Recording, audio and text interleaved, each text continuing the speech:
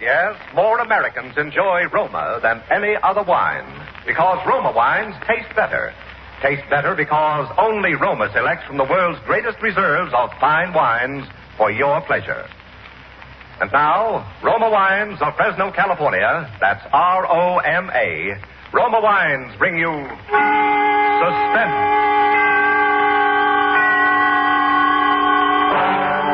Tonight from New York, Roma Wines present Miss Eva Le Gallienne, distinguished star of the New York stage in Phobia, a suspense play produced, edited, and directed for Shenley by William Spear. Now, Roma Wines bring you Eva Le Gallienne in a remarkable tale of suspense.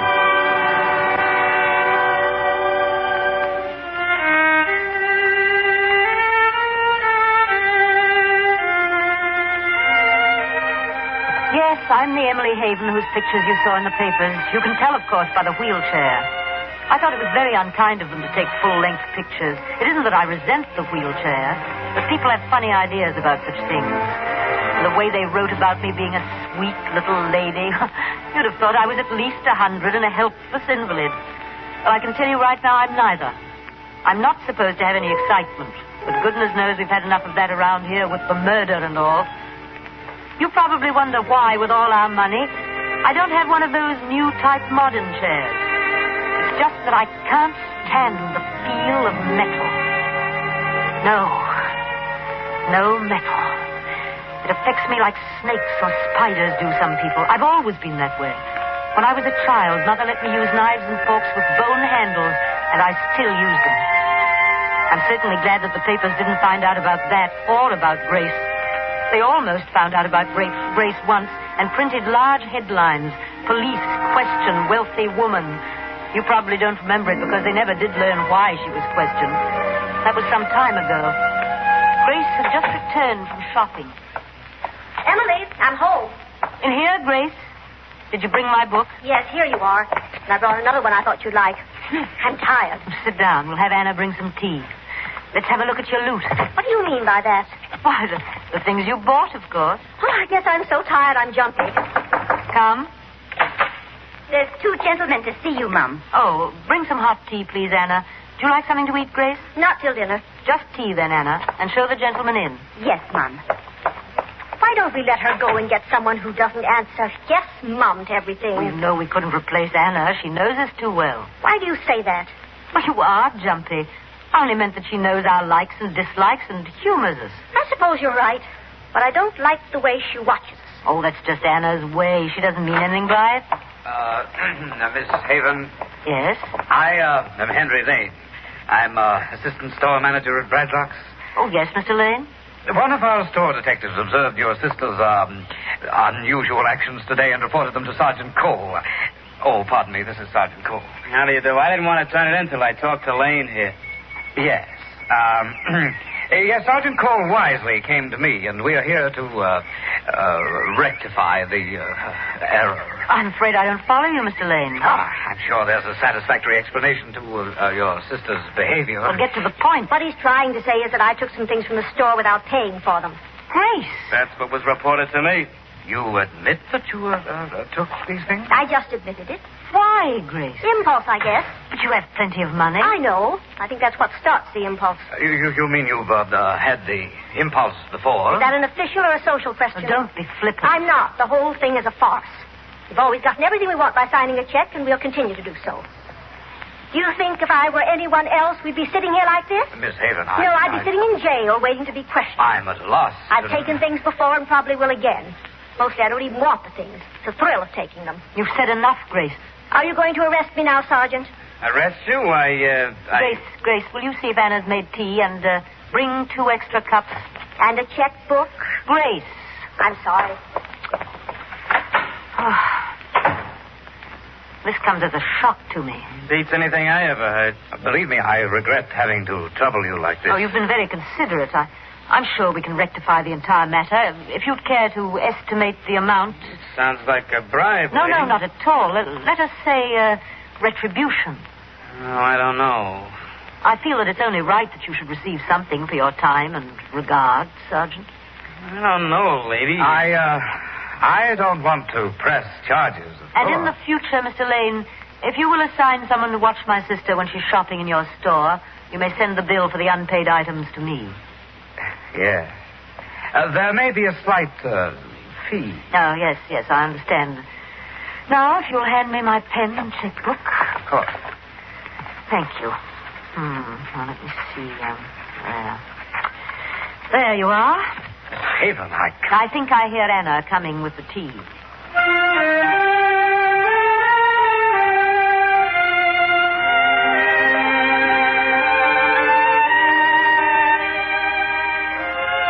It was a dreary tea.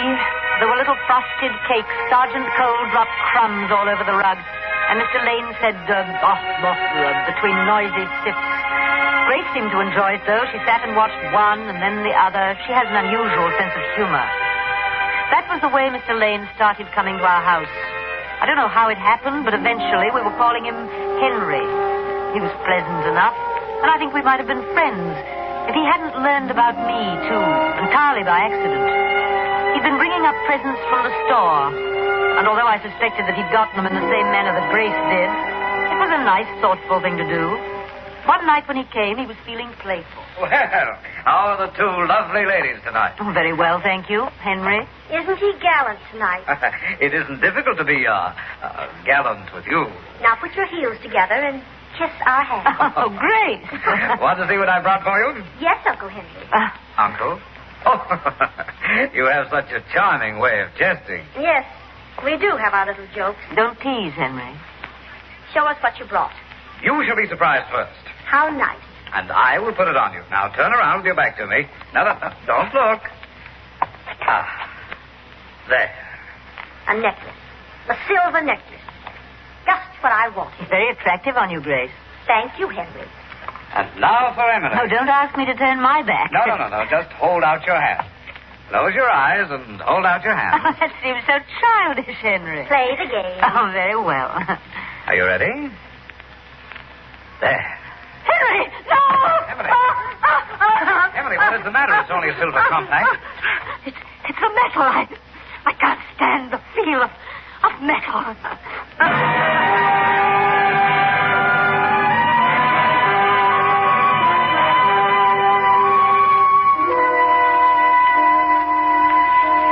May sound silly, and it may be silly, but I do think my phobia saved my life. As you know, we have a large amount of silver in the house, and although I have an aversion to touching it, I like to see it around. Grace is always bringing home some piece. It reminds me, I wonder if she... Oh, no matter. Well, I'm awfully tired. So awfully tired. Would you excuse me a moment? I think I'll just have to lie down for a moment. Yes.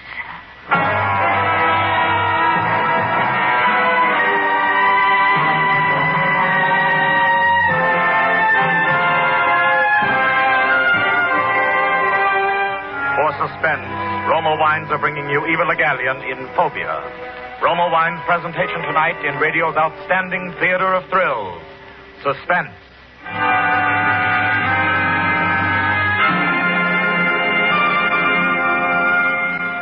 Presented by Roma, R-O-M-A, Roma Wines, those better-tasting California wines that add so much to the daily joy of good living.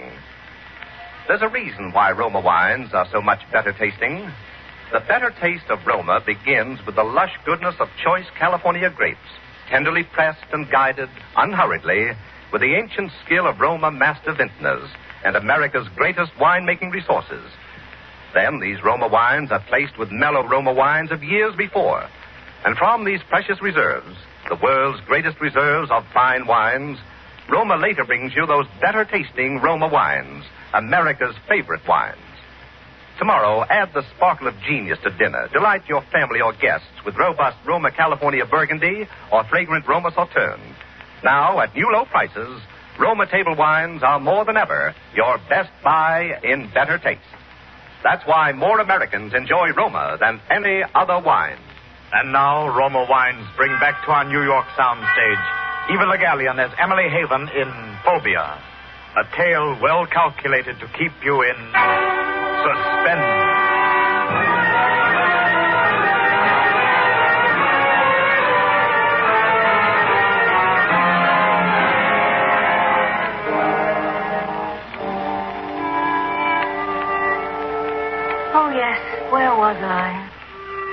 Oh, well.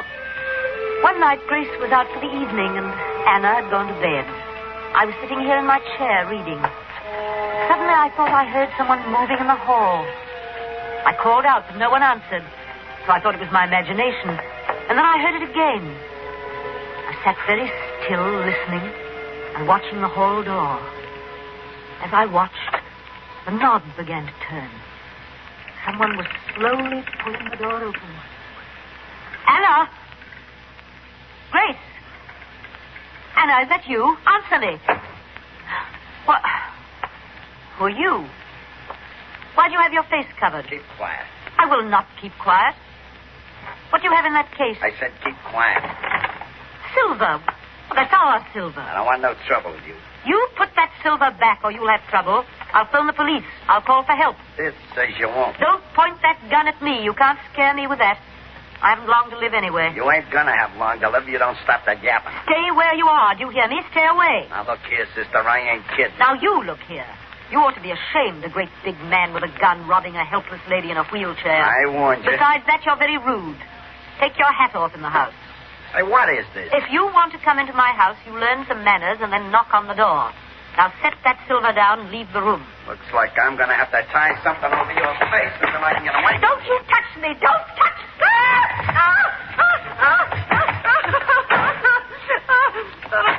What is it, Mom? A man. A man? What man? What did he do? The gun. The metal. He touched my neck. With his gun.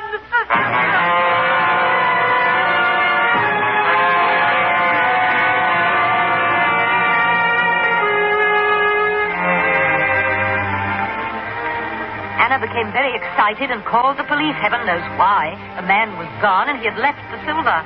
I put her in her place by having her wash all the silverware and put it away.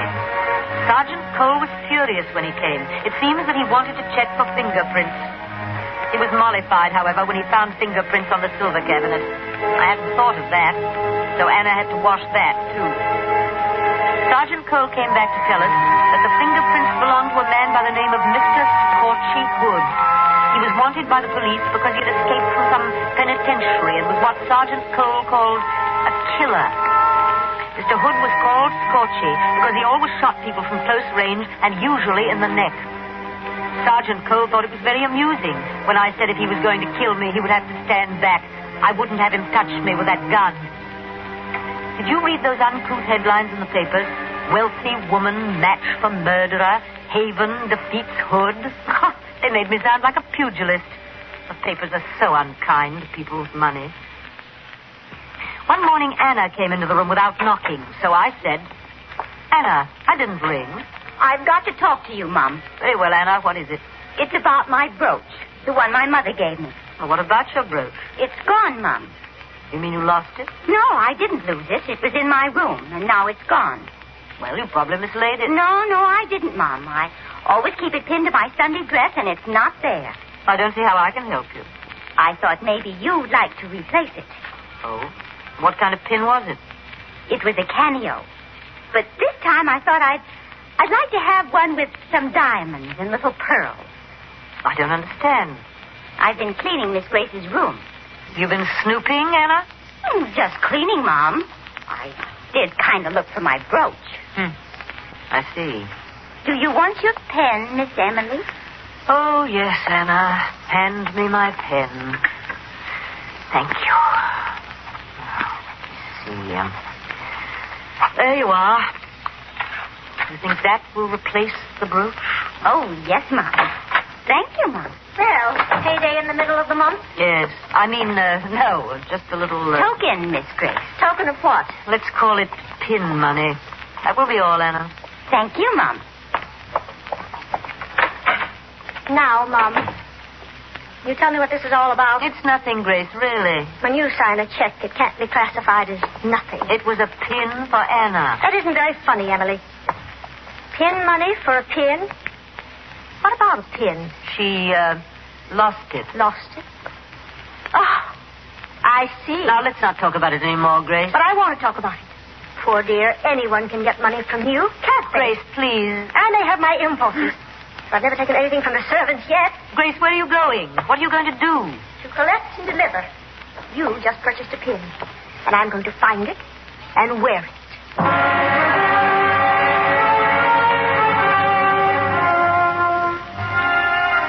Grace is so impulsive. She's always been good to me. She brings me nice surprises. Sometimes I get a bill for them.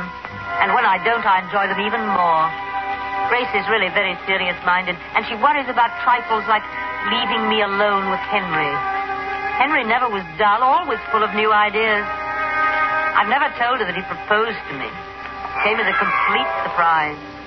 We were sitting before the fire. Emily, I need more money. I gave you a check last week, Henry, for your relief fund. It isn't very clear in my mind what relief fund that was for. Well, that doesn't matter now. The point is that I need a great deal more money. What is it for this time? For me, Emily. Oh, Henry, you disappoint me. So much more fun when you try to fool me. Oh, I'm tired of that. I think I'd like to marry into the family. Well, that's out of the question. I'm sure Grace would never consider it. Grace? Who else? Good heavens, you don't mean... Oh, yes. You, Emily. Now, why would you want to marry a woman in a wheelchair? You just gave the reason. You haven't long to live, Emily. After you're gone, as your husband, I'd inherit a I think you'd better go, Henry. Go? Not until I've had my answer. What kind of a proposal is that? Will you and your money marry me? Oh, no. You'll have to do better than that. Perhaps I can.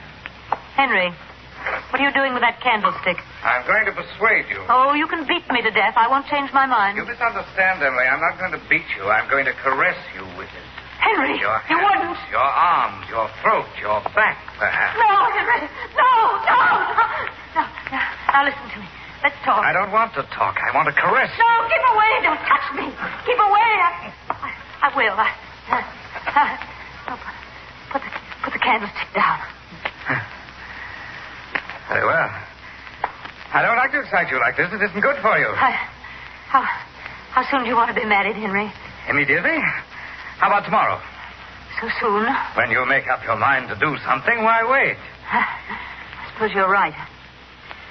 Oh, I would like some tea. Henry, would you... Shall I ring for Anna? Well, she's asleep by now. Why don't you get it? Yes, leave it to me. Just leave everything to me. I was annoyed at Henry for his crassness. It was very tiresome of him to be so crude. I wheeled my chair about the room. I have a habit of doing that when I'm disturbed. Presently, I heard Henry returning with the tea. The door opened a little. And then there was that deafening explosion of a gun. The house was filled with echoes. The door stood motionless for a moment, then slammed shut. I was too stunned to move. I just sat and looked at the door. I tried once to open it, but it wouldn't budge. I was still sitting there when the police came. It wasn't Sergeant Cole. It was a new man called Inspector Wells. I think there was a man with him, but I'm a little confused about that night. Henry had been shot and was lying against the door. That was why the door wouldn't open. The gun was on the floor beside him.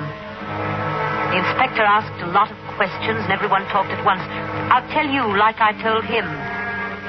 After the shot, I don't remember hearing footsteps or the door outside close. It may have happened, but I was too excited to remember. Anna tried to make the inspector believe that Grace had killed Henry. She told him about the gun. Anna has spells of being difficult. I think it's because of the pin. She doesn't like Grace to wear it. They took Henry away, and we went to bed. The hall was a mess. We had to have the carpet cleaned, and there are still some tea stains on the walls. The next morning, I made a discovery that I thought would interest the inspector, so I phoned him, and he came right out. Morning, Miss Haven. Oh, come in, Inspector. You say you found a brooch in the hall? Yes, this one. Under a chair, Inspector. Do you know who it belongs to? To our maid, Anna. Kind of fancy for a maid, isn't it? Diamonds and small pearls. Emily bought it for her. That's quite a gift. We like to keep our help satisfied. I'd like to talk to her. I'll call her. Who killed Henry, Inspector? Don't know yet. We're having the gun checked for fingerprints. Is that all the police do? Check fingerprints? You ring, Mum. Yes, Anna, come in. The inspector wants to ask you some questions. Yes, Mum. Did you see Henry Lane last night? You mean while he was alive? Yes. Did you see him before he was shot? Only for a minute. When was that? I heard a noise in the kitchen, and I looked in to see who it was. That was when he went for the tea. Trust Anna to look in. Did you speak to him? Maybe a few words. Did you like Mr. Lane? Like him? I did not. He was no gentleman. Why do you say that, Anna? He used to say unkind things to me. Is this your pin? Why, yes. Where'd you get it? It was found under a chair in the hall. It couldn't have been. I didn't have it on last night. You mean you weren't wearing it when you shot him? Shot him? Oh, my goodness, you don't think I shot him? Right now, we suspect everyone. Oh, I didn't kill him. Honest, I didn't. Oh, please, tell him I didn't, Mom. You tell him. Oh, Inspector, it's just occurred to me. I've made a horrible mistake. I remember now that I saw Anna wearing that pin when she served breakfast this morning. So? She couldn't have dropped it last night. Oh, thank you, Mom. Thank you.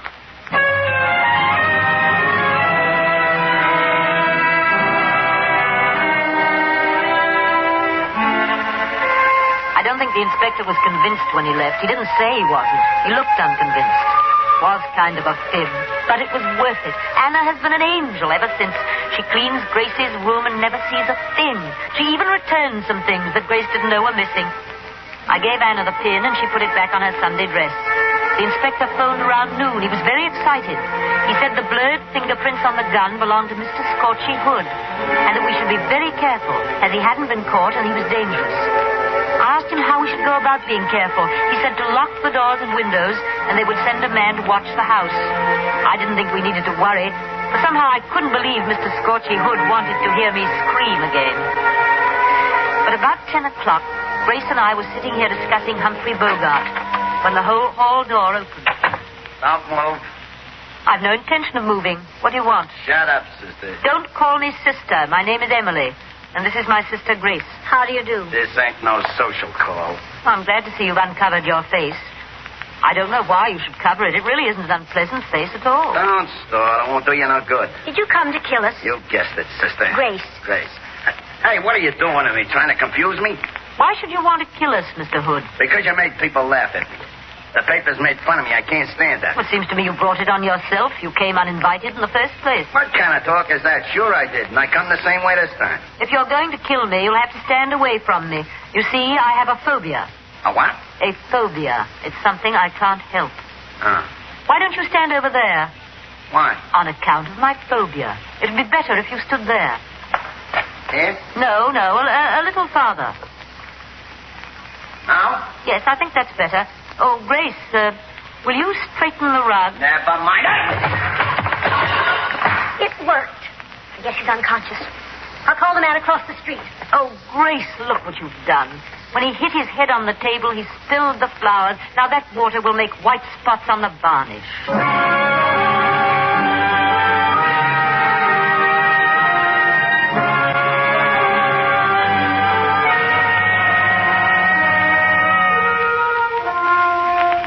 That's the way it happened. You know the rest. How Mr. Hood was wanted for several murders, so they executed him. I'm rather sorry it's all over. Seems dull around here now, and I did so want to enjoy my last days. The doctor says I've only 6 months at the most. I haven't told Grace my time is so short. It would cause her to fret. Grace worries so. That's why I didn't tell her that I took the gun and shot Henry as he opened the door, and then tossed the gun into the hall before he slumped against the door and pushed it shut. I hadn't even told her that Mr. Scorchy Hood dropped his gun that time when I screamed. You see, I didn't handle the gun with my shawl to save his fingerprints. It's just that I can't stand the feel of metal. Can't stand the feel of metal. They've been so kind, everybody. Here, I mean, in the prison hospital. Oh, you must excuse me. I'm so drowsy. They've let me have my own bed even from home. I couldn't lie on the prison cot they have, you know, with the metal and all.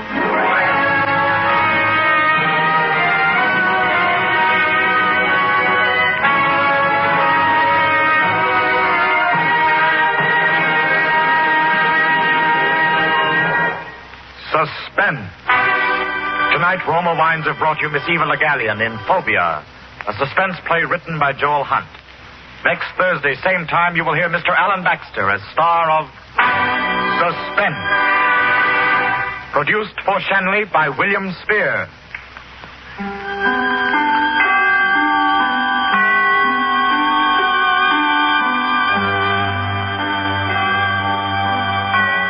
In the coming weeks, Suspense will present such stars as Alan Baxter, Gloria Swanson, and others. Make it a point to listen each Thursday to Suspense, radio's outstanding theater of thrills. And now, Roma Wines, R-O-M-A, made in California for enjoyment throughout the world. Roma Wines present Suspense. Tonight, Roma Wines bring you Miss Judy Garland as star of Drive-In, a suspense play produced, edited, and directed for Roma Wines by William Spear. Suspense, radio's outstanding theater of thrills, is presented for your enjoyment by Roma Wines. That's R-O-M-A, Roma Wines. Those excellent California wines that can add so much pleasantness to the way you live, to your happiness in entertaining guests, to your enjoyment of everyday meals. Yes, right now, a glassful would be very pleasant as Roma Wines bring you Judy Garland in a remarkable tale of suspense.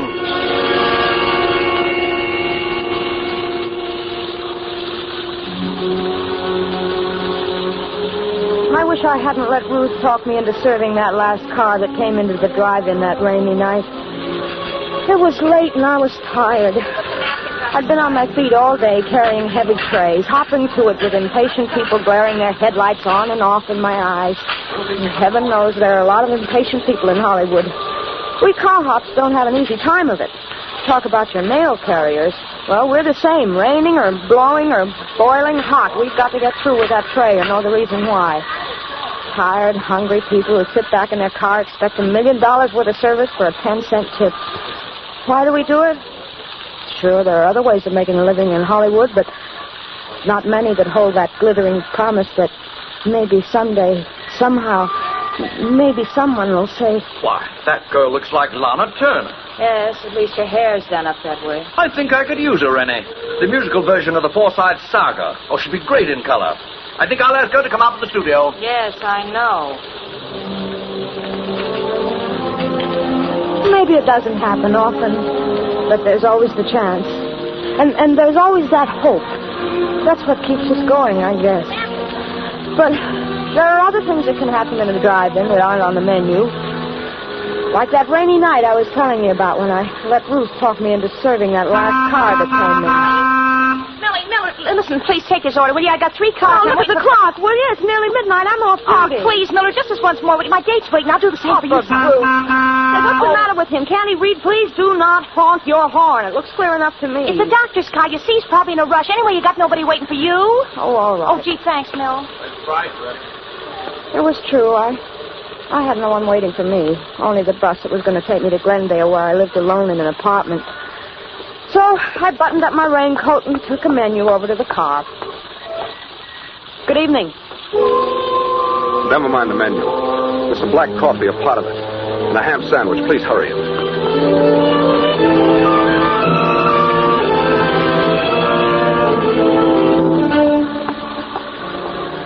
When I took his order over to the car, the window was rolled up a little too far, and it interfered with the tray, so I reached in to wind it down. When I touched the handle, it felt wet, kind of sticky, too, but I didn't think anything about it. I got the tray firmly set, and then I looked at my hand. It was as red as blood. I looked up quickly at him. Oh, I'm sorry. I'm Dr. Morgan. I just had an emergency in the car. Oh, an accident? Yes, Sunset and Vine. Quite a crash. I just happened by, and I took one of them to the hospital. Oh, gee, that's a shame. Yes, it's too bad.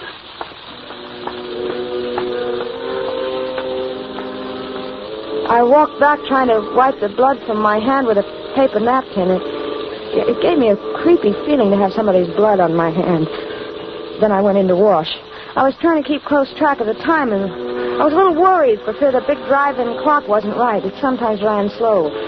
So I took a coin from my apron pocket. I figured it was worth a nickel not to miss that last bus to Glendale. I walked over to the payphone, and I was about to drop the nickel in when I looked out, and he was leaning on the horn and beckoning to me at the same time. I put the nickel back in my pocket and hurried out to him. I'm sorry, but I'm in a hurry. I haven't time for this coffee to cool off. I'll take the sandwich with me. How much do I owe you? Well, that'll be 42 cents. Oh, here you are. Thank you. I hope I didn't interrupt your phone call. Wasn't important, was it? No, I was just checking on the time. I don't want to miss my bus. There was a clock right over your head. Well, that's usually wrong. If I have the time, it's about 4 minutes to 12. Oh, I'm going to miss my bus. What time does it leave? At midnight from Hollywood and La Brea. Hop in. I'll take you. I'm going right past there. Oh, would you? I'll take the train. I'll be right back. I might still be able to make it. Okay. In my hurry to unhook the tray from the window, I gave it a jerk and it fell crashing to the ground. Oh, dear. Ruth? Yeah? Look, help me with these things, will you? I'm going to miss my bus. Go ahead, Mildred. I'll get it. We picked the things up quickly, and Ruth went off with the tray. I started to run around the other side of the car when I noticed something shining on the ground. It was one of the shakers that had fallen from the tray. I picked it up and started toward the driveway. Why don't you just put that in your pocket? You can return it tomorrow. Come on, you're going to miss your bus. I put the shaker in my apron pocket, and I rushed over to the other side of the car. He opened the door for me, and I was just about to get in when I hesitated. I wasn't used to doing this kind of thing. The other girls sometimes let their customers drive them home, but I never did. Still, he looked so decent, and I... Come on. You'll miss it. Then he reached out as if to help me in, and I thought that he was really concerned about my missing the bus, because he seemed to pull me into the car. First thing I knew, I was sitting beside him. Then the door slammed, and we were driving off.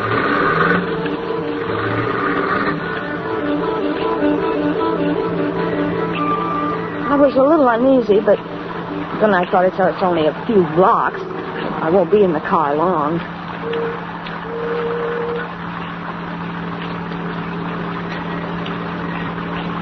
I suppose you're in a hurry because someone's waiting for you. No, I live alone. But I'd hate to walk back to Glendale in this rain. You won't have to walk. Well, this is very nice of you. I appreciate it. Not at all. Would you mind rolling up that window on your side? There's a draft. Oh, of course.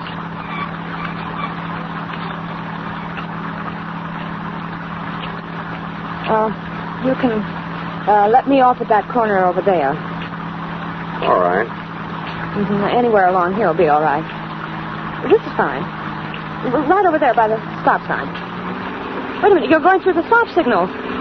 Am I? Yes, but I'll get off over there by the other one. My bus! You're turning the wrong way. Am I? Yes, this goes up to Laurel Canyon. Does it? Let me out. You thought you were pretty smart, didn't you? I don't know what you mean. Please, let me out of this car. You went right to the phone. You thought I wouldn't see you. The phone, but I was calling about the time. Honest, I was. The time. With that clock over your head. But that clock's wrong sometimes. Besides, who would I call? Why should I call anyone about you? You were calling the police. No, honest, I wasn't. Let me out of this car. You were going to catch a bus. You were going straight to the police. That's where you were going. But why? Why should I go to the police? You know why. No, really, I don't. Because you saw it. You saw his blood. No, you don't. There. You won't need to try to open that door again. Now we'll be getting along.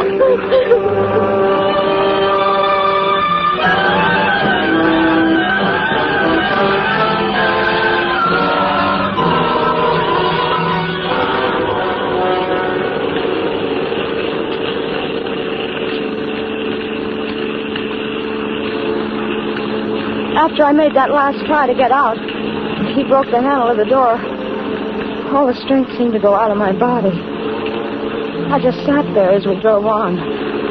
We passed a few people and some cars in the next blocks. And I thought of calling out, but then I knew why he'd asked me to roll up the window when I'd first gotten into the car. Then we were at the mouth of the canyon. And I could see the road, dark and lonely up ahead. The car twisted and swerved. My arm ached. from his strong fingers that had dug into it when I tried to jump out.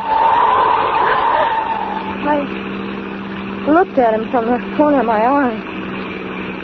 He hadn't seemed like a criminal back at the drive-in, and he didn't seem like one now. His jaw was black from needing a shave, so his face... Well, it wasn't like a criminal's at all. It was so tired. Quit staring at me.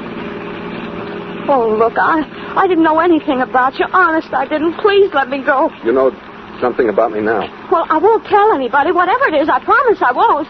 A woman's promises. Remind me to tell you a story about a woman who promised. Oh, let me out. Please let me out right here.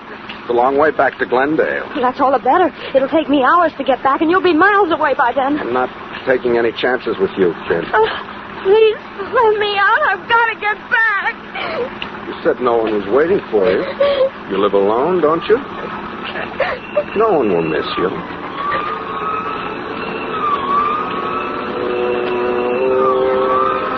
We both heard the siren then. He looked quickly in the rear vision mirror. Then he took a gun from his pocket and he turned to me. If that's for us and we're stopped, remember just this.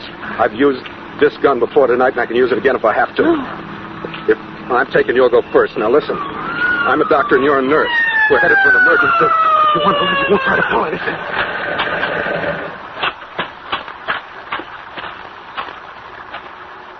You're on awful fast for a wet night, aren't you? Followed you up from Hollywood. I'm Dr. Morgan, officer. This is Nurse Johnson, emergency call. I see your identification. He fumbled through his pockets with one hand, holding the gun in my ribs with the other. The motorcycle cop looked over at me. I thought for a moment I could signal him with my eyes. But then I knew he wasn't looking at my face. He was looking down at my white starched blouse, which you could see under my raincoat. He thought it was a nurse's uniform. Ah, here you are. Okay, Doc. Sorry I stopped you.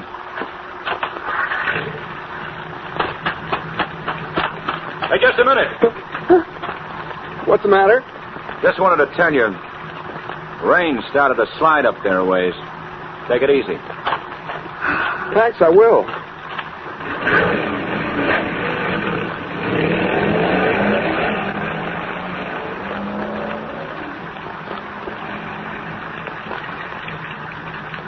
You're not Dr. Morgan, are you? What do you think?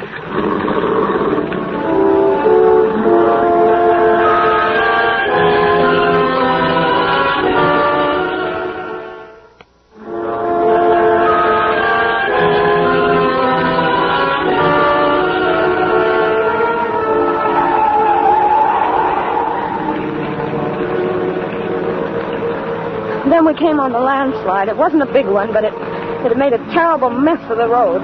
He didn't slow down, and the car swerved crazily as it slipped from one side of the highway to the other. Suddenly, I felt as though the whole rear end had slipped down.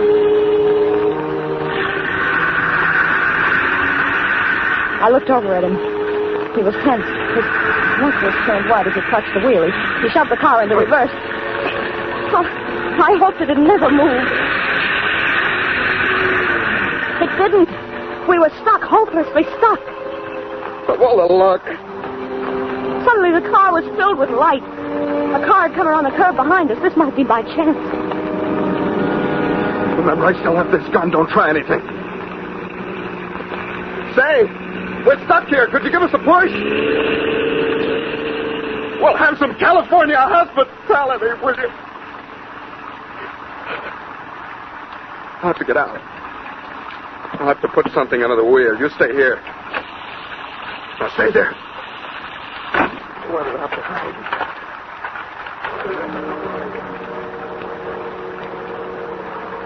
There were some bushes by the side of the road. If I could reach them, I could perhaps run up the side of the hill and hide. And then in the morning, make my way back down the canyon. I carefully turned the handle of the door. I could see him in the mirror. He was at the back of the car. I eased the door gently open, put one foot out. I was just sliding out when I heard him. We're not going anyplace. Come here, give me that raincoat. Why? I need something dry to stuff under this wheel. But You won't be needing it. Come on. He practically ripped it off my back. wound it into a ball, and bending down, he stuffed it under the wheel. The gun stuck out of his back pocket. If I could get it, if I could lay my hands on it. I held my breath. I reached out. It seemed so far, but I finally touched it. Then I snatched it from his pocket swiftly. Look, give me that gun. I'm going.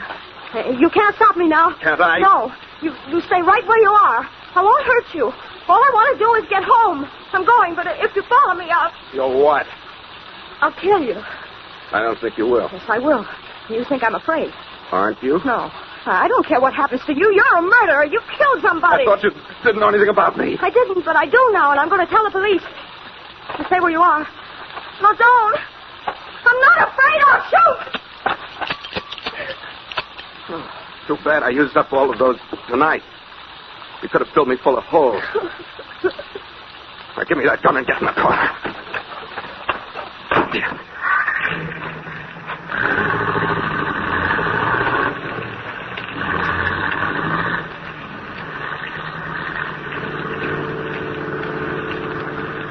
Are you going to kill me? What do you think?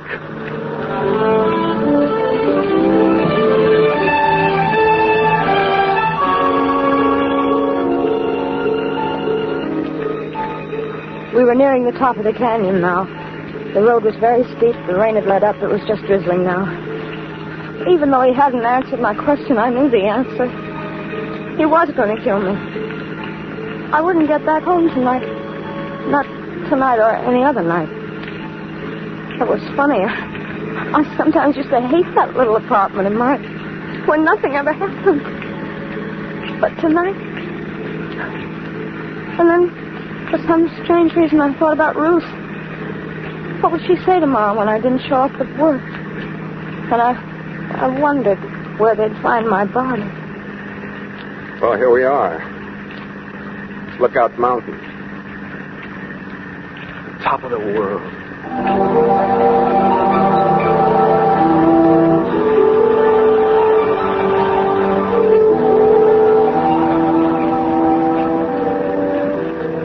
Suddenly we came over the crest of the hill, and way down below the city stretched out for miles. Millions of lights glittering in the rain. For a moment I forgot everything. It was the most beautiful sight I'd ever seen. Ever been up here before? No. Nice, isn't it? Yes. I used to come up here with a girl once. We used to sit and talk for hours. Come on. We'll get a better view if we get out. I knew it was foolish to argue with him, so I followed him. But as he walked over towards the edge, I became frightened. It was such a steep drop. Well? Come on. I'm afraid to get so close to the edge. You won't fall. Look. That's Los Angeles over there. That bright line of lights is Western Avenue. I went to school somewhere along in there. I used to get in all sorts of trouble at school, but I got by. I managed. Everyone said I'd grow out of it. Over that way towards the ocean, that's Westwood. That's where she lived. This girl I was telling you about.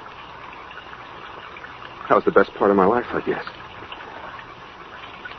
That's when they said marriage and a wife would straighten me out. Marriage and a wife would straighten me out in Westwood, they said. Does your wife still live there? No. She's dead. Oh, I'm sorry. You needn't be. I killed her. Why? Because she couldn't keep her promises. Did you kill her tonight? No. A long time ago. The jury said I was insane. But I think it was the sanest thing I ever did. They put me in an asylum. Do you know what it's like being locked up year after year when you know there's nothing wrong with you? No. No, I don't. It isn't good. You'd do anything to get out. Anything. Anything. I knew if I could keep him talking, maybe a car would come along. Maybe something would happen. It was my only chance. What are you thinking about? You killed someone else tonight, didn't you? Yes. Dr. Morgan? Yes. He was one of the men who thought I was insane. Why did you do it? I wanted his car to get away in. I didn't want to be locked up anymore. Oh, but they'll catch you. No. They won't find the doctor for several days. I saw to that. How can you be so sure? I do things thoroughly. What are you going to do now? First, I'm going to... And then I guess I'll go south. I knew what he meant by that pause. I started to back away slowly. I'd made a mistake by reminding him in the present. My hands went instinctively to my apron pocket for something to defend myself with. I knew there was a pencil there. It was sharp. Maybe I could scratch him or hurt him some way with it, but when I reached for it, I felt something else instead, something cold and hard. I was puzzled for a moment, and then I remembered. It was the shaker I'd picked up at the drive-in. Stand still. And then he started moving toward me. Me with only a pencil and a shaker to defend myself with. It's too bad I came into that drive-in tonight. Oh, why did you? Because I was hungry. Because I hadn't eaten for a long time. Weren't you afraid someone would see you? No alarm had gone up. How'd you know? I knew. If only you hadn't rolled that window down. Well, if you're sorry, why don't you let me go? It's too late. What's that?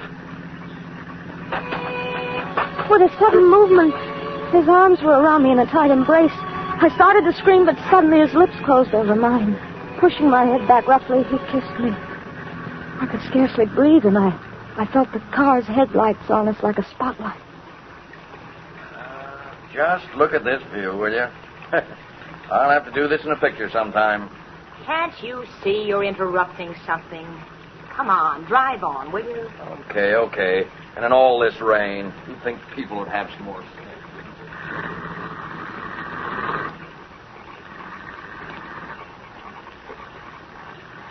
He held me a moment longer.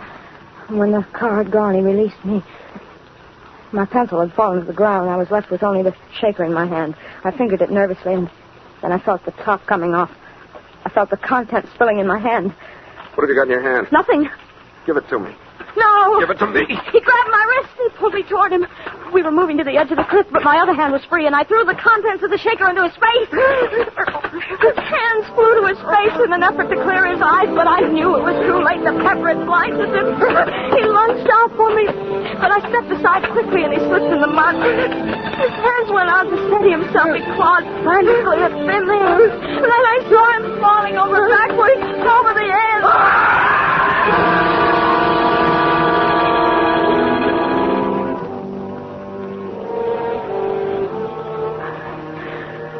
Then my strength gave way, and I felt myself sinking down to the ground.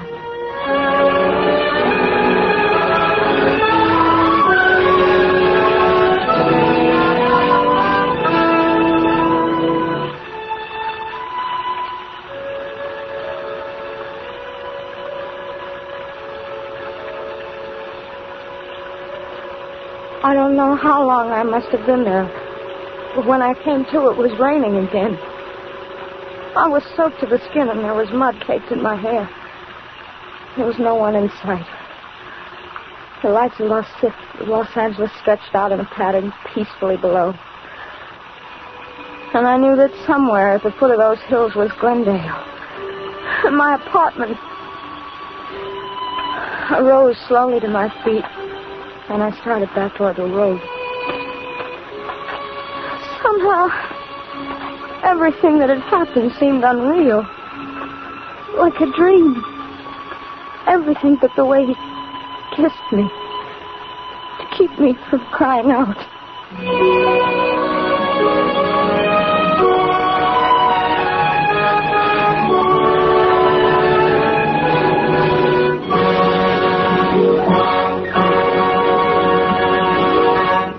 Suspense. Presented by Roma Wines, R-O-M-A, selected for your pleasure from the world's greatest reserves of fine wines. And now it's curtain call time for tonight's suspense star, Judy Garland. Judy, you were grand. We hope you enjoyed your part tonight as much as we did your performance. Thank you, Ken. As a matter of fact, playing the part of a waitress tonight was a treat. I just pictured myself knee-deep in juicy steaks. Well, that reminds me, Judy, as a waitress, you deserve a tip. And here's the best tip I know. To make Thanksgiving dinner really outstanding, serve Grand Estate California Burgundy or Sauterne. For Grand Estate wines presented by Roma, America's greatest vintner, are the ultimate in wine excellence. Yes, the brilliant clarity, full fragrance, and mellow taste of Grand Estate wines please the most discriminating guests. Well, I know that my guests would agree with you. And, Judy, there's a reason Grand Estate Burgundy and Sauterne are distinctively better. Because for Grand Estate wines, Roma selects only the choicest grapes. Then the priceless skill of Roma master vintners, necessary time, and America's finest winemaking resources guide this choice grape treasure to rich taste luxury. So, remember, when you serve Grand Estate wines, you serve the finest, the crowning achievement of vintner skill. Well, that's a real tip, Ken. And so you can follow it, Judy. Here, with Roma's compliments, is your gift basket of Grand Estate wine. Well, thank you. And while I'm giving out thanks, let me give a great big portion with love and kisses to my great and good friend Bill Spear for his magical direction, and to Raymond Lewis for playing the man so wonderfully. Well, thanks to you, Judy, and to Metro-Goldwyn-Mayer, producers of The Yearling, for their cooperation in making you available to us tonight. Next week, we'll have Chester Morris as star of Suspense. Oh, he's one of my favorite actors. I won't miss it. Good night. Tonight's suspense play was written by Mel Donnelly and Muriel Roy Bolton. Next Thursday, same time, you will hear Chester Morris as star of Suspense. Presented by the Roma Wine Company of Fresno, California.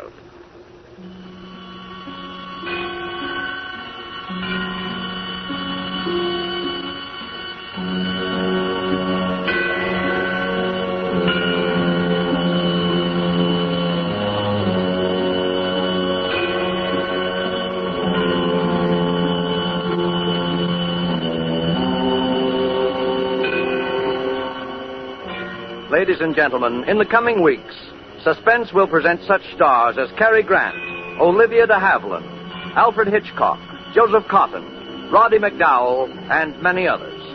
Make it a point to listen each Thursday to Suspense, radio's outstanding theater of thrills.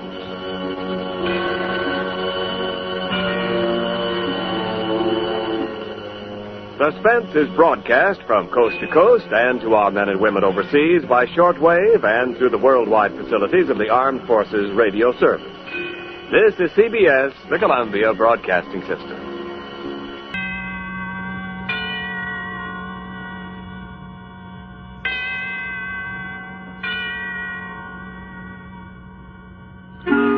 Suspense.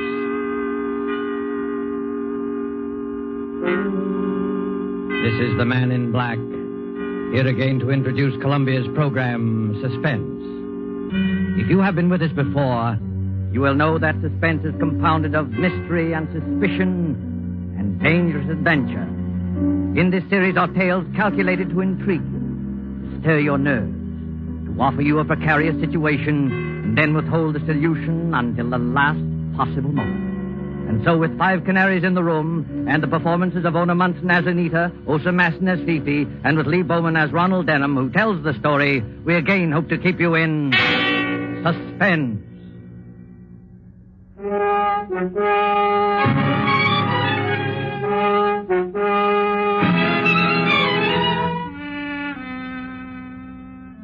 The trouble was, you see, that the whole apartment vanished. It's true. The flat disappeared straight out of that apartment house. And the dead man disappeared with it. No, I'm not crazy. And in spite of what they said, I hadn't taken too many drinks. You see, I was getting married to Anita in another 2 weeks, and Jimmy Westlake gave a bachelor party for me. Well, hang it, it's a situation that might have happened to you. The party was at the old Cap and Bells Club on Lower Fifth Avenue, and it wasn't a brawl.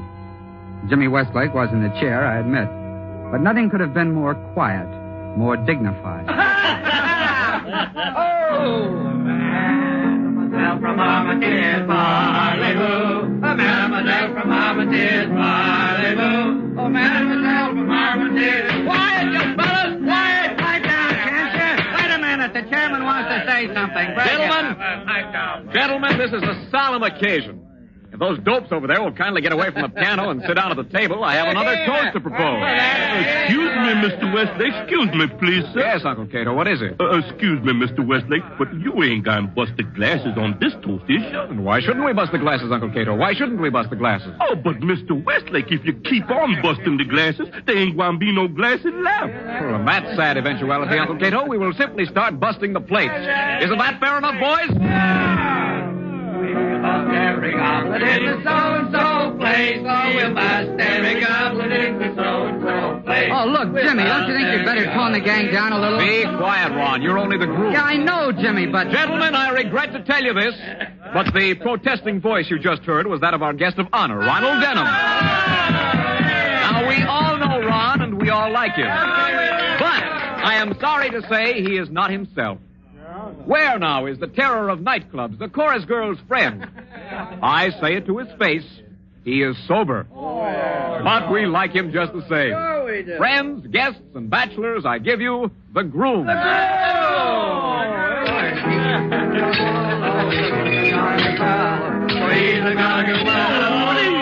Please, gentlemen, don't bust the glasses. Hey, come on, Ron. Come on, say a few words. That's right, Ron. Get out. Come on. Now, look, boys, I thank you for all the good words, and I don't want to be a wet blanket on the party, but it's nearly midnight, and I've got to get home early. Don't you understand, boys? I'm a reformed character. Yeah, how's Fifi Latour? I haven't seen Fifi for over a year. She doesn't mean anything to me anymore. Methinks he does protest too much. Oh, now, look, I'm marrying the sweetest girl in the world, but Anita's a little, well, straight-laced. You know how it is. What's more, there's my Uncle Rufus. Uncle Rufus.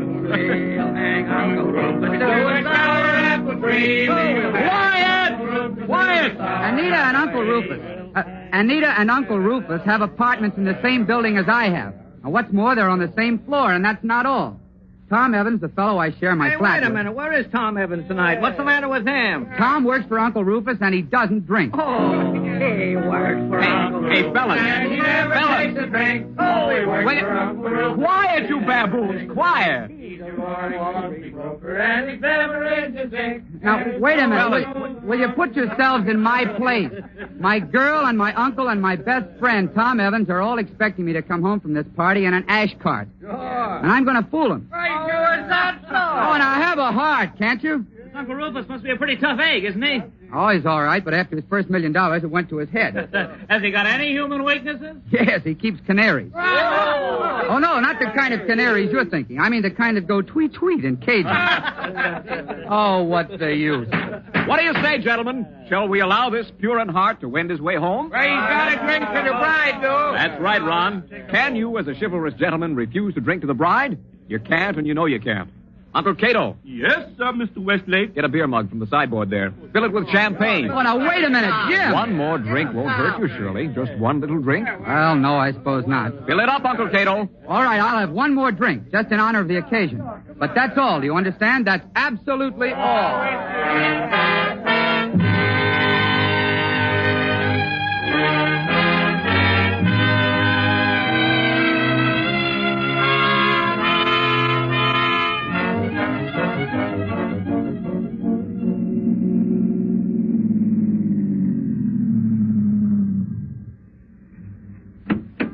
Yes, sir.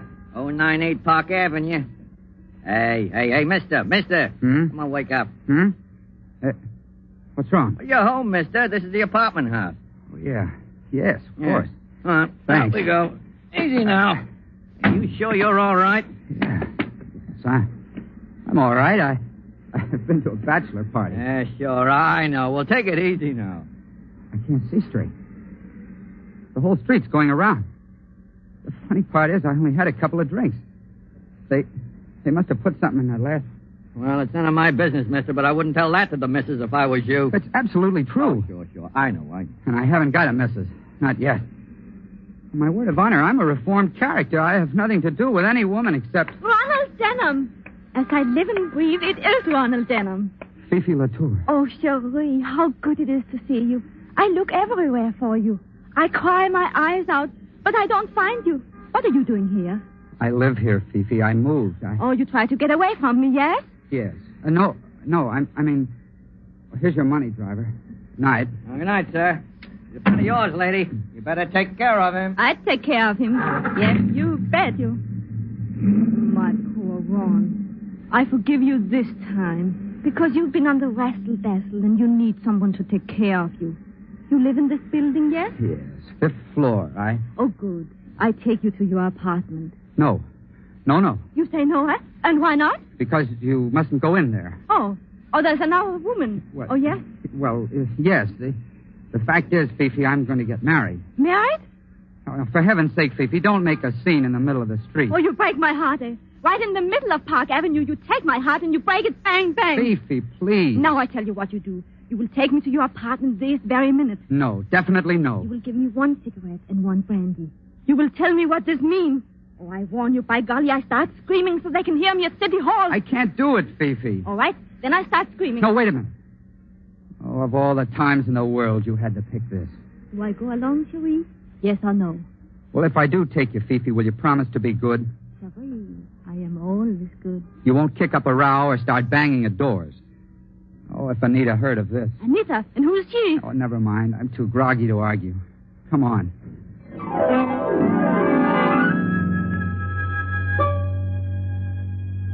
I remember going into that building.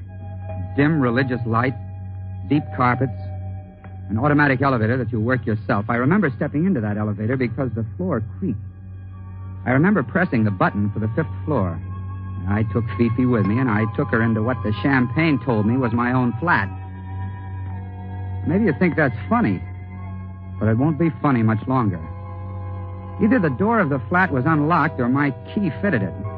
Anyway, I remember stumbling through the little hall inside, getting a light on, and into the living room. I remember sitting back in an easy chair, thanking the Lord I was home. You don't mind if I take my coat off, Cherie? Look, Fifi, couldn't you just go home? I want to talk to you, Cherie. And this is one very nice flat. I like it. Thanks a lot. You and Tom Evans, you have good taste in furniture. We didn't choose the furniture, Fifi. This girl of yours chose it, I suppose? No, it comes with the flat. Oh, you mean? Well, these are furnished flats. They're all furnished exactly alike except for the personal things you bring yourself. Like that picture on the wall behind me. What picture, Cherie?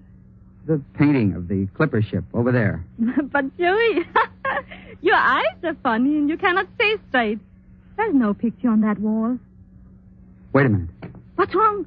Why you jump up? We don't own any bronze bookends. And the lampshades are different. And, Fifi, we're in the wrong flat. Oh, well, then that explains everything. Explains what? It explains about the canary birds. What canary birds? When we first come in here, I think I hear a lot of birds sing. And I think, ooh la la, this is a funny taste for Ron Denham and Tom Evans.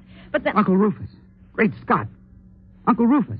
This uncle of yours, he keep canary birds? Yes, 5 of them, but this isn't his flat. I know his flat as well as I know my own. Where'd you hear the singing? Behind that door over there, where I point. That ought to be the door to the dining room. But what was that? Oh, there's a car backfire. Maybe yes. Maybe no, unless they keep cars in dining rooms. That was a gun. It came from the dining room. Yeah, I think so. Quick, let's get out of here. Oh, no, we don't. I've been pushed around tonight, so I'm good and mad, and I'm just about crazy enough to find out what this is all about. You're not going to open that door. You just watch me. There's a light in that room, and... How you know? Look under the sill of the door. Not a very bright light, but... Ron, don't do it. Stand back now, while I get the door open.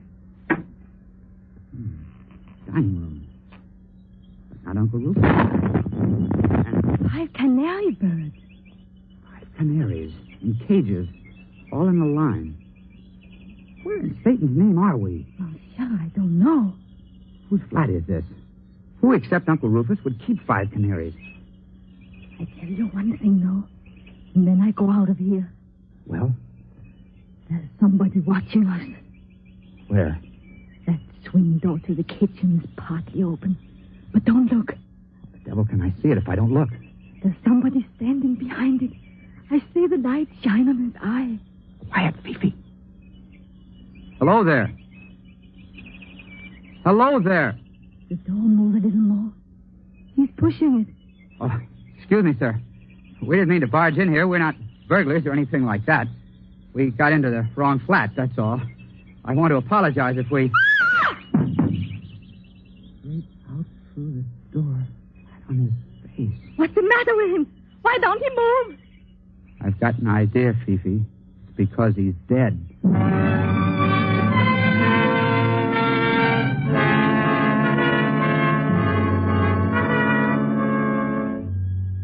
He was a little fat man with eyeglasses and a spade-shaped beard. He looked foreign somehow. And there was a bullet hole over his heart. You ask me what happened then? I don't know. Fifi turned and ran. At least I think she did. I bent over the man to make sure he was dead. And then something hit me. As though it hadn't been enough of a nightmare already, I could hear that blackjack strike the back of my skull. And everything exploded. I couldn't get my breath, and I seemed to be swimming in dark water. The next voice I heard wasn't Fifi's at all. It was Anita's. And... Ron Denham. Oh, my head. Oh, Lord, my head. Well, I'm not at all surprised. What's that, Anita? I can't hear you. I said I'm not at all surprised. Of all the disgraceful, dissolute objects I ever saw. Anita, where am I? Oh, darling, as though you didn't know. But I don't know. My head feels like a printing press in full blast. Well, you're out in the main hall, dear, on the 5th floor, sitting on the stairs beside the elevator shaft. That's true. But how did I get here? Oh, now, really, Ron. I must have been carried here. That's it. By your drunken friends at the club? Well, I don't doubt it in the least. No, Anita. No, you don't understand. I left that party early. I was cold sober. But the low hounds wanted to see me come home in bad shape. So they put something in my glass. Oh, naturally, Ron. Whiskey or champagne? Oh, no, Anita. I mean a drug of some kind. I was dizzy when I got here. Just as I was getting out of the taxi, I met... Well, go on, dear. Whom did you meet? Nobody, Anita. Nobody at all. I came up here to what I thought was my own flat, but it wasn't my flat. It was somebody else's. There were a lot of canaries singing and a dead man with a bullet hole in his chest. And... Well, this sounds pretty crazy, doesn't it? Yes, dear, it certainly does. Yeah, but it's true. Oh, Ron, I suppose I've got to forgive you. I always do forgive you. Now run along like a good boy and sleep it off, hmm? Listen, Anita. There's a dead man in one of these flats. A dead man? In which flat? Well, that's just it. I don't know. You're not saying it's on this floor? Yes, I definitely remember pressing the button for the 5th floor. Suppose you listen to me, dear. Now, don't make faces and rumple your hair. Just listen. There are only 2 other apartments on this floor. One is your uncle's. It wasn't his. I'll swear to that. Well, and the other is mine. You don't think I'm hiding a dead man? No, it wasn't your flat either. Well, then where is it, darling? A whole flat can't vanish and take the dead man along, can it? No. But I'll tell you something else, Anita. I've seen that man's face somewhere before. Well, whose face? The dead man's. Thick eyeglasses, square black beard, something foreign about it. I've seen him, or I've seen his picture, or... Oh, Ron, please. What's wrong? It's the elevator. Somebody's coming up. Oh, please don't let people see you. Your hat smashed in and your tie's untied, and you look like nothing on earth. Well, look here, Anita. If it comes to that, what are you doing out in the hall in negligee and pajamas? Well, I wanted to make sure you got home safely. Ron, the elevator, it's Tom Evans and your Uncle Rufus. All right, I can take it. But your uncle can't. Now, don't say anything to him about this dead man. Promise me. Hold on, I've got it. Pierre Duroc. Who? Pierre Duroc. That's the dead man's name. He... And furthermore, Evans, you may say that in this year of 1938, the prospect of a European war is so remote as not to be worth serious consideration. Excuse me, sir, but isn't that a little strong? Now, don't argue with me, Evans. No, sir. You may tell my secretary to... Look here. What's this? Well, now look, Uncle Rufus. Oh, I can't stand any more of this. I'm fed up. Well, I don't blame you, my dear. Has this nephew of mine been annoying you again? Oh, no, of course not, but please don't pay any attention to him. He's drunk. For the last time, I am not drunk. I just want to ask Uncle Rufus, before I go completely nuts, whether he hasn't heard of Pierre Duroc. What's that, Ronald? What'd you say? Pierre Duroc, the French millionaire. Well, what about him? He's the man who always deals in cash on the line. Spot cash, even if it's $1 million. I saw his picture in the paper. He's in New York to put through a business deal with you, isn't he? Oh, indeed, Ronald. Well, you show a commendable interest in my affairs. That's what you want me to do, isn't it? Well, I believe Duroc does want to buy some property I own, but he hasn't approached me and I haven't approached him. It's a bad business. Why have you developed this sudden interest in Duroc? Because he's dead. Dead? Somebody shot him in a room full of canaries and then slugged me over the head. Do you believe me, Evan? If your uncle will excuse me, old man, I don't see any reason not to believe you. Where's the body? Well, that's the trouble. Ron claims he found it in a flat that doesn't exist. Listen. What's that? Like somebody running upstairs in the devil of a hurry. Maybe it's the dead man. As a matter of fact, it's the night porter. He's the one who can tell us. Tell us what? Well, maybe I did get off at a different floor, but that flat's got to be somewhere in this building. Pearson! Oh, just a minute. Pearson! I'm very sorry, sir. I can't stop now. Please stand aside. I got to go upstairs and get the manager. Why, Pearson? Is anything wrong? Well, Mr. Evans... Speak up, man. Is anything wrong? It's the police, sir. We found a dead man in the palm garden downstairs. Now do you believe me? You will oblige me, all of you, if you remain quiet and allow me to deal with this. What does this man look like, Pearson? He's a foreign-looking gentleman, sir. Never saw him before. He doesn't live in the building. Well, then how did he get to the palm garden? Well, sir, that's what we don't know. He certainly wasn't there when I looked in half an hour ago. But I went back to the palm garden just by chance, and there he was in a wicker chair with the singing birds in cages all around him. Birds again? Oh, be quiet, Ronald. He'd been shot, sir. The police think he was brought down in the service elevator from somewhere upstairs. Why do they think that? Because they found a revolver in that elevator and a little paper band of the kind that goes around banknotes. If they could tell where the dead man came from... You can tell us where he came from. Huh? I can, sir. Yes, you've been in most of the flats in this building, haven't you? I've been inside all of them, sir. Why? Well, would you recognize any given flat if I described it? Well, yes, sir, certainly, but... Well, then, for the love of Mike, think. Who lives in a flat with 5 canary cages in the dining room? Ronald, are you out of your mind? In case you don't happen to remember, you're describing my place. No, it was like your place, but it wasn't at all the same. Oriental prints on the walls.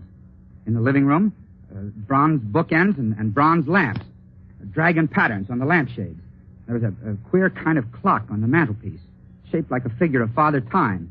And what's the matter with you, Pearson? Nothing, sir. But you're sure you saw all that? Yes, of course I'm sure. Why not? Because, I'm sorry, sir, but you couldn't have seen it. What do you mean I couldn't have seen it? I did see it. Who lives in the blasted place? Nobody. Well, you mean the flat's vacant? No, sir. I mean, there's no such flat in the whole building.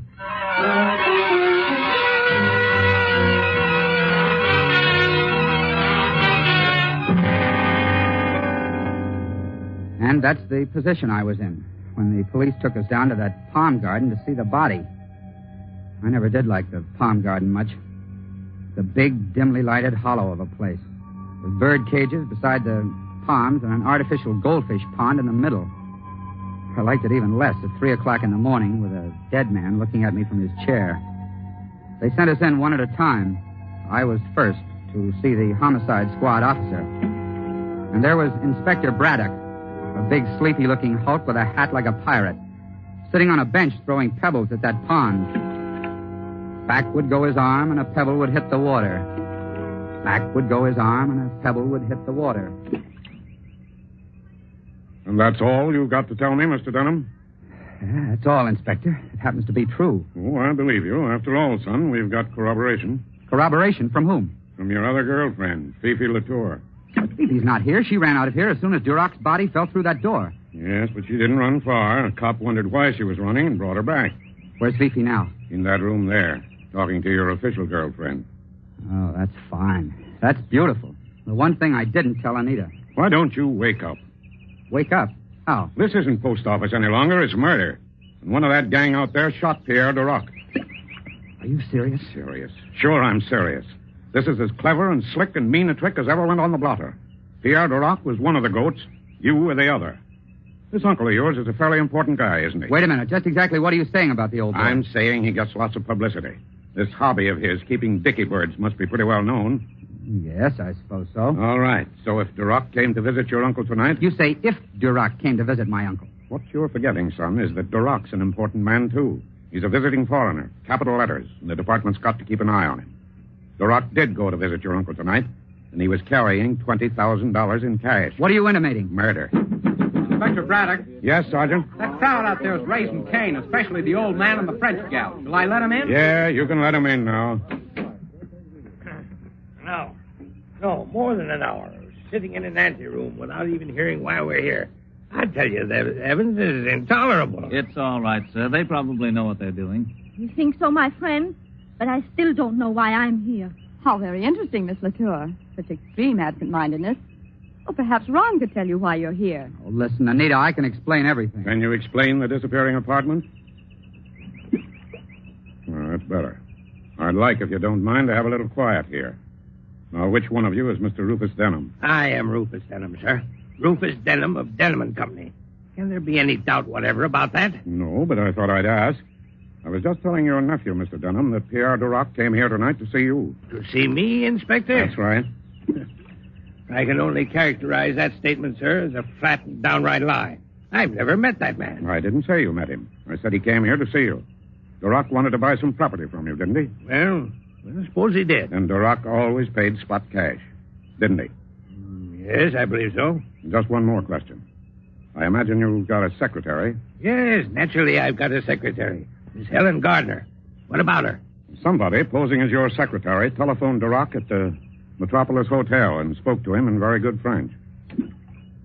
Well, Inspector, don't stop there. Go on. This person, pretending to represent Rufus Denham, asked Duroc to come here with the money and said they could settle the deal immediately. Don't you see the trick now? Don't you see Duroc was lured into a dummy apartment? A dummy apartment? What does this man mean? I'll tell you. All the flats are furnished exactly alike except for personal things. Pictures, books, lampshades, ornaments. Is that correct? Yes, of course it is. The murderer didn't dare use Rufus Denham's real flat. But the murderer could always decorate an imitation flat so that Pierre Duroc would be deceived when he saw... 5 canary birds. That's it, son. But what was the idea? A very neat swindle. Look at Duroc's body now. Oh, I can't look at it. Look at his thick glasses. The man was half blind. This so-called secretary, disguised, would meet Duroc in an imitation flat. Duroc would hand over the money and get forged title deeds in return. When Duroc had gone, the flat could be put right again and no evidence left. But, something went wrong, That's right. Something went wrong. Duroc suspected. And had to be killed. Right again. Inspector Braddock, who is the murderer? Can't you guess? Green Gnome. I think I know how it all happened. Do you, Miss Latour? Well, it's very smart of you. This poor Ronald of mine, he is at a bachelor party.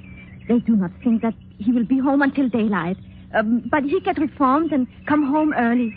He blunders straight into that flat in time to interrupt. In time to interrupt the murder, yes. Afterwards, when you were supposed to run away... But I did run away. Sure, Miss Latour, I'm admitting you did. Then why do you look at me as though I didn't? Afterwards, as I was saying, the murderer had to hit Ronald Denham over the head and drag him out in the hall. Duroc's body was brought down here along with the canary cages that had been borrowed from here, and the dummy flat was set right again. Just one moment, Inspector Braddock. I'm not disputing anything you say, but... Well, sir, what's on your mind? The murderer. What about the murderer? Well, all this. Wouldn't it have been much too heavy a job for a woman? Who said the murderer was a woman? Well, didn't you? I don't think I did. I said the murderer was somebody who planned a swindle. And you still don't see it, any of you, because you can't find the dummy flat. No, and I can't find it myself. That's one question you've got to answer here and now. Where in Satan's name did I go? Whose flat was I in? Your own. My own? Naturally. If you'd been cold sober, you might have made a mistake. But your instinct brought you home to your own flat. And the only possible murderer is the man who shares that flat with you. The man who thought you'd be away until daylight.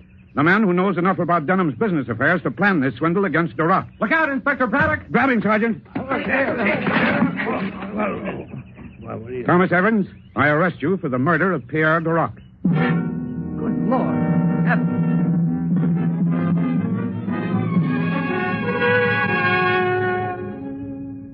Well, that's about all there is to the story. Anita and I were married last week. She's a wonderful girl. I tried to talk her into our staying on in my old flat, but she said she just had to have an apartment which didn't have such a habit of disappearing. But we're very happy. We agree about everything, don't we, dear? Oh, practically everything, darling. But I still don't think it was cute of Fifi to send up 3 dozen canaries for a wedding present.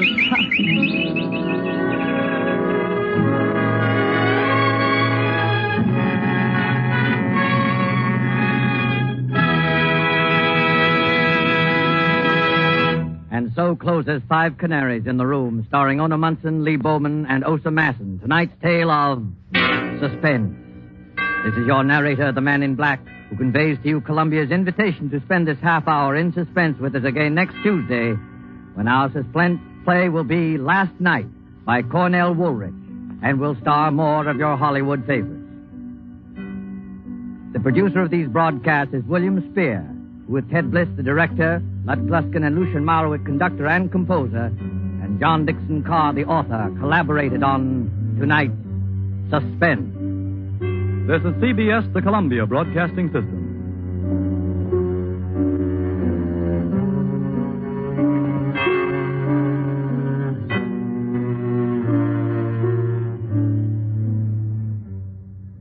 Yes, Roma wines taste better. Better because only Roma selects from the world's greatest wine reserves for your pleasure. And now, Roma Wines, R-O-M-A. Roma Wines present Suspense. Tonight, Roma Wines bring you Mr. Hume Cronin in Make Mad the Guilty, a suspense play produced, edited, and directed for Roma Wines by William Spear. Suspense, radio's outstanding theater of thrills, is presented for your enjoyment by Roma Wines. That's R-O-M-A. Roma Wines. Those better-tasting California wines enjoyed by more Americans than any other wine in the world. And tonight, Roma has great news for you. Big money-saving news that will let you serve Roma wine more often without increasing your budget for friendly entertaining for delightful everyday dining. Now, Roma Wines bring you Hume Cronin in a remarkable tale of suspense.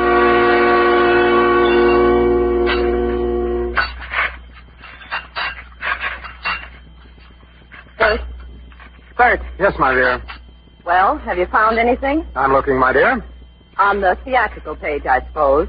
Of course, my dear. Looking. You've been doing that kind of looking for 6 months. Give me that paper. Bet I'll find your job in about 6 minutes. Yes, my dear. It is true that theatrical season, particularly in San Francisco, particularly for Shakespearean actors, was inclined to be sluggish. And it is true that I had never had the great leading roles. Hamlet, Othello, Lear. Although my success in supporting parts amongst amateur groups had been little short of dazzling. It is also true that these successes were of some 15 seasons past. Still, the talent of your true artist is not to be thwarted or denied. But this was a matter which I had never properly succeeded in demonstrating to my wife, Elizabeth. Until at last, perforce, I was persuaded that the poor creature's life was dominated by only the most mercenary considerations. Face it, little man, you were washed up as an actor before you started. You've just been looking in the wrong part of this paper. Merciful heavens, desist! Have I not, in deference to your penurious concern, found you a boarder?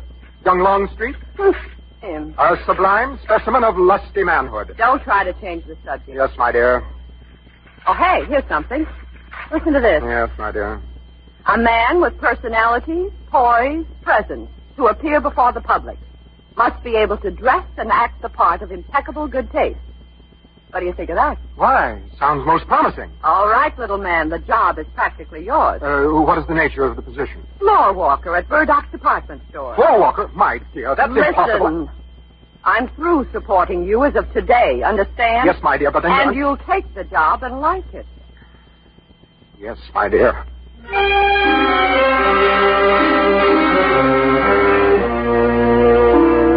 With deep misgivings, I accepted the position.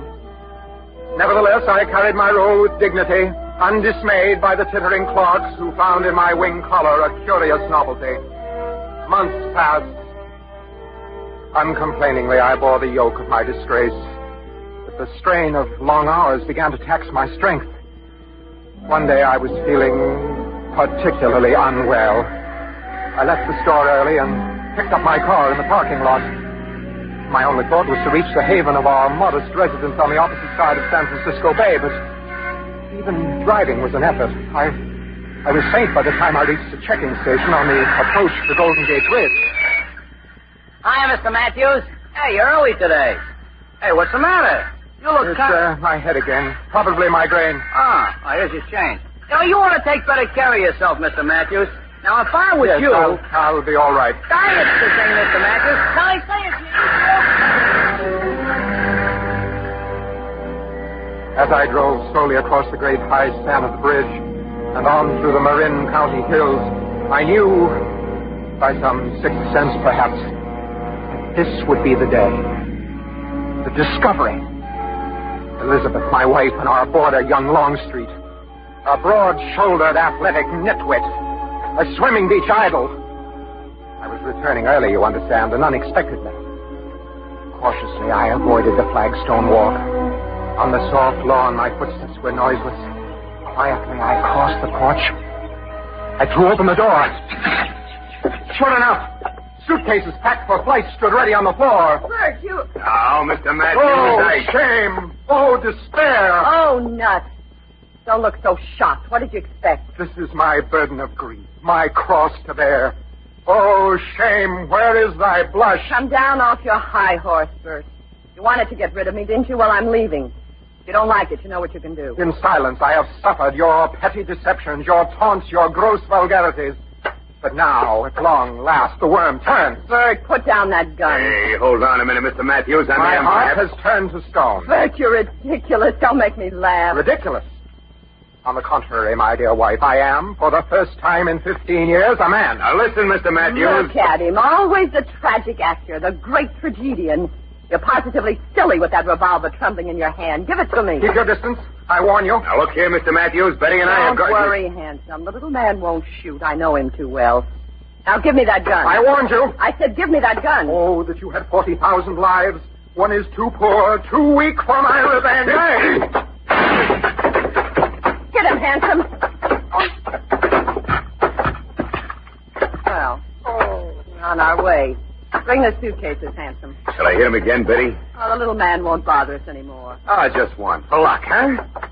Shoot yourself. Yeah. So remember me. Bye. Be seeing you, little man. Wait. So long, Matthews. Don't take any wooden nickels, huh? Elizabeth, wait. What for? We've got places to go. Please, Elizabeth. I am the vanquished. It is I who must go. Pride compels it. I shall go far away. Disappear, vanish from your life forever. He's not. Quiet. What's this you're trying to say, Bert? You're offering to disappear? Vanish, Grant? Precisely. Put down the suitcases, handsome. The little man has something up his sleeve. Stay down the floor, worm. And remember, we haven't got all day to talk. Please understand, dear wife. In my disappearance, in my seeming death, if you will, there are certain advantages to be derived for all concerned. I'm listening. My life insurance policy, for instance. $20,000. Not an inconsiderable sum? Say, I'd forgotten about that. Yes, but softly, dear wife, softly, let me finish. I was thinking rather of other advantages you would derive. My sudden death, presumptive of course, would give you freedom to marry your healthy milkweed, this handsome nonentity. Hey, watch yourself, Matthews. I don't like that stuff. My deepest apologies, handsome. Oh. Now, Elizabeth, to the subject of the insurance. Even in my far-off oblivion, I'll have need of money. I thought perhaps you would collect the money and... And what? Forward it to me. Oh, so that's it.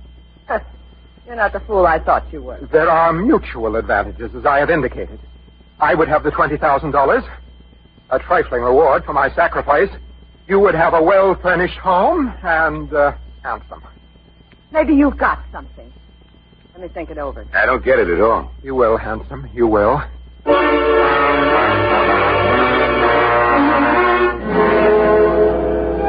Elizabeth agreed, as I knew she would. She was, in fact, delighted. Longstreet gave us brief pause, but in the end, my charming wife persuaded him. Due to early training in the theater, the strategy of my demise was masterful. After 3 days' rehearsal with my two accomplices, I drove to the checking station of the Golden Gate Bridge. I was careful to enter the gate manned by my acquaintance. How you feeling today, Mr. I Matthews? protest, sir, with emphatic emphasis. I don't get you. This toll levy upon the use of a public thoroughfare, by my conscience, is unsocial, immoral, a downright swindle. Hey, what's got into you? Come on, pay your fare. I know you not, magpie. Huh? Are you carrion? Who, me? Are you fowl, flesh, or fish? Here, vulture, your pound of flesh. Hey, look, Mr. Matthews. Hey, you better see a doctor. Doctor, indeed. But the fellow would remember me. I drove slowly, watching in the rear-view mirror. Near the center of the great bridge, high above the foaming sea, Longstreet and Elizabeth pulled in behind me. A break came in the traffic. I signaled Longstreet. He pulled his car alongside mine.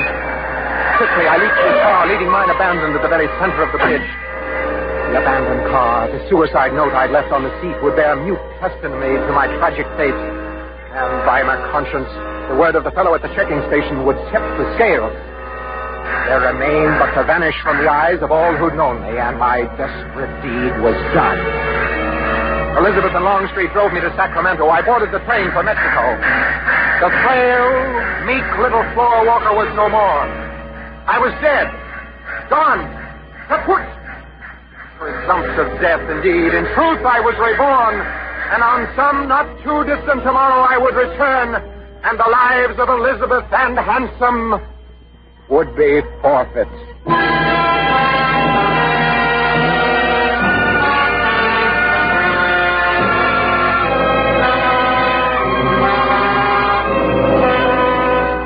For Suspense, Roma Wines are bringing you Hume Cronin in Make Mad the Guilty. Roma Wines' presentation tonight in radio's outstanding theater of thrills, Suspense.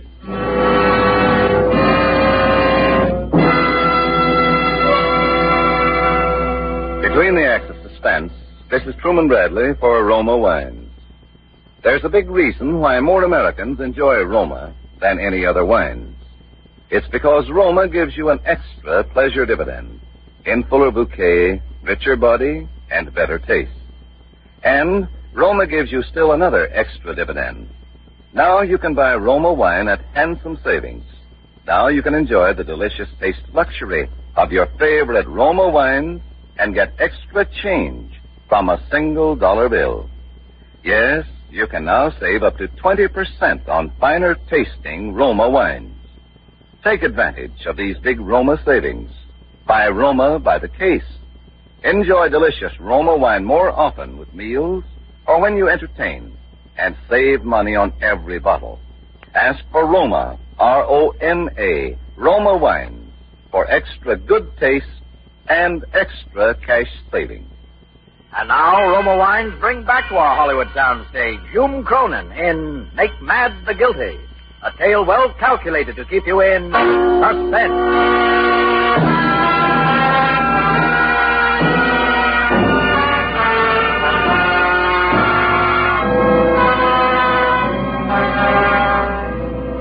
Yes, the frail and meek little floor walker was no more.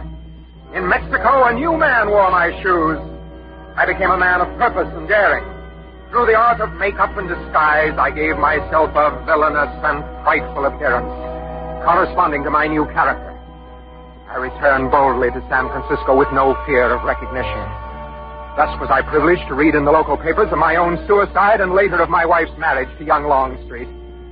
Weeks passed. I learned Elizabeth had received the insurance money. I was well aware, of course, that she had no intention of giving me any part of it. The moment of final settlement had arrived. Late at night, as befits one returning from the grave, I rang the bell at the cottage I once called home. Oh! It is I, your lately deceased husband. Bert, you... Handsome! May the dead enter with the quick? Permit me to force my entry. Handsome! On my word, you're frightened. Oh, that ridiculous makeup you have on. Why do you have to go around like a scarecrow frightening people? Hey, what goes on here? Hurry, Bert's here. Ah, handsome. In nightshirt and armed with a kitchen knife. An heroic figure, to be sure. Matthews. Gosh, your face. The face of Lazarus, risen from the dead, transformed by the chemistry of death. Don't be funny, Bert. What do you want? The insurance money. $20,000. Are you surprised? Oh, you had no to come back, Matthews. A bargain is a bargain. Here's all the money I have in the house. Take it. Now will you go? May I repeat, a bargain is a bargain. Damn, that's stupid. What are you waiting for? Well, what do you want me to do, Benny? Shall I... The knife gleams in the hand of the shirt-tail killer. Get him, handsome. Now, Matthews, You've observed this automatic in my hand. Also observe as I remove the safety catch. I see your face grows pale. Now, wait a minute, Bert. What do you want? Dear me, hadn't I made that clear? I thought I had. I want my $20,000. Now, listen, Matthews, take it easy. We only collected it yesterday. Precisely. Hence my timely arrival this evening. Well? Bert, I can't give it to you. Tonight, I haven't got it. You forget, my dear, that I have lived with you in apparent connubial bliss for nearly 15 years. I know your habits all too well. I would venture to say that not only have you the money in cash, but that I know where you've hidden it. Oh, no. I know she didn't do that. No? And what is this? Oh, you did. Why, I could have told you that she wasn't to be trusted. Dear me, you have so much to learn, handsome. And so little time to learn. No, Matthews, wait. Bert! Bert, you killed him! Not I, dear wife. I, as you remember, have no existence. I am dead. But you... Bert! Good night. Parting is such sweet sorrow. Would I could stay to see you explain this whole thing to the police when it be morrow?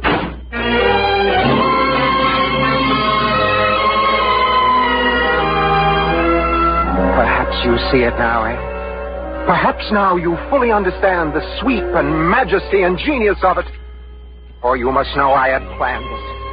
Yes, planned it every step of the way from the day I introduced Elizabeth to Longstreet until the poor wretch was found hovering over his corpse. Had ever a man played and conceived so magnificent a role, and in no tawdry theater for the make-believe, but in the vast arena of life itself, there was but one thing lacking. That one ingredient so essential to the full savoring by the artist of his creative genius. An audience. And even that I had foreseen. I had my audience ready-made. Elizabeth should be my audience. Her frantic protestations of innocence, her unbelieved cries and lamentations that the ingenuity of my plot would be meat and drink and the very breath of life to me.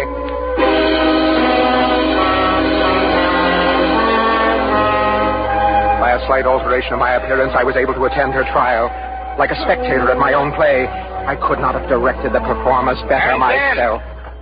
Then this remarkable woman, with the murder weapon still figuratively reaching in her hand, has the temerity to tell this court and this jury that the crime was committed by a former husband who conveniently rose from the dead and then disappeared once more into limbo. No, ladies and gentlemen of the jury. She is guilty, and the state asks that you find her guilty, with full knowledge and consent to the penalty with which that guilt entails. The penalty of death. No, he's alive!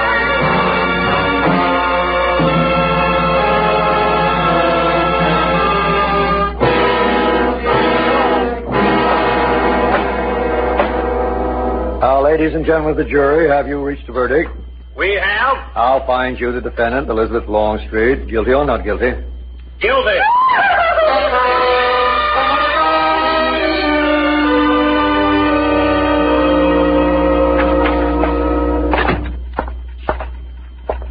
Dispatch this wire, please. All right. This is Elizabeth Longstreet, death row. Oh. You can deliver it, can you not? Oh, sure. You have a rendezvous with death. From the depths of experience, can assure you he is by no means an unfriendly companion. Unfriendly? Oh, unfriendly companion. Heartfelt sympathy, courage. 39 words. Let's see, that'll be 78 cents out of $1. Thank you. Really is sad when you come to think of it. I guess you were a friend of hers, huh? In a sense, to be sure. Yes, in a sense. Oh, wait a minute. You didn't sign it. Just sign it, Little Man.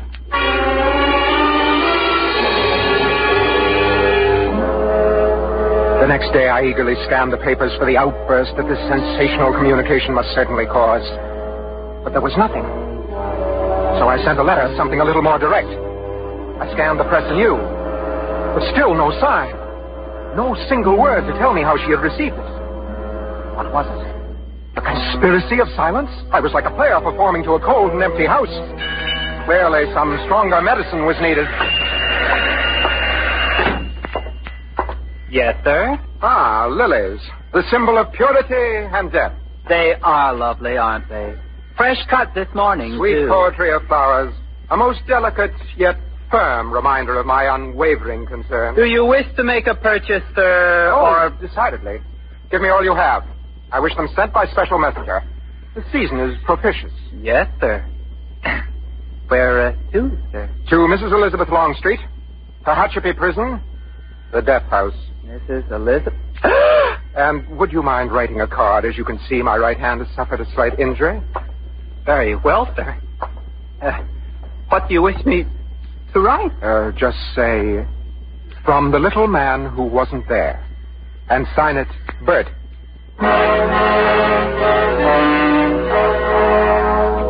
My own name, you see. That surely would bring results. But no, nothing. Once again, nothing. I saw it now. She was playing with me, deliberately playing with me, concealing my communications from her jailers. And my time was running out.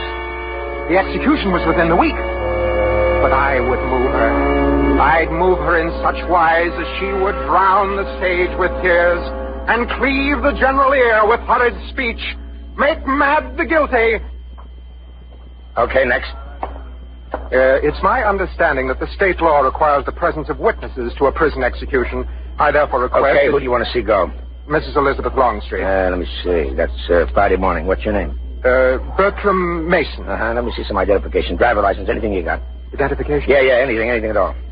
Well, you see, I'm sorry, Bud. We got to know who we invite to these parties some other time. Hold on, sir. I demand... I said some other time. Now beat it. You hear me? She was slipping from my grasp, don't you see? The curtain was already beginning to descend. And still there was no audience to hear my curtain lies. That night I paced the streets in a torment of indecision. Then, as dawn was breaking, I realized what I must do. A drastic, desperate measure. But I must take it. The execution was the following morning, and at the earliest moment I presented myself at the prison gate. Yeah? What can I do for you? It's imperative, absolutely imperative, that I be present at the execution of Elizabeth Longstreet. I'm sorry, mister. Now, wait. You don't understand. Can't be done. Oh, if you was a relative, say... That's it. That's what I'm trying to tell you. I am. I am related. Yeah? Well, that might be different. How are you related to her? I am her husband. Her husband? Oh, don't try to get funny, mister. It just so happens she murdered her husband. No, not him. Her former husband. The man whose name was mentioned so often at the trial. They thought I was dead, but I'm not.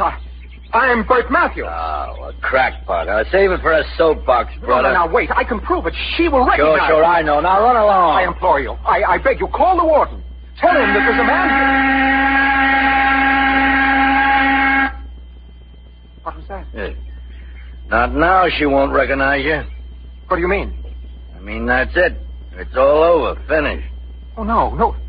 Not dead. That's right, brother. He's dead.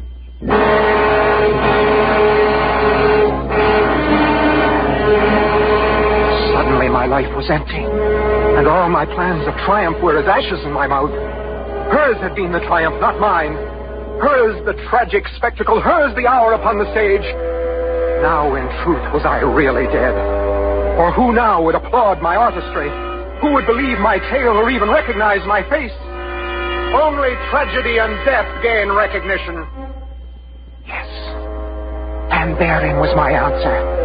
Therein at last would I breach the portals of undying fame, leaving behind me a manuscript setting forth the facts in full detail. I would actually die. The first man in history to die and come to life, and die again since Lazarus.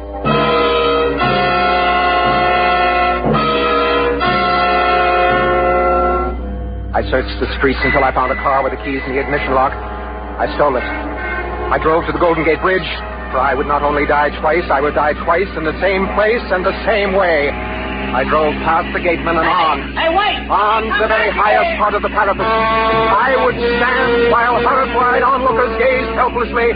Then, as eager hands reached out to save my life, I would leap. I was dimly conscious of the siren behind me, but paid no heed. I drove faster, faster to my splendid doom. I heard a shot, then another. Oh, it was out of control, swerving, lurching, swirling like a crazy thing.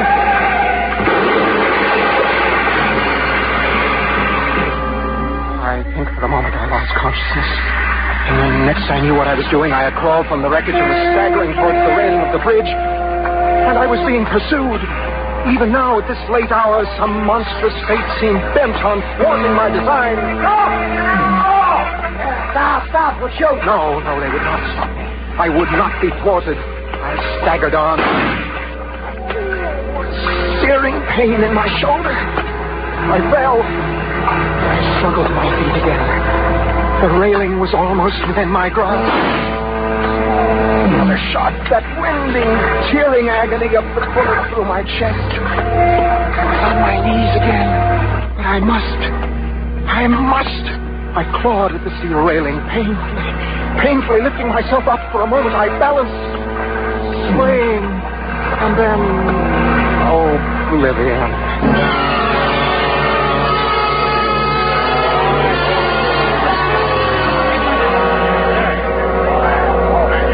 I heard their voices coming to me from a long way off, like voices of the dead. Stand back.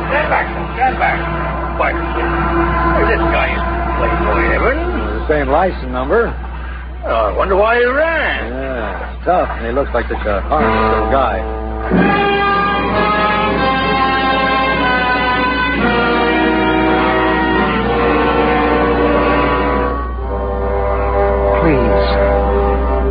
Please, is there no one to believe me? Just one. The lowliest of men, the tiniest of lisping children, just one. Before this stage is dark, before I shuffle off this mortal coil, before I die.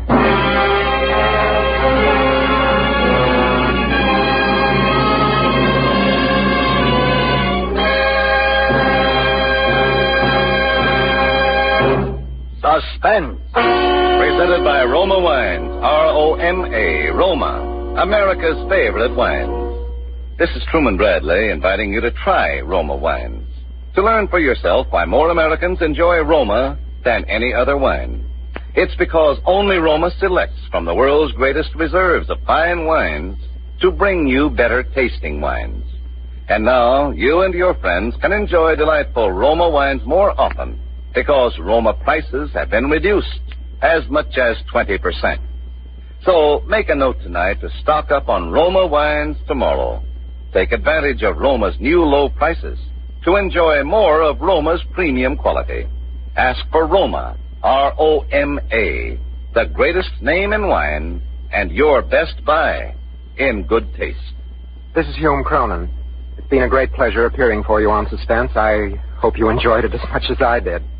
And I know you'd like to hear about next week's Suspense show, when Roma Wines will bring you June Havoc, in the story of a girl whose fatal resemblance to a famous movie star leads to murder. I'll see you soon, I hope. Thank you. Good night. Hume Cronin appeared by arrangement with Metro-Goldwyn-Mayer, producers of Living in a Big Way, starring Gene Kelly and Marie McDonald.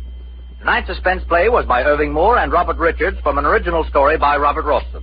Next Thursday, same time, you will hear Miss June Havoc as star of Suspense. Produced and directed by William Spear for the Roma Wine Company of Fresno, California.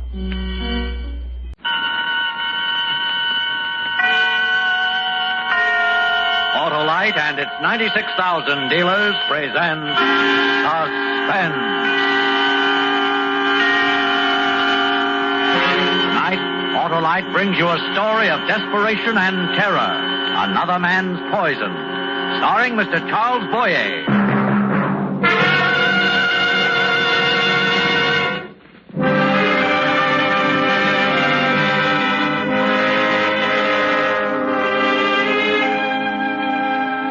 am Claude Bourget.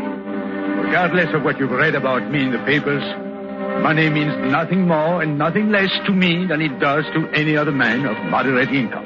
You must realize that. You must know that I only wanted to give my family every comfort and advantage I could. At least I think that's the reason I hesitated several months ago. At least I hope it's the reason. Because there it was.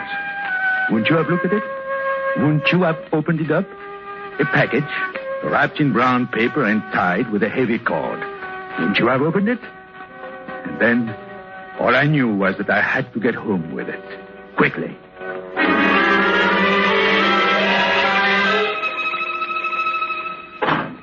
Alice! Claude! Why, Claude! What's the matter? What happened? Look at this. Look at it. Oh. There must be thousands of dollars in this bundle. 75, perhaps 100,000. But where? How? Oh, I stopped, you know, the way I stop. I stopped for wild flowers for the office. The way I do sometimes. It was there. Must have been there for months. Call the police. You can tell it was there for months by the faded bills and... Police? Why the police? Because it isn't ours. Someone lost it. I don't know. What if I do? Isn't there money? Let anyone with a good enough story come along, anyone, and they would turn it over to him. They wouldn't be out anything. Claude, you have to turn it over to the police. How could we explain it? Well, we'll move away, go to the Pacific coast or something, and... This is our home. The children have their friends here. Our friends. Yes, you're right.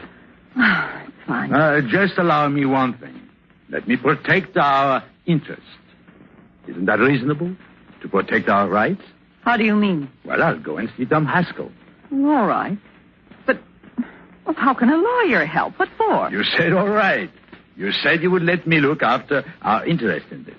And then you'll give it to the police. I'll do the right thing. You know that, Alice. Now, give me a satchel. A small one.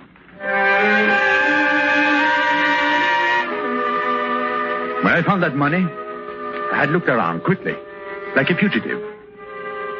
Like I had done something wrong. Why? I don't know. I just know it was more cash than I had ever seen at one time. $98,000 is a lot of money, especially to a man who is 46 years old and hasn't made more than $7,000 a year. A man who's screamed and saved like any other man who loves his family. That's why I had to know my rights and responsibilities for my family. Tom Haskell told me it would take 12 months to get the money. 12 months. Well, Claude, either you keep the money in your possession or turn it over to the police. Either one, but with either one, you have to give an affidavit to the police within 3 days. And at the end of a year? The law says it's yours if no one presents valid proof to the contrary. Hey, mister, who is to say it's valid? Who is to say that the proof is strong enough? The police, if you turn the whole thing over to them. Well, don't I have a voice in this? Don't I have any rights? Oh, it's your choice, Claude. Now, look, possession is 9/10 of the law. That's what the book says. I don't have to give the police the money as long as I tell them. Is that it? Is that what you want me to do? You're asking me to tell you exactly what you should do. Well, Claude, I can't. Now, both ways are legal. Both ways are right. What would you do? If I'd found the money? Yes, if you had to decide. I'm asking you as a friend. If you had to decide between keeping it or turning it over to the police. Well, I don't know. No one could know if it's worth the risk. No one but the man who actually had to make such a decision. If it's worth the risk? What did he mean? What risk? I had a feeling he meant something evil. I didn't want to hear it. He had given me legal advice. That was all I wanted. I didn't want to hear about risks. Men have taken risks for much less. But I am a believer in law, doing everything by the law. You learn that in real estate business, that it is best to do everything by the law. Anything else, Mr. Bourget? Well, I think that's all, Lieutenant. Get all of it, Joe? That one part Mr. Bourget mentioned, the money, I didn't quite get where he was keeping it. Clarify that, Mr. Bourget? Just keeping it. You know what you're letting yourself in for? Now, look, I came here voluntarily, Lieutenant. I came to the police of my own free will. No one said you didn't. But you imply things I do not like. It's not me. I'm sure you're straight because I know you a little. But there are strangers who won't believe you actually found 98,000. There aren't many who do that. But it doesn't take many. Never has. You attempt to frighten me. Why, I don't know. I don't understand. I'm trying to protect you. From nothing. From nothing at all. This will be in the paper. Every paper in the country. I expect it to. There is no other way the owner can be found. I want everyone to know. And everyone will. Every grifter and fast con man. Every boiler room spiel artist. Now, is there anything illegal in my keeping the money? No. Well, then you have my number, Lieutenant. And I'll refer any legitimate claim to you for investigation. Bourget. Yes? 98,000 will buy a lot of things. But one of them isn't a new neck.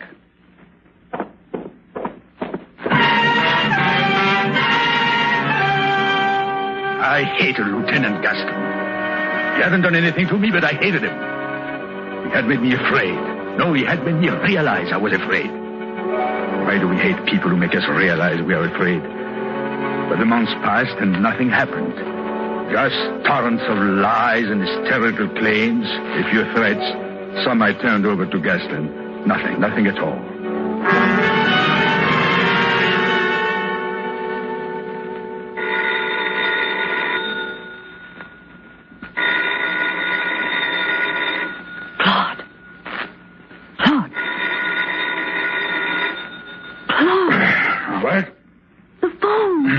What time is it? Almost dawn. Claude, don't answer it. Oh, please, Claude. Who's called? Yes? Mr. Claude Bourget? Yes? Kansas City calling. Here's your party. Kansas City? Bourget? Who is this? That's not important right now. I won't speak unless you identify yourself. You don't have to. I'll do the talking. That's better. Now, if it is about the money, the police investigate all Shut up. And listen. I will not be talked to like that. What was it, dear? Nothing. Nothing at all. Another one of those fanatics. Oh, come to bed, Claude. Claude, come to bed. I'm sorry, sir. Your party was disconnected. Go ahead, please. I'll make it simple and clear. Until I see you, don't spend any of that money. Don't recognize anybody's claim to it. Don't contact the police. It'll be easier for you.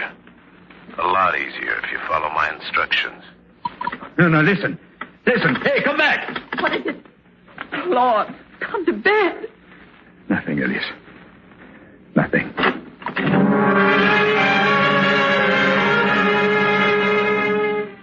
Now, what would you do if you had found something valuable and a crook wanted it? What would you do if a threatening call came in the middle of the night? That's when it is worst. In the middle of the night. If the sun were shining, the voice would not have been so frightening. And then do you know what you do? What I did. I watched each shrub, listened for each car, waited for each sigh of the wind. And as time passed, yes, a month, a whole month, I knew the man was waiting, watching and waiting for the safe time to come to me. I became so tense, I even jumped when the mailman walked into my office abruptly. Oh, it's you. And they keep coming. There must be about 20 letters in this bag. Any more? No. Funny, you'd think after all these months there'd be somebody to claim it. Really? Well, look at these letters. All of them. All the same. Lying, cheating, blackmail. Not one legitimate claim. Not one. Not even one? What? Claude, you've lived here how long? 15 years? 18 years in this community. That's right. And most people like you. But you know, a few of them get whacked up sometimes. Sometimes they'll let a guy who talks like they do take their silverware. But an honest guy with an accent can't be honest because he has an accent. You know what I mean? Yes. So if he has $98,000. Especially if he's got $98,000. They say if you were playing straight, somebody would have come along with a legitimate claim. I have been honest. By the law. Honest by the law. I know.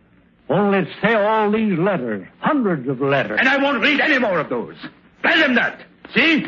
Into the wastebasket. Tell them!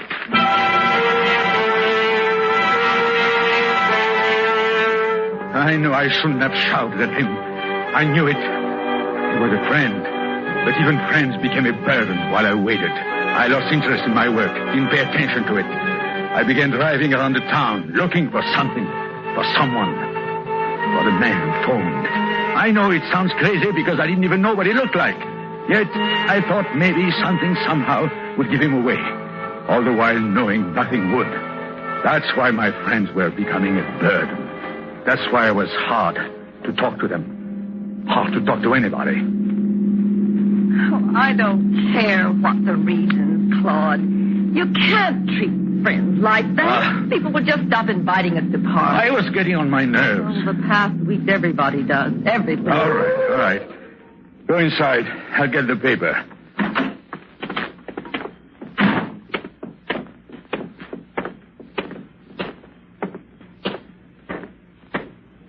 Bourget. Who is it? My name is Chronic. I hope you followed my instructions. Now, if you have a legitimate claim, why are you sneaking around? Keep your voice down. You're frightened, Bourget. That's good. Of you? Now, just tell me what you want. The money. You'll never get it. It's in the bank. Then you'll take it out. You'll never make me. I think you'll want to. Now listen fast, Bourget. A year and a half ago, there was a big upstate payroll job. The money is mine. $400,000. Half of it's been found. Only half. 3 men pulled that job off. One's in South America. No, it belongs to me. And one's in jail. The third one, nobody saw him. So he could be anybody. No. Me, you, anybody. Leave me alone. And that one guy in jail. They wanted him to talk for a long time. He's ready to now.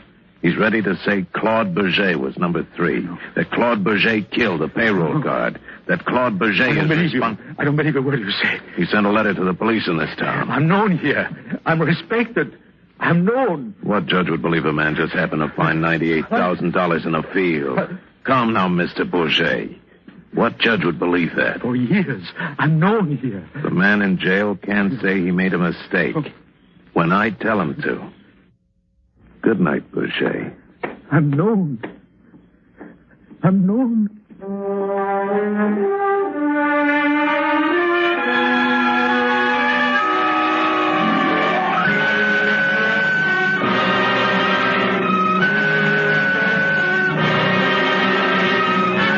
Autolite is bringing you Mr. Charles Boyer with Irene Tedrow in Another Man's Poison. Tonight's production in radio's outstanding theater of thrills, Suspense.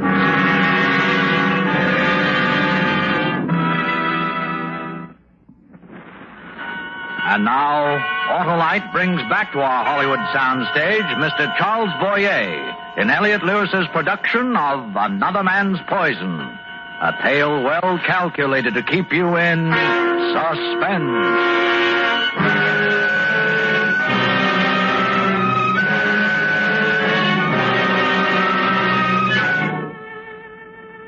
In just a few hours, overnight, everything had gone crazy. Nothing was what it had been. I couldn't make my wife understand why I couldn't go to the police, why it was different now. I couldn't make her realize the terrible predicament we were in, that the money was ours, and Chronic or anyone else had a right to it. But there wasn't time to plan, not a moment. The letter came. I knew it had come. I knew it the moment I saw the squad car pull up in front of my house to take me to police headquarters. I know it will straighten out, Mr. Bourget, I'm sure of it. Well, it had better straighten out. I've never heard of anything so preposterous. You must realize this robbery was and is a great embarrassment to the police, Mr. Bourget. Well, why should I be made to suffer for police inefficiency? A criminal, a common thief, a convict writes a letter. Is his word better than mine?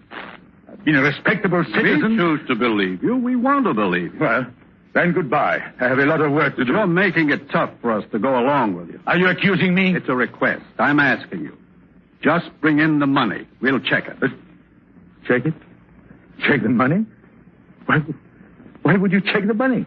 Some of the serial numbers in that stick-up are registered. You suspect me. That's it. Just bring in the money.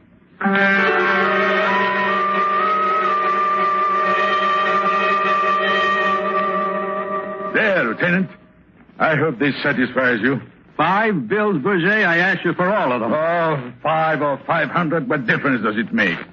If they are registered, a few can tell you what you want to know. These are the old bills. You're not being very cooperative. Went for some new bills? Well, just check the serial numbers. I've had enough of this inquisition. Okay.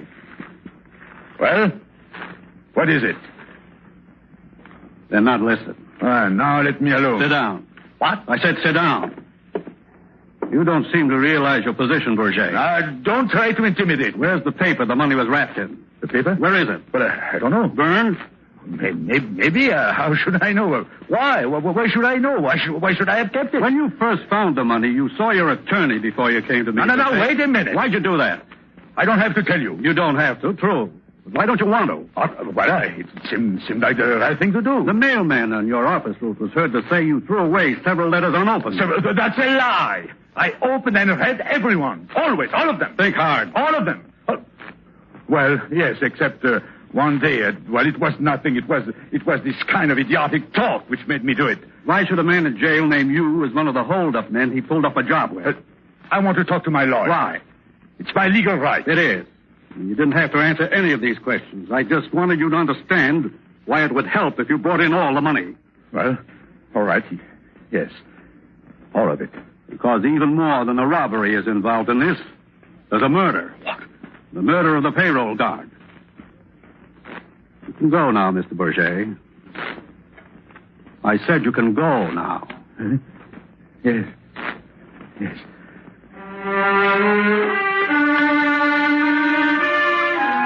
A paper bag no one would keep, I also threw away. As any man would see a lawyer first, I too saw one. As any human being would have become angered, I tore up the letters. But these all meant something else when Gaston put them together.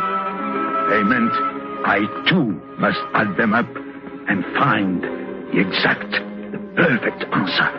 It had to be perfect. One misstep, one error, and my life, my business, everything would be gone. It had to be perfect. Call Tom Haskell. You need a lawyer, Claude. You must have a lawyer. Oh, I went to him once. Did he anticipate anything?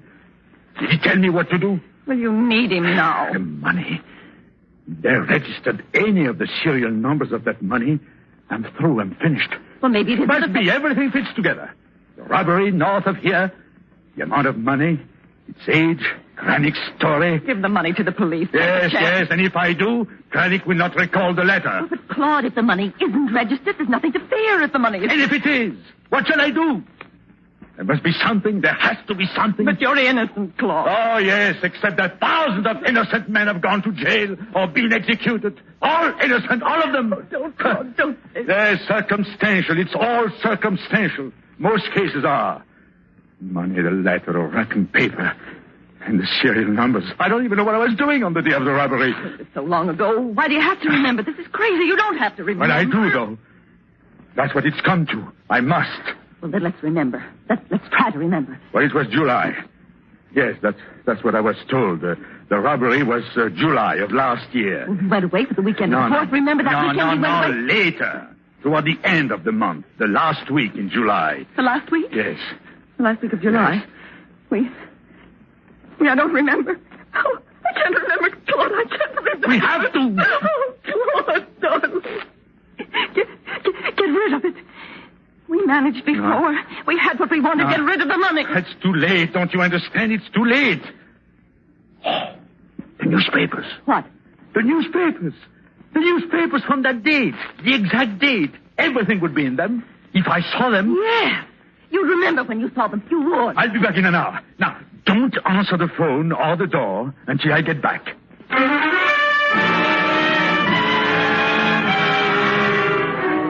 I tell you, you know when you are being hunted. It wasn't Kranik following me. It was another pursuer. A new one.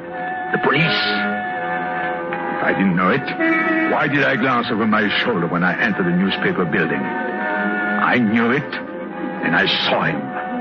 I went back to the file room. But as soon as I got there, I wanted to get out. I felt something terrible would happen to me if I stayed. I filled out a request slip And I saw the girl surreptitiously give it to the officer.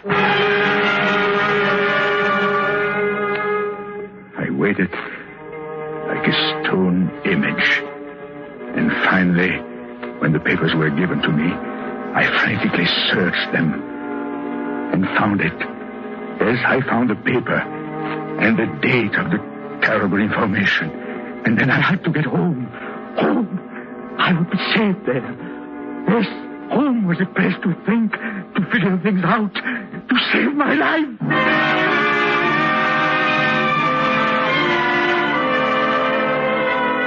Are you sure, Claude? Are you sure someone was following you? I know. I've seen him before. I know it was a detective. Oh, you're too upset. You think he was. You imagine. I tell you, the police are after me, too. No, Claude, they can't. A year and a half. They've waited a year and a half to get someone, anyone, for that hold-up. Didn't seeing the papers help? Certainly, a lot. You remember? Do you remember? What? That week, the Laval farmland I went to see about. What? I don't understand. Upstate. I had to go upstate that weekend. Oh, no. Yes, of all weekends, that one. I had to go upstate that one. What can you do? The money is the only proof.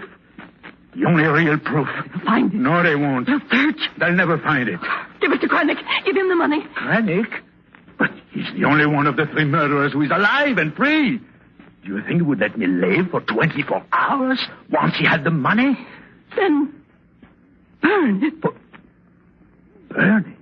They'd never find it. The proof, one way or the other, the proof would be gone. The payroll guard was killed. Come. You have to. Yes, I have to. See what it is. I'll get the money. The stranger, Claude. Don't open the door. It's Krennic. He's the killer. Tell him I'm out. Keep him away from the backyard. Just a minute, please. Over.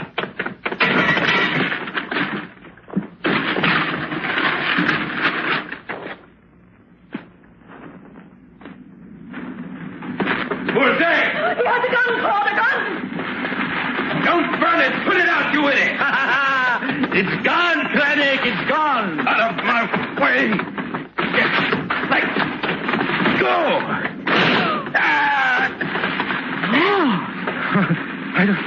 The gun. I got it away from... Went off. Berger! What the devil did... Keep away, Lieutenant. Keep away from me. Put that gun down. Doctor. Give me... Doctor. This is Berger. Call emergency. Stay where you are, Alice. But Claude... He dies, you'll have 2 murders on you, Berger. Now, Krennic, listen, Krennic. You'll bleed to death, Krennic. Listen to me. There won't be any doctor unless you tell them. Tell them, Krennic. Doctor. Tell them, you idiot. Tell them. The frame. The letter. The frame up. The doctor. Please. Go on. I framed Berger. The letter. It was a lie. Thank you, Krennic. Now, Alice. Now, call a doctor. Call a doctor.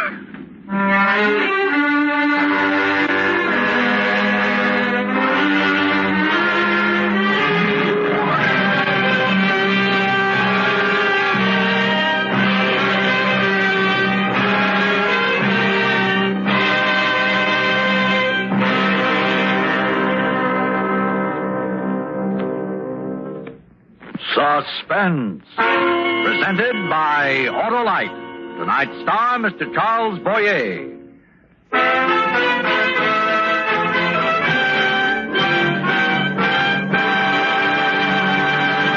Next week on Suspense, our star will be Mr. Jeff Chandler in Fresh Air, Sunshine, and Murder. To be followed by Mr. Dick Powell in Overdrawn on Suspense. Suspense is produced and directed by Elliot Lewis, with music composed by Lucien Morawek and conducted by Lud Gluskin.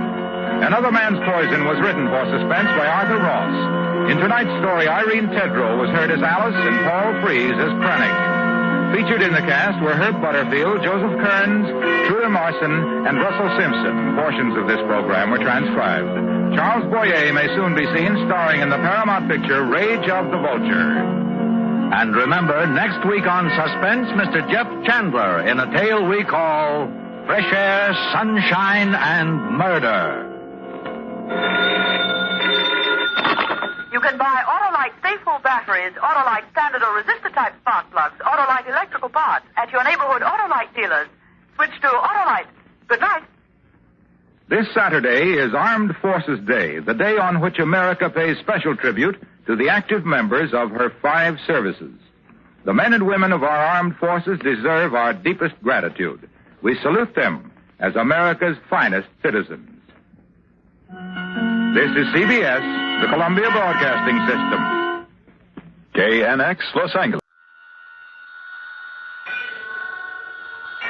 And now, tonight's presentation of radio's outstanding theater of thrills, Suspense.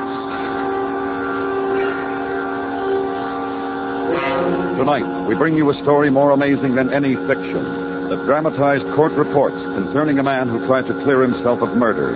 A factual document we call Once a Murderer. So now, starring Ben Wright, here is tonight's suspense play, Once a Murderer.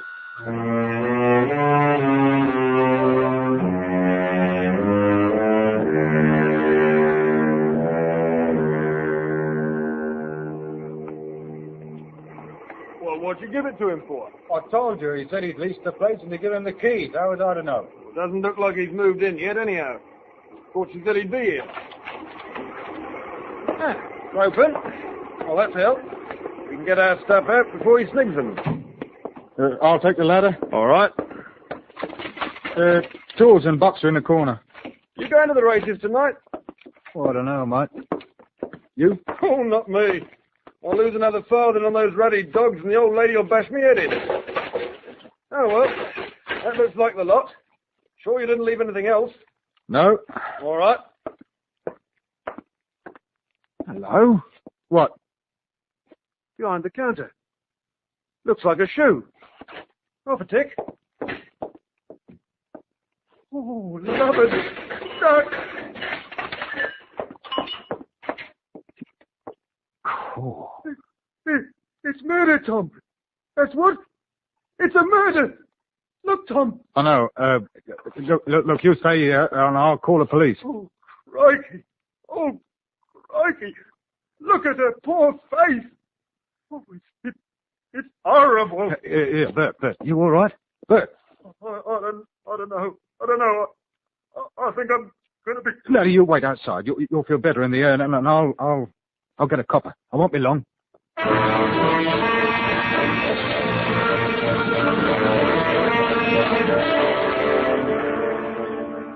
Bert Shin and I worked for a firm of signboard fixers.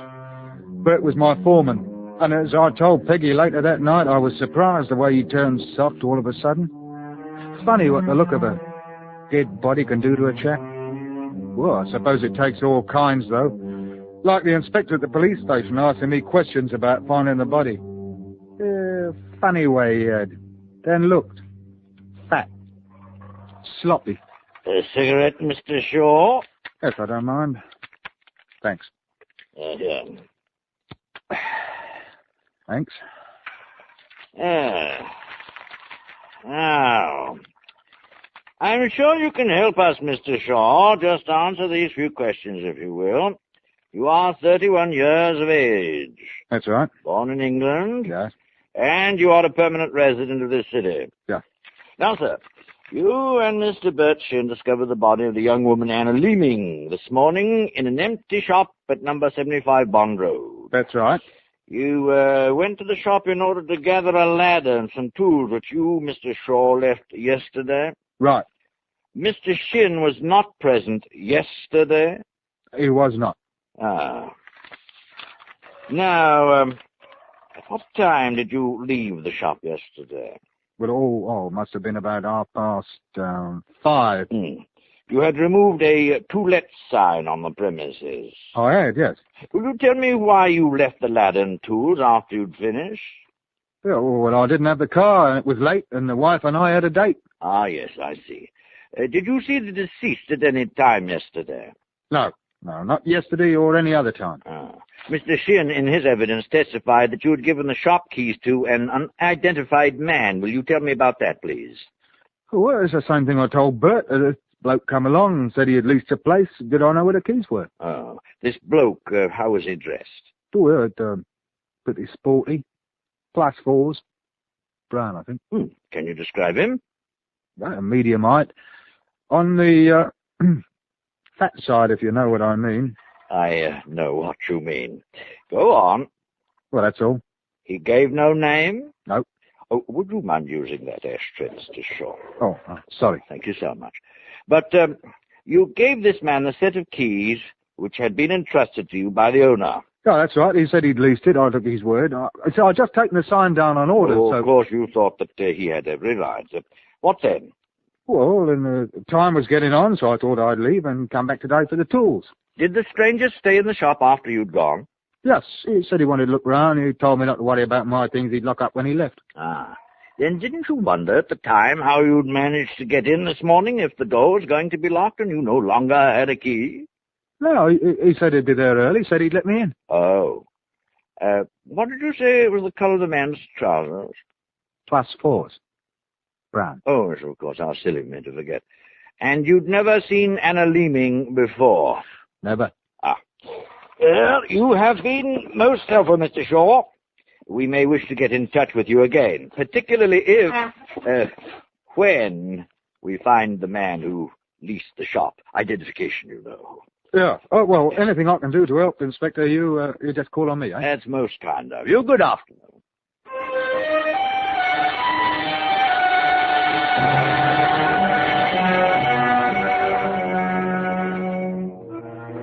I thought that would be the end to it, but it wasn't. The owner of the shop said he hadn't leased the place at all.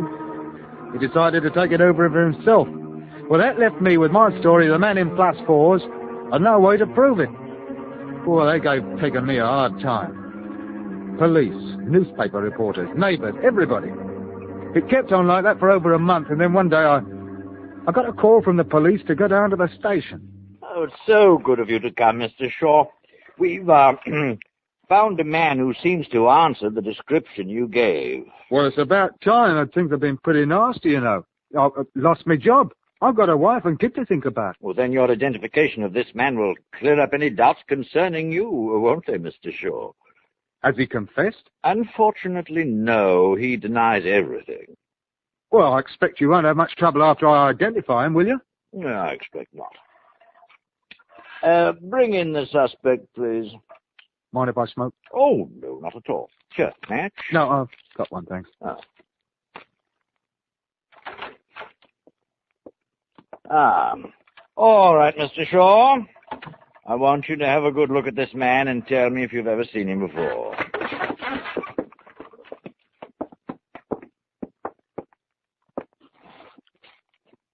Hello. Well, don't say hello to me. I've never seen you before in my life. That will do, Mr. Cottle. Well, is this the man? Yes. You're absolutely certain? I think so. Clothes look about the same. Would you ask him to say something again? Mr. Cottle? All right, well, say something, I will. You haven't got any right to wall me in here. Like as what I was... That's enough. You're not on trial. Well, I've got my right, I have. Not fair. I think so, Inspector. That's the way he sounded when he asked for the keys. You'd be willing to swear to it on oath? Yes, I think so. Yes, that's the man, all right.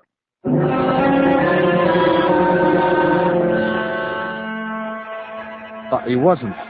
He'd been out of town during the week the girl was killed, and he proved it.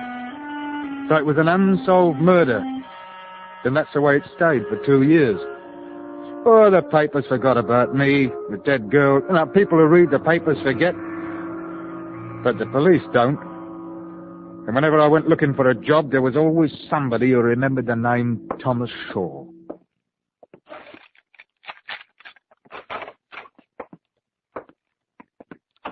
That you, Tommy? Yes. Any luck? No. Part-time work, there's not enough in it to keep a fly alive. Oh. As a kid. Asleep. You been drinking? Oh, a couple of beers at the corner. Oh. Well, come on. Dinner's been on for an hour. Fish? No, filet mignon with caviar. What do you think? Oh, no, look, there's no need to get funny. It's not my fault, you know. I suppose so. Oh, Tommy, what are we going to do? Ever since that girl... Oh, Tom. Oh, no, love, I know. That old cat next door was talking to the postman. I heard her. She said it was a wonder they let a murderer walk about loose. Oh, she did she? Well, the next time you see her, you give her a smack in the eye for me. Or perhaps I'll do it for myself. Oh, what's the use? Well, now, come on, kid. Things will get better. You'll see, Ducks.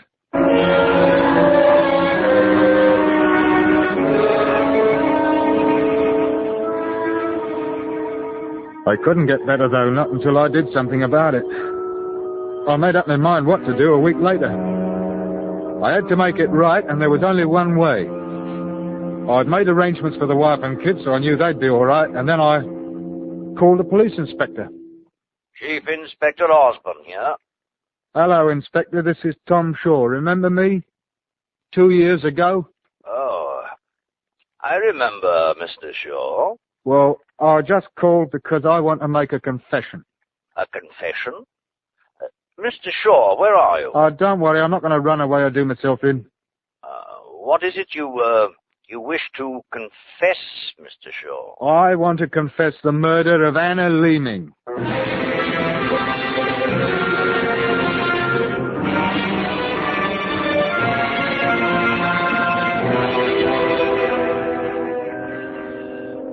That was in July, my confession. They didn't bring me to trial until September. You'd think that a man who'd made a confession would make it easy for him to get it over with. Well, it was raining cats and dogs the day they brought me up to the dock in criminal court. The judge was a nasty old devil, Sir William File, and he looked it. Clark, read the charge. Members of the jury. The prisoner at the bar, Thomas Shaw, is charged with the murder of Anna Leeming. Oh, that jury, silly-looking bunch. I'd been on juries. I know what they were like. Somebody or other always grumbling, wanting to go home to baby or back to work. Call a man guilty so they can be home in time to go to the movies. I know, I did it myself once. Of course, it wasn't a murder trial. By my learned friend, Mr. Shipshot. Proceed with your case, Mr. Beckett.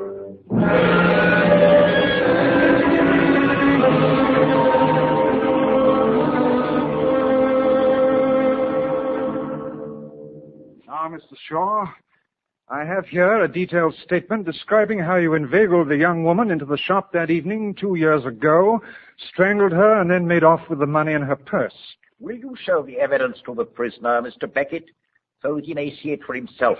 Certainly, my lord. I call to your attention, Mr. Shaw, an excerpt from your confession. Here. Yes? Would you be good enough to read it? Aloud, please? You all right? I lost my temper and put my hands around her throat. She seemed to faint away and fell back out of my hands on the floor. She didn't scream or speak. I knew that something was seriously wrong when she fell back and lost control of myself and cannot remember exactly what happened afterwards. Yes, thank you. That'll be enough, I think. And that is your confession, Mr. Shaw. I wrote it, yes. Now, that will be all. And no more questions, my lord.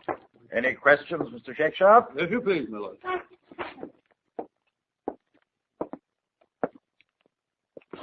Mr. Shaw, will you tell us the story you first told the police concerning the men in +4s to whom you gave the keys of the shop?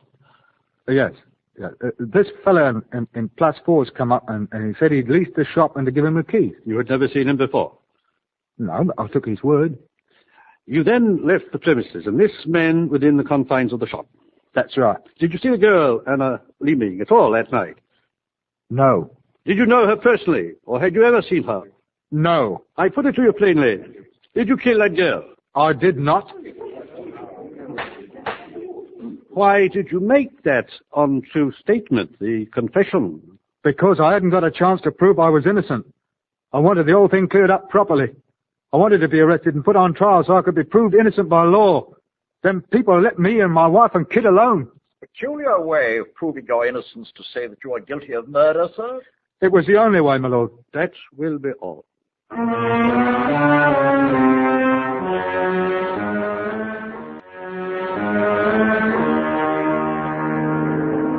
Mr. Edward Beckett was at my throat for another hour. He made me dizzy with his questions. But when he was done, the judge leaned across and looked over his specs at him. Mr. Beckett, do you think it possible to convict on the evidence? I do not think so, my lord. Quite so. Members of the jury, I have indicated to you through this trial the matters to which you should apply your minds. There is no evidence against the prisoner except for his own statement. It's quite obvious that he's a liar, but you can't find a man guilty of murder simply because he's a liar. I therefore direct you to find a verdict of not guilty.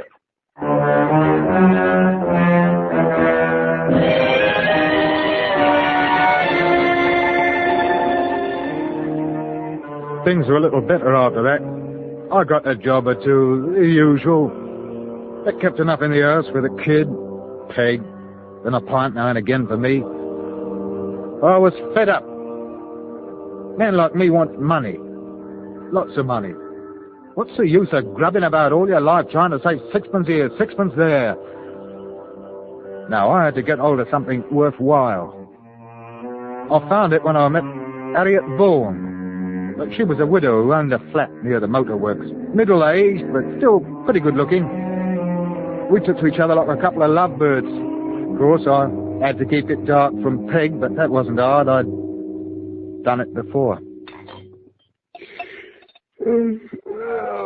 What time is it? About 11. Yeah, especially for you. Oh. Not too weak, not too strong. Oh, thanks. Oh, now I've got to go. Too many late nights for me. Peg's going to start wondering what kind of job I'm doing. You're not going? Oh, no, you're not going again? Yeah, I'm afraid so. Oh, by the way, could you spare a fiver? You see, there's a dog running to No. No. I'm sick and tired of this. For the past month, it's been the same thing. Spend a couple of hours here and off you go. I'm not giving you any more money either. Oh, come on now. I've told you, Peg's I don't believe you. It's probably another woman. Another woman? What do you take me for? Look, it's just a fiver tonight, and I promise tomorrow night... I haven't got any money in the house. Oh, I've got to have it, sweetheart. It's an emergency. You don't think I like asking you, do you? No more. All right, we'll make it £2. No. You're going to get nasty. No more money. Oh, I'm onto your game. It's not me. It's me money, that's all. Well... You've seen the last of both of us. All right. But for old time's sake, a few quid, a farewell present, eh? Present? You? Oh, don't make me laugh. I'll have to take it myself, then. Don't you dare! I'll have no more on you! Keep away from my bag! Now, you take it easy, Auntie. There's no need to get all excited. You give that to me! You clear out of here. Now, shut your mouth! Oh. I'll have the law on you, I will. Yes, you do. You tell him what a naughty boy I've been. You tell him all about yourself, too, eh? That'll look nice in the papers. I don't care. You can't make a fool of me. I'm calling the police. You come back here. Take your hands off of me! Police! I don't want to hurt you, but I'm going to have to unless you... I warned you. Now it's your own fault.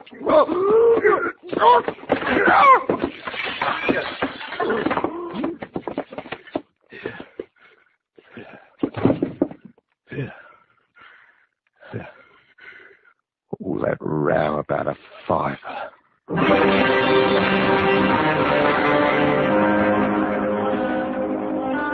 It was spread all over the papers next day.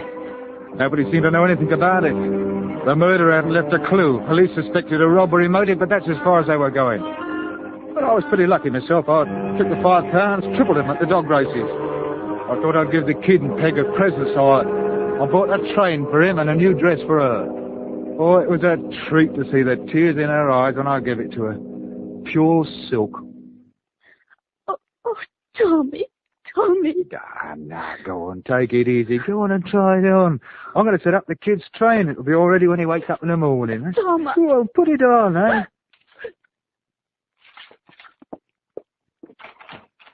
What, you know something? I always wanted a set like this. Huh.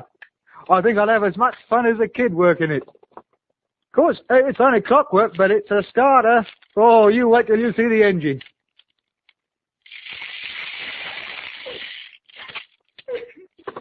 Peg? Hey, what's all this? Why, you haven't put it on. Don't you like it? Listen, if the colour's no good, you can change it. There's no reason to cry ducks. Come on, now, try it on, see if the size is right. I like the colour. I thought you would. Hey. Don't you touch me, don't. What's the matter? What did I do? Where did you get the money for those things? What do you mean, where did I get the money? Where? Tell me. Or shall I tell you? Ah, no, you're upset. I'll tell you what. I know about you.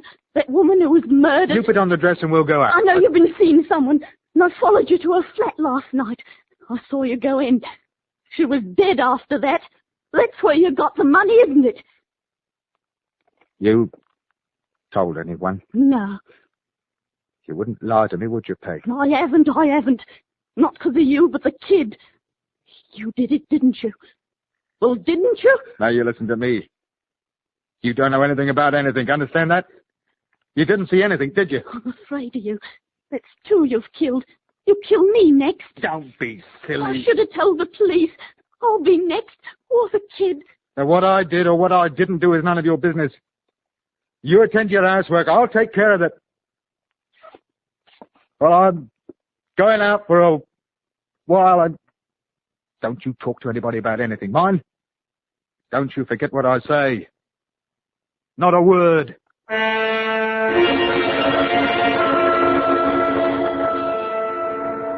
There was nothing else to do. Peg was right. There was the kid, and there was her. I didn't want to hurt her, and I knew that sooner or later she'd say something. She had to. Well, the man's got to protect his family, so I went to the police. I confessed to the murder of Harriet Vaughan.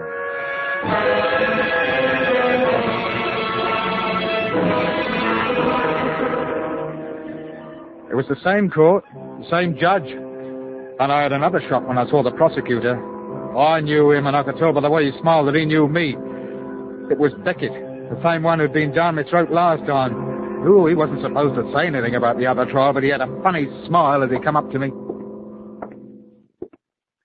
Mr. Shaw, odd coincidence meeting you again. Now, you stated in your confession that you murdered Mrs. Vaughan because you did not have the fortitude to take your own life. As far as I can remember, that's what I said, yeah. And that by committing murder, you would, in that act, forfeit your life, thereby accomplishing your aim of suicide. Yes. Would you mind explaining to us your reason for contemplating the taking of your own life? I said I'd quarrelled with her. She was finished with me. I knew I couldn't go on living without her. And I didn't have the nerve to kill myself. Will the prisoner speak up? I'm sorry. I said I didn't have the nerve to kill myself. And that is what you stated in your confession? Yes. No Yes. more questions, my lord. Mr. Lyons? Thank you, my lord. Now, Mr. Shaw, you have admitted to the writing of the confession? I have. Is it true? All but one thing. I did have a quarrel with her, but I didn't kill her. Explain to the court, if you will. I went back to the house to apologize, and when I got there, another man was just coming out of her flat. I went in and I found her lying dead. And you knew then that the police suspicions would be upon you because there was no proof of the other man being there? That's right. I put it to you, Mr. Shaw. Did you kill that woman? No, I did not. Why then did you confess to the police? Oh, because they wouldn't have believed me, and I wanted to have myself cleared by trial. Thank you. No further questions, my lord. Cross-examination, my lord. I understand, Mr. Shaw, that you repudiate your confession. Is that so? That's right. It's all true about the quarrel, but I didn't kill her. Yet, Mr. Shaw, you've painted an excellent picture of her death in your confession. Every detail, I might add. I didn't kill her. If you wanted to confess to a murder you had not committed, What could have been more convincing at the time than to have put your head out of the window and called the police? Well, I hadn't exactly decided to confess to killing her then. However, your description of the murder is graphic to the extreme. How do you account for that? Oh, I could tell by looking at it what had happened. It was just good guesswork, that's all. Were your fingerprints guesswork? On the glass of whiskey, on the knob of the door, on her handbag? Did you know, Mr. Shaw, that following your confession, your wife came to us of her own volition and substantiated your movements on the night in question? No. I didn't know. No. I didn't think that you did. I'm satisfied, my lord. No further questions.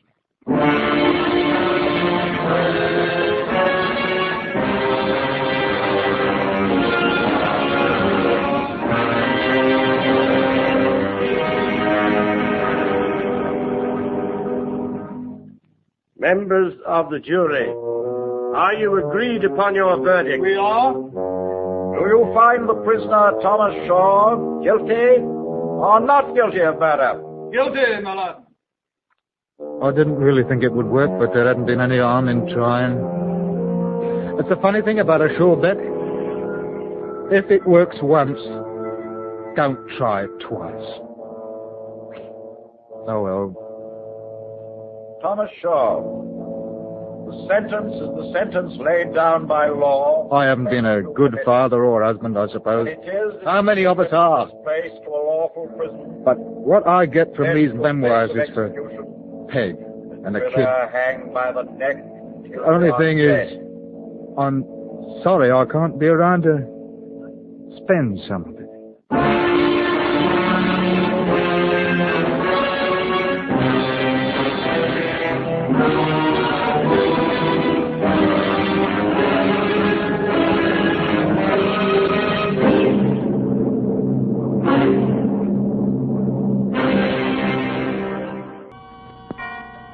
Autolite and its 96,000 dealers present Suspense.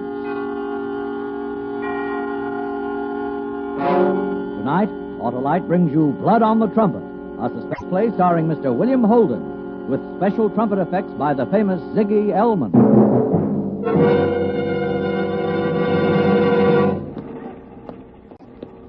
I don't get to this part of New Orleans much, Sergeant Juno. I used to come and listen to the jazz once in a while. So who's been on the case? Me and Lieutenant Angelini. We've been on the study for 48 hours. This the place, Juno? Yeah, this is it. It's not exactly a respectable-looking hotel. When a man runs from murder, Cassou, he can't stop to live in style. Who found the body? Landlady, she called in. Messy, huh? When you beat somebody's head in with a thing like a trumpet, it's real messy. All right, Cassou, this is it.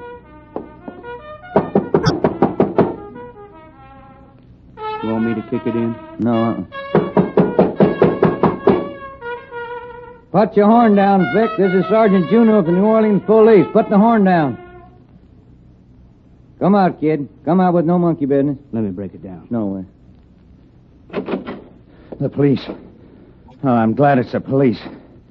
I'm so glad it's the police and not him. Vic, in the presence of Police Officer Cassou, I arrest you for the murder of your wife.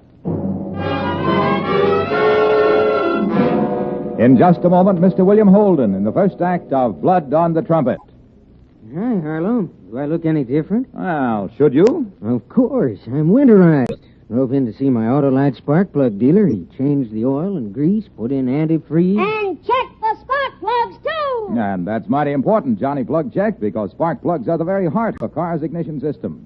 And when they're right, your chances of starting, even in the coldest weather, are better than ever. So, when you have your car made ready for winter, Check the spark plugs, too. and replace worn-out spark plugs with ignition-engineered Autolite spark plugs, world famous for quality and dependability. You'll get smoother performance, quick starts, and gas savings. So, friends, it's last call. Have your Autolite dealer winterize your car now. Get worn-out spark plugs replaced with ignition-engineered Autolite spark plugs. Whether you choose the standard type or the resistor type, you can't buy better spark plugs for your car because you're always right with Autolite. And now, with Blood on the Trumpet and the performance of Mr. William Holden, Autolite hopes once again to keep you in suspense.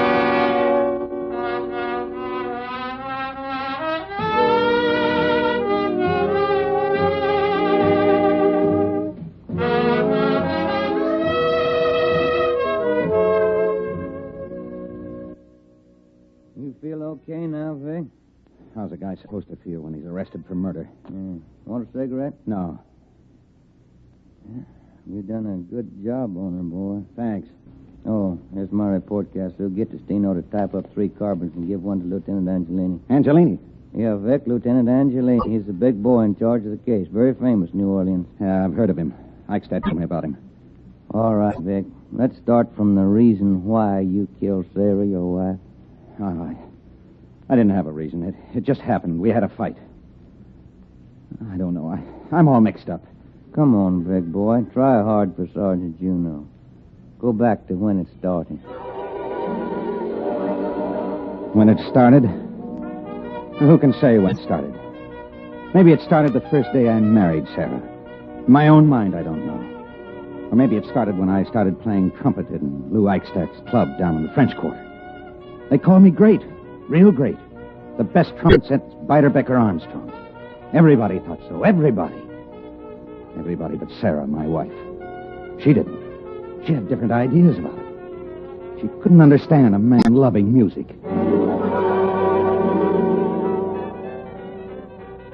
Has-been.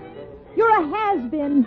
Only you never went anywhere to be a has-been. You were always a second-rate horn blower, and you'll never be anything else. Do you hear me? Never anything else. Oh, Sarah, these walls are like paper. So let him hear. I don't care. Let him know what a bum I've got for a husband. I'm sick of your talk. I'm sick of you. Turn that lousy record off. Leave it on. Sarah, you got cotton in your ears. I said leave it on. All day long, the same record around and around. I said put it back It on. makes me sick. Sarah!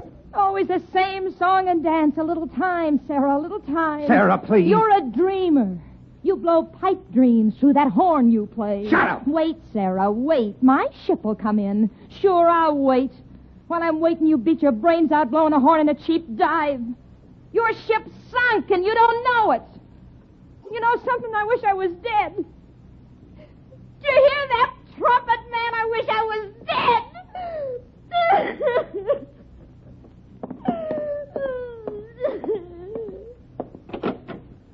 Sarah, when you talk like that, I wish I could kill you myself and make your wish come true.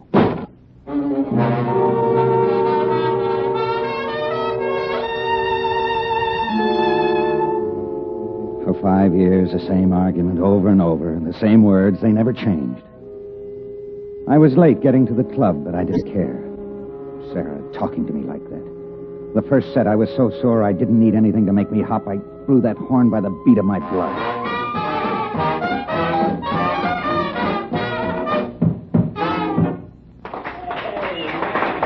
We got our first break after the second set, and Lou, the owner of the club, came over and took my arm. Said he had somebody he wanted me to meet. Oh, over here, Vic, my great trumpet man. What's up, Lou? Oh, a girl's up, Vic. A music lover who'd like to meet you.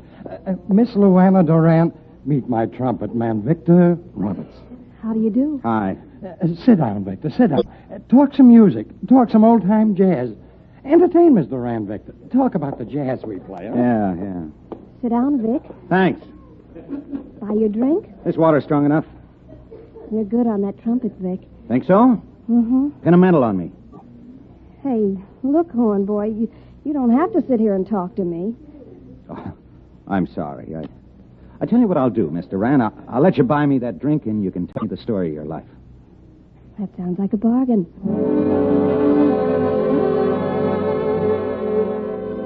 She ordered up, and we sat and talked. She told me the story. It was a brutal one. A sick father and a rotten mother. So to get away from it all, she married young. A musician that had had a sickness beside music. He drank himself to death. But from him, she'd learned something. She'd learned to love music, which was why she canvassed jazz joints. She said she'd been in every night for almost 2 weeks now, listening to our combo. She thought we were good, particularly the bright boy on the trumpet, me. The guys were moving up to the next set, so I made my excuses and left her. Lou Eichstadt stopped me by the platform. Lay off, Vic. It's no good. I don't know what you're talking about. I'm talking about trouble. There's another guy. A rough guy. A guy that's a mean cop. A guy that doesn't deserve the name cop. And he wants her bad. He comes in every night, sits over in that corner and watches her. I don't see him tonight. Rico Angelini is a bad name for you to mix with. Look, Lou, take it easy. I just met her. Lay off, Vic. Go home to Sarah, your wife.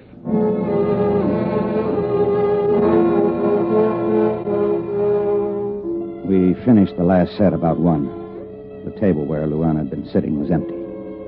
Then one of the waiters came up and handed me a napkin. I looked at it. It had an address written on it in lipstick. Blood red lipstick. Capitular Hotel, Canal Street. I started to fold it up and toss it away, but then suddenly I thought about Sarah. And I didn't toss it away. I shoved it in my pocket and walked out.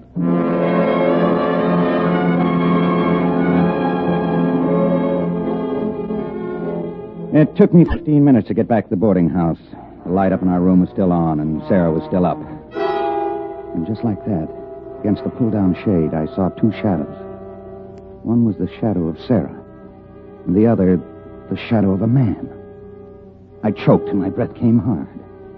My Sarah, my own Sarah, with some other guy. I waited 5 minutes, 10 minutes, then the light snapped out. I went up the stairs onto the porch and ducked behind a swing. The front door opened, and the outline of a big guy came out and went down the steps. I couldn't see his face, but as he passed under the street lamp, I could see he was wearing a green checkered shirt collar. Sarah, my own sweet little nagging wife, two-timing me, playing me for a sap. I took the napkin out of my pocket. Thanks, Sarah, for helping me to decide. Then I went where the lipstick told me.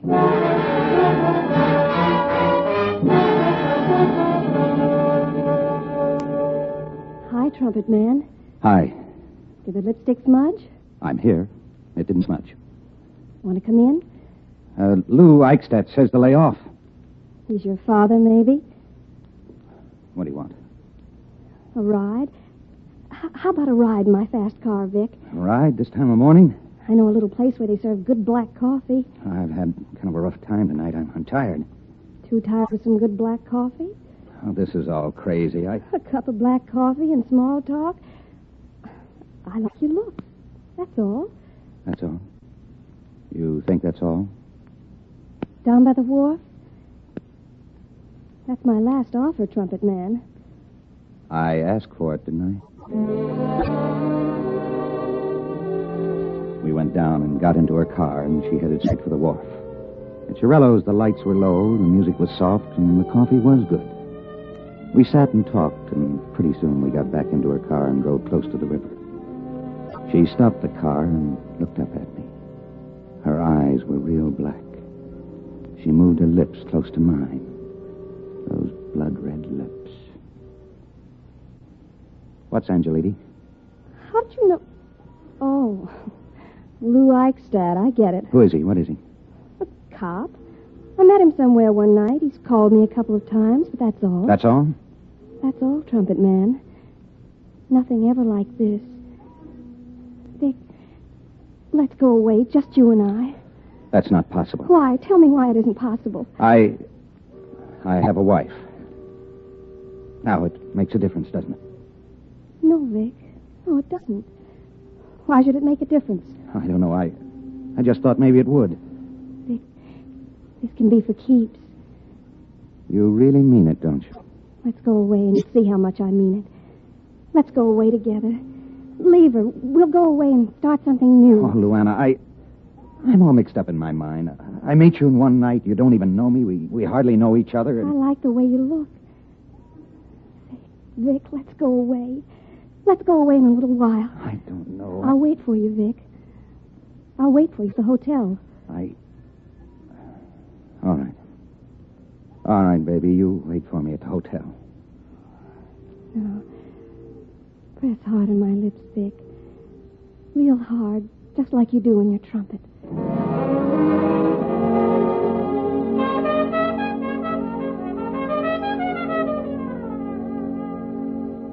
Something that had been hard for me to settle was easy now.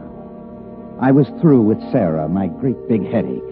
I was finished, and she wouldn't yell at me anymore, or cheat anymore. I could go away now. Go away from her and her nagging voice. Away from Sarah, and away from hate. You, Vic? Yeah, me, Vic. Where have you been all night? It's 4 o'clock in the morning. Your voice makes me sick. What should I think? What should you think? A no-good bum husband who stays out all Now, night. be quiet for 1 minute, and I'll tell you a secret, my sinful wife. I'm leaving you. I'm going away. You're going away. You're insane. What do you think? Oh, it's time, Sarah. I finally woke up from that crazy sleep I was in. I'm leaving you. So, you're leaving me. Yes, I'm leaving you. We don't make the right kind of music anymore. Music. Is that what you call it? No, it's not music. It's a hell. That's all it's ever been. You hear me? Everything I've ever done, every sacrifice I've ever made in just a simple sentence you make, it's all over. Just as simple as that.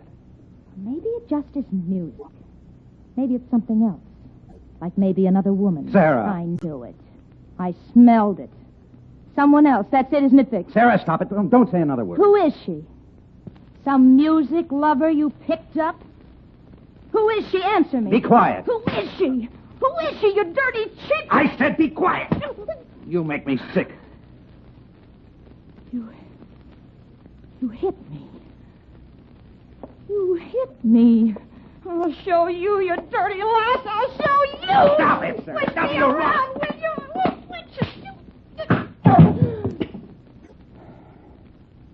Sarah. Get up, Sarah. I didn't mean to. Sarah. I said to get up. I didn't. Sarah, what's the matter? Why don't you... Oh, Sarah, you're bleeding. I didn't mean to, Sarah. Oh, no. No, Sarah, no. No.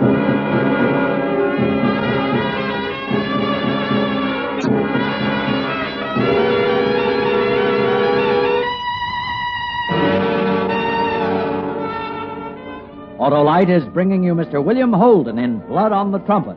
Tonight's production in radio's outstanding theater of thrills, Suspense.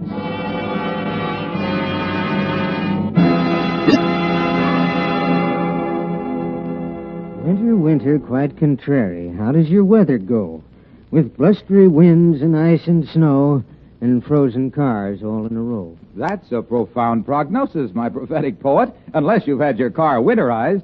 It's last call, friends. Have your neighborhood Autolite spark plug dealer change oil and grease, put in antifreeze. And check the spark plugs, too! Right, Johnny Plug Check. Spark plugs are the all-important heart of your car's ignition system. And when they're right, your chances of starting even in the coldest weather are better than ever. So, check the spark plugs, too! Yes, folks, visit your friendly Autolite spark plug dealer and replace worn-out spark plugs with ignition-engineered Autolite spark plugs. The spark plugs that work as a team with your car's ignition system. Because they're designed by the same Autolite engineers who design complete ignition systems used as original factory equipment on many leading makes of America's finest cars. And whether you choose the standard type or the resistor type, you'll be right, because you're always right with Autolite. And now, Autolite brings back to our Hollywood soundstage Mr. William Holden in Elliot Lewis's production of Blood on the Trumpet, a tale well calculated to keep you in suspense.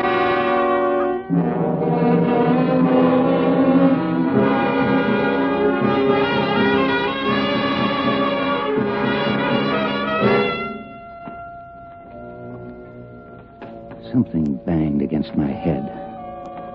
I turned over on my back and opened my eyes. And then I sat up.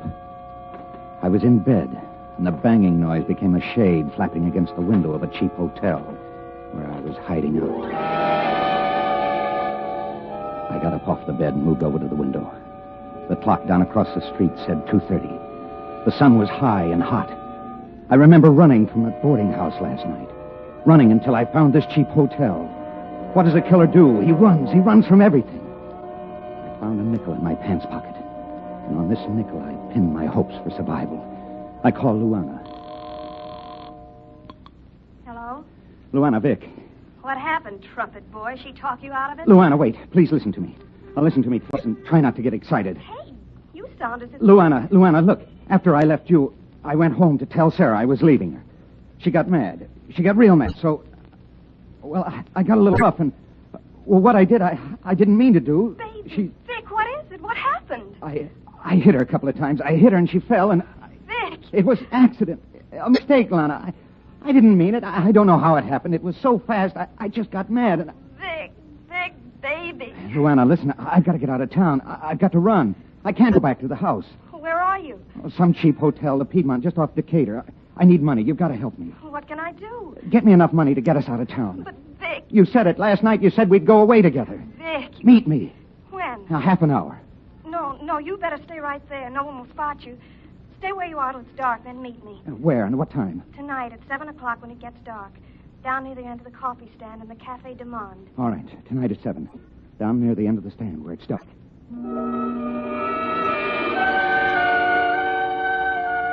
I hung up.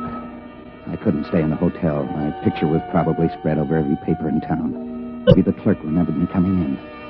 I'd better get out and move around. I went down to Decatur Street. It was starting to fill with late afternoon shoppers. I walked up and down the streets until 4 o'clock. And then I found an almost empty cafe and went in and ordered a cup of coffee. I was sitting there, staring ahead, trying to clear my mind, when suddenly I felt a big flabby hand grip my shoulder.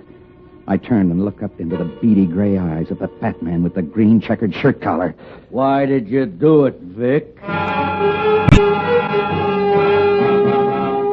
I jumped up and with all my strength I shoved both arms straight out and hit him in the stomach. I could feel both of my fists sink into the pounds and pounds of flesh. And then he was reeling backward, knocking over chairs and people, and I was running out the door and down the street. I slowed down, mixing in with the people pushing along. How was it possible? The guy that had been up in that room with my wife. Was it just a coincidence that he found me, or was he really looking for me? Time. Before I had no time. Now I had too much of it. I passed a movie theater. I stopped. He looked the streets until dark. That was it. I went in. I don't even remember the name of the picture. I couldn't even concentrate on it. Because all the time I kept thinking about the fat man. What did he want with me? Was it really just a coincidence that he'd spotted me?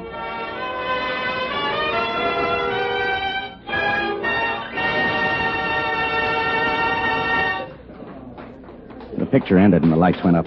I crouched down low in my seat, staring straight ahead. And then out of the corner of my eye, I saw him. He was walking up the aisle, looking up each row of seats. He was looking for me. I turned my head and held my hand up to the side of my face. He was coming closer now. He was at the next row.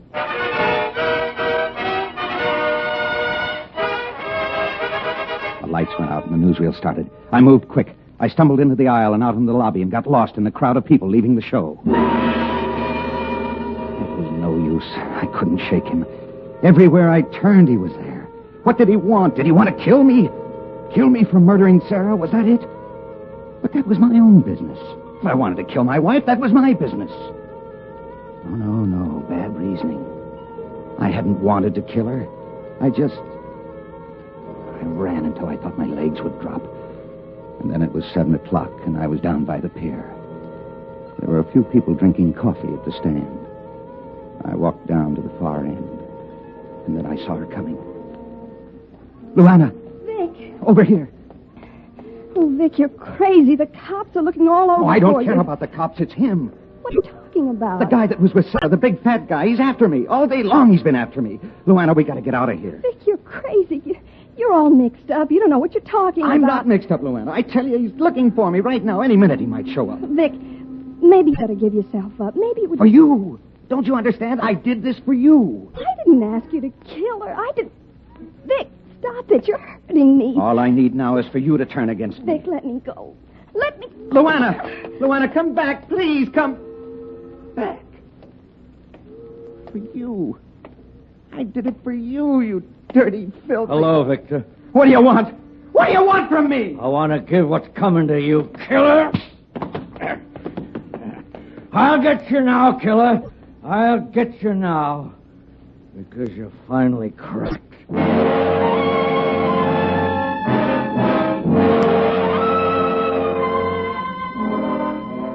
It was no good. I just couldn't run anymore. Everywhere I turned, he was there. I was being hunted by a guy with murder in his heart. Can you understand that, Juno? I made it back to the hotel, and I was waiting for him when you guys showed up. I never knew I'd be so glad to see the police. I never knew I'd be so glad. Mm-hmm. The girl turns you in, Vic. Luana. She cried, Victor. She cried when she told us where you were.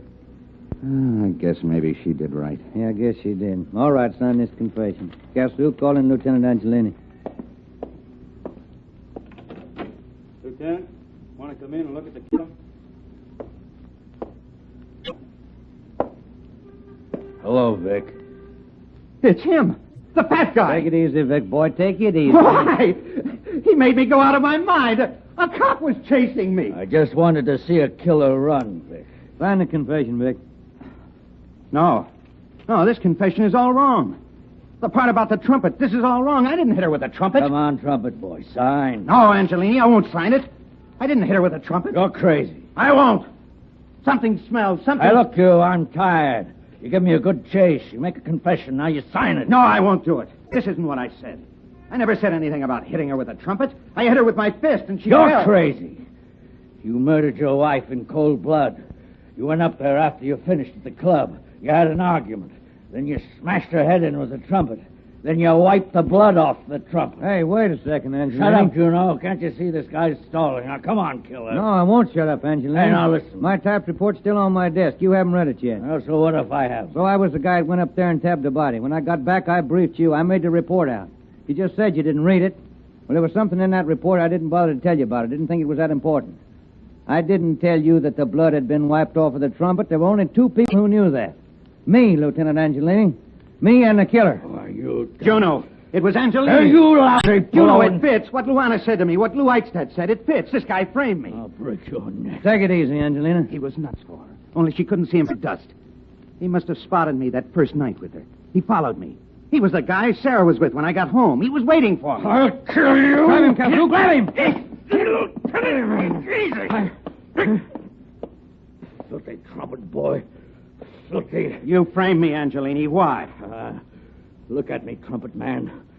Look hard at my extra flesh and tell me why I would frame a man like you. Luana. Your wife wasn't dead when I went up there the second time.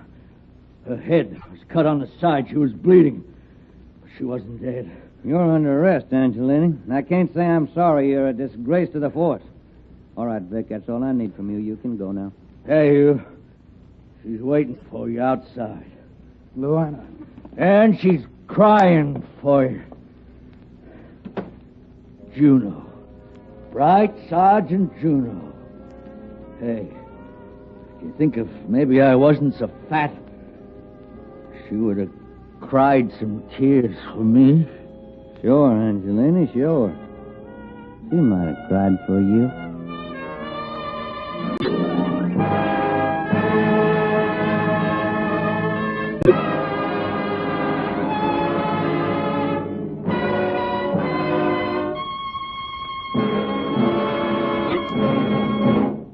Suspense, presented by Autolite.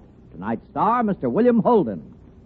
Friends, this is Harlow Wilcox, and now I'd like you to meet our star, William Holden. Thanks for the curtain call, Harlow. I was hoping you would invite me to say a few words. About your new Paramount picture, Union Station, no doubt. Well, Bill, I've seen it, and it's great. Well, thanks, Harlow, but I really intended to say a few words about Autolite. Bill, that's the best curtain speech you could make, but you'll need more than a few words. I know, Harlow. Why, Autolite makes 400 products for cars, trucks, planes, and boats in 28 plants, coast to coast.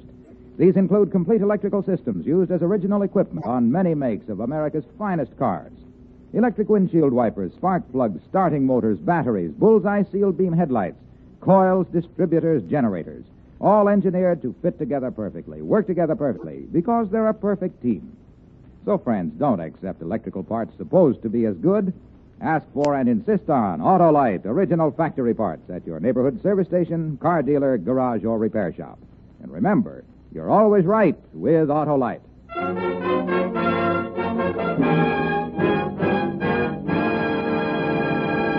Next week on Suspense, Mr. Cary Grant as star of On a Country Road. And in weeks to come, you'll hear such famous stars as Ozzie Nelson and Harriet Hilliard and Van Heflin. appearing in tales well calculated to keep you in suspense.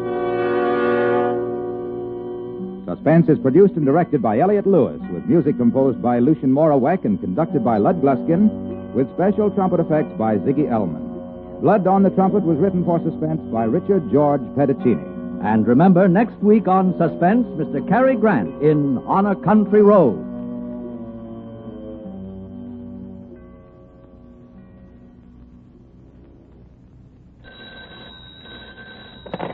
You can buy world-famous Autolite resist-type or standard-type spark plugs, Autolite simple batteries, Autolite electrical parts at your neighborhood Autolite dealers. Switch to Autolite.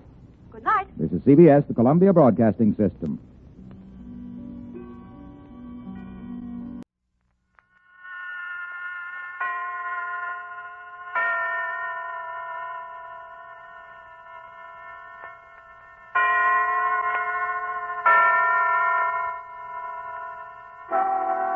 Suspense.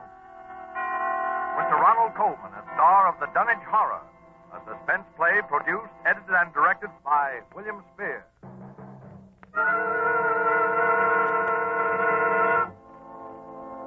Come in, Dunwich, Massachusetts. Come in, Dunwich.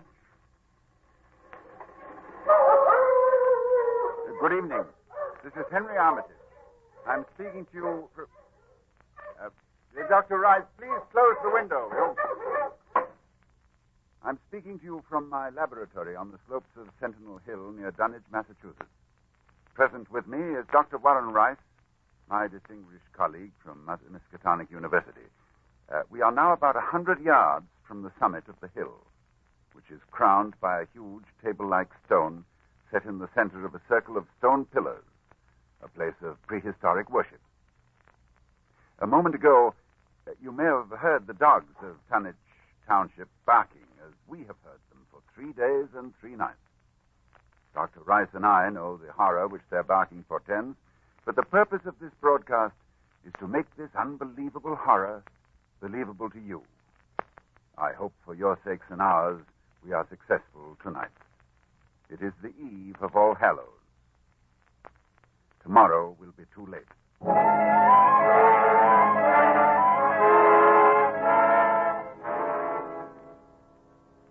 Our time tonight is very short, so I'll speak only of those more recent events which, believe me, may culminate at any moment in a climax too frightful to wholly contemplate. I will begin with a verse of Wilbur Whately.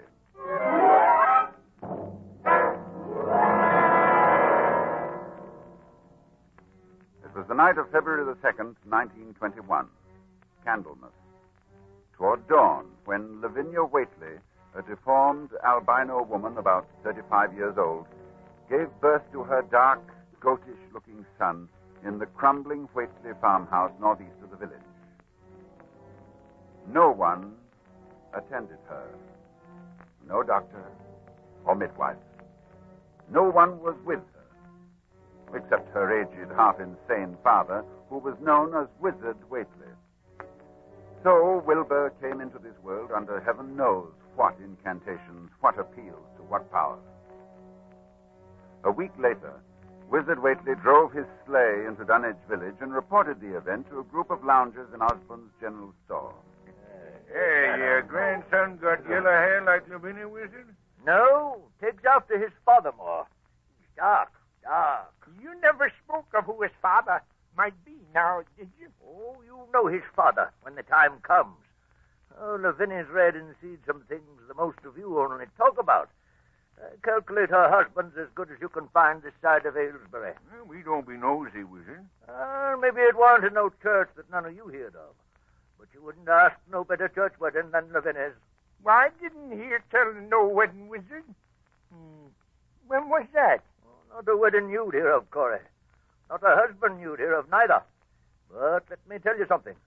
Someday you folks will hear a child of Lavinia's calling its father's name on top of Sentinel Hill.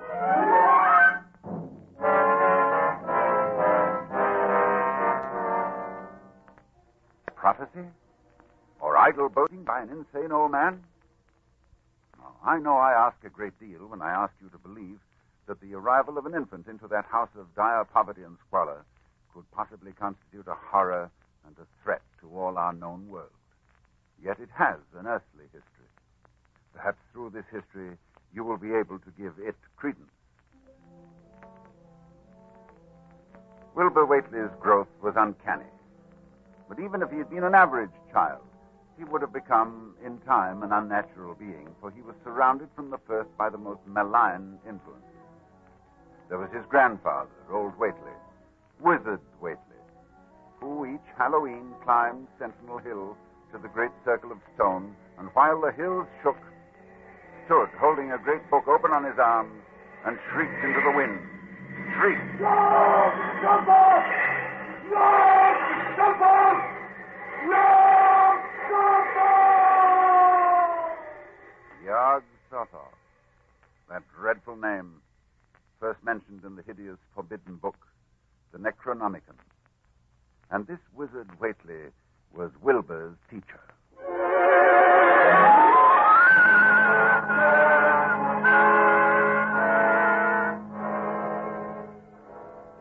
The villagers began to notice curious things that were going on at the Whately farmhouse. Soon after Wilbur was born, old Whately began to remodel the house. The abandoned upper story was restored, and all the windows were tightly boarded up. And then Wizard began to buy cattle in large numbers, both horses and cows. Yet the livestock on the farm didn't seem to increase. Young Lem Brown was one day curious enough to creep close to the house to count the Whately herd. Dr. Armitage, there warn't more than 12 cows, and them sick. Looked like they had the blight and funny wounds on them, like cuts. I heard something, too, in the top part of Wizard's house. Something like water slapping inside, only big like a sea.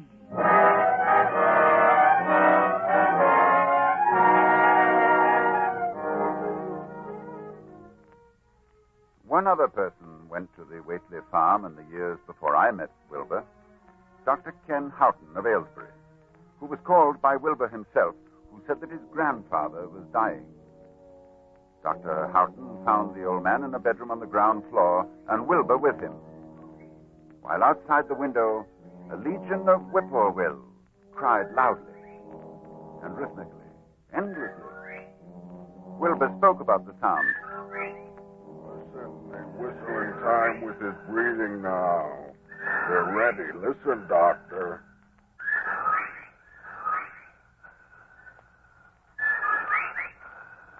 They know his soul's going out. They're waiting.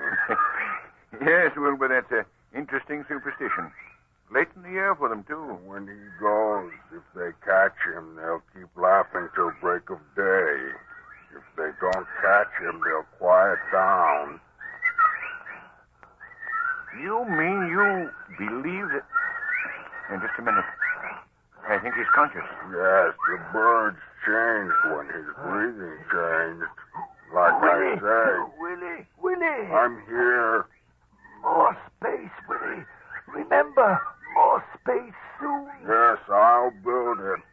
You grows, but that grows faster.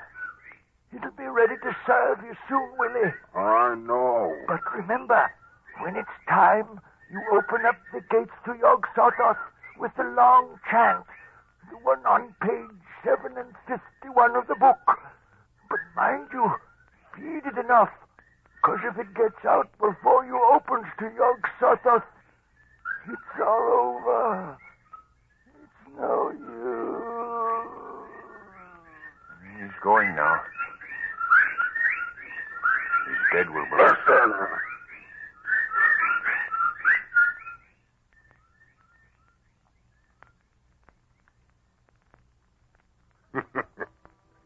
The birds, they didn't get him. Yes, he's free. He's gone.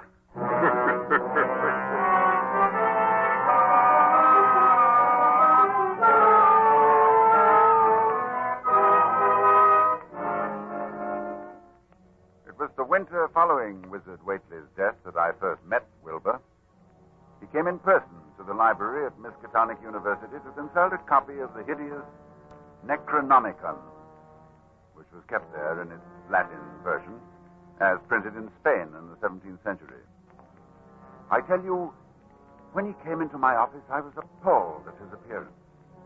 8 feet tall, shabby, dirty, bearded. But I was even more appalled by his voice when he spoke to me. I wrote you a letter a month past, Doctor. I wanted a loan of the book.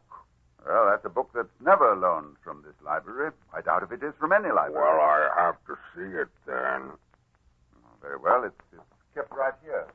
As you know, there are only 3 copies of this book in existence. That's why we're careful. Here, you can look at it on this table. Wizard said it would be on page 751. What? What is it you're looking for? The formula, the long chant, the one that opens the gate to Yog-Sothoth.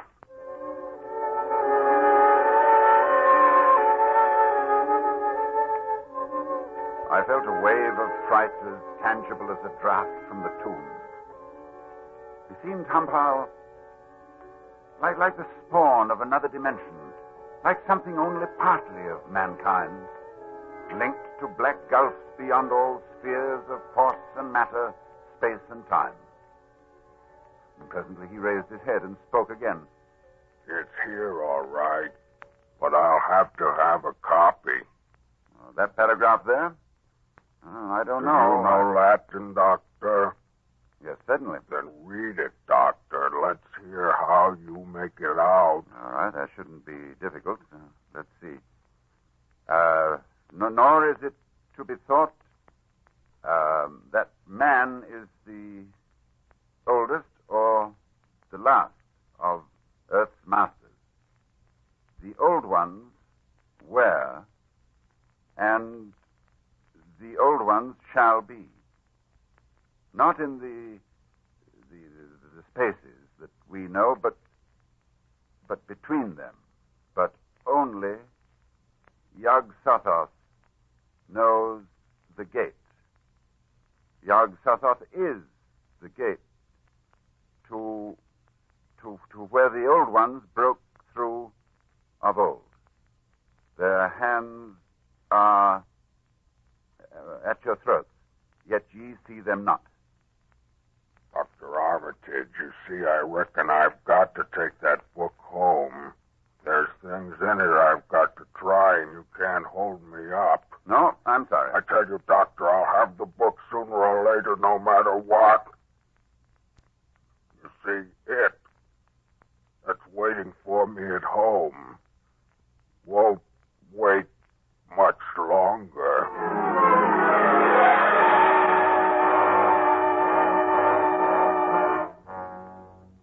It was a week later that I was awakened suddenly by the fierce yelping of the great watchdog on the campus, followed by a sound from a wholly different throat, a scream.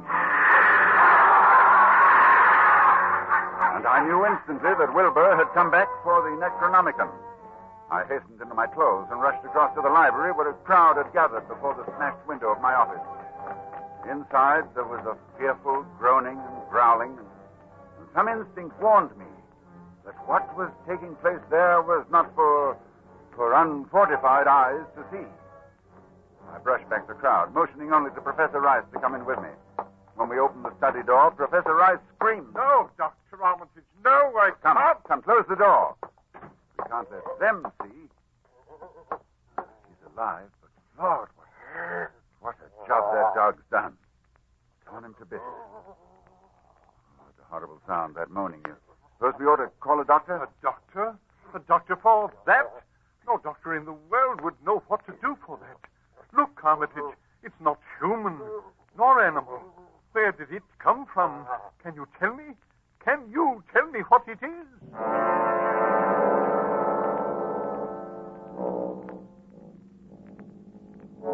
No, I couldn't tell what Wilbur Whately was. The thing that lay half bent on its side in a pool of greenish-yellow stickiness was 9 feet tall. And the dogs had torn off all the clothing and some of the skin. It was partly human, beyond a doubt, with very man-like hands and head, but the torso and lower parts of the body were fabulous. Its chest had the leathery hide of a crocodile or alligator. But below the waistline, the skin was covered with coarse black fur. And from the abdomen, long greenish-gray tentacles. The limbs terminated in ridgy-veined pads that were neither hooves nor claws.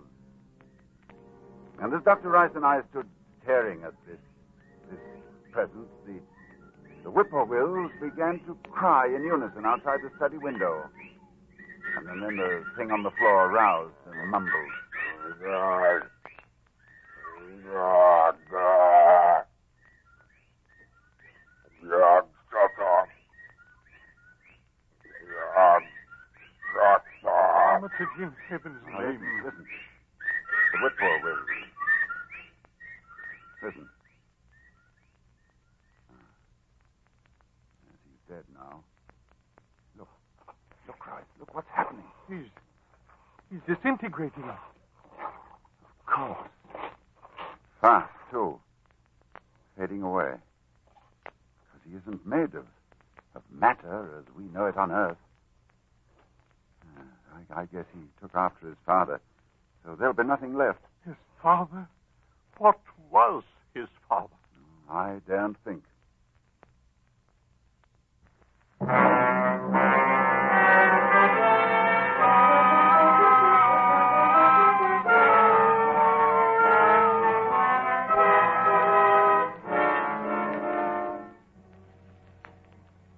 I thought then that what came into our world with Wilbur Whately left with him. I forgot what he himself had told me of it, which was waiting in the sealed house Wizard Whately had built, where the cattle were driven to disappear. But Wilbur Whately left a diary, written in a strange alphabet resembling Sanskrit. And I worked off and on for weeks to decipher it.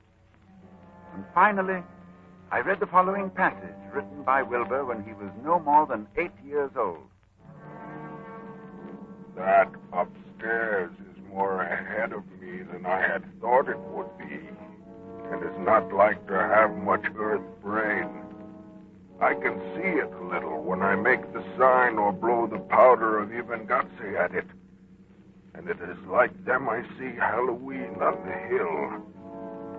I wonder how I shall look when the earth is cleared and there are no earth beings. Maybe like that upstairs looks, which has no body, even fed with all the blood. Toward morning, in a cold sweat of terror, I called Dr. Rice to my house and told him we have to destroy what's in that farmhouse. Why can't we just leave the thing locked up there? The house is boarded tight. Yes, but you think boards will hold it? Don't you realize, man, it hasn't been fed? It hasn't had blood since the 18th of September, when Wilbur Whately came here to die.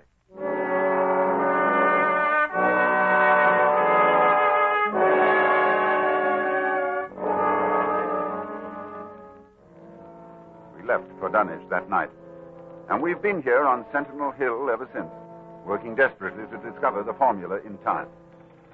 But a week ago tonight, shortly after dawn... Yeah, hello? Dr. Armitage, this is Lem Brown. I was just up beyond the glen, Doctor, looking for cows I lost last night. Yes, Lem? Well, Doctor, something's been there.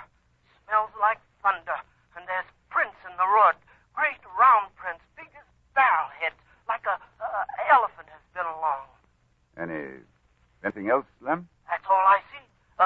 Except bushes and trees pushed back from the road, like a house was drug along. Oh. Did you hear anything? Yes. Long toward morning, I heard a sound over toward Whately's place. A kind of ripping or tearing of wood, like a big box was being opened up. Chancy, you heard it too.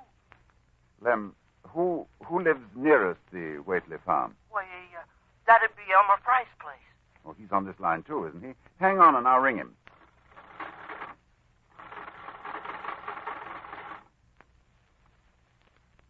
Dr. Armitage. This is Central. I'm trying to get Elmer Fry, Central.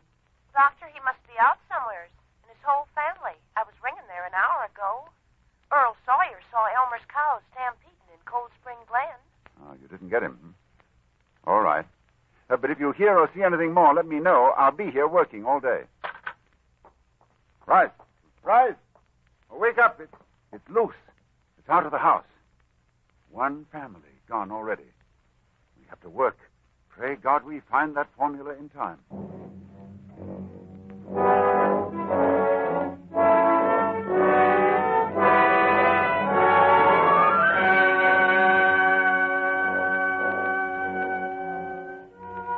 A week since it broke loose.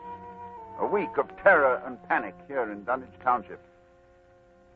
Each night it moves about the countryside, leaving the trees crushed in its 30-foot swathes, as though by a moving mountain, leaving its monstrous tracks and a trail of tarry stickiness, leaving crushed and gutted farmhouses and whole herds of cattle drained of blood.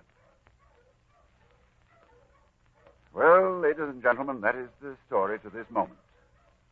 And tonight is Halloween. Tonight we are here to... Just one moment, please. Dr. Rice, did you hear something? With the window closed, no. Well, we'll throw it open. I thought so. Listen. The sound from 1,000 bending trees. A sound like the sea moving across a forest. Yes. Yes, it's coming here, of course. All Hallows, it comes to Sentinel Hill. Dr. Rice, I'll try the formula and the powder from the altar stone. I want you to stay here at the microphone and report what you see. Very well, Dr. Armitage. Oh, wait a minute before I go. To any scientists who may be listening to me, if I fail, there is a possible alternative formula in Falconer's Mystical Formulae of the Middle Ages on page 24. Listen. Well, there are the whippoorwills. I better get out there. Take over, Dr. Rice. Yes. I'll do as well as I can, Armitage. Good luck.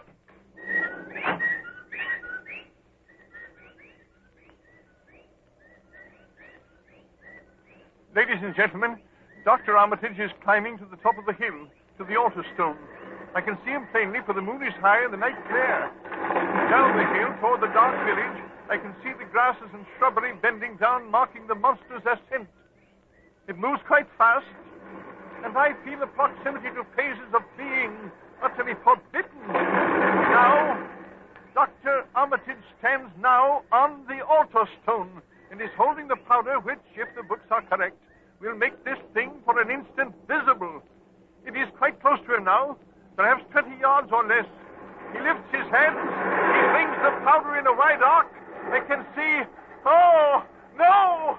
No!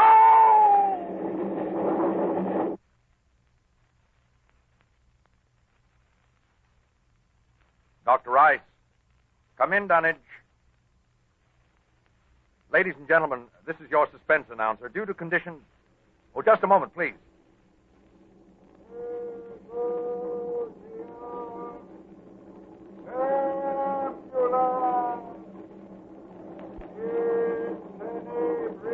One moment, please. Dr. Rice, can you hear me? Yes, I can hear you. Yes, for a moment I was overcome when I saw... Ladies and gentlemen, perhaps you can hear now the incantation of Dr. Armitage. Listen.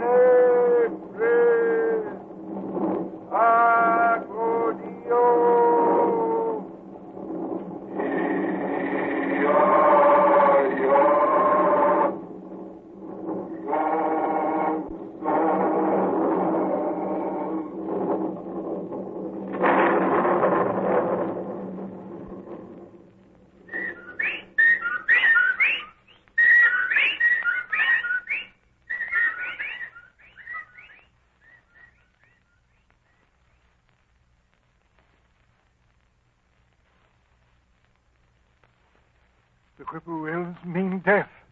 And Dr. Armitage is walking back here now.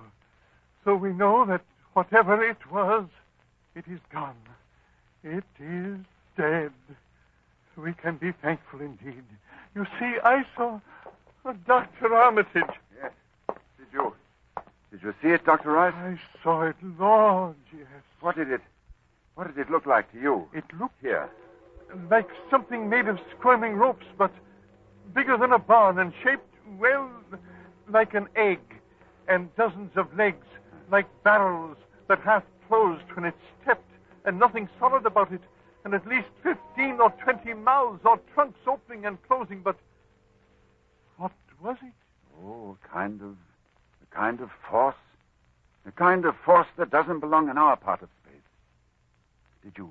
Did you notice the half face on top? Half face, like a human face. Yes, very large, but yes, quite human, and quite like Wilbur's, like all the Whateleys. Then it was. That's right. It was Wilbur's twin brother, and you saw what 3 weeks' growth had done. And it was the child of Lavinia's who called its father's name on Sentinel Hill, as Wizard Whately prophesied. You heard it calling, Yog Sotho.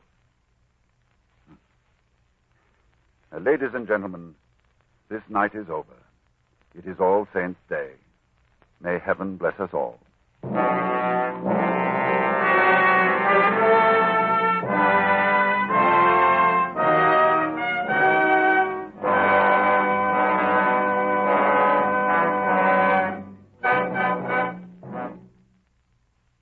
The Dunnage Horror, with Ronald Coleman as your star of Suspense.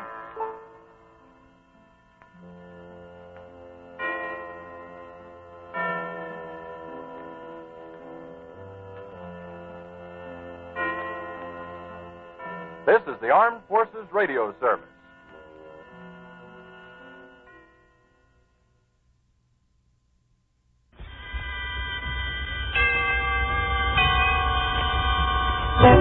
Suspense. Among wine stewards, the men who are responsible for the wine selections in the cellars of famous hotels and restaurants, the choice is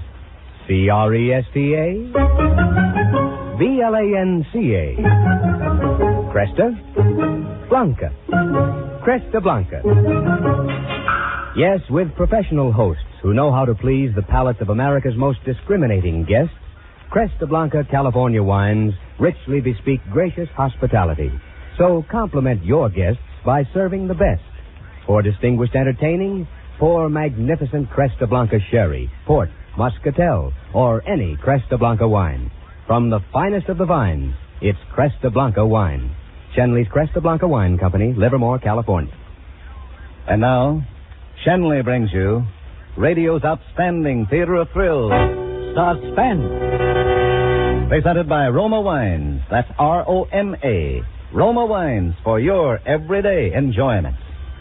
Tonight, Roma Wines of Fresno, California bring you Mr. Walter Abel in Quiet Desperation, a suspense play produced, edited, and directed for Shenley by William Spear. It was during my lunch hour one day. Funny, I can't even remember the name of the book. Anyway, the sentence was, "The mass of men lead lives of quiet desperation."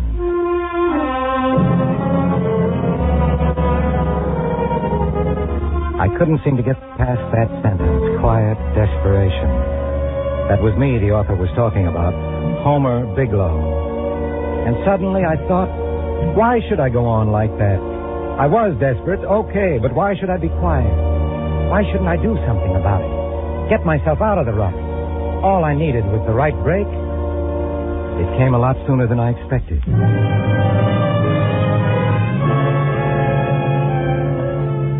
One day, just before my vacation, I happened to overhear Mr. Pearson, he's president of the bank, talking to one of the bank's directors, Corbin Vandergrift. Usually their conversation is about debentures or first mortgages or government issues. That stuff doesn't interest me. Today, their talk was a horse of another color. It was a hot day, and the door of the boss's office was open. They didn't even know I was alive. Well, I understand she's no great beauty, but it's just as well she doesn't attract too much attention going through customs at both ends. You mean to say, Corbin, that a young girl is willing to take the risk of violating her country's currency controls? Evidently. Of course, she feels exactly as her father does. That they should be free over there to spend their own money wherever they choose. Right. Old Vale would break every law they've written there, just for the satisfaction of knowing he's outwitted them. Mm-hmm. And Hesker probably feels the same way about it. Well, then he'll probably get quite a kick out of slipping 20,000 pounds out of the country. Not pounds, John. But they might as well be. They're just about as negotiable as cold cash. But when that girl turns them over to me, I can walk into any dealer in the city and get full market value in 10 minutes. And I intend to do it for them. I'm in complete sympathy. No government on earth could tell me where and when and how to spend my own money. Once she gets the money, what is she going to do with it? Oh, I don't know, and I don't care. My guess is that she's going to do some shrewd buying of highly scarce products for shipment back abroad. Leave it a veil to find a profitable deal. When is she arriving? Monday on the Elizabeth. I've engaged a suite for her at the Ambassador. I wrote them that I'd meet her at the boat, take her to her hotel, get the negotiables, and exchange them for her. That afternoon, she can throw the dollars out the window for all that matters to me. My duty will be over. Well, aren't you going to entertain her while she's here so that she has a good time? Entertain her? Sure. I should say not. I don't even know the girl. Besides, I'm a little old for that sort of thing. Oh, Corbin, wait a minute.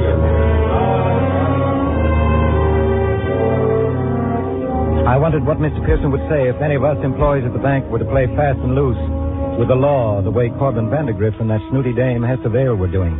He wouldn't be quite so sympathetic and understanding. You can bet your bottom dollar on that. That kind of skullduggery was labeled strictly for the rich. I should have put the whole thing out of my mind, but somehow I couldn't. 20,000 pounds. $80,000 in American money. I stood there outside Mr. Pearson's office. I was shaken out of my quiet desperation somehow. I just stood there, dreaming about romance and adventure that you could buy with money. Well, Homer, you all set for your vacation? Oh, yes, sir. Leaving Friday for good old Eel River. My 13th year up there. Well. I envy you. I won't be going up until September. Well, then you'll be fishing up at Eel River again this summer, too. Oh, yes, indeed. I wouldn't miss it for anything. I wrote Emil and told him to expect me. Say, we'll be quite a party this year, 5 of us. By the way, did I tell you about the trout I caught last year? Yes. It weighed close The to bank president and his lowly employee both went to the same place for their vacation. But what a difference. When he went out fishing, he had 2 guides per man with him. To pack and to carry, to paddle and to cook, to set up camp, to do everything that needed doing. Whereas I had to do everything for myself and by myself. Have a good time, Homer. I'll see you when you return. I'll say goodbye now, son. I won't be back anymore today. Goodbye, sir, and thank you.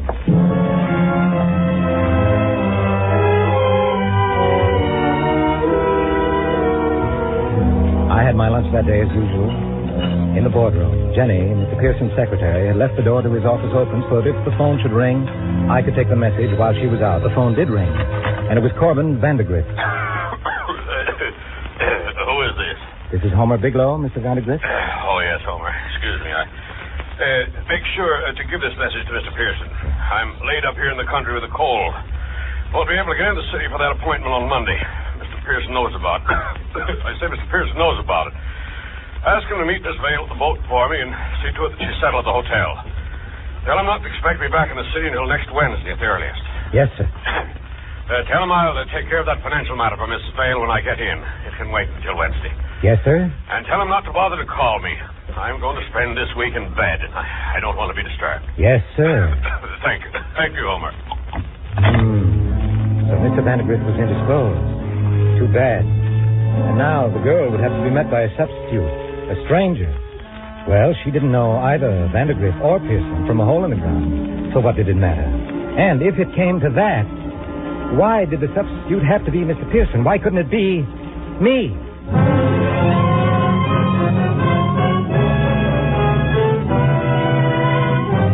For Suspense, Roma Wines are bringing you Walter Abel in Quiet Desperation. Roma Wines' presentation tonight in radio's outstanding theater of thrills, Suspense.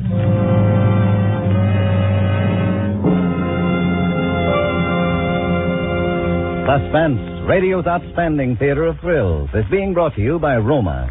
That's R-O-M-A, Roma Wines, America's largest selling wines. Mark Twain once said, "Everybody talks about the weather, but nobody does anything about it." Well, that may have been true in Mark Twain's time, but today it's a different story. Today, there's an easy way to beat the heat. Just half fill a glass with better tasting Roma wines, such as rich Roma Tokay, fruity Roma Zinfandel, or mellow Roma Claret. Add ice, fill up with soda, sweeten to taste, and garnish with fragrant mint or fruit slices. Then, lean back and enjoy Roma wine and soda, America's smartest, coolest, summer drink. I'm sure you'll agree that Roma wine and soda, so delicious, so refreshing, so cool to come home to, is the perfect warm weather thirst quencher. Perfect for summer entertaining. So inexpensive, too.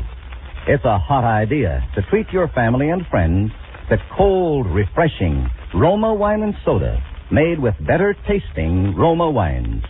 America's favorite wines. And now, Roma Wines bring back to our Hollywood soundstage Walter Abel as Homer Biglow, with Kathy Lewis as Hester Vale in Quiet Desperation, a play well calculated to keep you in suspense.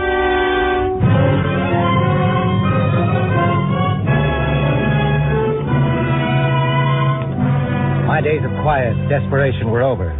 Anyone taking a real close look at me that Friday wouldn't have been sure I had a fever.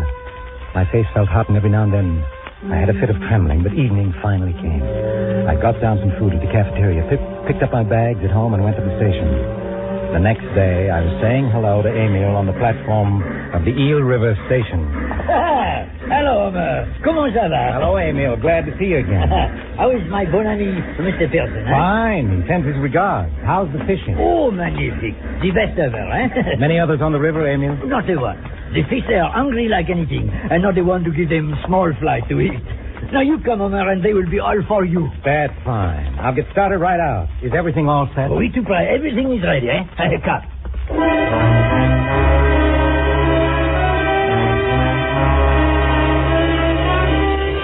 In half an hour, I was at the camp on the shore of Eel River. I had lunch, changed my clothes, put my city clothes into my pack instead of into my suitcase, which I was going to leave in camp. And by 3 o'clock, I was a good 8 miles up Eel River. By 4, I had hidden my canoe and equipment in some bushes along the bank, and, dressed again in city clothes, was walking slowly through the woods toward Loudon's Corner 3 miles away. It was a local stop on the railroad just below Eel River, and the train south was due in at 9 that night. I had plenty of time to catch it and make the transfer to Boston for the night train to New York. At the Boston station, I bought a cheap suitcase and a couple of shirts, and when the train dropped me at Grand Central early Sunday morning, I went straight to the 49th Street Hotel, which was just a couple of blocks from the Ambassador. I scrawled the name Henry Smith in the register and was shown to my room. I had a whole day and a night to wait, and for once, with all that time on my hands, I didn't read a book.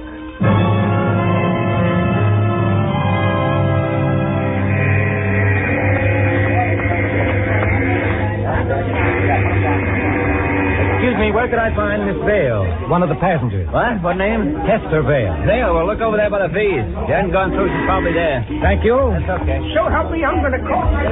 Miss Vale? Miss Vale? Oh, good morning, Miss Vale. You're Mr. Vandergrift. That's right. So good of you to come. My father promised you'd meet me. How is your father? Very well, thank you. Still growling about Europe's ruin. It's been a beastly nuisance, this waiting. Hi. Very warm in America. Is there anything I can do to help? Thank you. That chap's finally finished mucking about in my boxes. You'd think I was an adventuress, smuggling something priceless into your country, wouldn't you? Had nothing to declare, you know. Came with empty trunks. Expect to fill them up while I'm here. Can't buy a thing in Europe, you know. Europe's a dreadful nightmare. Yes, so I understand. Father told you all about it, did he? Foolish of him to write. The mail might have been opened. Oh, no. After all, the war's over. Is it? Well, shall I take you to your hotel? You probably want to rest. Rest? Not at all. I'm scooting out to the shops right off. You have enough money for shopping? They allowed me £100. I still have most of it. That'll do for a starter. If they'd only known, you know. If you care to turn the contraband over, I could see about converting it into dollars for you. Contraband? No, spies and all that sort of thing. I describe it exactly. It's very nice. Not now. I'll dig them out to the hotel. All right. Is there anything you'd like to do this evening? Oh, dear. I don't want to impose on your time. You're not imposing. It's a pleasure. But I'd like to see a play. One of your bright American musicals, if possible. I think that can be arranged. Nice. Suppose I call for you at 7. We can have dinner and then go to the theater. That's splendid. It's frightfully kind of you. No, forget it. I haven't seen a musical myself. Well, not for a long time, anyway.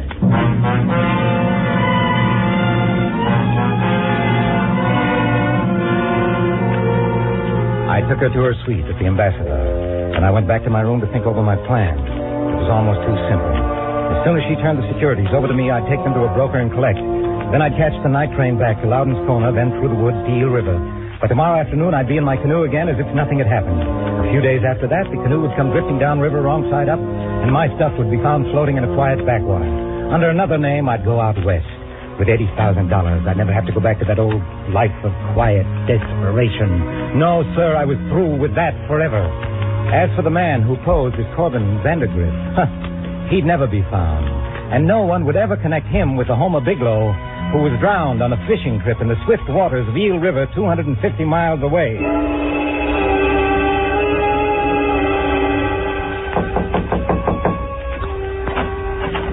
Good evening, Miss Vale. Hello, right on time. How was the shopping? I say it left me quite speechless. I can't wait until I can really go on a spree. We ready? Oh, you are? Quite. Oh, dear. Will you hold this key for me? There's simply no room in my bag for it. Sure, I'll keep it in my pocket for you. Thank you. I picked a quiet little restaurant where I was sure I wouldn't meet anyone who knew me. The theater was going to be an ordeal, all those people, but that couldn't be helped. I had to play my part until she handed over those securities. I couldn't afford to look too anxious about them either, but I needn't have worried. While we were waiting for the dessert, she opened her bag and pulled out a package of about a dozen small envelopes, different sizes and different shapes. Here you are, Miss Vandergrift. Take good care of them. Are these? They are. I put them in my inside pocket. All the way down Broadway in the taxi, I felt them. The envelopes were too small, it seemed to me, to hold securities. Maybe if they were folded over. But even then, they would have to be bulkier than they were. I had to look into those envelopes to know if the securities were really there. But I had no chance, and it wasn't until the taxi dropped us in front of the theater that I was able to make one there. Well, here we are. Miss Vale, I wonder if you'd mind seeing the show alone. Oh, dear. I don't know what did it to me, but I've suddenly got a terrific headache. Oh, that is too bad. Oh, it'll be all right. I just thought the music and the excitement wouldn't help much. No, I should think not. Suppose you take me back to the hotel, then you can go right home. But wouldn't you like to see the show by yourself? You could, and then take a taxi back to the Ambassador. Yes, I suppose I could. I should hate to think a headache of mine spoiled your whole evening. Here, you take the tickets and go on in. Thank you, I will. I'm dreadfully sorry you have to miss it. Oh, I'll make up for it another time, Miss Vale. There are plenty of musicals you'll want to see. You'll be sure to take something for the headache now, won't you? I will. Thanks a lot for being so considerate. Good night, Miss Vale. Have a good time. I'm sure to. Good night, Mr.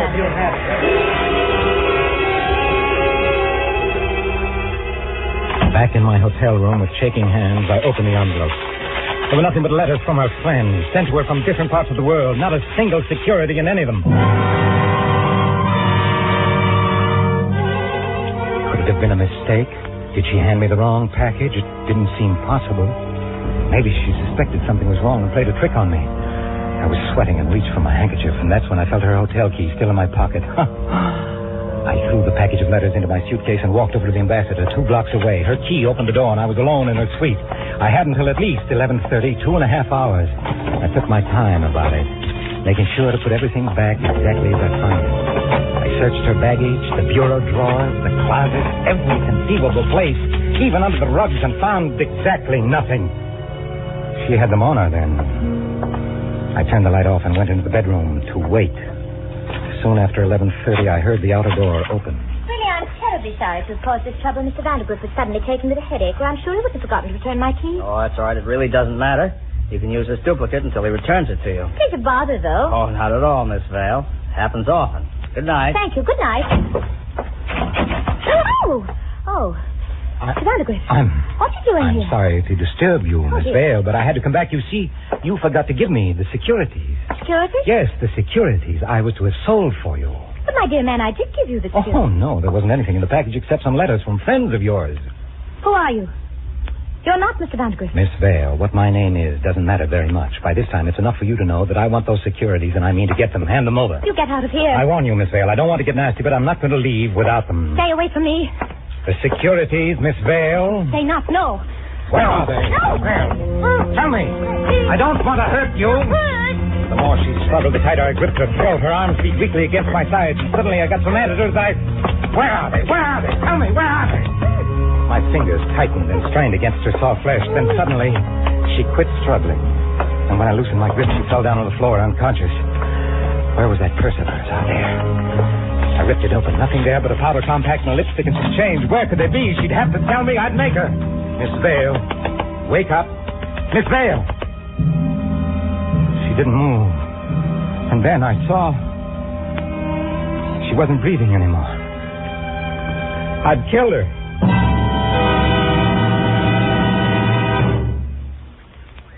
I never meant to kill the girl. I hadn't any idea I was choking her that hard. All I wanted was... But no, I had to get away. I couldn't stay here with that limp body sprawled on the rug. But I had to be careful. I couldn't afford to make a mistake now. I tried to remember everything I'd read in detective stories. You had to be careful about fingerprints. I ran to the bathroom, grabbed a towel, and with it wiped every surface I might have touched. Then I dragged the body to the bedroom and put it on the bed. I shut the door behind me and turned the lights off in the sitting room. I listened a couple of seconds at the outer door. Everything was quiet. I ducked out and went to the stairs. The lobby was empty. I crossed over and went out into Park Avenue.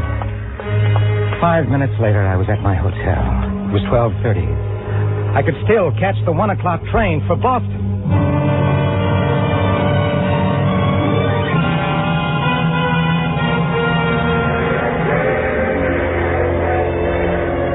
Fine mess I'd made. The best thing that could happen to me now.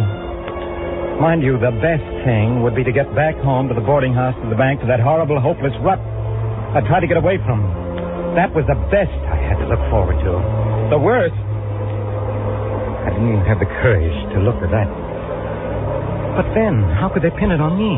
If anybody had anything to worry about, it wasn't me. It was Vandergrift. He had the date with her, not I. As far as anybody knew, I didn't know any such person as Hester Vale ever existed. Vandergrift was the guy she told the desk clerk she'd given the key to. I bet the poor sap wouldn't even be able to prove an alibi for last night, midnight. Yes. I could go back to my fishing and forget the whole thing. Forget it ever happened. I was saved. Fine consolation that was, after all the beautiful plans I'd made. But at least I was safe.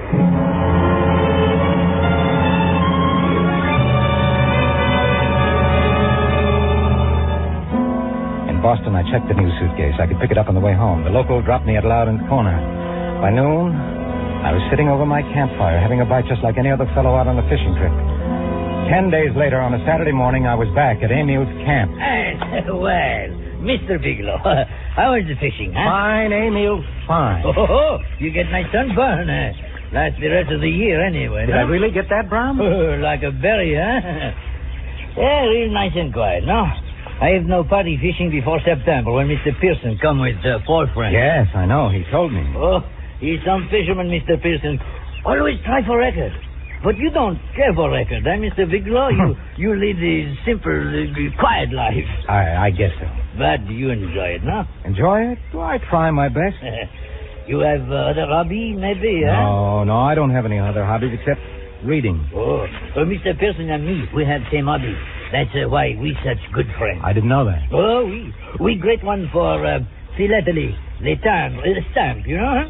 Someday I show you my collection. It feels 3 albums. But I have not so good collection like Mr. Pearson. But then I don't have so much money. Neither have I. Oh, you make joke. Mr. Pearson, he very wealthy, I know. But still, Emil can give him some stamp once in a while. I have few duplicates. You do me big favor and give them to Mr. Pearson avec mes compliments, eh? What? Oh, sure, I'd be glad to. Yes. Now I drive you to station. Next year you come again, no? Yes, I'll come again.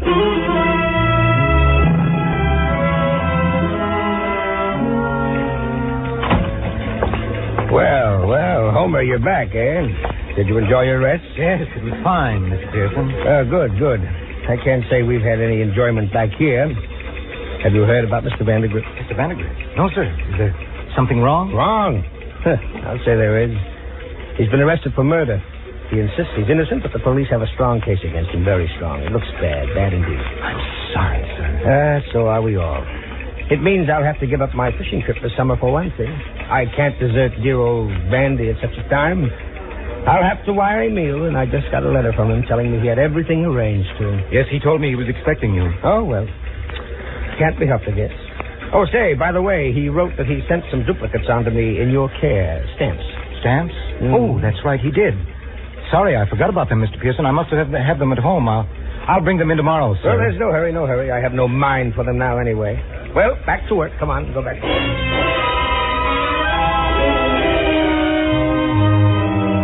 That night I looked for the stamps, but couldn't find them. How I ever managed to lose them, I'll never know. Now I'd have to explain to Miss Pearson. No, I wouldn't have to explain. I still had those letters, her letters. They were from foreign countries. I'd take the stamps from those envelopes and give them to Mr. Pearson. He'd never know the difference. I knew how fussy he could get about a little thing like lost stamps. Rather than get him started on a lecture, I got out the package of letters, cut the stamps off, and then burned the letters and the envelopes. The next day... Yes? Here are the stamps, sir. I found them at home, all right. Oh, well, just put them on the desk, Homer. Thank you very much. Don't mention it, Mr. Pearson.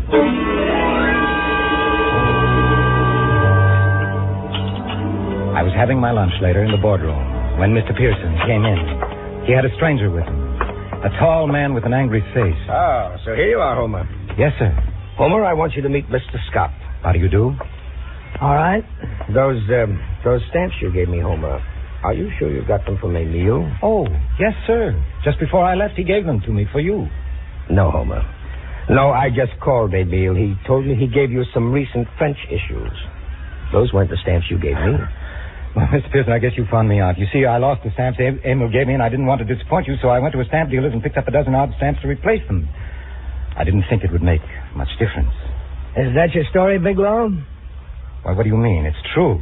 They were very rare and valuable stamps, Homer. You must have shelled out a pretty penny for them. Oh, I don't know. Mr. Pearson feels a man in your position couldn't afford to buy stamps like those unless... Unless what? Unless you didn't buy them at all, Bigelow. Unless you got them from the late Miss Hester Vale. What's the matter, Homer? Is the name familiar to you? Oh, no, sir. I never heard of... What makes us think so is that the stamps Miss Vale smuggled into this country were the same issues and worth exactly as much. $80,000. We're worth $80,000? Could it be a coincidence, Mr. Bigelow?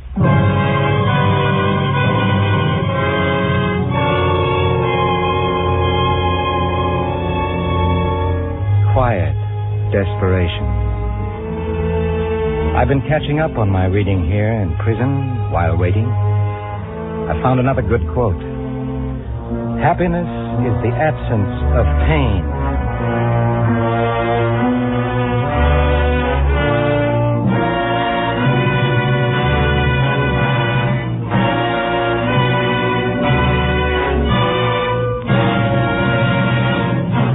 Suspense.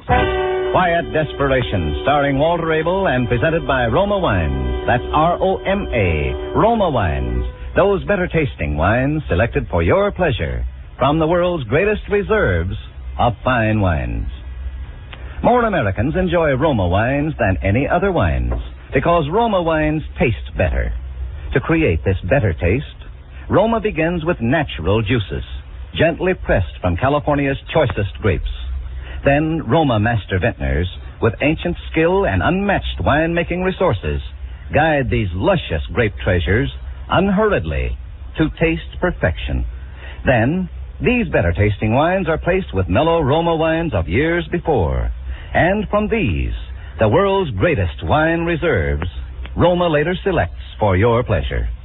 Right now, a wonderful way to discover the better taste of Roma wines is to serve Roma wine and soda, iced. For cool, lip-smacking refreshment, enjoy delicious Roma wine and soda made with your favorite Roma wine. That's Roma, America's largest selling wines. Walter Abel will soon be seen in the Hal Roach production, Fabulous Joe. Tonight's suspense play was by George and Gertrude Fass. Next Thursday, same time, you will hear Donald O'Connor as star of Suspense.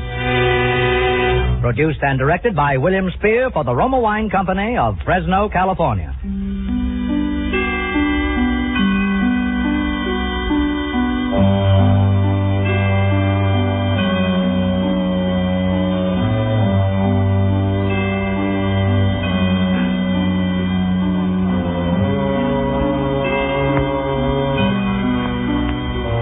In the coming weeks, Suspense will present such stars as Edmund O'Brien, John Lund, Lloyd Nolan, and many others. Make it a point to listen each Thursday to Suspense, radio's outstanding theater of thrills.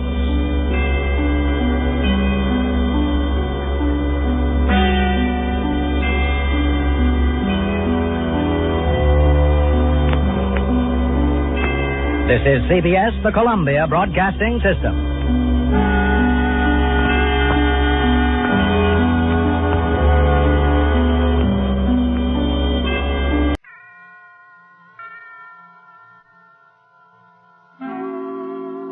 Suspense.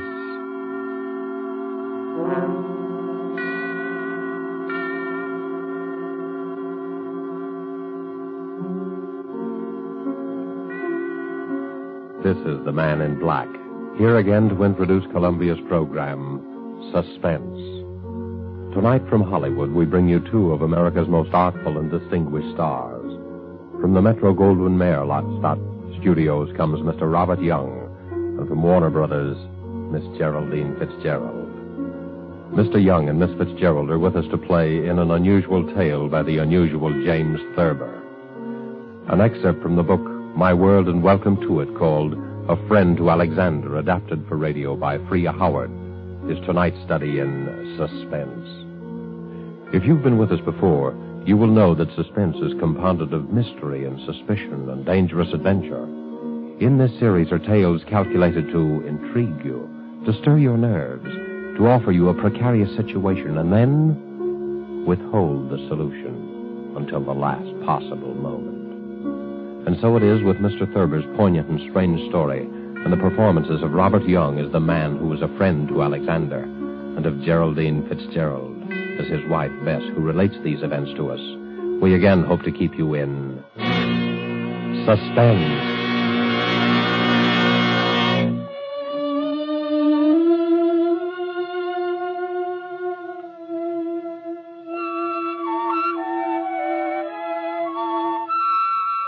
Harry was a laughing, happy-go-lucky fellow before he began to have those dreams.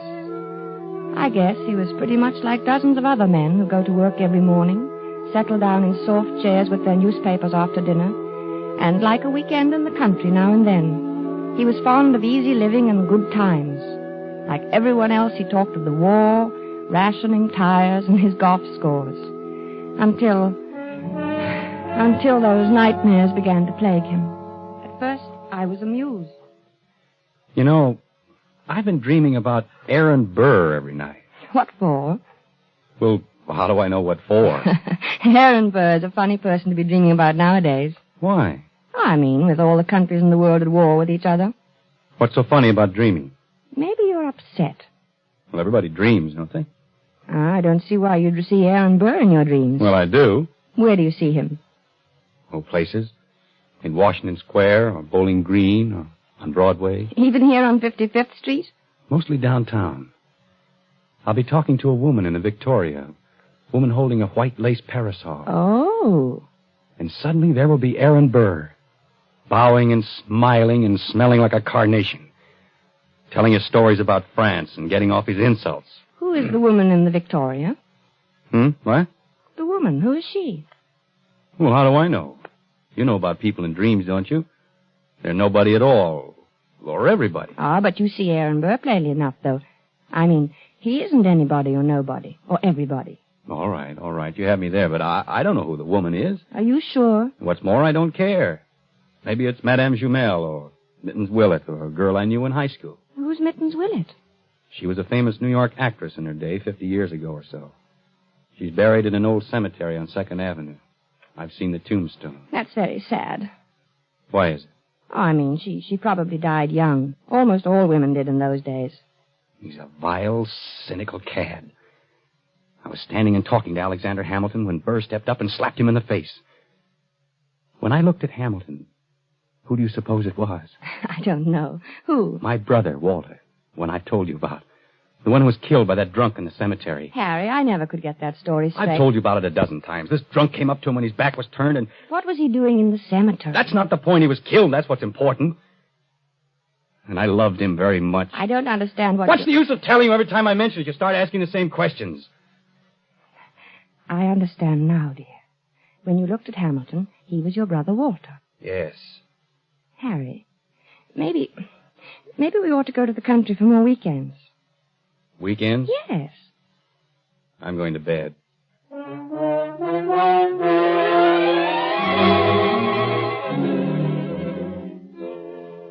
For a time that evening, I worried about Harry. Not about his dream. Why shouldn't he dream? But I wondered about his health. He looked so worried somehow, so unlike himself. I was glad when he went to bed. A good night's sleep was just what he needed, I thought. How could I know? The next morning, we were quietly eating our grapefruit when Harry flung down his spoon. I wish he'd go back to France and stay there, him and his la-la. Who, dear? Oh, you mean Aaron Burr. Did you dream about him again? Yes, he said la-la to me.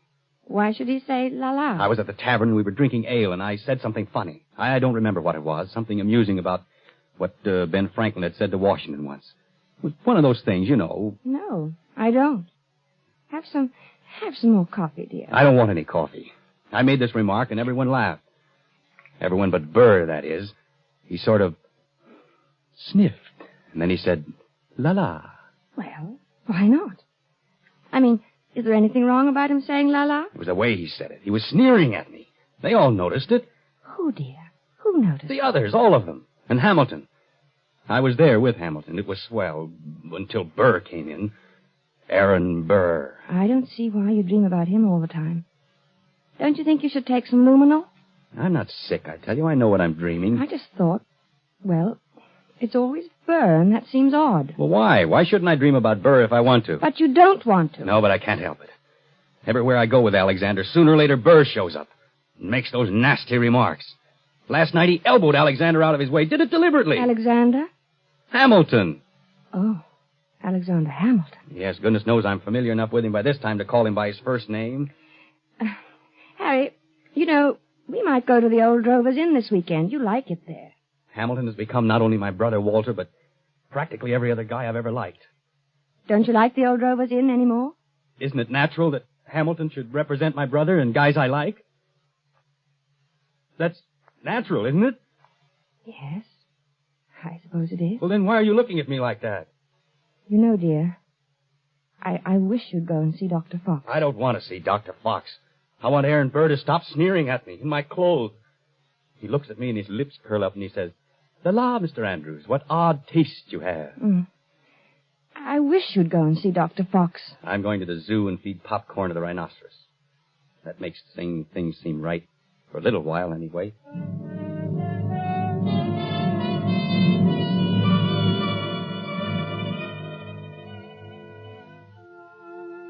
I thought he'd forgotten all about that ancient pistol duel, because for 2 days after that, he lost his haggard, tired look and actually seemed cheerful. But one night, about 5 a.m, he came into my room in pajamas and bare feet, his hair disheveled and his eyes wild. He got him. He got him. The rotter got him. Alexander fired in the air and smiled at him, just like Walter must have smiled. Like Walter? Oh, yes, dear. Your brother Walter, who was killed in the cemetery. This was at Weehawken in New Jersey. What? Your brother? No, Hamilton and Burr. The duel. Hamilton had a white ruff around his neck. Burr was in black tights, French clothes. Alexander lifted his pistol and fired in the air and then smiled at Burr. And then that fiend from hell took deliberate aim. He took so long. He meant to take his time about it. I saw him grin. And then he pointed his pistol at Alexander and fired. He killed him in cold blood, the foul scum. Oh, darling. Don't, darling. Here, dear. Take some of these pills. I don't want any. Oh, take it. You'll feel better. I don't want any, I tell you. Here, darling. Swallow. Please, swallow. All right. There. That's better. Cad. A rotten, sneaking cad. He grinned just as he fired. And Alexander clutched himself at the stomach. Then shook his head and tried to walk forward. Then he fell. With his mouth open as though he wanted to say something. And Burr stood there, grinning.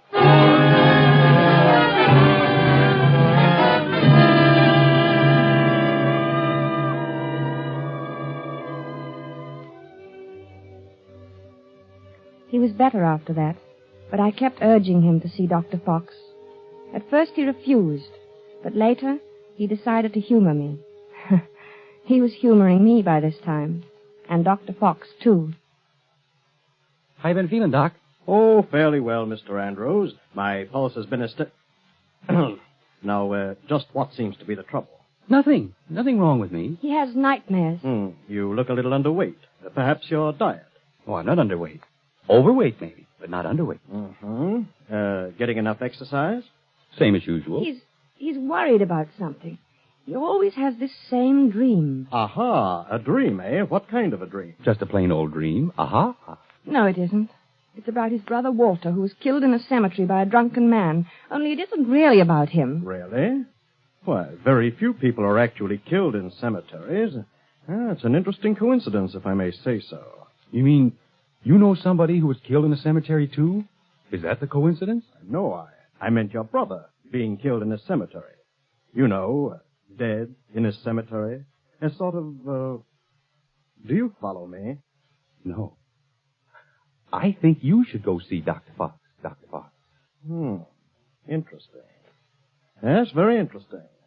I wonder if you would mind stepping into the next room, Mr. Andrews. I want to give you a thorough examination.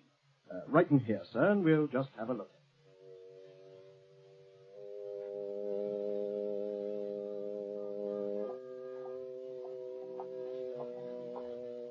Well, I hope you're satisfied. You heard what he said. There's nothing the matter with me at all. I'm glad your heart is so fine. He said so, you know. He said your heart is fine. Sure, it's fine. My heart's fine. Everything's fine. And you know what I was thinking? No, what? I was just thinking that now that Alexander Hamilton is dead, why, you won't see any more of Aaron Burr. Yeah. Yeah, I guess you're right.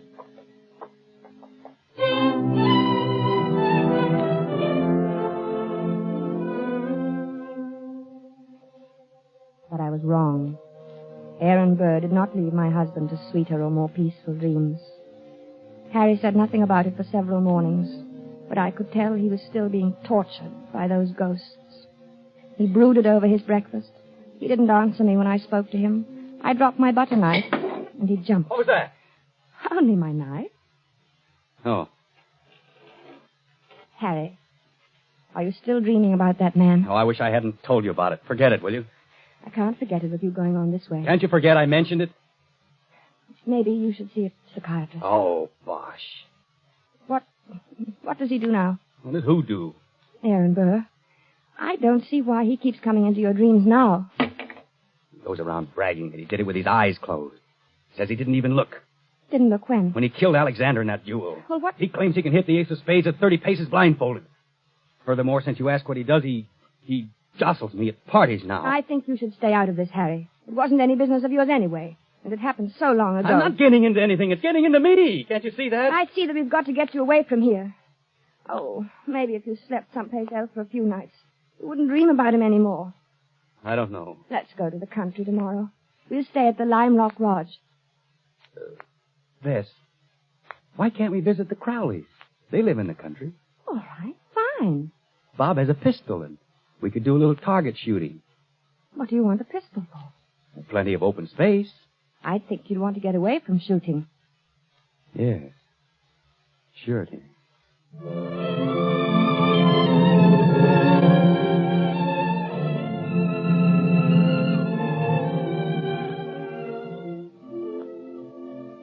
The vacation seemed a success at first. When we arrived at the Crowley's house in the cab, I thought I'd left my suitcase at the railroad station. Harry laughed his old normal laugh for the first time in many days as he found the bag and handed it to me. And then he leaned over and kissed me. Good old Connecticut. Oh, Harry, this is wonderful. Oh, we'll have a grand time there. Yes, dear. Hello, Miss. Hi, Harry. Here they come. Good old Bob. Remind me to tell him that rabbit joke. Hello, Madison. I'll take your bags, Mr. Andrews. Thank you, Madison. Good to see you. Thank you, sir. Hello there. Fizz, what a wonderful Well, bag. Bob, how's the old country squire? Oh, fine. How have you been? Never better. Boy, it's good to be here. Hello, Alice. Well, you two, I'm so glad you've come. Gets kind of dull here in the hinterland. Oh, I'm glad, too. Say, wait till you get one of our extra special cold martinis into you. You'll feel ship shape. Still know how to mix them, huh? Better than ever. Get lots of practice these long country winters.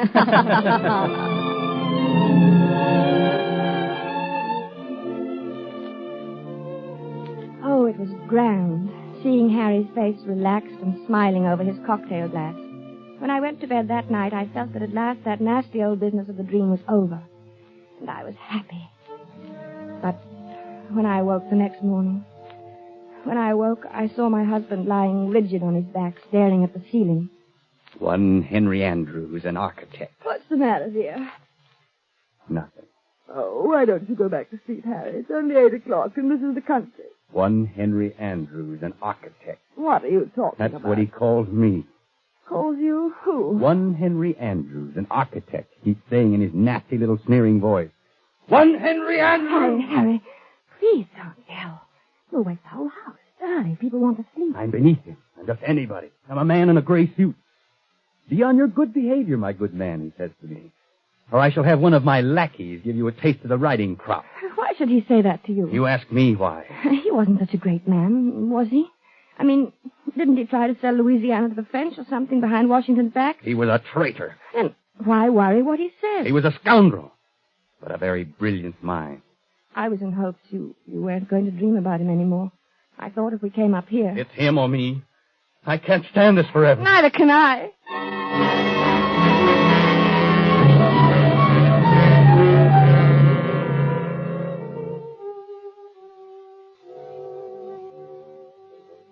As I had expected, Harry spent most of the afternoon with Bob shooting at targets. At first they just aimed at the paper squares.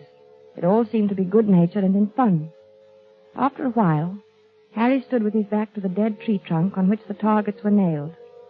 Then he walked 30 paces ahead in a stiff-legged manner, and his face was set in stern lines. His revolver was at arm's length above his head when he turned suddenly and fired. Bob dropped to the ground, scared. Hey, what's the big idea, Harry? But Harry didn't answer. He started to walk back to that dead tree trunk again. Then, with his back to the target, he began marking off the 30 paces. Bob called to him. I think they kept their arms hanging straight down. I don't think they stuck them up in the air. But my husband continued to count off. At the 30th step, he lowered his arm, wheeled about suddenly, and fired from his hip. Hey there, watch out! 2 of the shots missed the tree, but the last one hit it. Like a mechanical man or someone in a trance, Harry began to walk back to the tree again without a word, his lips tight, his eyes bright, his breathing coming fast. And look, it's my turn! But Harry about-faced and stalked on. This time when he fired, his eyes were closed. Poor Bob didn't know what to make of this strange behavior. Hey, good heavens, man, give me that gun, will you? Without a protest, Harry let him have it. For the first time, he spoke. I need a lot more practice, I guess. Well, not with me standing around. Come on, let's get back to the house and shake up a drink. Gee, I've got the jumps. I need a lot more practice.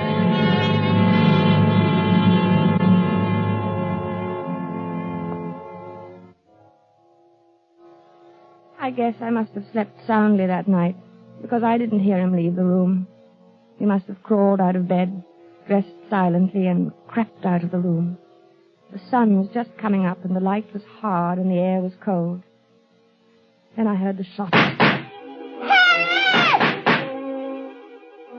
I threw on a dressing gown and ran downstairs. The Crowleys were in the hall. Oh, good heavens, there. Is Harry all right? It sounds like it. Where is he? What's he doing? It sounds as though he's out behind the studio shooting. Alice. Oh, no, take it easy, Bess. Bob will go out and get him. Maybe he had a nightmare or walked in his sleep. No, he never walks in his sleep. He's awake all right. Well, let's go down and get some coffee. He'll need some. Yes, I'll need some, too. Hey, what the dickens is the matter with him, anyway? I don't know. I'm so sorry. Bob, you go get him. At your service, madam, alive or dead. Bob, stop it. Okay, I'll do my best. Come on, Bess. We'll go to the kitchen. What's that noise? Where? In the kitchen. Oh, it's you, Madison. Yes, ma'am.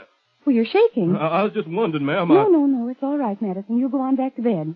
Closita was scared, ma'am, and I thought... Well, you tell Closita that it's all right. Mr. Andrews is shooting a little. He couldn't sleep. Yes, ma'am. Yes.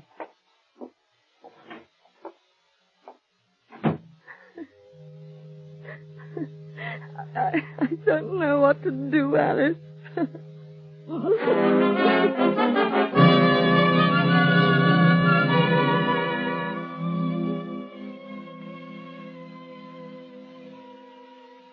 I guess the Crowleys were relieved when the cab came to drive us to the station early that day. Their maid had threatened to leave. The neighbors were complaining about the early morning disturbance, and their own nerves were ragged. Boy, I'll need a drink after that. Yes, and make mine a stiff one. Gee, I'm sure glad he's gone. Well, it was either he or Closita. You can't afford to lose a good cook these days. But what do you think's the matter with him? I don't know. It's what Closita would call the shoots, I guess. You know, He said a funny thing when I went out and got him this morning. Well, let's have it. I could stand a funny thing. I asked him what the deuce he was doing out there in that freezing air with only his pants and shirt and shoes on, and you know what he said? What? I'll get him one of these nights. That's just what he said.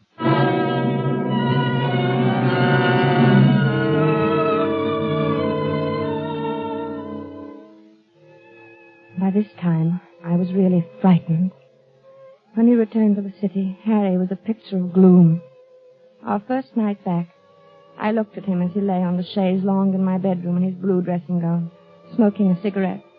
He was haggard and tired, and he kept biting his lower lip. I mixed a scotch and water nightcap for him. No thanks, no liquor. I need a steady hand. Watch my hand. Does it tremble? No. Is it steady? Yes, very. That's good. That's very good. You need a steady hand, you know. For what, dear? Oh, things. Harry, will you sleep in my room tonight? No, you keep shaking me all night to keep me awake. You're afraid to let me meet him. Are you still on that? Why do you think everybody's better than I? I can outshoot him the best day he ever lived. Oh, of course, in the dear. waistcoat. Right next to the middle button. He has 3 big pearl buttons on his waistcoat. Came from France. Why don't you dream about somebody else? Anybody else? Please. You'd like that, wouldn't you? You'd like to have me dream about somebody who wouldn't hurt a fly. Somebody like that. Because you'd know I'd never get in a duel with him. A duel? You're dreaming of a duel now? Ever since Hamilton died. Burr knows I hate him. It's nearly over now. Harry. It's him or me. I'll get him, the rotter. But Harry... I know I'll get him. See, I have a modern pistol. He has to use an old-fashioned single-shot muzzle loader. Is that quite fair? Fair? What do I care if it's fair or not? Was it fair the way he shot Alexander? Was it? Don't be mad with me, Harry. Oh, I'm sorry, darling. I'm very unhappy. I'm sorry, darling. And I'm worried sick. Well, I'm sorry, darling. Don't cry. Please don't cry. It upsets me when you cry. I mustn't be upset. I must be very calm and rested. My hand must be steady tonight. Especially tonight. I'm so worried, Harry. Don't worry about me. I'll be all right. I'll be fine. My hand is like a rock.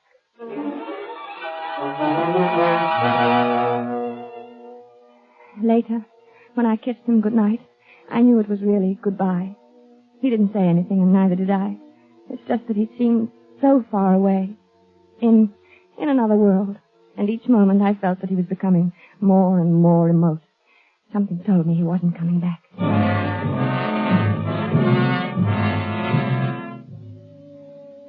I couldn't sleep. After an hour of tossing and turning, I went to Harry's room. He was sleeping peacefully. I sat down in his chair and watched over him for a long while. Then, finally, I must have fallen asleep. A beautiful morning. It was about 5 in the morning when I awoke. Harry was talking in his sleep. Oh, yes, the doctor. Good of you to come, doctor. Yes, often missed you at this hour. Harry. Are they loaded? Splendid. Harry, wake up. Yes, I'm perfectly ready. Is Mr. Burr? He is? Good. Shall we proceed? No, I do not care to make a statement. Very well. Yes, I understand perfectly. 10 paces. Turn and fire at the dropping of the handkerchief. Yes, 10 paces. Harry. Thank you for acting as my second, Mr. J. Of course, extremely good of you. Very well, then I'm quite ready. 1, 2, 3, 4, Harry, please. 5. Don't, Harry. 6, 7, 8, 9, 10. Harry. Harry, dear. Harry.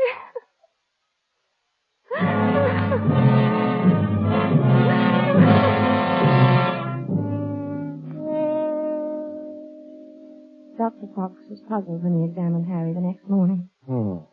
Extraordinary. His heart was as sound as $1 when I saw him the other day. He seemed to be fine, Dr. Fox. I can't understand it. What? Why his heart stopped as if he'd been shot. Shot? Yes. Of course, there are no gunshot wounds and no... Shot. Now, Mrs. Andrews. That's it. Shot. No, you'll have to calm yourself. You can't help him now. I should have known it would happen. I kept staring at Harry's right hand. The 3 fingers next to the index finger were closed stiffly on the palm, as if gripping the handle of a pestle. The taut thumb was doing its part to hold that invisible handle tightly and unwaveringly. But it was the index finger which held my eye the longest. I looked carefully to make sure I was right. Yes, it was so. That index finger was curved inward slightly, as if it were about to press the trigger of a pistol. So there had been a duel after all. Perhaps there was no gunshot wound. But Harry had been shot as surely as he was dead. Dr. Fox saw me staring and spoke to me. What are you looking at, Mrs. Andrews? Harry never even fired a shot. Aaron Burr killed him the way he killed Hamilton. Well, what are you talking about? Aaron Burr shot him through the heart. I knew he would. Yes, but there's no evidence. I knew he would. Then Dr. Fox put an arm around me. He looked at me gently and a bit frightened, the way I used to look at Harry when he told me about his dreams. He led me to his assistant and whispered something. He thought I didn't hear him, but I did. She's crazy. Stark, raving crazy. I let the assistant take me away. Maybe he thought I was crazy, too. But now I knew. Aaron Burr got Harry. Just as he had killed Hamilton in that old quarrel long ago.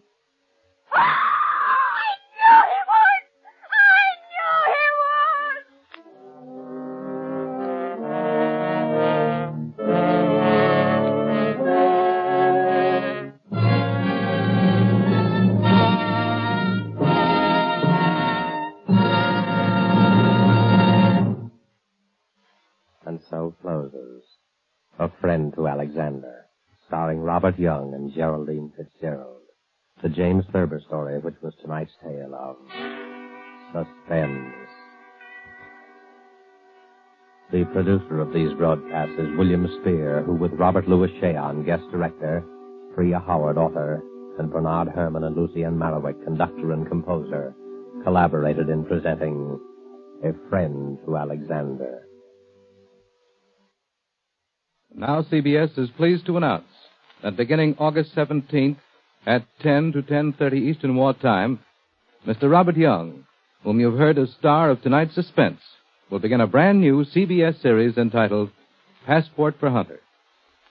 Passport for Hunter will bring you each week the adventures of an American newspaper reporter among the people of the United Nations. Next week's broadcast will be written and directed by Norman Corwin, with music by Bernard Herrmann. And the stars, we have said, will be Robert Young. This is your narrator, the Man in Black, inviting you to be with us next week at this same time when, with Miss Agnes Moorehead, and with a repeat performance by popular request of the play called Sorry, Wrong Number, we again hope to keep you in suspense. This is CBS, the Columbia Broadcasting System.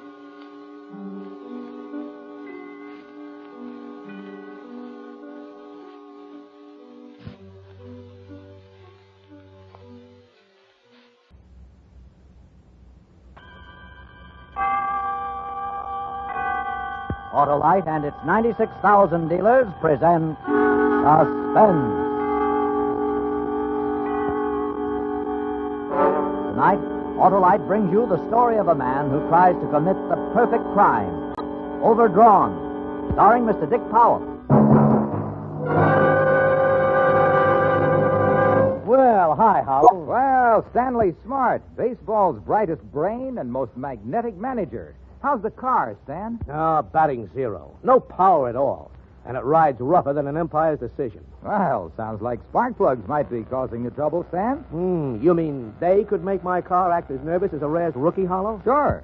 Why not visit your neighborhood Autolite spark plug dealer? He's got the exclusive Autolite plug check indicator to tell the exact condition of your car's spark plugs and whether they're right for your style of driving. And if cleaning or adjustments are needed, your Autolite spark plug dealer has the tools and equipment to give you the best spark plug service money can buy. Yeah, but hollow. Suppose replacements are needed. Why, then he'll replace those worn-out spark plugs for a team of ignition-engineered, resistor-type or standard-type Autolite spark plugs. to give you smoother performance, quick starts, and gas savings. So, friends, take a tip from me and see your neighborhood Autolite spark plug dealer soon. And remember, you're always right with Autolite. And now, with Overdrawn and the performance of Mr. Dick Powell, Autolite hopes once again to keep you in suspense. The next time you walk into a bank, notice the guy behind the window. For 17 years, I worked in a bank, took it in and doled it out. And there was never a day that I didn't feel like a dead ant in a jar of honey. When the feeling got hard to handle, I'd blow a week's salary on a blonde or a new suit. But it didn't help. Expensive things are like eating peanuts. You can't stop. Sure, you can push them away, but what do you accomplish? You just have to reach a little farther. Mr. McPherson, the president of the bank, valued my efficiency at a premium. Whenever a new man was hired, I was elected to show him the ropes. Mr. Graves, this is Mr. Robert Farley, our most experienced and conscientious teller. He'll see that you get off on the right foot. He'd pat me on the back and leave me to explain the rules and regulations to some wet-nosed kid fresh out of college. Hope you don't mind me hanging over your shoulder, Mr. Farley. Oh, hang anywhere you want. Huh? Nothing. Mr. McPherson tells me the procedure here is pretty strict. I wouldn't want to make any mistakes. Oh, it's not too bad, Graves. Pretty much the same as any bank. Just make sure you write your figures clearly and, the old man has one particular fetish. Be sure your initials are legible. Sure. A few years ago, we had two tellers with the same initials. There was a deposit error, and nobody could tell which one made it. They both got fired. Like some coffee? Well, I don't like to leave before I... Oh, I always bring a thermos. Hand me that briefcase, will you? Oh, sure. Grab yourself a paper cup. That drugstore gives me indigestion. Hope you like it black. Yeah, black's fine. Thanks. Been here long, Mr. Farley? Started as a messenger boy when I was 18. Watch out, it's hot. Makes sense. Who wants cold coffee? Get the picture? As monotonous as 50 miles of dirt road, unless you've got patience. I had it. And for 17 years, I bet my patience on the longest shot in the world. If it happened, I was ready for it. For 17 years, I got up in the morning, filled my thermos with coffee, put it in my briefcase, and went to work. And every day I sat there with my hands full of money, waiting and hoping. Then one afternoon, as the minute hand on the big bank clock jumped from 2:59 to 3, it paid off. I'd like to cash a big check. How big? How much have you got? What? Don't move an inch or I'll blow your head off. He was a big man in a trench coat, and he held a gun pointed right at my chest. I looked down the line of windows. An armed man covered each one. Anybody move? This is our hold up. Hurry it up, buddy. All the money you got in the drawer. I reached for a stack of thousands and watched him rake the money into a leather bag. I kept handing him money, praying someone would get to the alarm. Come on, let's have it faster. Get that guy under the floor!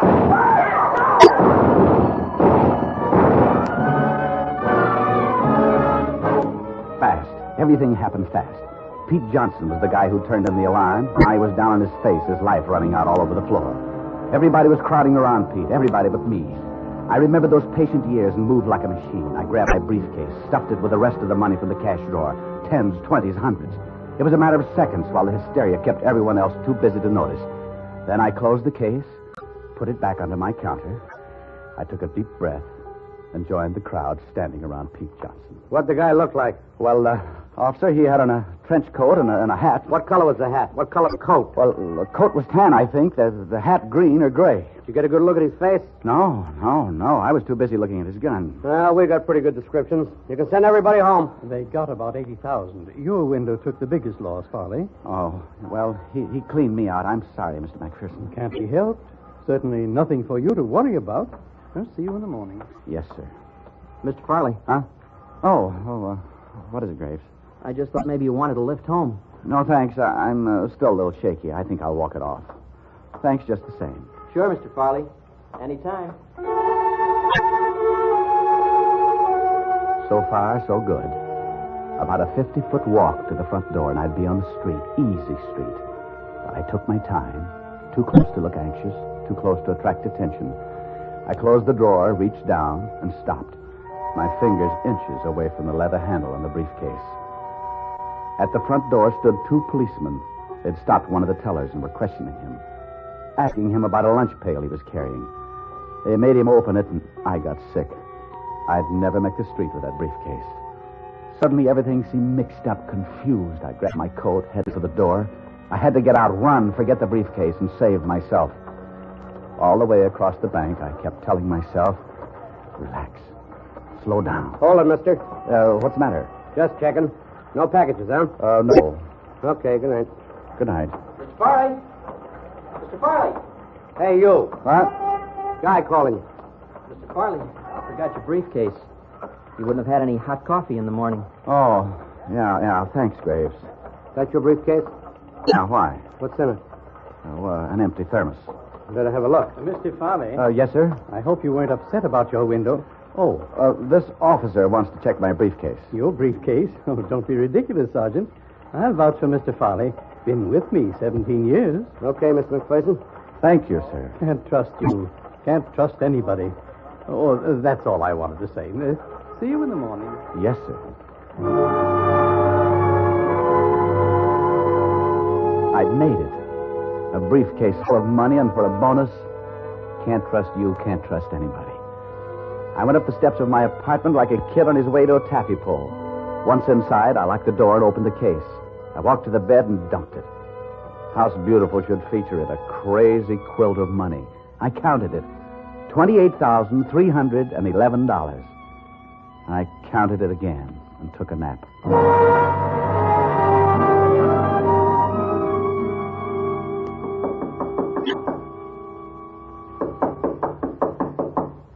I looked at the clock on the nightstand. 7:10. I'd been out about a half hour. Somebody was knocking at my door. I shoveled the money back into the briefcase and put it under the bed. Who is it? Graves, Mr. Farley. Can I see you a minute? Oh, I'll be right there. Oh, you've been asleep? Yeah. Didn't mean to wake you up. That's okay. What's on your mind? I stopped off at the corner market. Bought a fifth. I thought they only sold milk and quarts. Oh, I thought maybe you'd want a drink. Now, why did you think maybe I'd want a drink? Oh, I'm sorry. I just wanted to talk. I'll see you in the morning. No, wait a minute. Come on in. Come on. I could use a drink. I'll get some glasses. Make yourself comfortable. Thanks. What's the occasion? Oh, just thought you might still be a little upset after that holdup. Upset? Yeah. You were pretty nervous. Oh, yeah, I guess I was. You're a nice kid. Thanks. This okay? It's a blend. Sure. No soda. Water all right? Yeah, fine. Well, cheers. Cheers.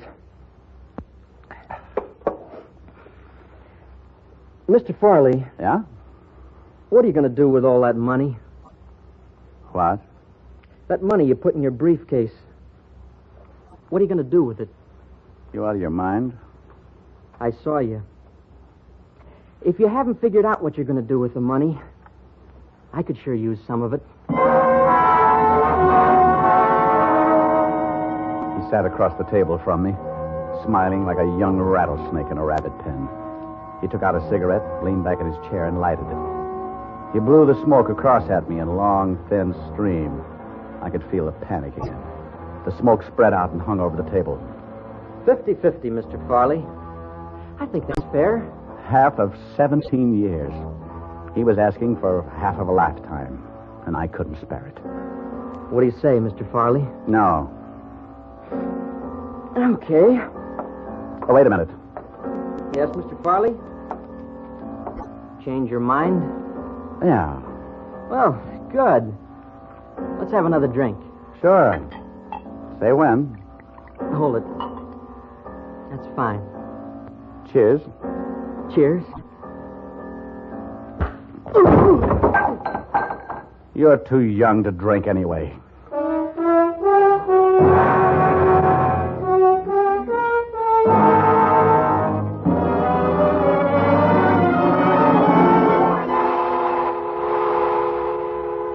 Autolite is bringing you Mr. Dick Powell in Overdrawn, tonight's production in radio's outstanding theater of thrills, Suspense.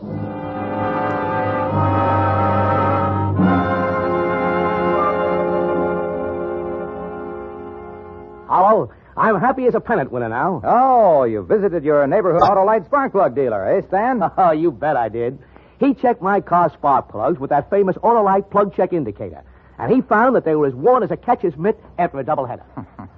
So he threw out those worn-out spark plugs for a set of ignition-engineered Autolite spark plugs, eh? You bet he did. And now my car takes off like a home run, operates smooth as a double play, and really goes the distance on a tank of gas. Well, that's because ignition-engineered Autolite spark plugs are designed by the same Autolite engineers who design coils, distributors, and all the other important parts that make up the complete ignition systems for many of our finest makes of cars, trucks, and tractors.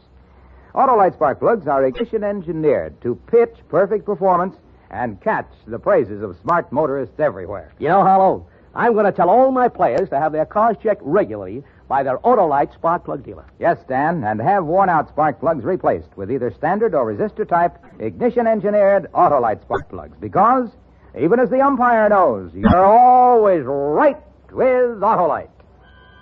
And now, Autolite brings back to our Hollywood soundstage Mr. Dick Powell in Elliot Lewis's production of Overdrawn, a tale well calculated to keep you in suspense.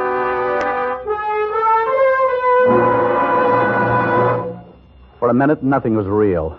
Then gradually, I started to think clearly again, more coolly and smoothly. I took the keys to Graves' car out of his pocket, packed a bag, and grabbed the briefcase with the money. I carried them out to his car and left them in the trunk. Then I went back for him. It was dark. I got him over my shoulder and went out the back door to the alley. I got him into the car, propped him up in the seat beside me. He looked like a college boy after a big game celebration, like he'd wake up any minute and say, "Stop the car, I don't feel so good."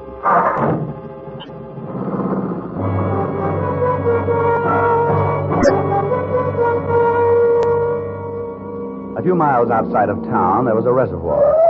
I pulled up a few feet to the edge and sat there a minute, smoking a cigarette. I didn't dare go too fast. Had to know the next move. Suddenly, the kid's body slipped a little and leaned against my shoulder like he wanted to hurry and get it over with. It was the least I could do. I grabbed my briefcase and bag, took the brake off, and shoved. The car slid into the water in a slow, smooth glide.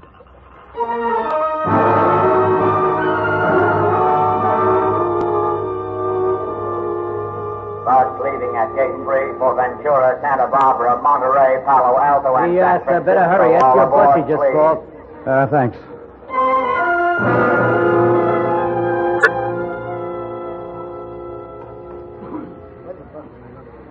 It was dark in the bus, and too many people were using the air. A baby in the back somewhere didn't like it either.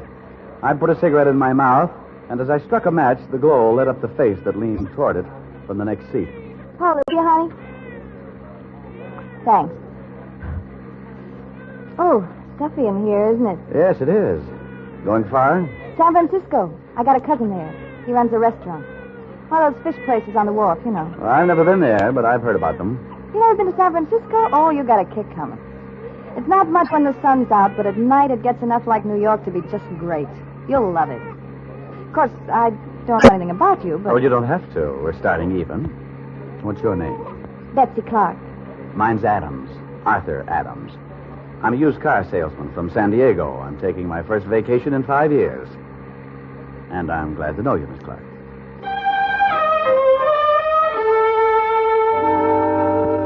There were times during the trip when I shied away from her. I couldn't possibly be lucky enough to pick up a right girl in such a wrong place.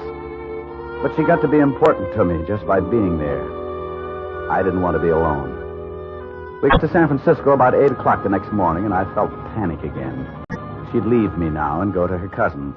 Leave me in a vacuum to hold hands with a briefcase and a past. Where are you going to stay, Arthur? I don't know. Some downtown hotel, I guess. Any suggestions? Well, there's a little place on Geary. It's clean. The price is right. Sounds fine. What's the address? 354 South.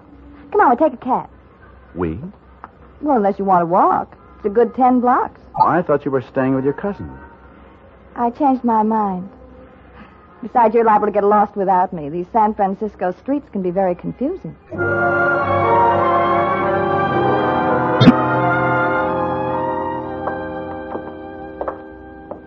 morning. Can I do...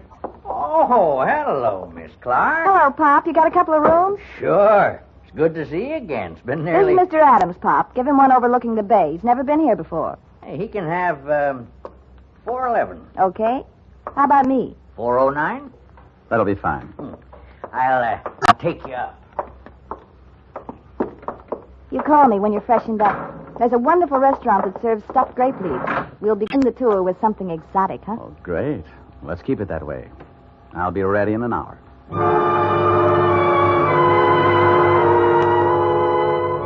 I got settled in my room and had Pop bring me a paper. The bank robbery story was there, but that's all. In a day or two, there'd be more. I dressed for dinner, filled my pocket with enough money for a couple of big weeks, then took the briefcase downstairs to the desk. Can you put this case in the safe for me, Pop? Oh, sure, Mr. Adams. Just a moment. I'll give you a receipt. Is this the house phone? Oh, yeah. 409, please. Oh, hi. I'm downstairs. I had to put something in the safe. Okay. Here's your receipt, Mr. Adams.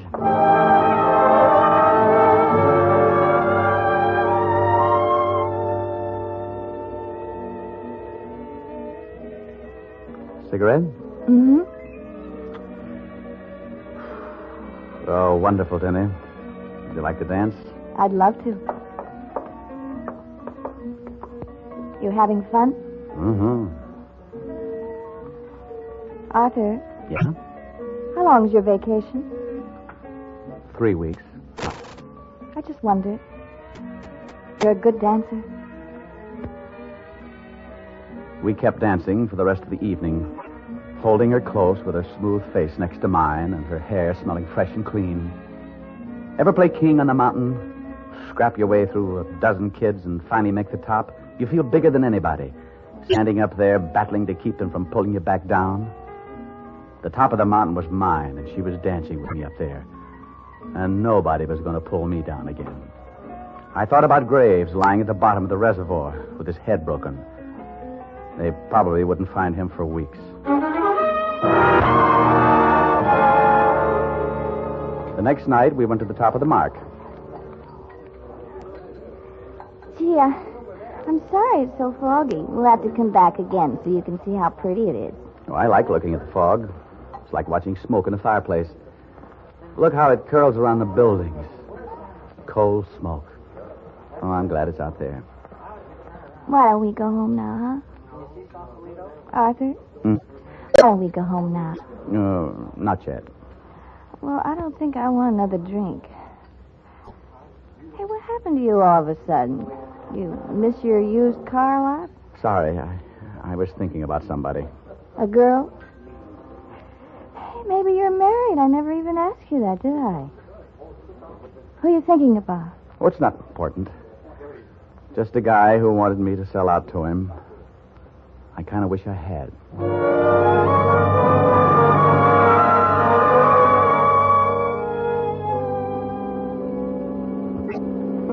Had fun? Oh, fun. Mm-hmm. Come here. Arthur, Yes, I think you're wonderful. I think you're wonderful, too. Better come in. Yeah.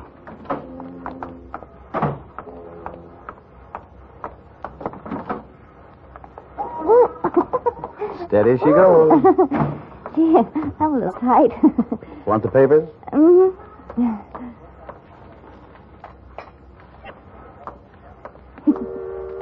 Give me your arm. Love it. What a wonderful, wonderful evening. What's in the papers? Well, Well, oh, nothing much. Another investigation in Washington. I want to be investigated. What else? The police want some man for murder. Oh, shame on him. 4th floor, garden supplies, camping equipment, lingerie. I used to run an elevator once. In a department store, I ran an elevator once. Well, you got my key. Oh. Wonderful evening. Good night, honey. Oh? I'll call you in the morning. Arthur. Arthur, Yeah? you didn't give me my papers. Sorry. There's something wrong. Wrong? Silly. I'll see you in the morning. You do that. Betsy, Good night, Arthur. I stood there in that lonely hall of the world coming down around my head. It was all in the papers. They had found the car with my fingerprints on the door. They had my description right down to the color of my eyes. They'd even checked the bus station, and the ticket seller had remembered me. The last paragraph read, "It is believed that Farley is somewhere in the vicinity of San Francisco."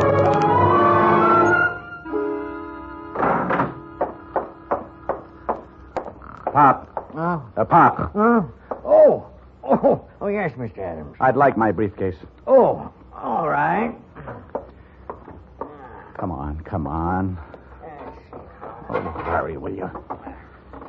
Hurry. Here you are, Mr. Adams. Thanks. I'll have to have your receipt. Well, there you are. Just initial it. Hotel policy so we can show you got your case. Okay. There. Thank you, Mr. Adams. I went up to my room, tossed the briefcase on the couch, and went into the bedroom to pack. Had to get out, clear out of the city. I thought about Betsy, and I wanted to take her with me, but I couldn't. How could I explain running, hiding? Sooner or later, she'd find out, and I couldn't take that chance. I closed my suitcase and went into the other room. Hello, Arthur. There she was, sitting on the couch, the open briefcase in her lap. So much money, Arthur. You must sell an awful lot of cars. How'd you get in? You left the door unlocked. It's all right. I locked it. Where'd you get it? I sell a lot of cars. While you're working in a bank? Thank you for buying me the papers. All right, Betsy. Is that why you killed him, Arthur, for all this money? What do you want, Betsy? Must have been awfully rich. You wanted to get that way. How much, Betsy? Well, I guess I'm the only one who could really tell the police. How much? How about all of it? Well, I'll need some to get out of town. All right, Arthur. You can call me Bob. I liked Arthur better. Here's $20. Think you better hurry. You know why I killed that man, Betsy? Because he had all this lovely money. No. Because he wanted to take it away from me. No, please. Arthur. He wanted to take it away from me. He wanted to take it away. You hear me, Betsy? He wanted to take it away. Open up! Where is he? Why, Miss Clark, are you all right? Hey, you, stop! Stop!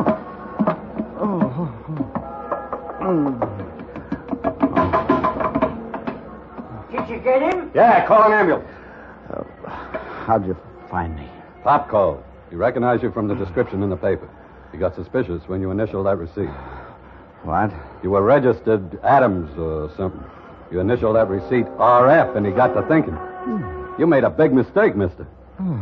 Force of habit, officer. That's what happens when you work in a bank for 17 years.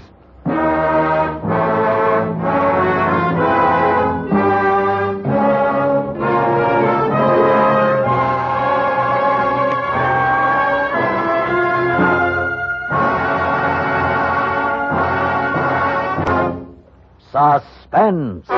Presented by Autolite. Tonight's star, Mr. Dick Powell.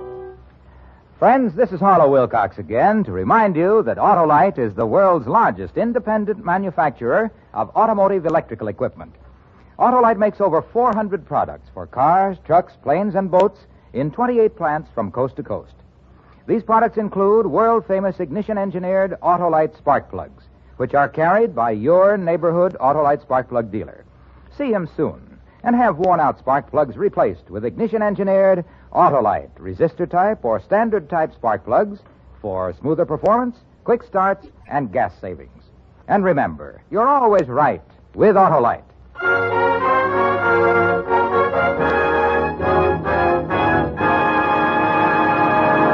Next week on Suspense, our star will be Mr. Richard Widmark in Tell You Why I Shouldn't Die. To be followed on June 14th by Mr. Gregory Peck, who will tell you the truth about Jerry Baxter. All on Suspense.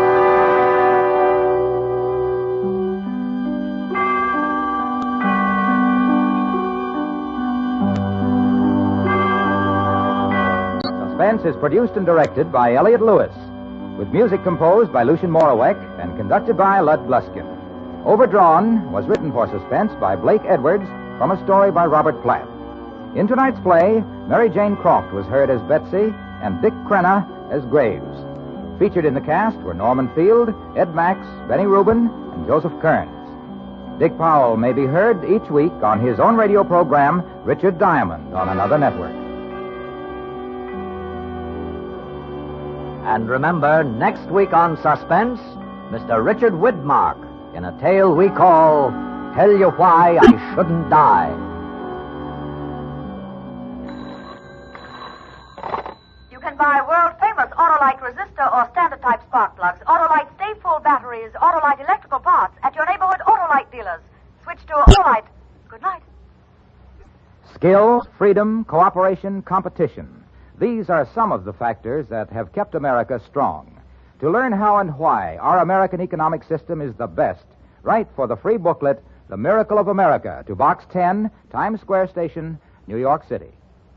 This is CBS, the Columbia Broadcasting System.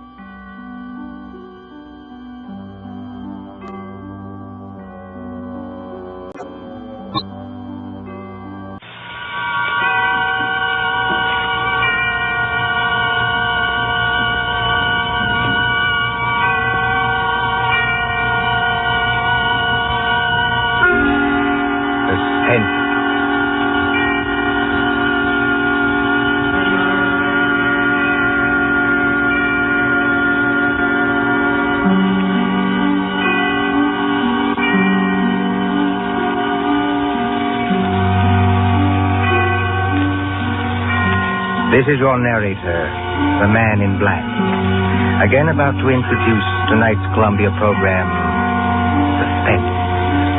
The story is The Pit and the Pendulum by Edgar Allan Poe, the adaptation by John Dixon Carr. Our guest is the distinguished American actor, Mr. Henry Hull, who plays the part of a prisoner of the Spanish Inquisition.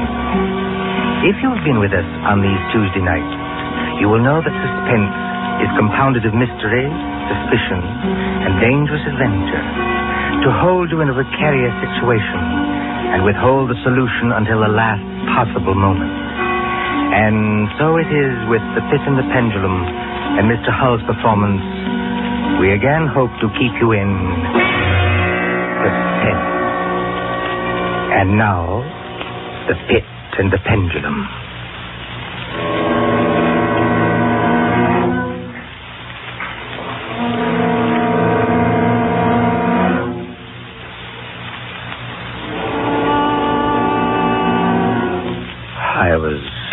Sick unto death with a long agony. And when at length they unbound me and I was permitted to sit, I felt that my senses were leaving me. The sound of the inquisitorial voices seemed merged in one dreamy, indeterminate hum. Yet, for a while, I saw, but without terrible an exaggeration, I saw the soft and nearly imperceptible waving of the sabled draperies on the walls of the room. I saw the flames of the 7 tall candles which burned on the table. I saw the lips of the black hooded judges, and these lips appeared to me white as paper, white as horror. I saw them writhe with a deadly locution. I saw them fashion the syllables of my name. Jean Delbray, Captain Jean Delbray. Good father, gentlemen. We hear you, my son. I am very weak and infirm. I've been confined for many months in a dungeon. I've been tormented by nightmares. Conscience, one trusts. Pray silence, Fra Antonio. Even now, I have no knowledge of where I am or to whom I may be speaking. You're speaking to me, my son. I am Fra Pedro de Estela, Prior of the Dominicans of Segovia and Grand Inquisitor of all Spain. Is this the course of the Inquisition? It is. Oh, then God help me. He will help you, my son, if you trust him. But I am a French officer. That is true. A soldier and creature of the arch-fiend Napoleon Bonaparte. But a French officer nonetheless. A prisoner of war. By what right do you try me in this court? Let the clerk read the charges against this prisoner. Pray silence while the clerk reads the charges. The charges against the prisoner are as follows. Imprimis, that he is one Jean d'Albret, a captain of artillery in the army of Bonaparte, so-called Emperor of the French. This means nothing, as the prisoner says. It is no crime. Proceed. Item, that on the 4th day of September in the year of our Lord 1808, that said Jean d'Albret did wed, espouse, and marry the most noble lady, the Doña Beatriz Valdez, niece of and ward of the illustrious... One moment. Your Excellency spoke. Antonio, was any cheat employed to trap this girl into marriage against her will? No, we have no actual evidence of any cheat. Was the girl of age? I believe so. Then where was the prisoner here? This marriage was a deplorable thing, if you like. Bonaparte himself is almost at the gates of Madrid. His general, the Tsar, menaces our city of Toledo itself. But lawful marriage, however regrettable, is no sin or crime. There are other matters in the indictment, I think. Then continue, but give us nothing that is not material. Item, that on the 12th of October 1808, the Sir Jean d'Albret, being in command of a 5-gun battery of light artillery, did direct the fire of his guns against the holy church of St. Martha the Innocent, and thereby of his wicked malice destroyed that church utterly. Captain d'Albret, is this charge true? It is, yes. You admit it? Good father, hear what I have to say. The church blew up, I think. Will you boast of your sin, young man? It blew up because it was stored with kegs of gunpowder for your army. I had every right to fire on it. And that is all the defense you have to make? I tell you, I had every right to fire on it. By military law, there was... Is military law above God's law? I don't know. I did my duty, that's all. Long live the Emperor! Captain d'Albret, mark what I say. No man, however great his heresy, is ever condemned to be burnt in the fire. Fire! If he first recant and ignore...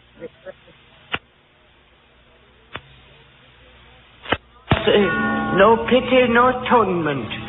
The only sentence of this court can be death. Yes. The secular or government arm to which we must release you has devised 2 ways of punishment in cases such as yours. You hear the tolling of the bell? I hear them. It is the procession of the condemned, going to the auto da fe. Soon the yellow light of the flames will stream through the windows and flicker on floor and ceiling. Nunc et in hora mortis intuit manibus Domine. Most of those condemned out of mercy will be strangled before they are burned. It cannot be so with you, Jean d'Albret. You must die in one of 2 ways. Either with the direst of physical agony. A slow fire of green wood. Ice bandages about the head and the heart, so that the fire does not approach too quickly. Or else, Jean d'Albret, you must die in a certain other way. Gentlemen, pass your sentence and let me go. The law does not permit me to tell you now what this other way is. The sentence of this court, therefore... I had swooned. Yet still, I would not say that all of consciousness was lost. In the deepest slumber, no. In delirium, no. In a swoon, no. In death, no. Even in the grave, all is not lost. There are shadows of memory which tell us indistinctly of tall figures that lifted me and bore me in silence down, still down, until a hideous dizziness oppressed me at that descent into the earth. Then, as consciousness swam back to my wits, darkness, a stone floor, and darkness. Oh, Beatrice! Beatrice, my wife, Beatrice! Did you call me, John? Beatrice! Was that you who spoke? Yes, Jean. You were here in the dungeons of the Inquisition. I am not really speaking to you, my poor Jean. I am only in your imagination. Am I mad, then? No. But your brain is fevered. You only think you hear me. No. I do. I hear you clearly. As clearly as I once heard you. In the little church near the Ebro where we were married. Yes.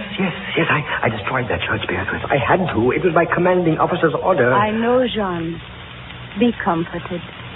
There are those who care. You won't leave me. As long as I am in your heart, I shall be here. I was strong once. Now I am weak. Once I was reckless. Now I'm afraid. Where am I, Beatrice? What are they going to do to me? I cannot tell. Remember, my voice comes only from your own brain. Are you fettered? Fettered? No. They've not chained you to the wall. No. They've taken away my uniform. They've given me sandals and a robe of what feels like coarse serge, but I'm still free. Free. Take courage, Jean. Free. And in the grasp of the Inquisition. Beatrice. Yes, Jean. It's completely dark. There's hardly any air. I dread to get up. I dread to stretch out my hand. Suppose they've buried me alive. Courage. Can you stand up? I think so, yes. Then walk. Walk as far as you can. Measure the limit of the cell. If this is not a tomb... You're right, Beatrice, as always. I'll try. Are you on your feet? Yes, now pray. Pray for a poor devil who always meant well. 1 pace, 2 pace, 3, 4. You are very weak, Jean. Rest a moment. Where are you now, Beatrice? In the flesh, I mean. You know that, Jean. In the old house by the olive grove. Scorned of my people. Yes, I know it. Each morning I climb to the hilltop and watch. Go on. Sometimes I think I hear gun wheels rumble in the hills. Yes.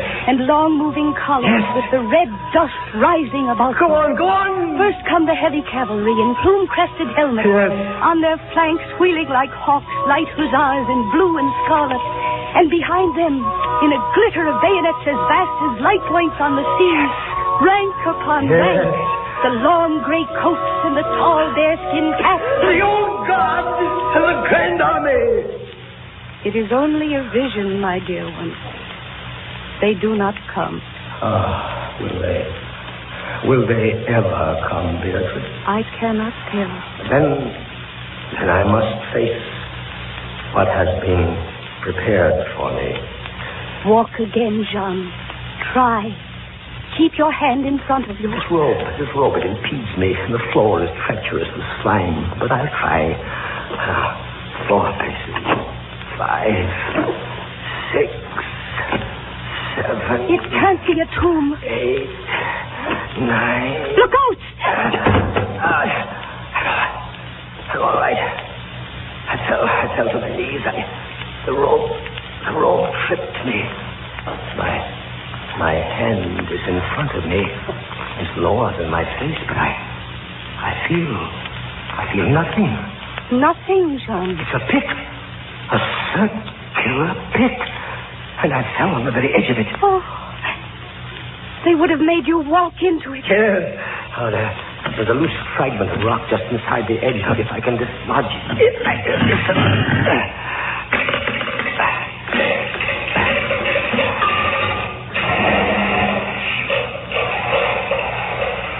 Water. There's something down there. Rats, it may be. Rats, yes, but something else. I heard it move. So did I. What is in the pit, Jean? I don't know. But you're saved. Saved, Beatrice. Saved from the Inquisition. My torture has been merely postponed.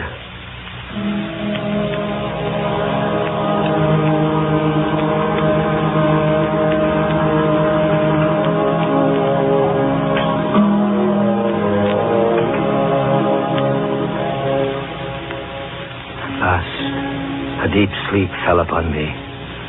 Sleep like that of death. How long it lasted, I know not. But when I opened my eyes once again, I could see. Yes, see. My prison was large and lofty. Its walls formed a massive iron plates, bolted or joined together. A wild, sulphurous luster, I could not trace its origin, lit up the dungeon, and the circular pit, and the crudely daubed skeleton figures painted in evil colors on the iron walls. Skeleton figures, demon figures, gargoyle figures. The colors a little blurred, as from the effects of the damp. It must approach you slowly and force itself into your mind. It must stalk you like a tiger. It must bring you face to face at last with the king of terror. When I regained consciousness, I lay on my back in at full length on a low framework of wood. To this framework, I was securely bound by a long fastening resembling a surgical bandage. Bound? But why? The bandage passed round and round my body, leaving at liberty only my head and my left arm. With much exertion, I could supply myself with food from an earthen dish on the floor beside me. It was meat, highly seasoned, but there was no water. Beatrice! Beatrice, where are you? Here, John. As always. Your voice sounds stronger. Does it, John? And I can see you now. I can see you as clearly as I saw you months ago. Oh, I wish it were true. Your bonnet and the parasol you carried in summer, and the high-waisted blue dress. You are weaker, my dear, and more fevered. Have I been asleep? Yes, John. They must have been here while I slept. They bound me. Why? Stop those voices! Stop them! Mine too, Jean. I am not here either, you know. Don't drive me away. Beatrice, look. Where? At the ceiling of this room, 30, 40 feet up, what do you see? I see painted on the ceiling a figure of Father Time. Anything else? But Father Time carries no sign. No. He carries instead what looks like a gigantic pendulum from an ancient clock. About one thing I swear I'm in my right senses. I saw that pendulum move. A painting cannot move. Yet I swear the pendulum did move. It swung a little back and forth, just like a real pendulum. Try not to trouble your brain. That pendulum is real. Beatrice, take care. Take care of what? You're not looking at the pendulum now. Take care of the rats in the pit. I see them. They're fawning out in dozens. You can see their eyes glitter. One of them ran across the hem of your dress. Did it, Sean? What do they want? They've caught the scent of the meat in the dish beside you. But they'll not get it. Go away, you vermin! Move your hand above the plate, Jean. Move. Beatrice, where are you going? I can hardly hear you. You are sending me away, Jean. I'm sending you away. My poor loved one. You can't bear to see the rats running about my feet. Beatrice!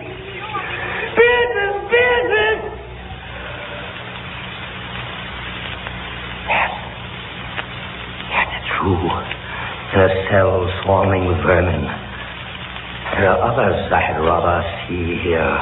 I'd rather see. Did you call me Captain Dalbray? Then in spirit I am here. Who are you? Don't you recognize me? No, I do not. I am that second inquisitor, Fra Antonio, whom you thought unfair at your trial. But we were not unfair. We administer the law. That is all. Go. I command you, go. Not until I have first told you what you already guessed. Which is? There are two forms of death for such as you. One, death with its direst physical torture. The other, death with its direst mental torture. And I have been condemned to the second? Your guess is good. Listen. Do you hear anything? Yes, I do. I hear something. Turn your eyes upwards. Look at the ceiling. The pendulum. Aye, the pendulum. It's descended. Only a foot or so as yet. As you notice, it is not really a pendulum. Its underside is a crescent, formed of razor-sharp steel. You mean? A ponderous weight, Captain Dalbray. Its movement is slow now, but soon it will take on momentum. It will swing wider and wider, 30 feet perhaps. Presently, as it swings, you will hear it hiss, and with each broad movement, it will creep a trifle slower. Steel is directly above me. Yes, above the region of your heart. Lie still and look up at it. How long before? You need have no immediate fear. It will not be too soon. But how soon? Who can tell? In the name of pity, give me some answer. Hours, perhaps days. It's beginning to swing wider. I can't take my eyes from it. Its glitter fascinates you, eh? See how it shines in that wild light. And this is your utmost refinement in cruelty. The law, Captain Dalbray, is never cruel. And now, still in spirit, I leave you to your meditations. It will not be too soon. Minutes, hours, days.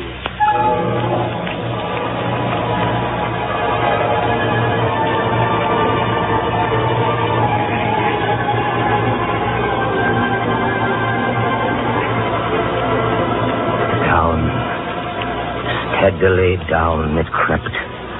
Days passed.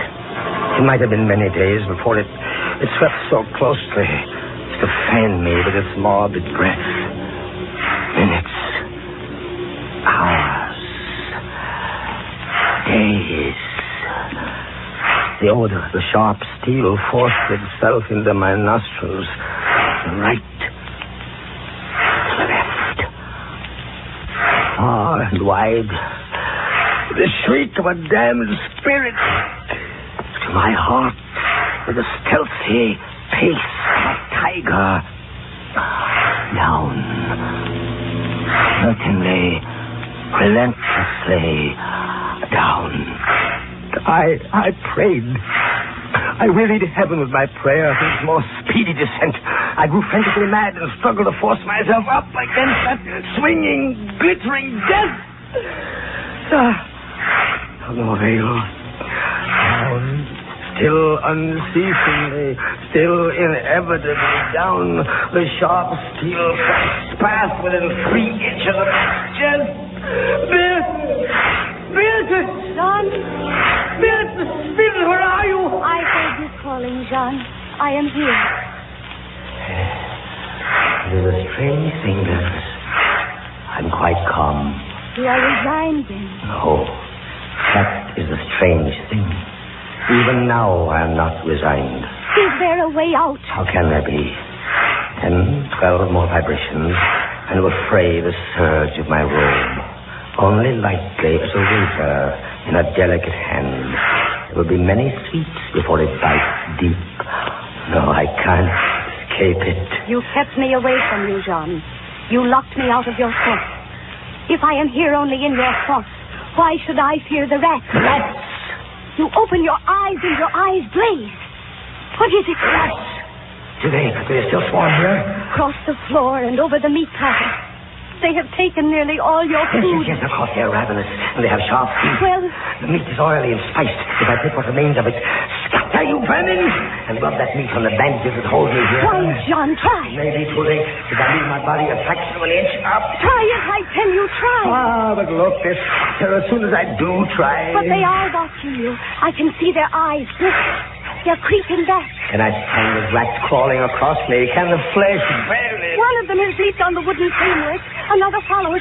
They're gnawing at the bandage. 7, 8 more sweeps of the pendulum. The bandage, give way. A little. Lie still, John, lie still. 10, 12, a dozen rats now. Is death, I wonder, worse than this disgust? A dozen sharp knives could do no better. The bandage is loose into ribbons.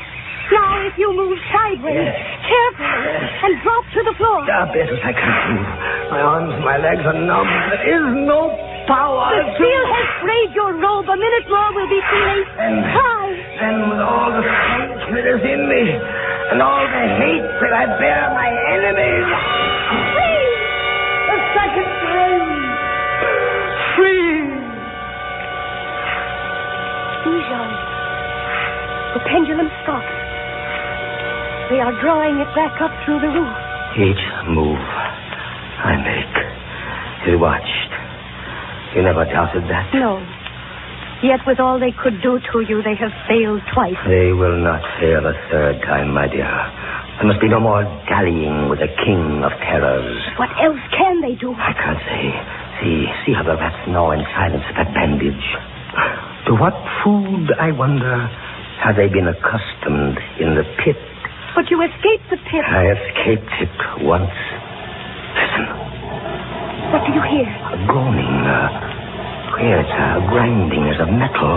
It was only the cogwheels of the pendulum. I think not, Beatrice. Why not? It seemed to come from behind those iron-plated walls. It seems to shake the dungeon as a mill wheel might shake it. Stand up, my poor Jean. Get up off your knees. I can't, Beatrice. I can't endure anymore. The paintings on the walls of this dungeon, the skeletons and imps and devils, they seem different. They are different. The colors sharpen and grow bright. The demon's eyes glare. The skeleton hands outstretched. Don't you catch even yet the odor of heated iron? Heated iron? Beatrice, my darling, I have been much humbled. But I won't have you see me in tears. I order you to go. John, in the name of heaven. Beatrice. You're sending me away. Yes, in the name of heaven. Go.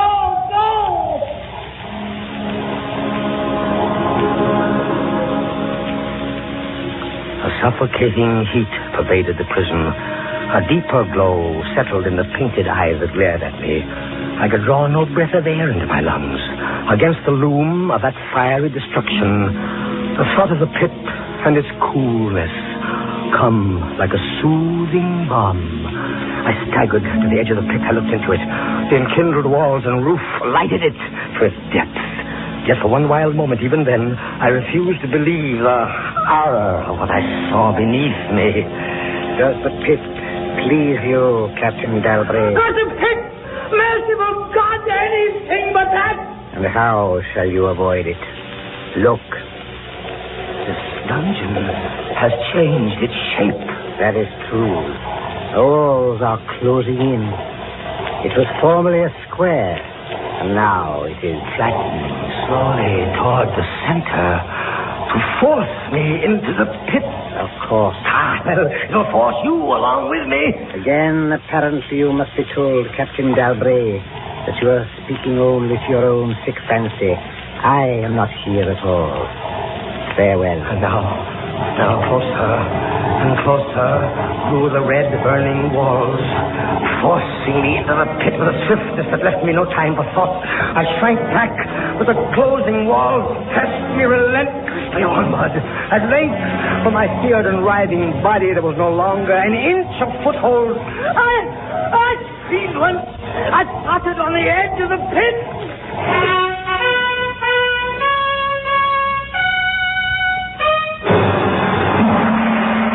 Walls pushed back. An outstretched arm caught my own, and I was about to fall fainting into the abyss. It was that of General LaSalle. The French army had entered Toledo. The Inquisition was in the hands of its enemies.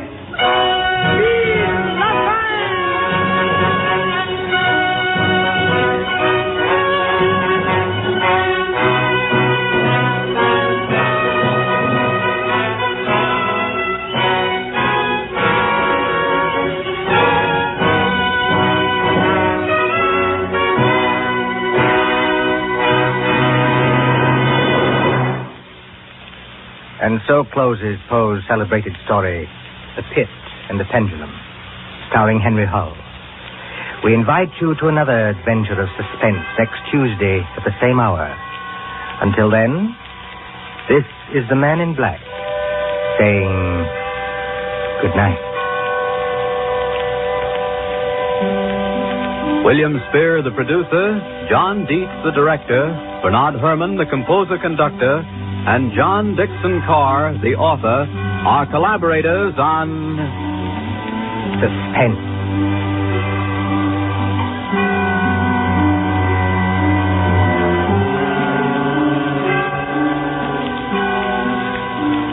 This is the Columbia Broadcasting System.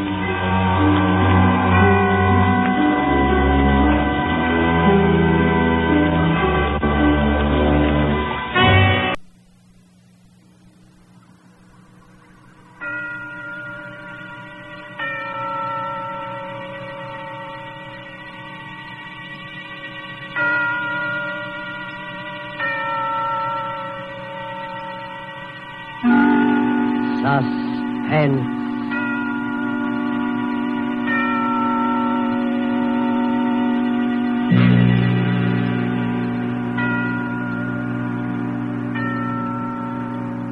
This is the Man in Black. Here again to introduce Columbia's program, Suspense. Our star tonight is Bela Lugosi, playing the part of Professor Antonio Basile, psychologist. The story is by J. Donald Wilson, who calls it The Doctor Prescribed Death. If you have been with us on these Tuesday nights, you will know that suspense is compounded of mystery and suspicion and dangerous adventure. This series of tales is calculated to intrigue you, stir your nerves, to offer you a precarious situation, and then withhold the solution until the last possible moment.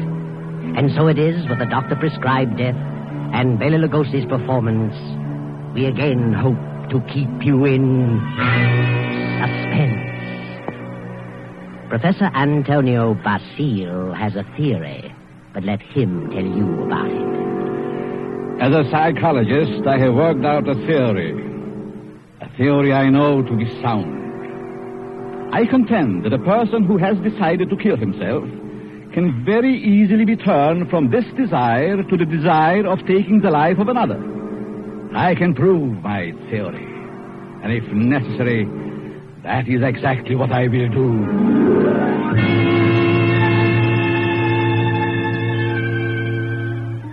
Yes, Professor Antonio Basile has a theory, but only a theory. And he's worried about what his publisher will say, so he visits the editor, whose name is Hellman. Hellman finishes the manuscript and tosses it on the desk. Professor Basile leans forward eagerly and... Well, Hellman, what do you think? Professor Basile, it's purely conjecture, simply a theory, and I wouldn't advise publishing it. I worked on that theory for a long time. I'm positive of it. I know it'll work. Suppose it will. What good is it? What good have you accomplished if you can prove it'll work? Are you laughing at me, Hellman? It's so silly. An ordinary human being has suffered reverses. Is sick of it all. He wants to leave it all behind. And you say he can be changed to want to kill someone else. I do.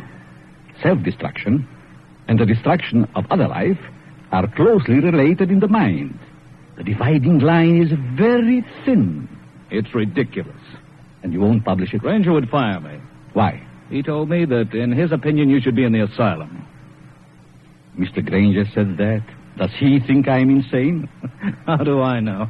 Hellman, Mr. Granger didn't say that. It's you who thinks I'm crazy. You've never liked me. For some reason, you are trying to tear me down. Well, we'll see, Mr. Hellman. We'll see. Now, wait a minute. I'll show you whether my works are illogical. I'll show you whether I'm insane. Oh, calm down. I'm going to make you eat those words. I know you don't like me, but I'm going to prove that my theory is sound. Good night. Wait a minute. Basile, wait. You wait, Hellman. You wait. Yes, wait, Hellman. Wait. Professor Basile, seething with resentment, rushes from the office and strides angrily down the street. Insane, huh? I'll prove my theory. I'll find a subject. I'll find someone who wants to take his own life. And so Basile goes home, late for dinner. He finds a note from his wife, Myra, saying she's decided to attend the opera and will be home around 11:30. Then Professor Basile gets an inspiration. He goes to the bridge over the deep canyon, the bridge called Suicide. And strangely enough, he hasn't long to wait. As he stands against the railing in the fog, a figure appears a few feet beyond, stops, peers. Sudden gesture, prepares to leap. Look Wait a minute. Listen. Huh? That's very silly. Let go of me. Oh, no. I couldn't do that. I need you. I don't need you. Don't you know this is against the law? You're not an officer. You can't stop me. It's 500 feet to those tracks below. Hard steel rails. And don't believe what they all tell you about not being conscious of what happened. You'd know. People don't die instantly. Let loose. They lie in agony for minutes and sometimes for an hour. It's a horrible death, I know. How do you know? I'm a doctor. Doctor? Yes.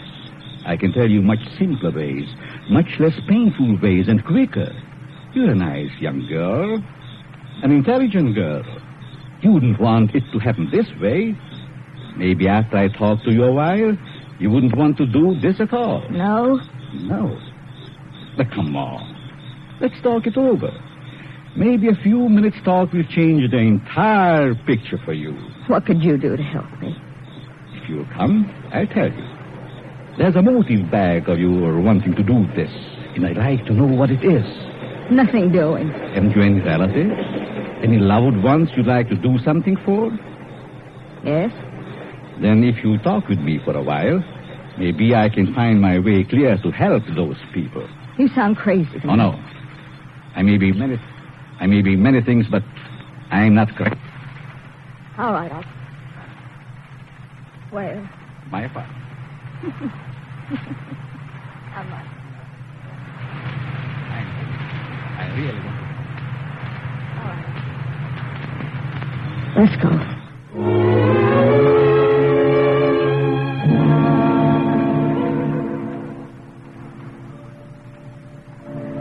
Well, here we are. Come in, please. Well, what do you want to know? Now, sit down first. Are you hungry? No, I'm not that broke. It isn't poverty. I knew that.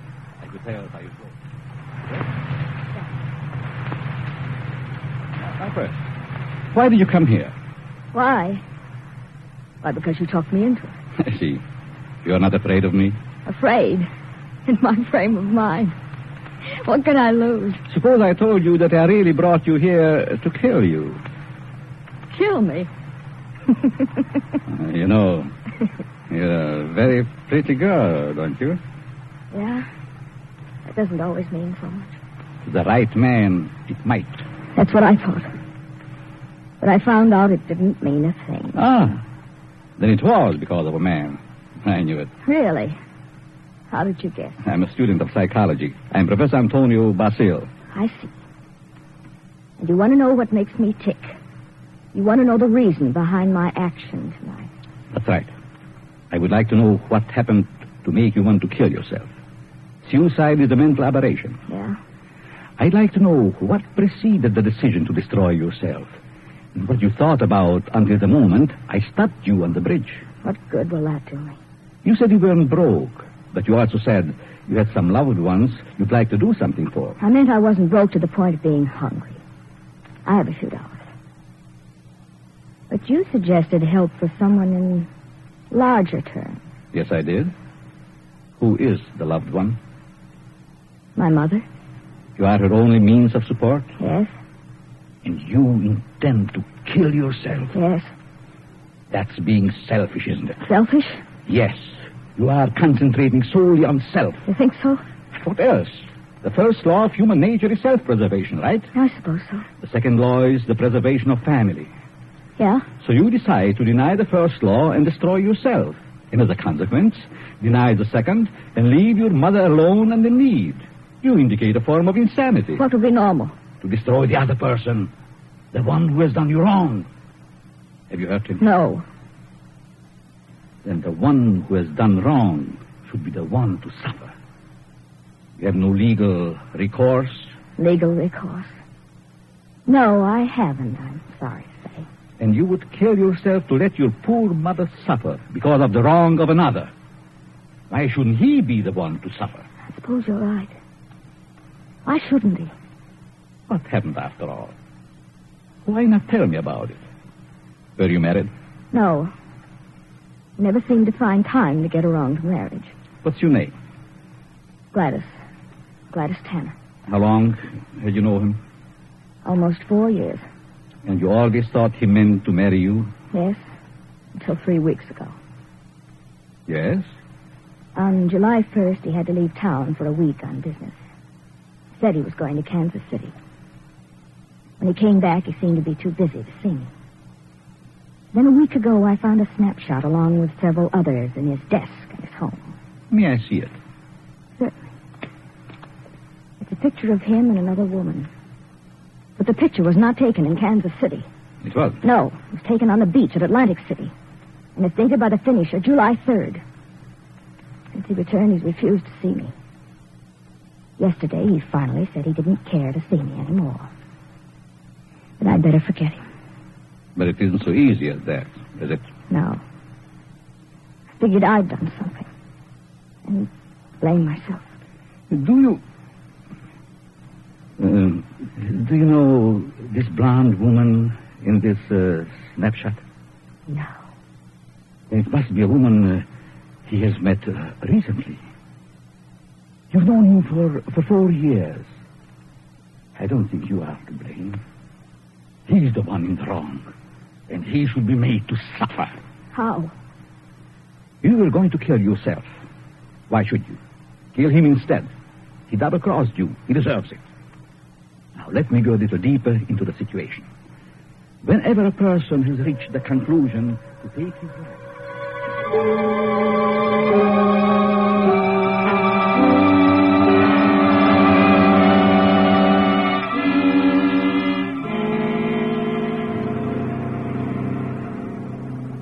Sure you have made up your mind, Miss Tanner? Positive. Now, if you're careful, you won't be caught. No. But whether you are or not, I'm giving you this check for $1,000 made out to cash to be sent to your mother only after the man is dead. Write his name on this pad. There you are. I will know what has happened by the newspapers. I will be told payment until I learn that you have gone through with it. It'll happen tonight. Very well. You are sure? You are determined? Absolutely. Nothing could stop me. Very good. But just what would happen if I did get caught? You won't get caught if you follow my instructions. I know. Now, here is a small revolver. It'll fit easily in your purse. That's all you need. Be sure to wipe your fingerprints off and leave the gun near the body. Yeah. Well, goodbye, Dr. Basile. Goodbye, Gladys, and good luck.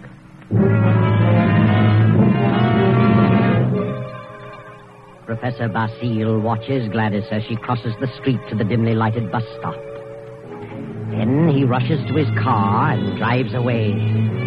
A few minutes later, he comes to a stop at Hellman's house. Hellman, the editor who ridiculed his theory. Just a minute. Oh. Hello, Basile. Good evening, Herman. Thought I'd drop out to have a little chat with you. Well, why this time of night? Kind of late, isn't it? 11. Didn't think that was late for you. No? Come in. Thanks. Sit down. What's on your mind? I want to talk to you about my theory you ridicule so definitely. My theory about suicide. Oh. Well, I just don't believe it, that's all. And I said I'd prove it, didn't I? Yes, but what are you getting at? It's going to be proved. My theory is going to be proved tonight. Well, that's fine. Go right ahead and prove it. I don't like you, Hellman. I'd never liked you. And I know you don't like me. I can't help that, Basile. What are you staring at? Is there someone here with you? Certainly not. Why? That's a woman's purse on the davenport. Oh, my secretary dropped by earlier this evening with the manuscript. She must have forgotten it. She's not here now? Of course not. Then I'll continue. I found a subject. A girl who was ready to commit suicide because a man jilted her. In a few hours, I was successful in changing her thoughts from suicide to homicide, and she is going to kill the man tonight. What do you think of that? There may be a dozen murders tonight. But You know which one I mean. You know about this murder. What do you mean? Because I'm going to tell you who the victim is going to be. You know who the intended victim is? Why don't you stop it? But then I wouldn't have proved my theory. If you put this girl up to it, you're as guilty as she is. You're insane, Basile. Hopelessly insane. You think so, Herman? The whole idea is mad. Too utterly ridiculous for words. No sane man would ever think of such a useless, senseless idea. And for heaven's sake, stop laughing. I'm thinking about the victim. Then he learned. Who is the victim? Martin Hellman. Me? Yes, you. I don't believe you. You will this time. Who is this girl? I know no girl who'd want to kill me. This one does. Now. Oh, nonsense. However, I wouldn't put it past you to hire someone to do something like this. Oh, no. This girl is no fake. This girl is serious. Deadly serious. You probably hypnotized some poor woman, figuring she'd never remember what happened. Oh, Hellman, you underestimate me. Maybe I do underestimate your evil mind. But believe Put me... up your hands, Hellman. Get away from the desk. I'll just take care of that gun, Hellman. That's better. Well, since when did you start carrying a gun, Basile? A gun? Don't be silly. This isn't a gun in my pocket. It's just my pipe. See? Well, what do you hear, Herman? Nothing. Oh, yes, you do. I heard it, too. A sound on the porch. I leave now. The back way. I put your gun in the kitchen. And I'll be very careful to remove all my fingerprints. You insane fool. Oh, fancy you. You, Herman, you are going to help prove my theory. Good night, Hellman. Crazy devil. I'll have him locked up before he gets across town. Good evening, Mr. Hellman. Huh? How did you get in here? Through the patio door. What do you want? I wanted to talk to you. Very strangely. You're just imagining things. And what are you doing here? I wanted to tell you something. Yeah? What? When you first indicated to me that you were through with me, I was terribly hurt. I thought all along that we were to be married. I couldn't understand. I tried and tried to think of something I'd done to cause our breakup. Then I happened to find this snapshot in your desk. Snapshot? Take a look at it. Kansas City. No, Atlantic City, New Jersey. You and a blonde. And the date is stamped on the back. A business trip. Ha! Well, what about it? I just wanted you to know that you weren't so slick. I wanted you to know that I knew about the blonde. That I knew you'd lied. Now that you've told me, what good does it do you? A lot of good. First, I thought you came here for money. How could you think such a thing? Well, I think you'd better go now. I'm going. Goodbye, Morton. And good luck in your new venture. What venture? This one. Gladys. Gladys! And wish me luck in mine.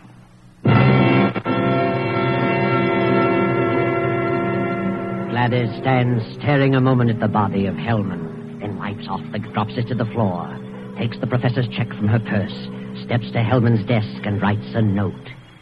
Then she puts the note in an envelope with the check, addresses it, stamps it, turns out the lights, and steps out into the dark street. At the corner, she drops the envelope in the mailbox and disappears. Professor Basile heard the shots. His theory worked. Hellman will torment him no more. The perfect crime. So he can go home to his wife now and go to sleep. Myra. Myra. Huh? What? Oh, Antonio. What are you doing asleep on the Davenport? You know what time it is? It must be after midnight. I've been waiting for you. How was opera? Oh, fair. Nothing to brag about. Who sang the lead? Belchiati. He wasn't very good. Belchiati? Mm-hmm. He's a poor Othello. Othello? I thought they were doing Aida tonight. No, they switched because someone was ill.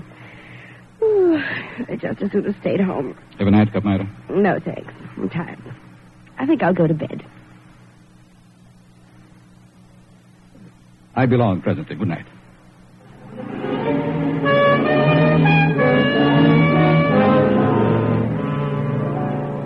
Then the night passes and the morning comes. The professor rises cheerfully and prepares for breakfast. Then... I get it, Myra. Yes? Are you Professor Basile? Yes. May we come in? We'd like to talk with you. Of course. What is it you want? Is your wife in? Yes. We'd like to see her, too. What? Oh, I'm Lieutenant Davis, who's Sergeant Blanket. Detective, that's Well, what do you want? Will you call your wife? Why, suddenly. Myra. But what's this all about? What is it, Antonio? These men are from detective headquarters. They want to talk to us. Really? What about? May I ask where you were last night, Mrs. Basile? Certainly. I went to the opera. What time did you get home? Oh, I imagine it was around 11 or shortly after. Mm-hmm. Were you at home last evening, Professor? Well, I was at the club and got home about 12:30. By the way, do you know a Morton Hellman? Certainly. What about him? He's been murdered. Murdered? Good Lord. When? Around midnight last night. I found him this morning. How terrible. Why, I've known him for years. He was editor-in-chief of the company publishing my writings. I'm a psychologist, you know. Yes, I know. But what do you want to know from us? We weren't connected socially with Hellman. Just in business. Did you know him, Mrs. Basile? Yes, I knew him very slightly. Do either of you know of anyone who'd have reason to kill him? Certainly not. Everyone thought highly of him. Did you ever hear of a girl named Gladys Tanner? Gladys Tanner? No. Did you know of a Gladys Tanner, Mrs. Basile? No. Is this your purse, Mrs. Basile? Why, of course it is. That's the one I gave you last Christmas, Myra. Oh, yes. I must have lost it downtown. Where did you find it, Lieutenant? Hellman's home. Hellman's home? Well, how in the world? Good heavens, but We found it on the sofa. Well, I can't imagine how it could get there. And this is the revolver that killed Hellman, found on the floor beside him. What? No fingerprints on it, however. What? May I see it? Why, Myra, this is your gun. I bought this for you 2 years ago when I went on the lecture tour. Yes, I think it's mine, but it just doesn't make sense. Did you have the gun in your purse when you lost it last night? Well, perhaps I did. I'm so confused now I can't remember. That thing, Myra. The thing, it's terrible. Oh, I know. Oh, dear, I feel ill. Did you ever fire this gun? Yes, once last year up in the mountains. I wanted to see how it worked. Ever reload it? No, I'd never reloaded it. I just didn't think about it. Maybe I did put it in my purse. Why, I don't know. And whoever found the purse may have used the gun to... Oh, I just can't seem to think. This gun misfired on the first 2 shots. The other 3 killed Hellman. This is the most amazing piece of coincidence I ever heard of. Why would my wife want to do such a thing? Why should she get to Hellman? She hardly knew him. Are you sure about that, Professor? Of course. Well, sorry to say that I don't believe her. What? This is ridiculous. This is going to be a shock to you, Professor, but here's a snapshot we found on Hellman's desk. Taken in Atlantic City last July.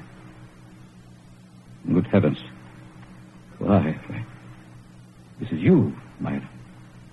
You and Hellman. You were at your mother's in Florida in July.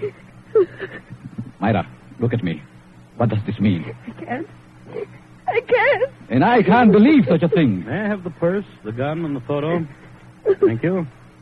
I'm sorry, but I'll have to take her down to headquarters. But I didn't kill him. I didn't. I wouldn't. I loved him. Myra. Better pull yourself together. You'll have to go back. We'll want photos and fingerprints. Yes. Better get it ready, Myra.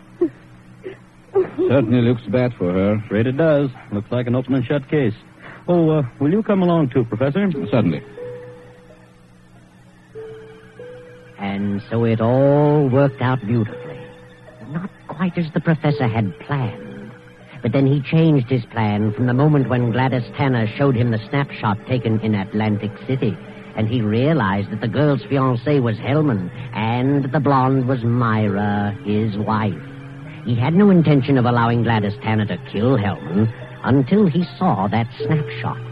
And when he recognized Myra's purse in Hellman's home, he decided to let Gladys kill him and the blame be placed on Myra. The perfect crime. But several hours later, after fingerprints and many questions, the professor is just about to be dismissed when Sergeant Rankin steps into the room and speaks quietly to Lieutenant Davis. What is it, Rankin? I stayed at Basile's place, as you said. Well? A few minutes ago, a special delivery letter came for the professor. This'll knock your eye out. Read it. All right. Wow. Fits perfectly with the writing we were trying to make out on Helm's desk blotter. Professor, here's a letter sent special delivery to you a few minutes ago, postmarked last night. Read it. Dear Professor Basile, your theory worked a certain degree. You convinced me I should kill him.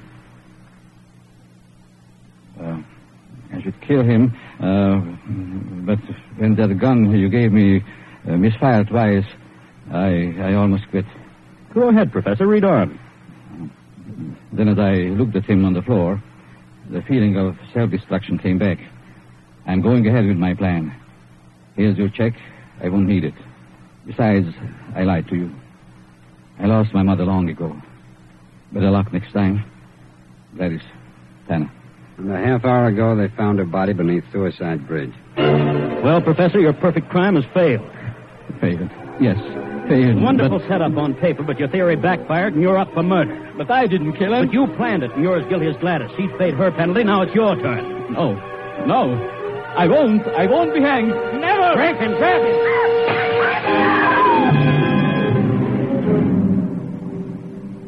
And now the doctor lies on the sidewalk 17 stories below. His entire theory worked in reverse.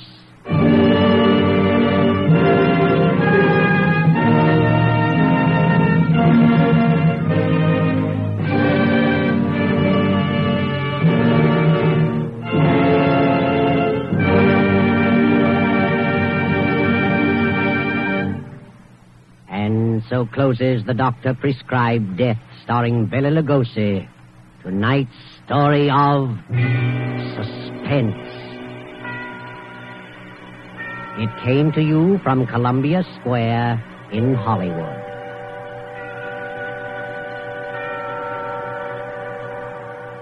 This is the man in black who conveys to you Columbia's invitation to spend this half hour in suspense with us again next Tuesday, when we present the noted actor, Mr. Sidney Greenstreet, in The Hangman Won't Wait.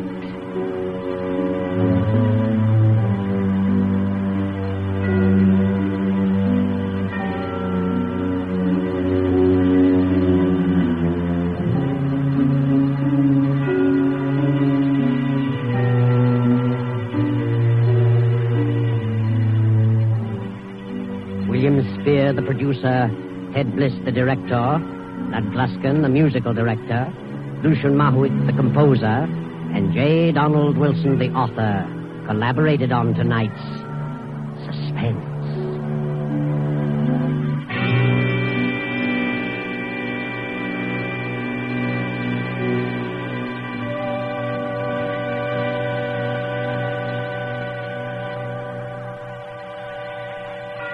This is the Columbia Broadcasting System.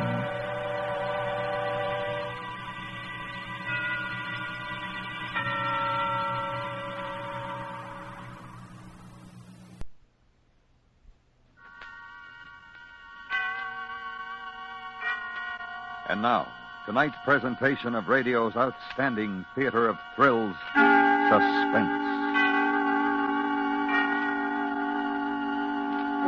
Tonight, the story of a supermarket and a young man who finds that after closing time, once the daily bustle is stilled, this very ordinary store becomes a place of danger and terror absolute. So now, with Hy Averback as Harry, here is tonight's suspense play, Never Steal a Butcher's Wife.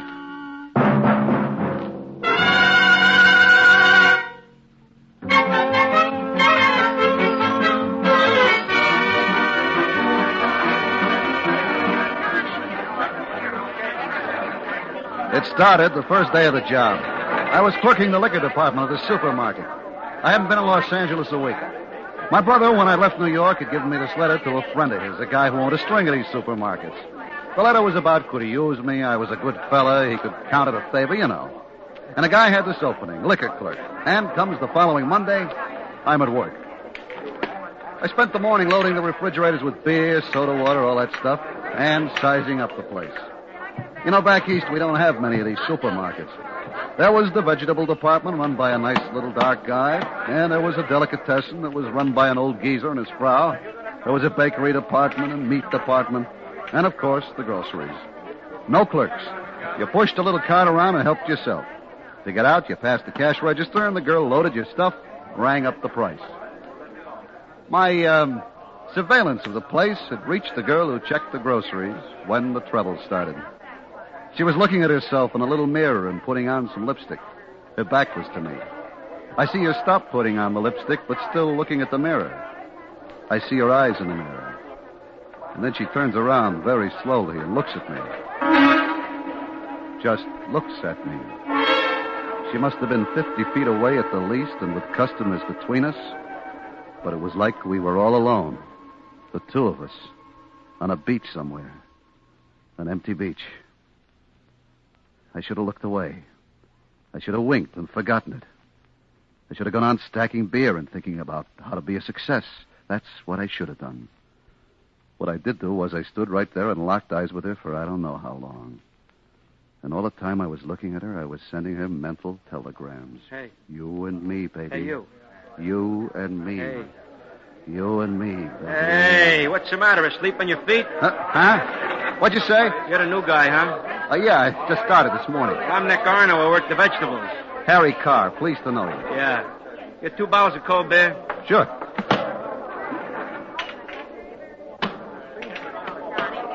Cold as a witch's heart. Only don't open them here by the counter. You know the law. I have them out back with my lunch. Nick. What? Come here. Gal over there by the cash register. Mary? Is that her name, Mary? Yeah. What about her? That's what I'm wondering. What about her? Oh. No soap. She's married. You kidding? You see that big guy over there with the knife? The butcher? Yeah? You ask him if I'm kidding. Well, who's he? Her husband. Oh. See you.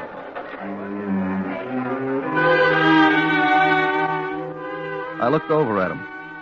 He was a funny-looking guy. A real creep. He stood there sharpening a tremendous big cleaver, whistling to himself. He had on a hard straw hat and a white apron. He had those rimless glasses with thick lenses so that his eyes looked like baseballs. When he saw I was looking at him, he nodded and went on whistling and stropping. A real creep. Later on, I watched him softening up some sort of steaks. He had a big steel mallet with points on it, and he was whanging away at this meat like a pile driver. And I watched him grinding, and slicing, and quartering, sawing the bones off some of the cuts. And always those eyes like baseballs, and that teeny little mouth lost in the big red face, whistling. And I looked over at her, and she was giving me the eye again.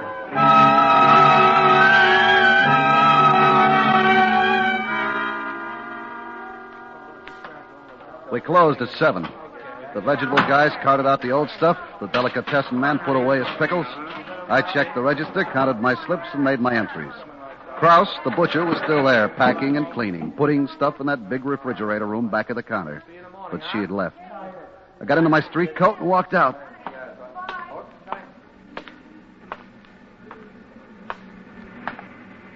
Hello. She was standing looking at the shoe display a couple of doors down from the market. I said hello. Don't you say hello wherever it is you come from? Well, sure. Hello. You taking the bus? Yeah? Which way do you go? Down to Western. Oh, I'm going that way. I'll drive you. No, I don't think you'd better. What's the matter? I wouldn't want to trouble you. No trouble. Come on. I'm parked right here. What about Mr. Krause? Oh, he'll be there an hour yet. He takes the bus. Oh. Come on. Well, come on. Don't be afraid. You're afraid of me. No, I'm not afraid of you. Well, then get in.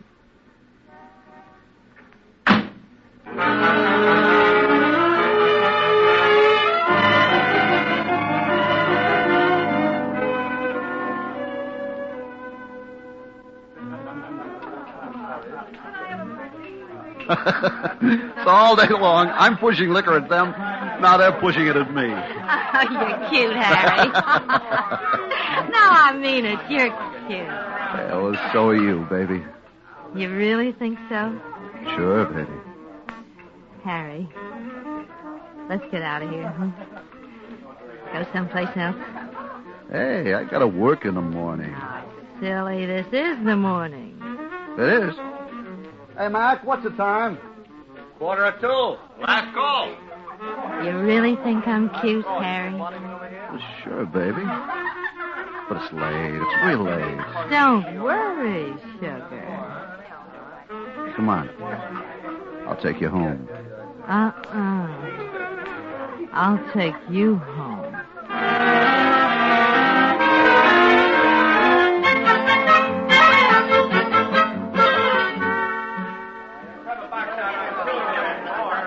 Of course, I felt lousy the next morning. I'm not much of a drinker. But she looked fresh as a daisy, smiling and joking with the customers. I didn't look over there. I didn't want to. Didn't want to think about what must have gone on between her and Krause when she got in. He didn't look happy. I knew why. I kept waiting for him to turn those baseball eyes on me. But he never did. Just went on smashing, slicing, grinding, sawing. All that.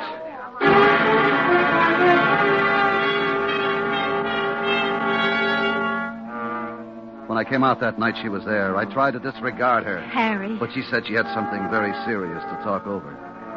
And the way she said it... Well, I got in the car again.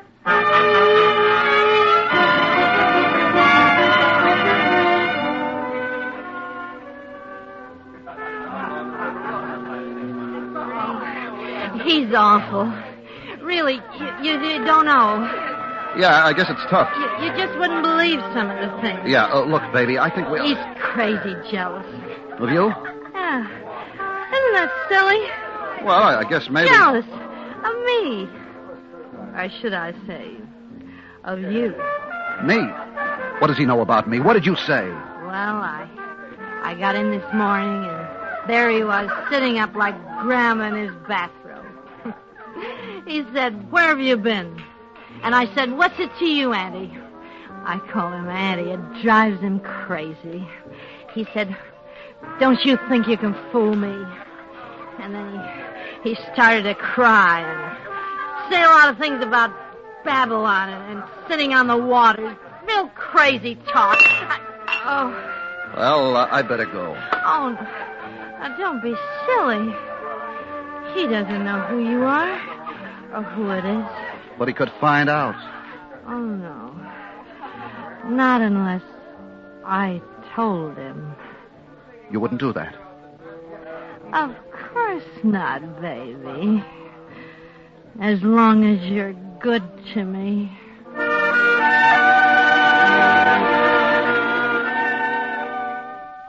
The next night, I stayed in the market. I was scared. Didn't want any more of that. I did inventory. I counted bottles. I cleaned the refrigerator. I changed the water in the soft drinks cooler. I kept busy. Across the market, Krause was moving around, cleaning up. And after a while, he took off his apron and his straw hat, and he came over. Hello, Mr. Krause. Yeah. Give me a bottle of beer. Sure thing. It's all right to drink it here? Well, sure. We're closed, ain't we? Yeah. Well, here's an opener. Thank you.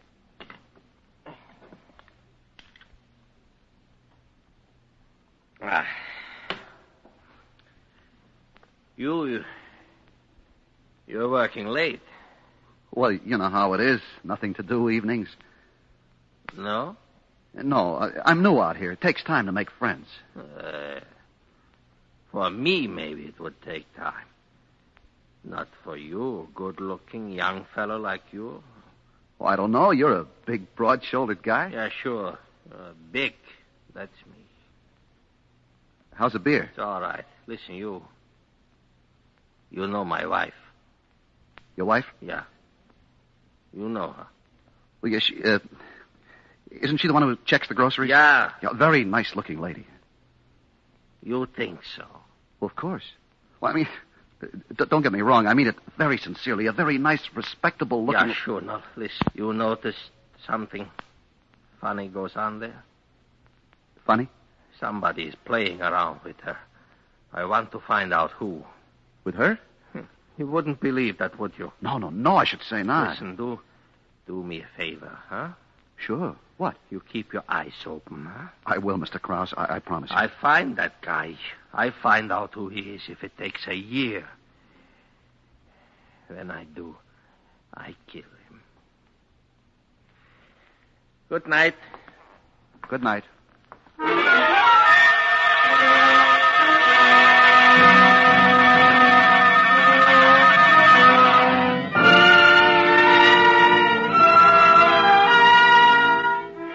You're listening to Never Steal a Butcher's Wife. Tonight's presentation in radio's outstanding theater of thrills, Suspense.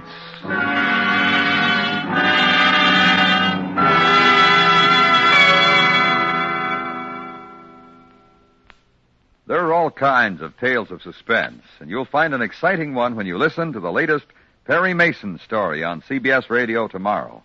He's the debonair lawyer detective whose exciting cases come your way Monday through Friday, daytimes, on most of these stations. This week, listen to Perry Mason try to help a damsel in distress.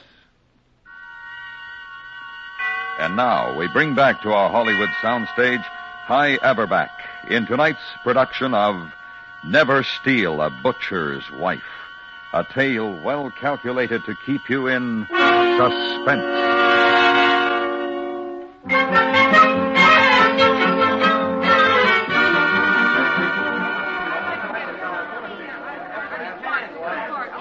You see how it happens? You go along minding your own business, trying to be a sweet guy, and whammy, up pops the devil, the roof caves in, and there you are. The executioner's honing the axe and whistling to himself. I tell you, I was nervous. My hands were sweating and my teeth were aching. If it hadn't been for needing that job bad, if it hadn't been for that, I'd have put on my coat and hightailed it out of there butt fast. It was a situation. And Mary's looking over at me every now and then, giving me the big eyes. Yeah, the heck with you, baby. Get yourself another boy. And Krause is looking over and raising his eyebrows. Do I know who it is yet? Then I'm making a long face and shaking my head. And then Nick, the vegetable man, comes over. I see you didn't understand what I told you the other day. What's that, Nick? About Mary. I told you she was a married woman. What are you talking about? I seen you, the both of you, coming out of a bar the other morning. You're nuts. Don't pull a hard face with me, Harry. I ought to tip Krause off to what's going on. Nick, be a good guy, will you? Yeah, good guy. I'm telling you, you better be a good guy and leave the butcher's wife alone if you know what's good for you. I will, Nick. I will. I swear it was a mistake, that's all. Yeah. So be a good guy, Nick. Forget about it, huh? This once okay, but you do it again, you get what's coming to you. Sure, Nick. Sure thing. I'm not just talking.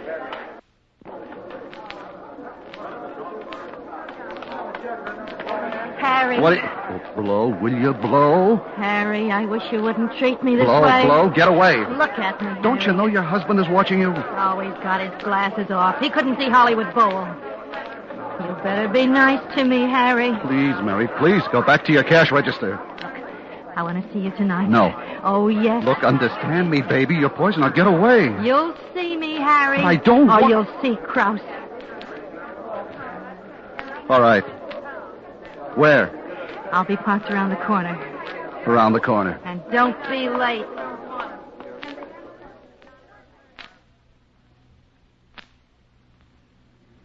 Oh, look, now stop being silly and get in. Look, can't you understand? I don't want any trouble. What are you so afraid of? Trouble! Oh, come on, baby. Let's go have some fun. Look, please, I've asked you not... What is it? Hello. I warned you. You got it wrong, Nick. Oh, no.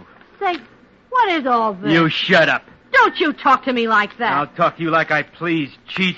Harry! Hit him, Harry! I didn't hit him. He was looking down his nose at me, and he was a nice, wide-open target, but I didn't hit him. Because all of a sudden, I knew what I had to do, and I knew I had to do it fast. Harry, where you going, baby? I didn't turn. Nick was still back there beside the car. I went into the market.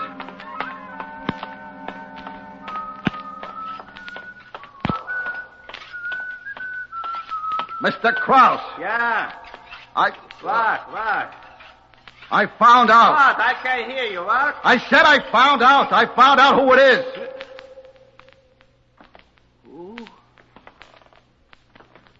Ooh. Nick. A vegetable man? Yeah. A vegetable man. Now, look, Mr. Krause, I knew yesterday, but I didn't want to get him in trouble. I told him to lay off, but he said nuts. He said if I opened my mouth, he'd tell you it was me, that I was the one. Vegetable man. I'm sorry, Mr. Krause. I never did like him. I never did. Well, good night. Vegetable man.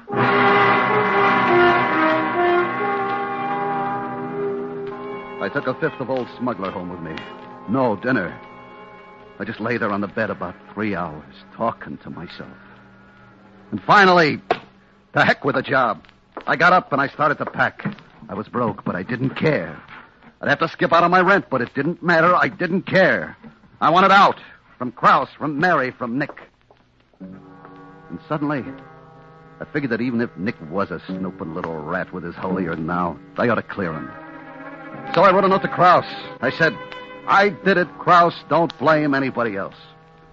I took the note in my bag and the key to the market, and I tiptoed out of the rooming house. I caught a bus and went to the market.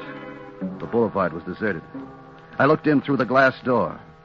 In the back of the place, up high, there was a red neon beer sign that blinked on and off. On and off. I unlocked the door, went in, locked the door behind me.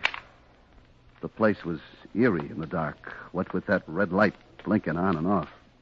1 minute the place was pitch black, the next it was 1,000 little red lights bouncing off the canned stuff in the grocery part. I went to the butcher counter first, and I laid the note on the scale where he'd be sure to see it. Then I crossed over past the vegetables and the bakery, past the delicatessen to the liquor department. It was dark, and I kept bumping into things, and I thought, why am I acting like a criminal? I turned on the light. The whole place was suddenly dazzling. Hurt my eyes. I looked at the cash register. I was just thinking about maybe taking a couple of bucks when it happened. I hadn't touched it. Somebody had turned the lights off again. There were other switches in the place. I didn't know where. And after the brightness, the place seemed twice as dark. The red sign blinked on and off and on and off. And then I saw him. Krause. He was standing behind the meat counter at the scale, and he picked up the note. My note. I did it, Krause. And he read it. I couldn't see his eyes, just the glasses. And every time the light blinked, they shone red, bright red, like some sort of terrible toy. And then he began to move. And it was like a movie that you see one frame at a time. Each time the light blinked on, he wasn't where he'd been before, but closer. Closer.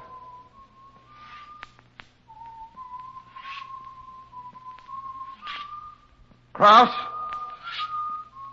Mr. Krause? Oh, no. No. No, Mr. Krause! Those red glasses kept coming at me. I edged toward the vegetables, and he moved too. I moved the other way, toward the groceries. There was a railing. I climbed over it, and I was in one of the long, narrow aisles of cans and bottles. The stuff was piled head high.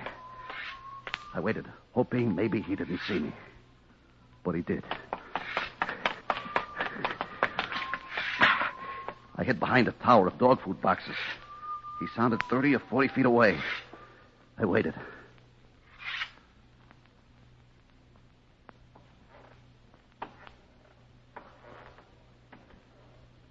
I looked around the corner. He was looking down another aisle. I ducked my head back.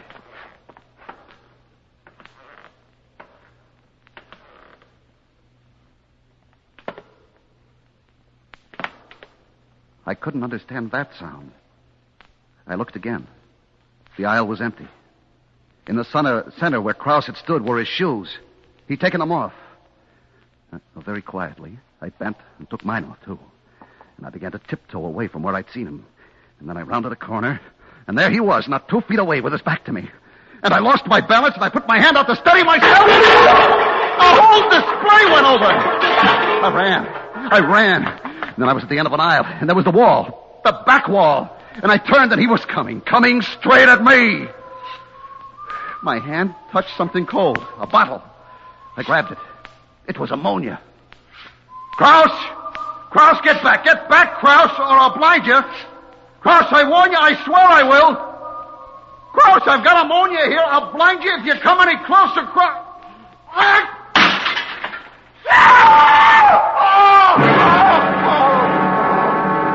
He stood there like a crazy blind giant, tearing at his eyes, the ammonia running down his face. I didn't wait.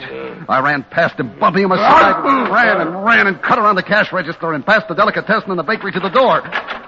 It was locked. The key, I'd left it in the lock and it was gone. I tried to break the glass with my fist, but it was like steel. I tried to kick it, but I left my shoes behind. And Kraus kept coming, feeling his way along, moaning, silhouetted in the blinking light, the red light that gleamed like a tongue of fire on the knife he held in his hand. I stood behind the counter of the meat department. Under my feet, the sawdust. I bent, scooped up a handful. His face was awful, twisted and gleaming in the blinking red light. His glasses were gone and his eyes were screwed tight shut in pain. He stopped 10 feet away, swaying. Then he opened his eyes, opened them as wide as he could, and moved his head from side to side, trying nearsightedly to see me. And then his head stopped moving, and holding it sideways, using one eye to see me, he came on, the knife held way back. And I waited. And I let fly with the sawdust and jumped to one side, my back against the wall, and he twisted and skidded in the sawdust, and he fell. And then he was very still for a moment. I waited, backing. He rose to his knees. In the blinking light, I saw the knife. He'd fallen on it. It was sticking out of the middle of his chest. Kraus! Then, very slowly, he got to his feet. One hand over the place where the knife was. And then he started toward me again. There was a rack over the chopping block. He reached up and got a cleaver. I backed. Behind me, I felt a large cold handle. The door to the meat storage room. I heaved it open.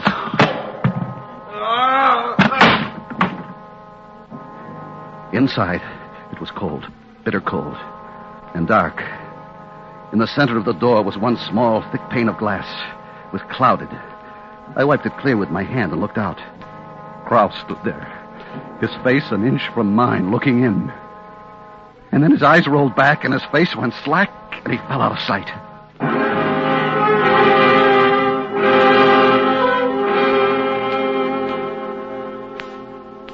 He was dead. I was sure of it. Now I felt around in the dark for the knob, but I couldn't find it. I felt the door from the top to the bottom. There were bars and bolts and something that felt like a handle, but it wouldn't move.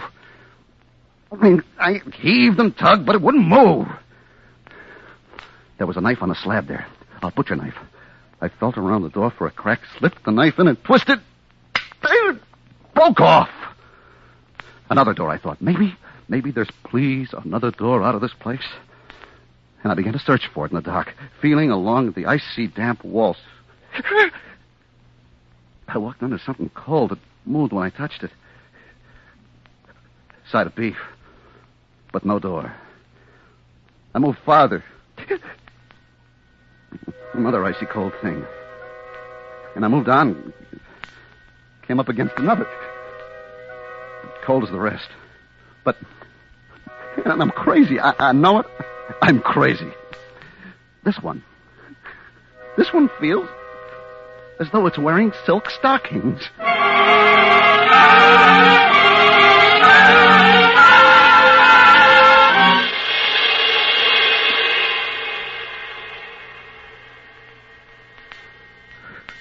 So here I am. It's awfully cold. Cold as a witch's heart. Cold as a tomb. This thing I have in my hand, this knife handle, I wish it had a blade. I know what I do, I know. But it hasn't. Anyway, I'm innocent of anything. They'll believe me. They will. There's a letter outside on the scale that says, I did it, Kraus. Don't blame anybody else. And there's my suitcase. That'll prove I meant to go away and not to cause anybody a hard time. And there's... Oh, the time goes slow. And while I'm waiting and waiting and waiting, I'll tell myself the whole story again. And again. And again. It'll give me something to do, you know. Something to think about. You see, it started the first day of the job. I was clerking the liquor department of the supermarket. I hadn't been in Los Angeles a week. Now, my brother, when I left New York, had given me this letter to a friend of his, a guy who owned a string of these supermarkets. The letter was about could he use me. I was a good fella. He was kind of a favor, you know.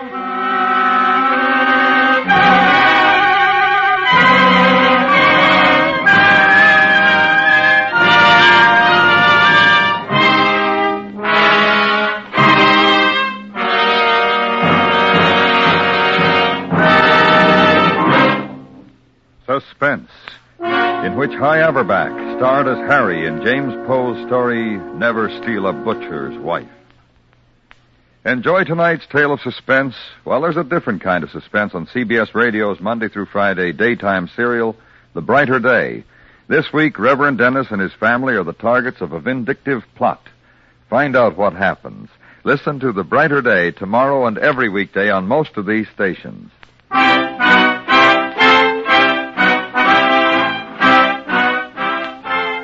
Suspense is produced and directed by Norman MacDonald, with music composed by Lucien Morawick and conducted by Lud Gluskin. Never Steal a Butcher's Wife was written for Suspense by James Poe and starred High Averback as Harry. Featured in the cast were Paula Winslow, Jack Crucian, and Lawrence Dobkin. Stay tuned now for yours truly, Johnny Dollar, which follows immediately over most of these same stations. Listen while you work. Enjoy Hilltop House every Monday through Friday in the daytime on the CBS Radio Network.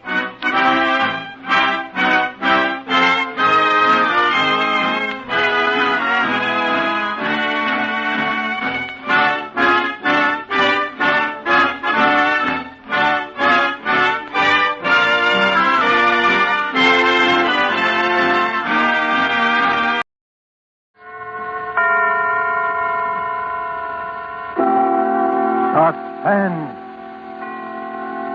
Mr. Lee J. Cobb as star of The Bet, a suspense play produced, edited, and directed by William Spear.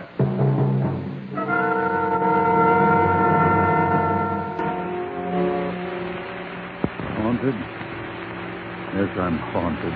It's a year now, and I can't erase the memory of that precipice I very nearly stepped from.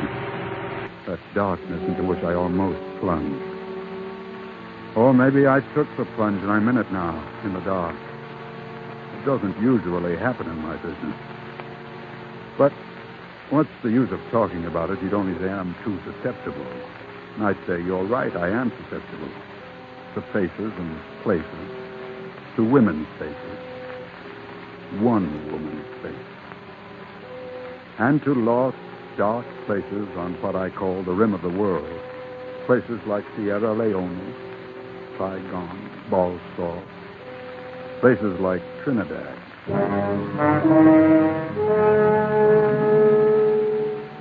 But you won't get it from reading atlases and maps.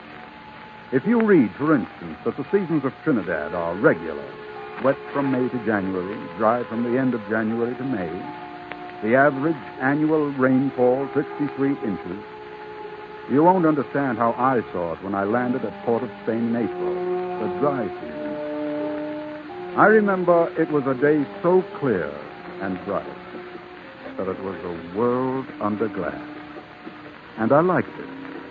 I liked the harbor, cathedrals, the old streets, the dry, spiced air, and that little shop I wandered into to get away from the blaze of the sun. I'd heard she went there. Siam Dhammakari shop of Hindu antiquities. Hello? Anybody here? Certainly. Good afternoon. I am Siam Dhammakari. Oh, it's dark. I didn't see. Yes, I live here like a mole, and when the clock rings, it brings me customers every time. What can I show you? Well, I thought I'd look around. It's a pleasure. Look as you wish. You're a stranger in Port of Spain? I landed today. And you're an artist? Well, how did you That's know? a sketch pad you carry. Oh, yes. Yes, I paint. You'll find Trinidad charming to paint until the rains come, Mr. Scott Turner. Mr. Scott Turner, yes. It's lovely until next month, then the green rain until the first of the year. Well, that sounds paintable, the rain. By the way, I believe you know... rain? Oh, no, the rain, it comes down so there's no... Oh, pardon me, please. Mrs. Barton, good afternoon. Good afternoon, Siam. Did my Shiva get here? Yesterday, Mrs. Barton, I took him out of his straw nest. Yesterday. A beautiful white jade Shiva.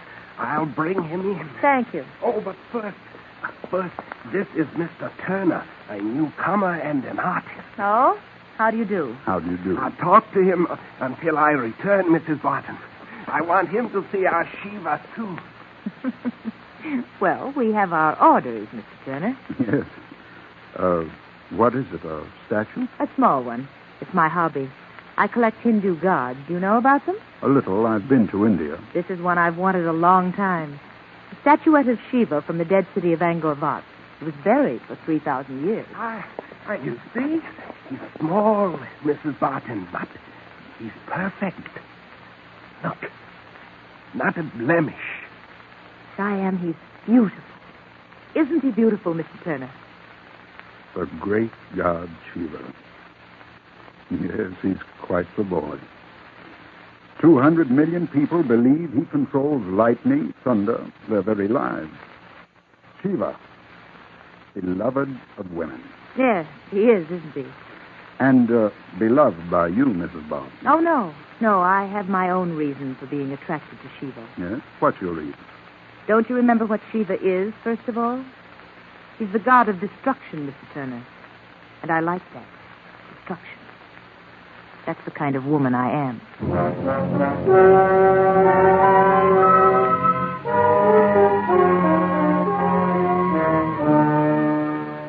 She likes destruction. Of course, I knew that already about Ada Barton. She must have loved Trinidad, a place where a casual conversation turns suddenly intense, suddenly dangerous, where you never knew the whirlpool under your feet until you're in it. I was in that whirlpool in a second, and I'm still there. But I'm getting ahead of myself.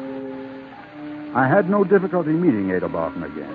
You know how colonial cities are, the teeming population that belongs, and the handful of English, American, French administrators, speculators, planters, who huddle together socially because, well, they're afraid. And even so ungregarious a man as Paul Barton was above inviting a visiting American to his home. But no matter how we've met, he and I were bound to disagree. So you're an artist, Mr. Turner, eh? Well, I envy you. It must be very pleasant not to have to work for your living. Well, naturally, I don't look at it that way. Paul, for heaven's sake. Oh, but Ada, my dear, surely neither you nor Mr. Turner contend painting is labor, not productive labor. But that's not the point. Well, I think it's a point, and I think painting is productive. Although I must confess that painting seldom produces for the painter comfort such as you have here. I wish it did. More coffee, Scott? Please, Mr. Barton. Well, naturally, millions buy my sugar because it's a necessity. A picture on the wall isn't. It is for me, Paul. It is for the millions who buy your sugar, Mr. Barton. At least it's necessary for me to believe it's a necessity to them. A necessity for which they're starved. But I think your difference with me is more personal, Mr. Barton. Now, wait a minute. Oh, you see, I think you envy me. I envy you. Because you're a romantic who never found whatever you came here for. This is a beautiful island, Mr. Barton. In the dry season, yes. You built a beautiful house, and you are married to an extraordinarily beautiful woman. Thank you, Mr. Turner. But because you've pegged your dream to what the morning stock market has to say on the price of sugar, it's all ashes to you. So you resent me, the itinerant artist, symbol of the freedom you lost. Ashes? I love it.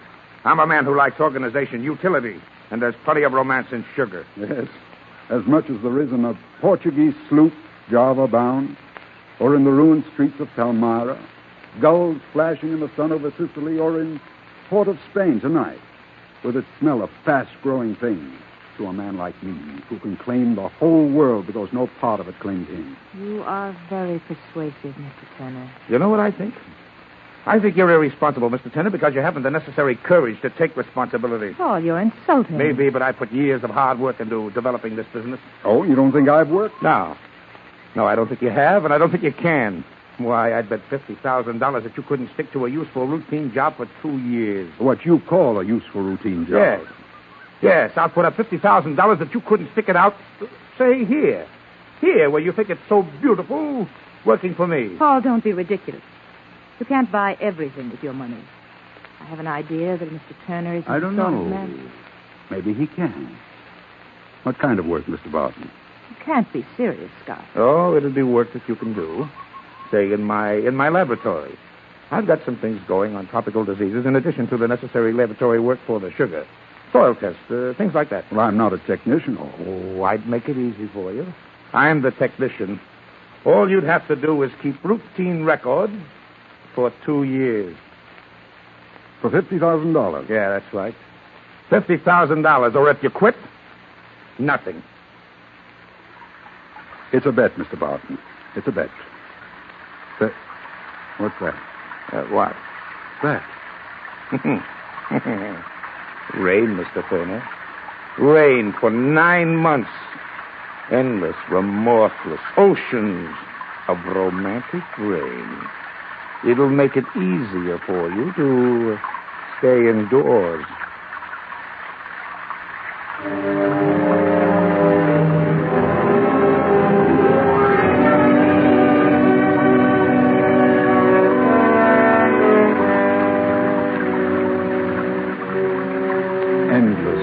Remorseless rain. I liked it at first because it blurred the passage of time. And somehow my job wasn't easy. In the fields around the laboratory, the cane grew up, was cut, grew and was cut. But inside the laboratory, where I lived day and night, all sound and life came wrapped in the silken, deadly, hypnotic drumming and hissing of rain. The first 2 months, only one thing bothered me, the petty needling of Paul Barton. We spent our mornings together, he making his tests while I wrote them up for the files. Scarcely a day went by he didn't say something sharp or bitter. How's the romantic Mr. Turner today, Can you read any poetry into the smell of aniline dye? 2 years, Scott, 2 years. Do you see what you're heading for? A laboratory stoop. And this rain will grow mold in your curly artist locks. I guarantee it. Yes, my wife Ada fancies art too, Scott. She buys little things, paintings, statues. But she buys them with money from sugarcane, Scott. Or had you forgotten that?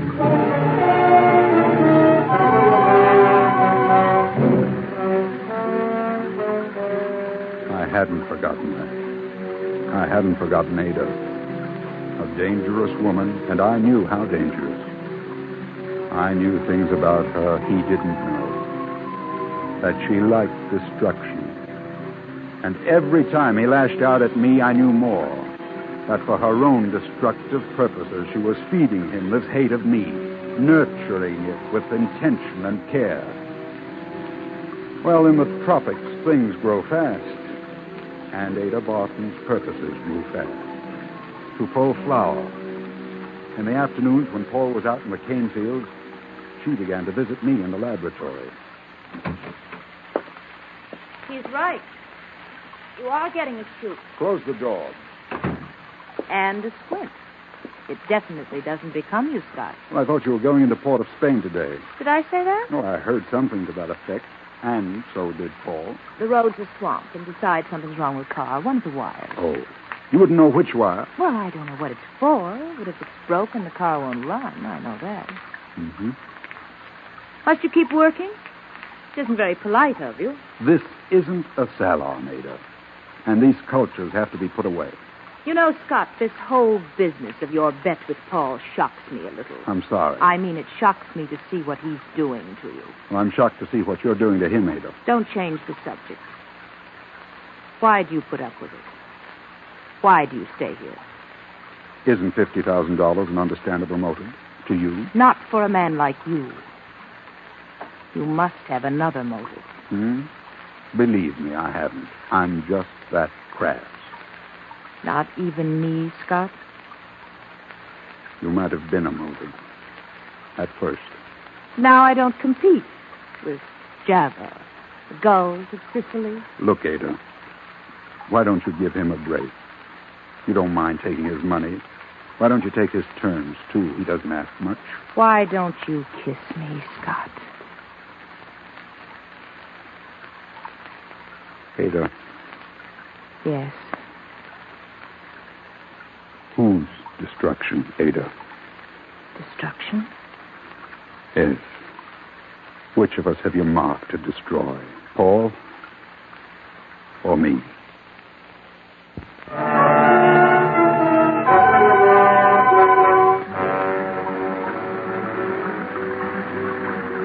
I knew, if I wouldn't face it then, I knew whom she'd marked for destruction.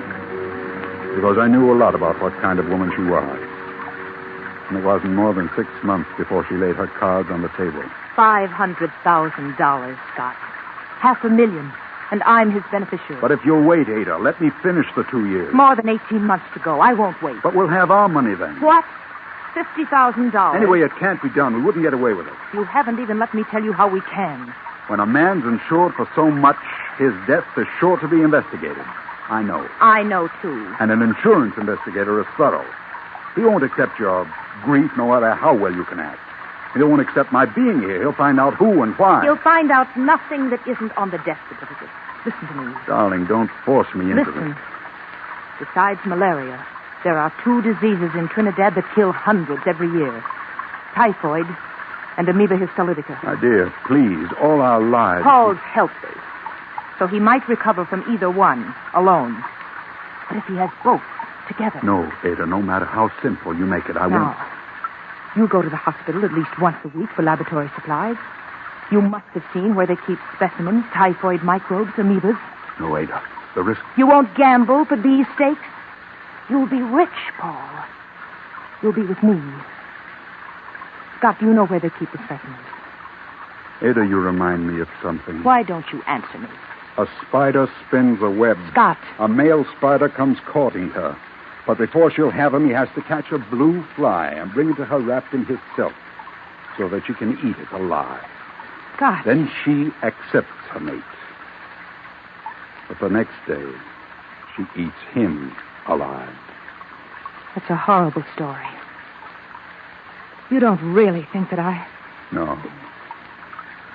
I don't suppose I do. You'll get the microbes then, won't you? Won't you, Scott? Ada, let me think about it a little while. Let me at least pretend I'm a man with a conscience.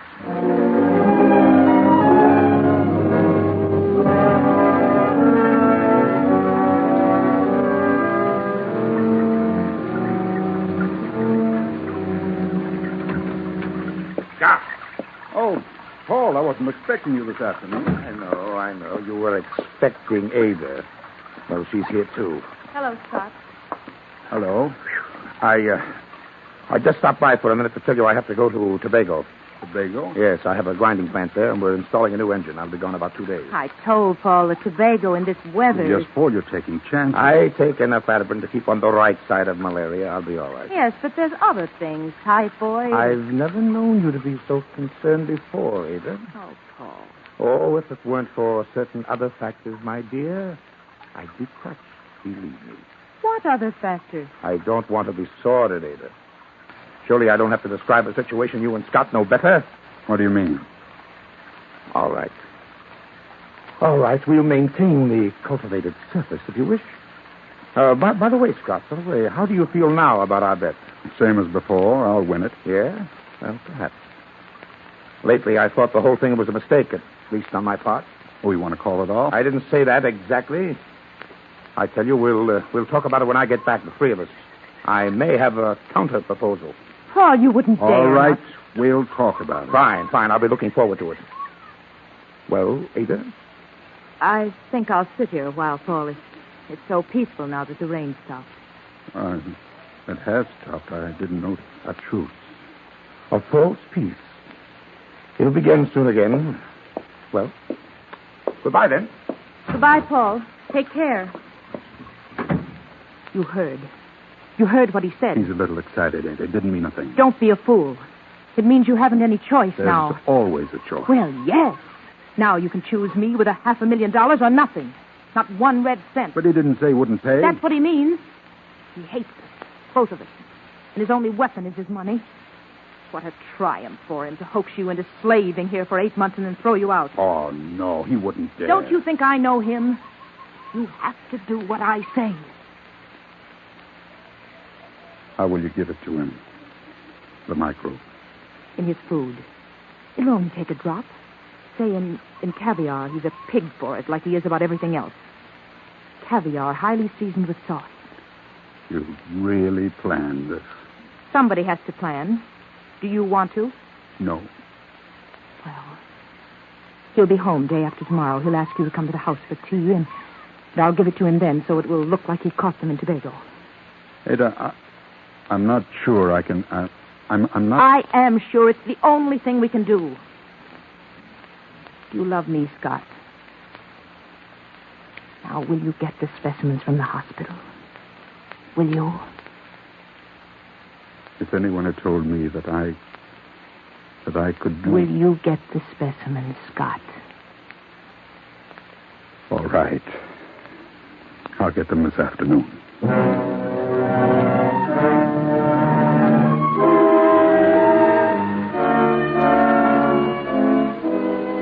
That afternoon, the rains had stopped. It was no fall peace. The season was over, 2 weeks early. I drove into Port of Spain through a crawling, chalk-white mist, through the strong, heady smell of decaying jungle. And the cessation of sound was enormous in my ears. It was as though the rain had stopped on a shout. I got the specimens, 2 tiny tubes of dynamically living death. When I stored them away in the laboratory refrigerator, I riveted my mind on Ada's face and her incomparable voice. We can do so much together, Scott. You're a savage like me. Remember how you looked at Shiva that first day? I could tell we're alike. No little stifling moralities. We're beyond such things, you and me. Beyond pity or shame. Yes. Quite beyond shame or pity. Be very careful, my darling. Eat only the caviar without the sauce. We'll leave all the rest for him.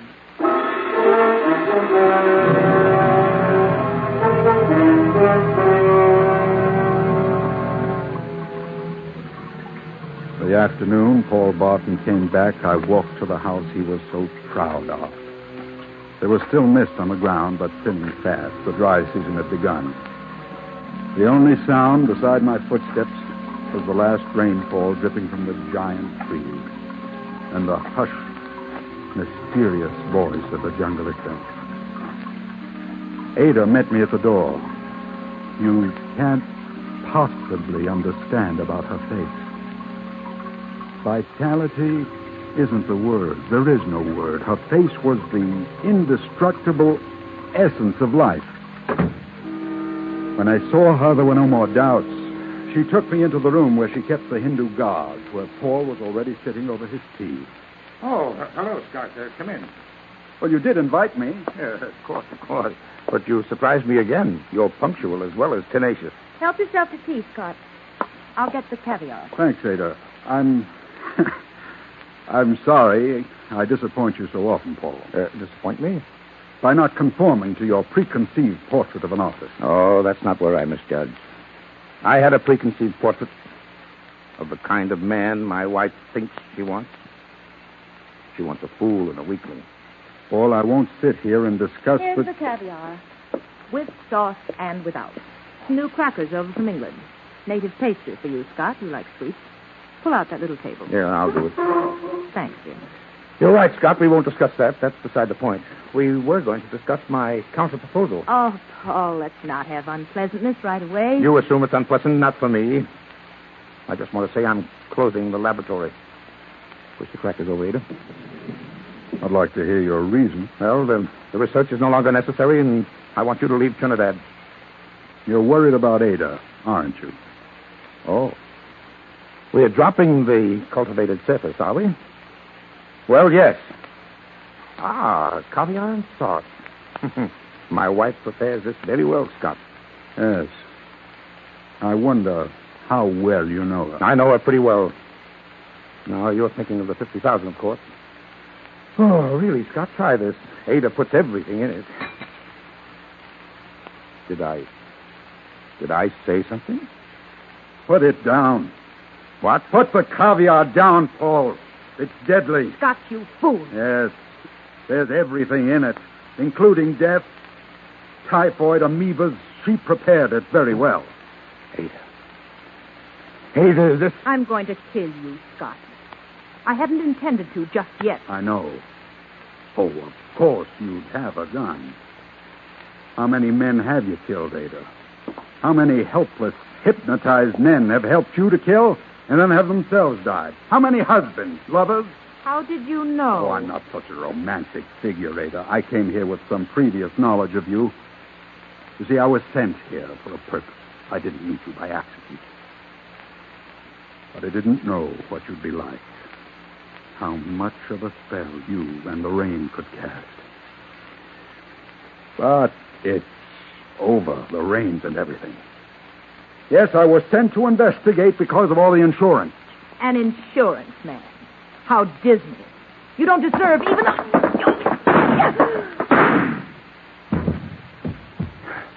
You killed her. You killed her. Yes. I killed her.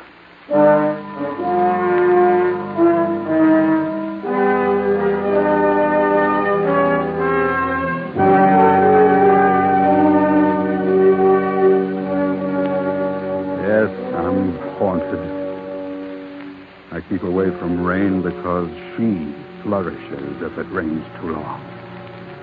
She comes back like a dank, strong jungle vine, flowered and perfumed, but tough to the core. She winds herself around me. She tries to drag me once more to that precipice above that darkness, an existence beyond shame or pity or morality.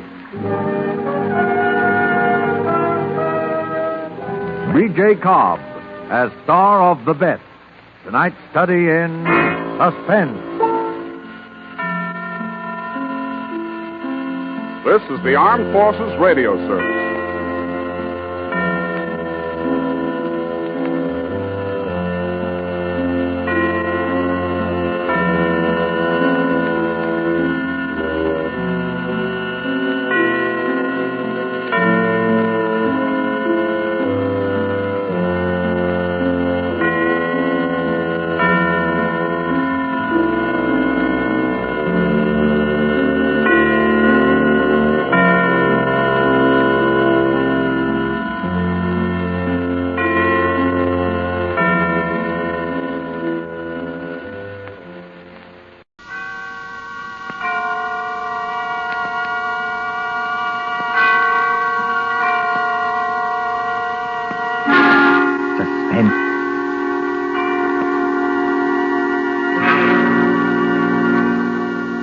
This is the Man in Black. Here again to introduce Columbia's program, Suspense. Our distinguished star this evening is that delightful gentleman, Mr. Roland Young, playing as author of detective novels, who invented his best plot when his life was at stake. With Mr. Young to play his long-suffering secretary is Miss Peggy Conklin. A story by John Dixon Carr in a somewhat lighter mood than is our habit, and called The Customers Like Murder, is tonight's tale of suspense. If you've been with us on these Tuesday nights, you will know that suspense is compounded of mystery and suspicion and dangerous adventure. In this series are tales calculated to intrigue you, to stir your nerves, to offer you a precarious situation, and then withhold the solution until the last possible moment.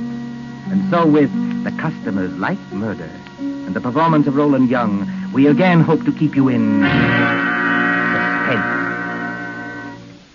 On a hot summer night, in a village on the east coast of England, a famous writer of detective stories is dictating to his secretary.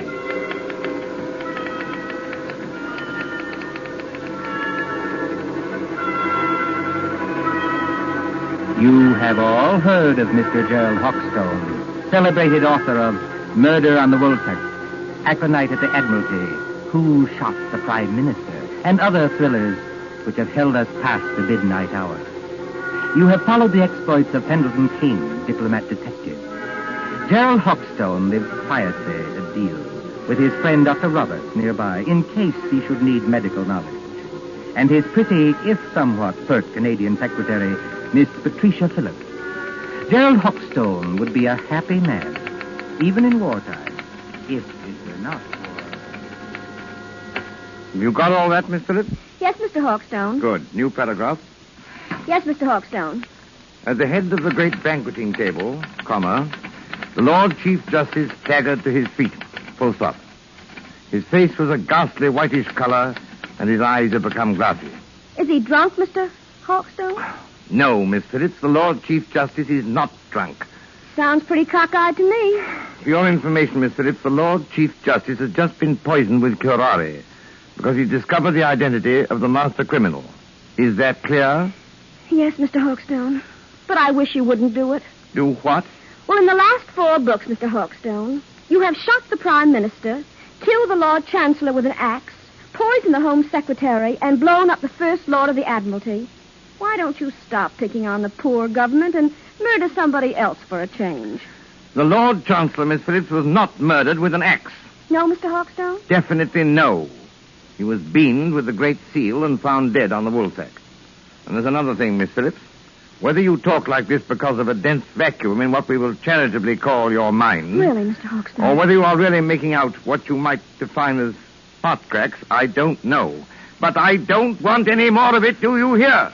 Just as you please, Mr. Hawkstone. Oh, Lord, where was I? His face was a ghastly whitish color, and his eyes had become glassy. Sounds like me. All right. A single choking cry escaped his lips, comma, and his body crumpled to the floor. Full stop. New paragraph. With one swift stride, Pendleton King had reached the fallen man. He can't have done that, Mr. Hawkstone. Who can't have done what? Pendleton King. What about him? Well, on the last page, you had him sitting at the foot of the table. So he can't get there in one stride. Unless you want him to sail across the room like a kangaroo. There are times, Miss Phillips, when I should like to poison you with curare and dance on your grave. I was only trying to help. All right, change it, strike it out. With hardly a second's delay, how's that? Comma. Pendleton King had reached the fallen man. Full stop. New paragraph. Quote. I feared it, comma. Close quote. He muttered. Full stop. Quote. Note the rigidity of the muscles. Exclamation point. Note the characteristic odor of curare, which... That won't do, Mr. Hawkstone. Why not? Curare hasn't got any odor. Now there, Miss Phillips, you've really gone too far. But I can't help that. It's true. If you will permit the small vanity, I am noted for the correctness of my medical knowledge. Who is murdering the Lord Chief Justice, you or I? You are. But you might murder him properly. Curare hasn't got any odor. I say it has. And I say it hasn't. Listen, Miss Phillips. I propose to settle this rather childish dispute by going next door and asking Dr. Roberts. Will that convince you? Curare hasn't got any odor. And anyway, the Lord Chief Justice wouldn't be mixed up in any such silliness as this. Silliness, eh? Yes, I said silliness. Read your evening paper. The Lord Chief Justice is sentencing some American gangster who got involved in a robbery over here. That's the sort of thing he really does. You're very fond of these gangster reports, aren't you? Yes, I am, because they're real. Real? Fa! Don't you say fa to me. I was merely remarking, Miss Phillips, that with your usual ingenuity, you sidetracked the argument. I am going to see Dr. Roberts. That's not necessary, of course. My own knowledge of poisons is as great as that of any doctor. Dr. Fa. And finally, kindly don't say fa to me, either. When I return, Miss Phillips, I hope to find you in a better frame of mind. Please observe that I, at least, have been able to keep my temper. Excuse me. All right. Go on. See if I care.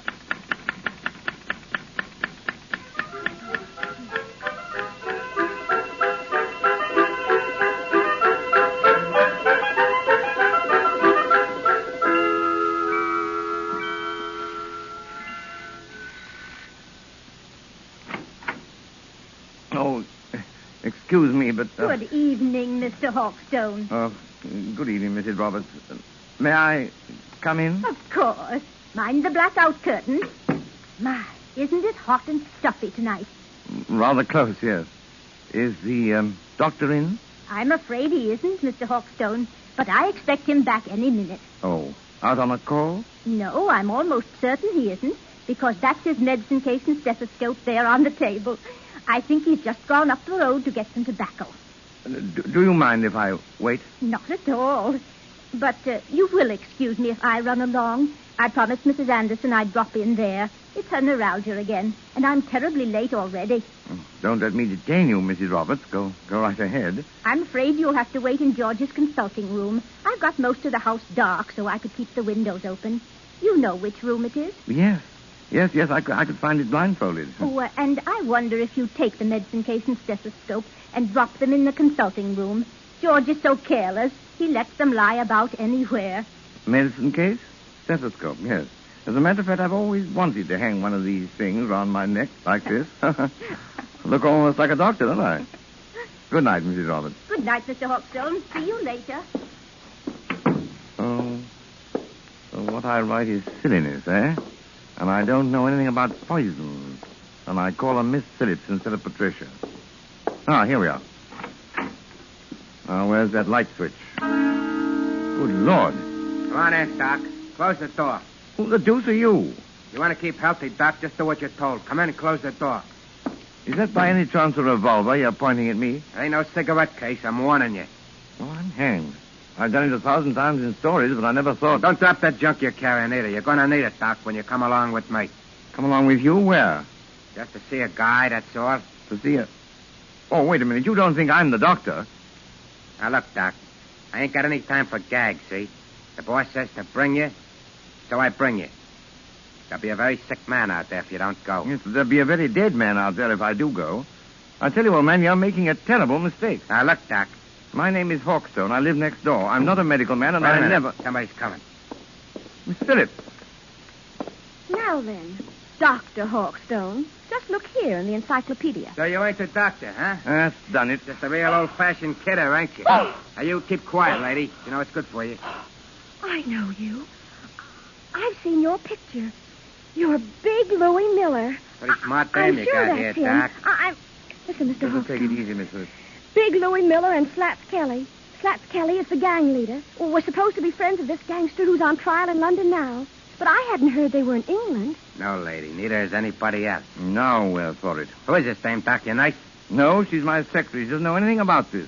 She seems to know too much about it, if you ask me. Come on, lady. You're going with us. Going? Where? Just for a little ride, lady. Just for a little ride.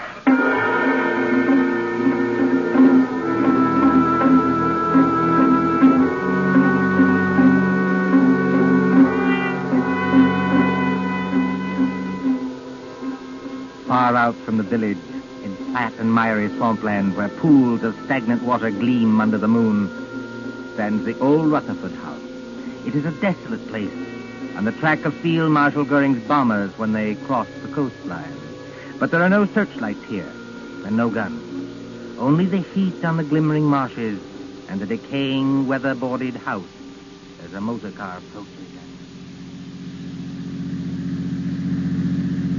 Drive straight ahead, Doc. Right around to the back of the house. And remember, I still got this rod against the back of your neck. As a matter of fact, Louis, I'm rather enjoying this. All except the murder.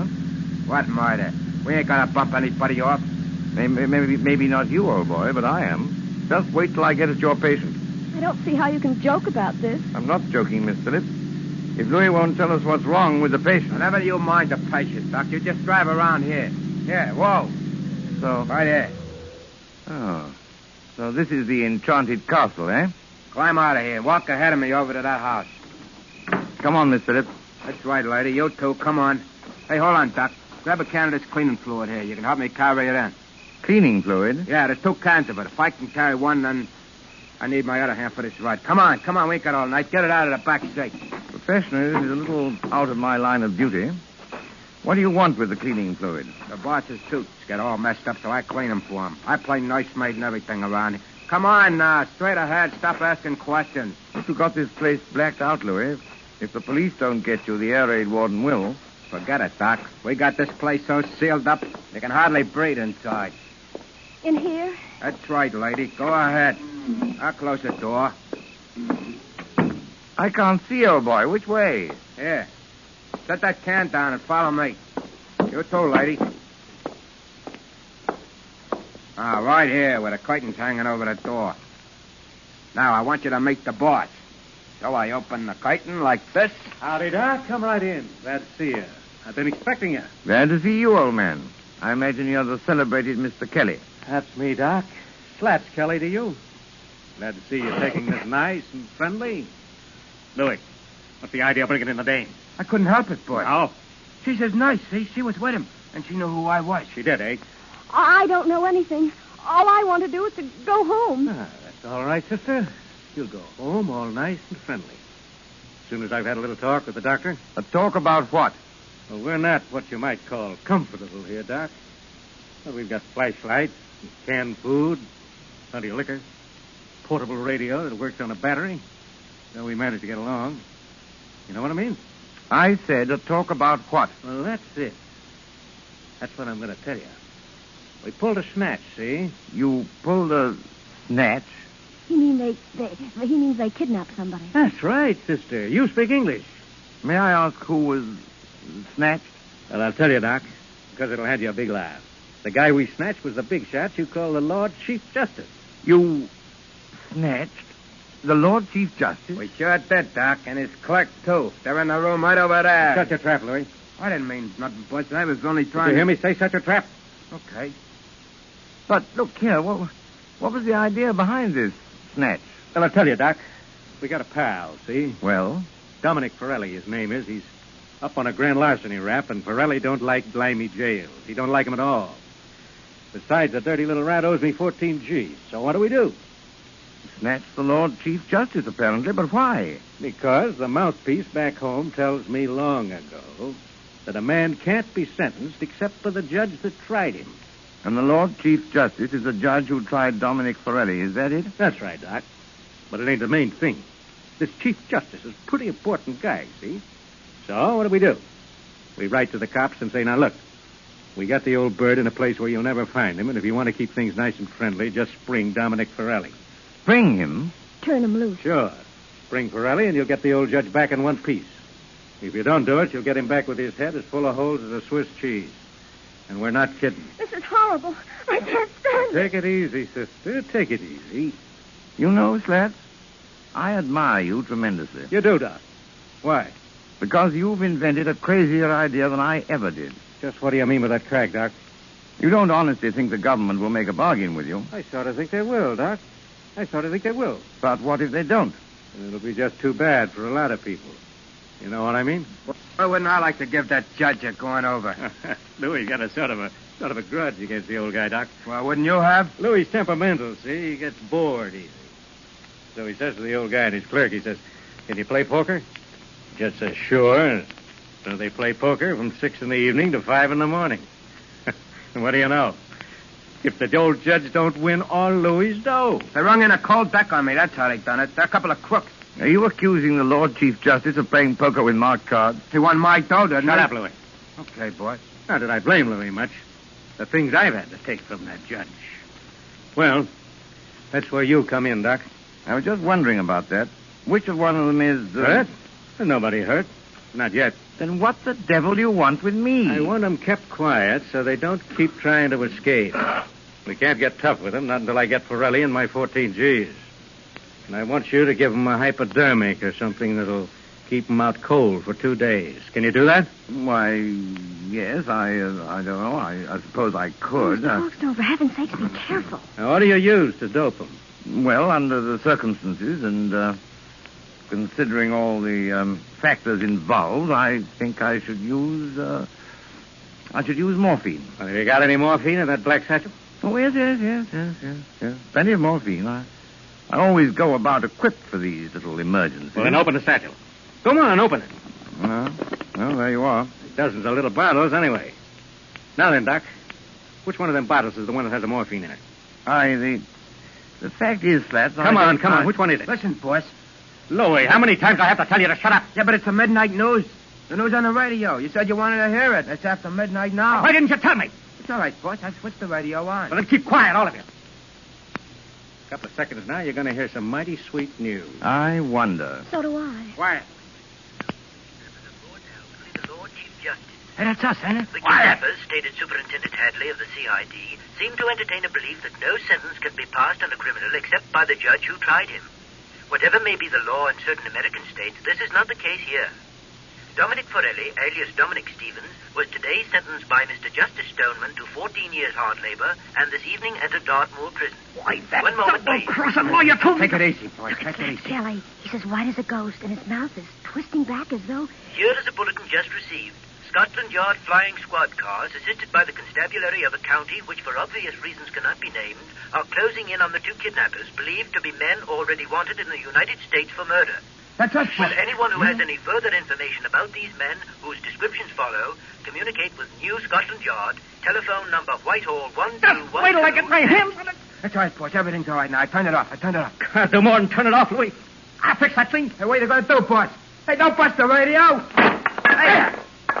Oh, you hadn't on the bust of the radio, boss. Now we can't get any news. We've had our news lately. Come on, put that light out. I want to look out the window. So they're closing in. Okay? Patricia, you see, I can call you that. Why couldn't you have called me that weeks ago? Oh, well, putting that aside, I started it as half a joke. But I'm not joking now. I intend to get that rat-faced Slats if it's the last thing I ever do. It probably will be.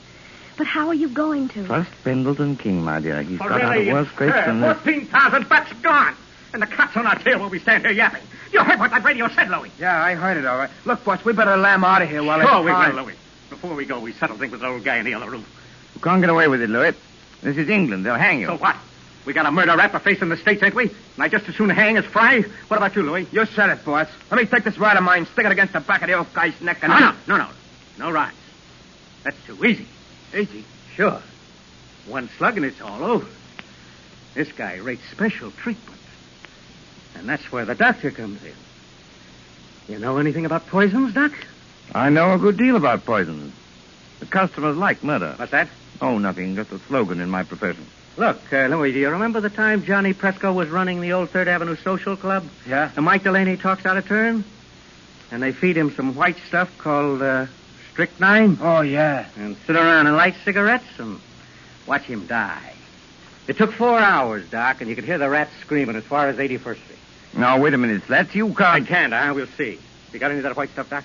Well, Come on, I you've might. got I something don't know. in that bag that'll make the old guy squeal now, haven't you? Why, yes, I suppose I have, but... Listen, get this sure. You can do it the hard way, Doc, or you can do it the easy way. Louis gets to work on you. Maybe you'd be smarter to hand the stuff over right now. What do you say? Listen, boy. Listen. What's the matter, Slats? Troubled by the heat? It is hot in here with all the windows sealed up. That sounds like planes. It is planes. British planes going over to put the heat on Germany? No such luck, old boy. German planes coming to bomb us. About a dozen Heinkels, flying 20,000 feet up. Mm-hmm. Very keen ear, Miss Phillips. I'd say not over 15. That's the first wave, Slats. There'll be another wave in a minute or two. But you needn't be alarmed. They're going somewhere else. They only... Duck, Louis, duck! The way I heard you force them under the table already. Only a little visiting card, Slats, and fully a quarter of a mile away. Put out that light, Why Louis, and bother? pull that curtain back off the window. Yeah, but what's See what you can see. Okay. Do what I tell you, all right. big luck. All right. Hey, you can't see a thing. The sky's as black as pitch. Oh, look over there. Well, what is it? It's a light, boy. Funny kind of a white light. Up there over the trees. It's not very steady. It starts and then dims, and then it starts and dims. Only a basket of incendiary bombs, Louis. Incendiaries, eh? What is it, Jerry? You got an idea? Louis, this is just what we've been waiting for. Those Scotland Yard cars are going to get held up until we can settle things with those guys in the other room. Come along with me, Doc. Why don't you two lugs get smart? Jerry. What's that? You don't want to have your neck cracked on a rope, do you? Or burn in the electric chair back home? What are you getting at? Why not take advice from somebody who's been killing people in a professional way for 15 years? I'm not in the mood for gags, Doc, but keep on talking. This Lord Chief Justice and his clerk, what do they look like? Well, the judge is a little guy with a bald head like me. And the other one is a big guy with a punch-drunk pan, like Louis. Why? I thought so. I've seen that photograph. When the next wave of planes comes over, and it will, why shouldn't an incendiary bomb hit this house? You mean you think it ain't too safe here? Be quiet, Louis. Go ahead, Doc. In other words, you leave the Lord Chief Justice's clock tied up in the other room. Then all you have to do is to set fire to the place. Justice cheated, Medlington gangsters die and blaze. Jerry Hawkstone, have you gone crazy? They may catch you eventually, yes. But it'll give you a few days' start. Hey, maybe you got something there, Doc. It's got to look good. This house must go up like a piece of paper in a furnace, past any possibility of being put out. Yeah, and that's the catch. Why so? This house is in the middle of a swamp, see? It's as damp as your own climate. You couldn't make it burn with a blowtorch. Oh, yes, you could. Aren't you forgetting the cleaning fluid? Cleaning fluid? In that other room, you've got 2 gallons of cleaning fluid. That's benzene, a derivative of petrol. Soak every inch of the floor of that room with it, every inch of it, mind, and the place will go up like tinder. Well, it's worth a try, Louis. Turn on your flashlight. Okay, boss. And, what about you two, Doc? Afterwards? We're accessories, aren't we? Are we likely to talk? Better put a couple of slugs in them, boss, and drop them on the road. What's 1 or 2 more bumps in a spot like this? Maybe you're right at that. Well, anyway, Doc, thanks for a swell idea. You heard what the doc said, Louis. Get going to that cleaning stuff. Both of you had better do it. I'm warning you. Oh, why? Hear that? Because there isn't much time. Here they come. You can't have a fire start after the last wave of planes has gone over. Well, maybe you got something there, too. But I'll just take a little precaution first. What are you going to do? These are handcuffs, sister. 2 of the neatest pair of cuffs we ever swiped off a dumb cop. Now, I'll just lock your arms around the back of the chair, like this. And the doc's arms around the back of his chair, like this. And we'll get going. Come on, Louis, through the curtain. Okay, I'm coming, boss. Bye-bye, Mr. Hawkstone, and your lady friend. Be seeing you in the funny papers or in the morgue.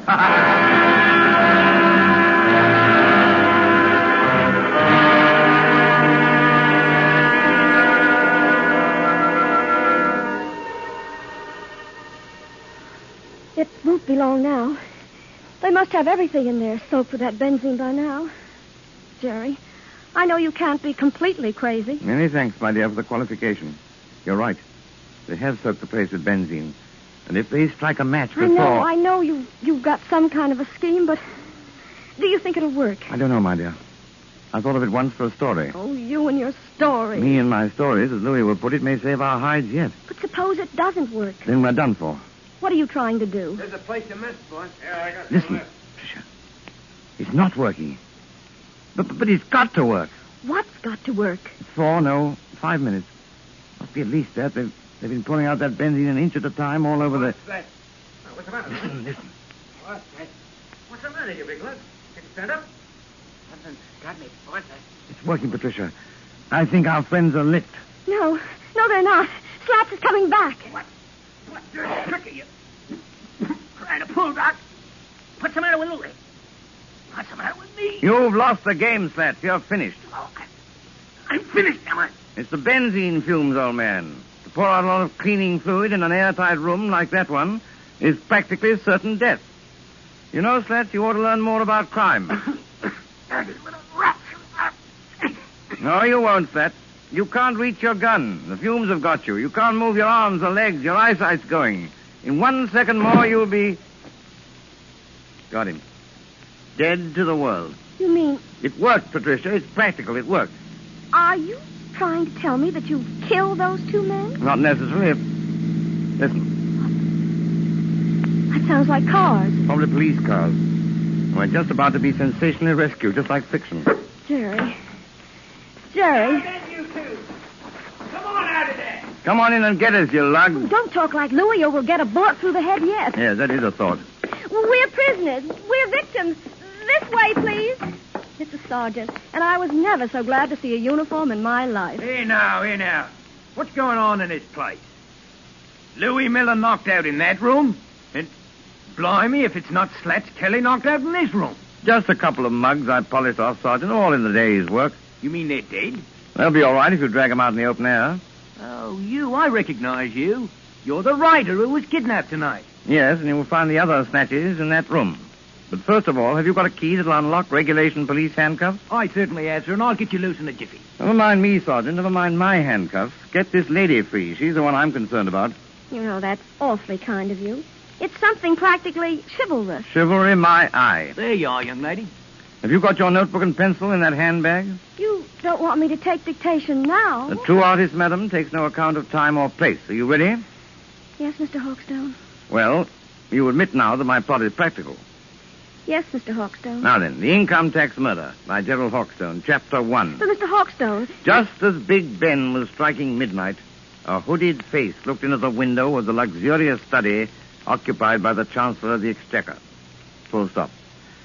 The hooded figure chuckled as it softly lowered inside the window a large tin of cleaning fluid. New paragraph. The Chancellor himself was hard at work devising a new scale of income tax. But, Mr. Hawkstone, that's a completely different story. I thought you were going to murder the Lord Chief Justice. Haven't you any professional taste? How can I murder the Lord Chief Justice when I just saved his life?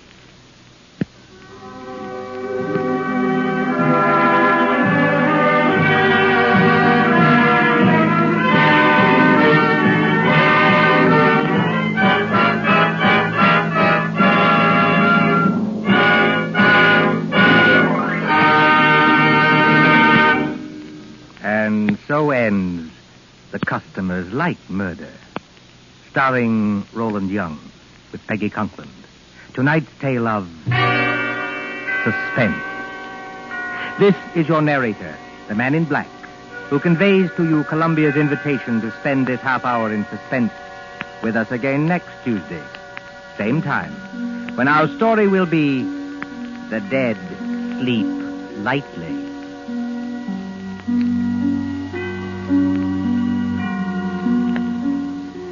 William Spear, the producer, John Dietz, the director, Bernard Herrmann, the composer-conductor, and John Dixon Carr, the author, collaborated on tonight's Suspense. Roma Wines present Suspense.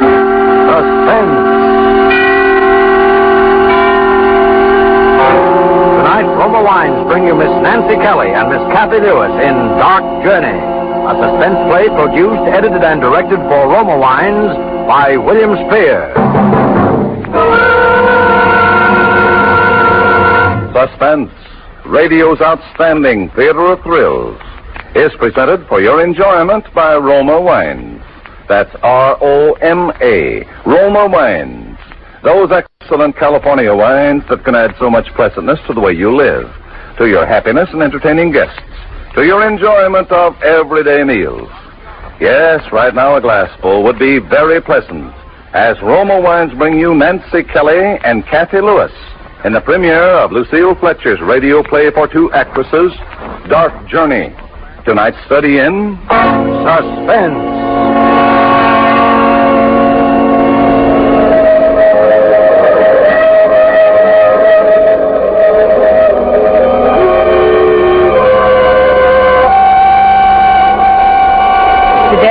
Going on a journey. I am going to see Anne Brodie again after 15 years. When the news came yesterday, terrible as it was as though a shadow had lifted from my life. A secret horror that I could never quite forget. I have been afraid of Anne Brodie now for 15 years. But there is no need to be afraid of her anymore.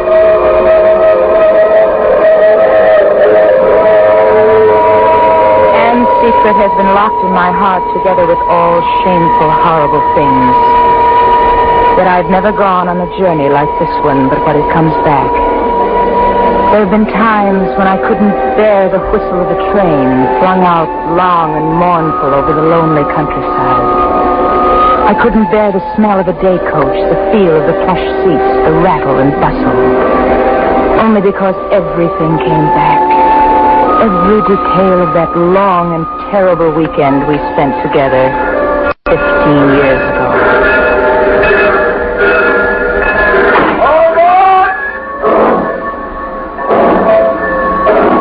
Oh, Alice, we're all. Thank goodness. I don't think anybody saw us, do you? No, only old Mr. Hodges, the station master, and he's no doc. I wouldn't want anybody to know. Not that I care, but you know how the tongues wag in this town. Well, it's much better to be perfectly sure of your plans before you pass the word around. Then if you and Clyde don't settle things, well, nobody will be any the wiser. If we don't settle things, well, there's no if about it. But Clyde and I are practically engaged. Did you get his letter yet about us coming to New York? Uh-huh. Well, for goodness sake, why didn't you tell me? What'd he say? Oh, nothing much. He's no letter writer, just that he was glad and that he's been busy, and he's going to call us at the hotel. Oh? He can't meet us at the train? No. It seems it's his mother's birthday, and he's promised to take her to lunch in town. We'll be getting in just around that time. He's terribly devoted to her, you know, has been ever since his father died. Oh, I see. You're very much in love with him, aren't you, Anne? Terribly. Yes, you really see him so little. How long has it been now? 3 months? 3 months and 6 days. But it doesn't really matter. No. I know Clyde loves me and I love him. There's a bond between us, and nothing will ever break it. Well, as long as you feel that way, it's a wonderful way to feel. But I don't think you ought to let it drag on like this much longer, Anne. I really don't. Oh, don't worry. We'll settle it this time once and for all. You'll see. When we get on this train again, I'll be wearing his engagement ring on my finger.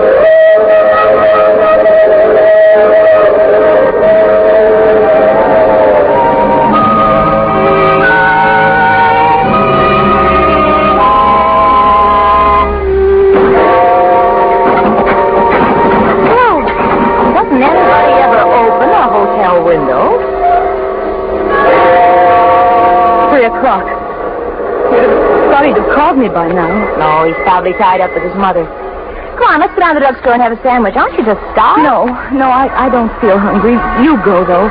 I'll wait. Oh, come on. The clerk will take the message for you. No, I want to be here myself. Why don't you call him? I can't if he's at a restaurant. Well, maybe he didn't go. Maybe he's home, sick, or at the office. No, it wouldn't look right. He's got to call me. I don't know why he doesn't. I don't know why either. In fact, why couldn't we all have had lunch together at that restaurant? I mean, he's not exactly poor, is he? Don't you want to take a bus ride or see the sights or anything? Later, Alice, after he's called. Hello? Yes? Oh, yes, this is Miss Ann Brody. What? He left a message. Oh. Thank you. What is it? He stopped by and left a message. He has a previous engagement. A previous engagement when he knew I was coming to New York this weekend only to see him. Well, maybe it was something he couldn't get out of. Maybe on account of his mother. But he already gave her today. And after all, he knew I was coming. He knew I'd want to be with him every possible minute. Well, maybe that's the trouble, Anne. Maybe he doesn't want to be pinned down. Maybe you expect too much. But he was right here in the hotel, and he didn't even... Oh, he's gone away from me. He's not mine anymore. Alice, you know what Clyde has meant to me these 3 years, how I've lived for him and worshipped him. It's just as though my world has been cut away. It's like having a lump of ice for a heart. Alice, Clyde is my heart. Oh, I've got to see him. I've got to tell him. Oh, Anne, dear, wouldn't you like to lie down? No, I can't lie down. I'm going to sit here in this chair by the window. I wish you'd go, Alice. I want to be quiet and think about him. Anne, I wouldn't. Something's happened to him. There's some barrier. I've got to wish it away, to break it down. What are you talking? I can do it, you know. Anne, please go. Please.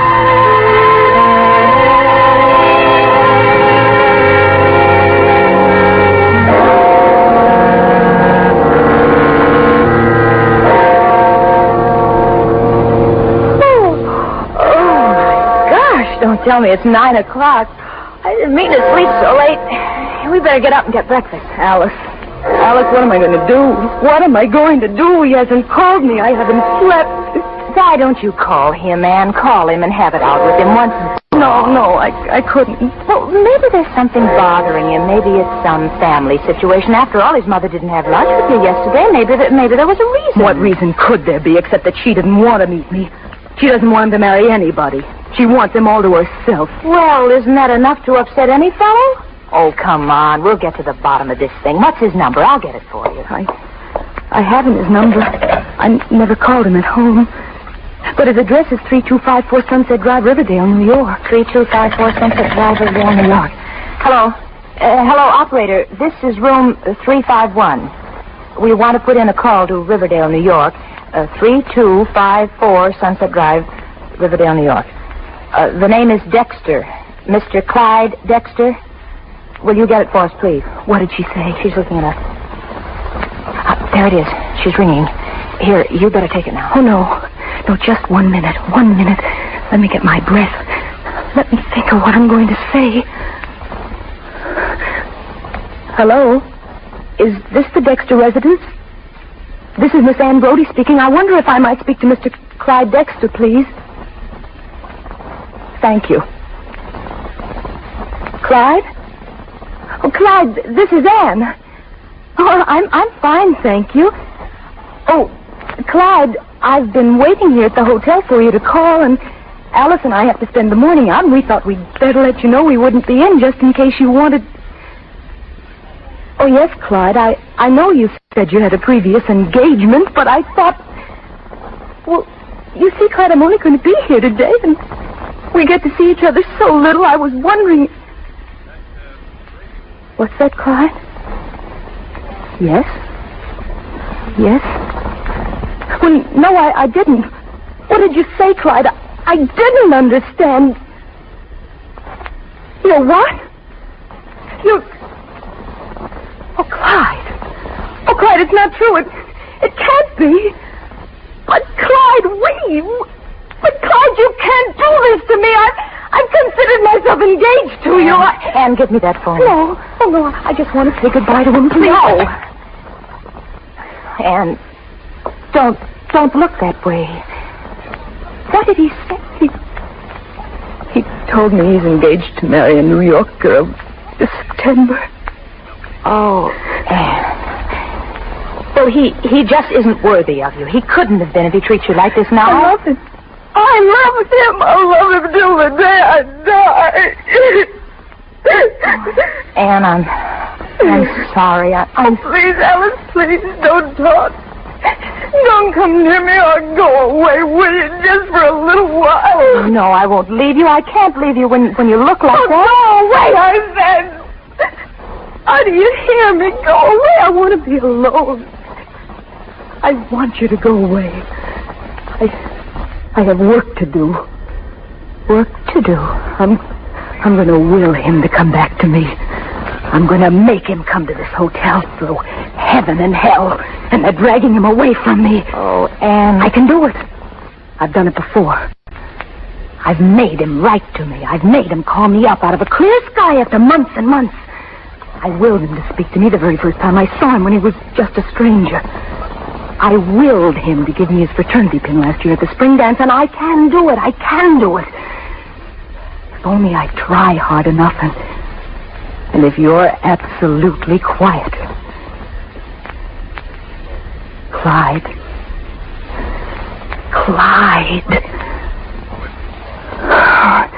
It's no use. He's too far away. I'll have to come closer to him. We're going out. Going out? Where to? To Riverdale. Riverdale? I want to look at his house to see where he lives. There's something there. Someone who's holding him back. Anne, let's go back to Denford. Let's take a train tonight, any train, and get out of here for good. No, I can't go home. I told you that before. I can't until I have his engagement ring on my finger.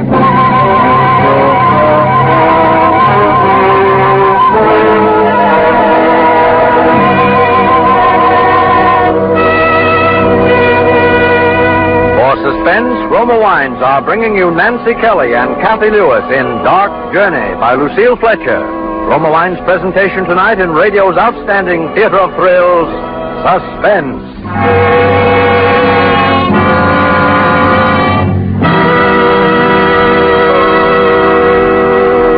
Between the acts, this is Truman Bradley for Roma Wines with a little domestic drama. It's happened to you before and will happen again. You're relaxed in your easy chair, coat off, contentedly reading your evening paper. Your wife is probably tidying up after dinner. The doorbell rings. Sure enough, it's guests who just dropped in. Now, famed hostess Elsa Maxwell tells us how she handles these surprise visits. She says, I always keep Roma California Sherry on hand to welcome unexpected guests. Serving Roma Sherry is so simple, you just pour and hospitality reigns. And because Roma is America's favorite wine, you know your guests will enjoy it. Yes, there's no easier way to gain a reputation for gracious hospitality than by keeping Roma Sherry ready for guests.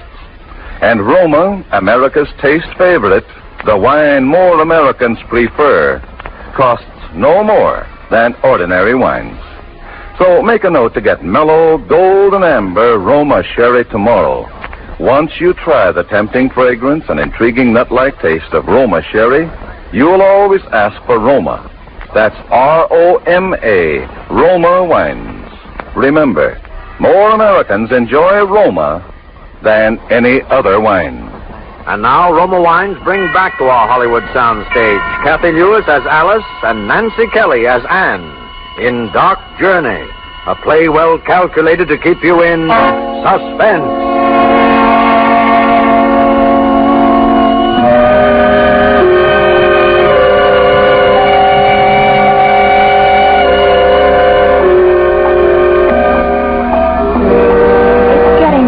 I don't think we ought to be wandering around here like this. There might be strange men. There's the street, Sunset Drive, and there's the house.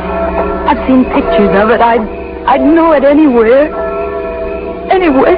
Oh, Anne, please. This is doing you no good. Oh, hush.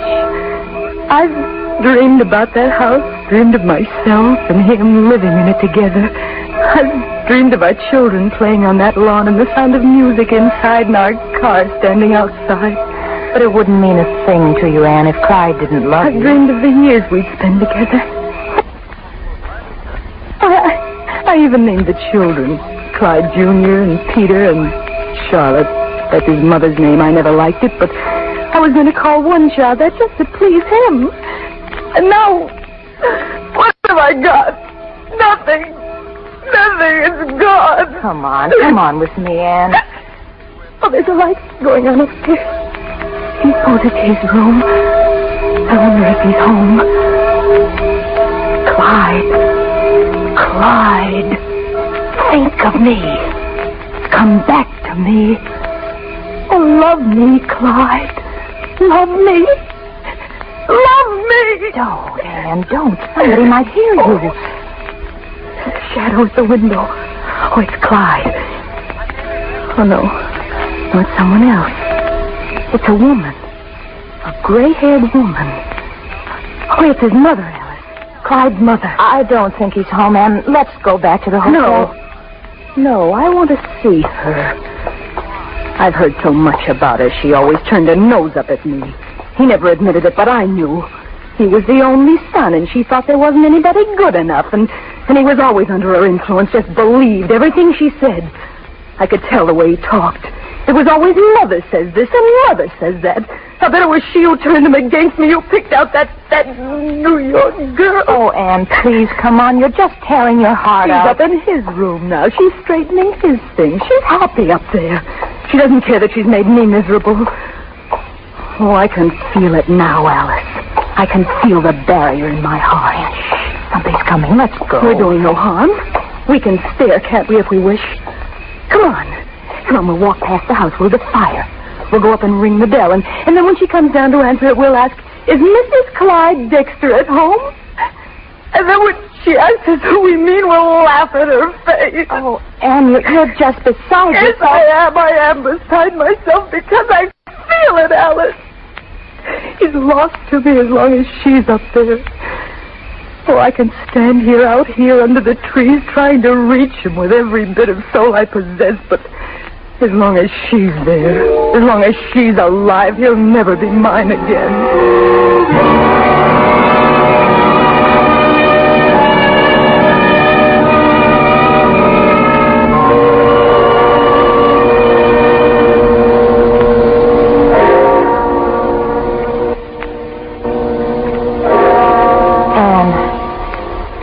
this is terrible. You've got to pull yourself together and get some rest. You've been sitting in that chair now for 3 hours. Please, don't talk. Just let me alone. You're working on that willpower thing still, aren't you, Anne? And it makes me awfully nervous. Be quiet.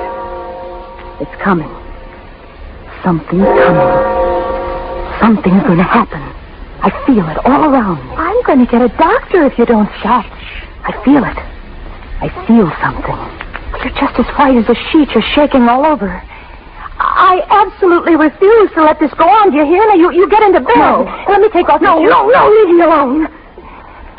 It's as though there were a big lump being moved off my heart.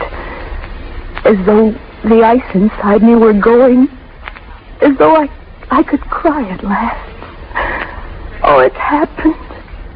Oh, thank you, God. Thank you. All right. I'll lie down now. I'll go to sleep. If you could sleep, you'd feel better. If you just relax. I've done it, Alice. You'll see. He'll be here in the morning. You lie down now. There he is. Didn't I tell you? There's Clyde now. Hello? Yes. Yes, this is room 351. Yes, this is Ann Brody speaking. Yes. It's Riverdale calling. Riverdale. Clyde? She didn't say. Oh. Hello? Yes? Yes, I'm Ann Brody. Why, yes, I'm a friend of Mr. Clyde Dexter. Who did you say this is, please? The police. The police. Oh, something hasn't happened to Mr. Dexter, has it? Oh. What? Oh, yes. Yes, my friend and I were out to the house late this afternoon, around 6 o'clock. Well, yes, I did wear a white hat and a green dress, and she... Oh, but we took the subway, the White Plains Express, on the Interborough line from our hotel. We came back around 7. We just walked past the house 2 or 3 times, but... Well, what's the matter? Why are you asking me these questions? No, I haven't seen them. What? Give me the phone, Anne. Let me speak to them. You're in no condition to... Keep away. You know what they're saying? Do you? That Clyde's mother has been murdered. What? Oh, no. No, I haven't. Yes? No. No, we didn't. We just came right home. We didn't even ring the bell. Is Mr. Dexter there with you? I see. Well, I'd like to speak to him, please, when he gets through. Will you ask him to call me? Yes. We'll stay here in the room. Oh, Anne. It was a hammer. At 8 o'clock tonight. She was struck from behind by an unknown assailant. Oh, how awful. Well, why did the police call us? What have we got to do with it? Clyde was home when we walked by the house. He saw us standing there. I'm going to tell him, Alice. I'm going to tell him the truth. Truth? What truth? There's always been that power inside me. I've known I had it, and sometimes it frightened me. Things have happened. I've been afraid sometimes to use it, afraid it would turn against me. And tonight it did turn against me. And what do you mean? By an unknown assailant. Murdered by an unknown assailant. You know who that assailant was?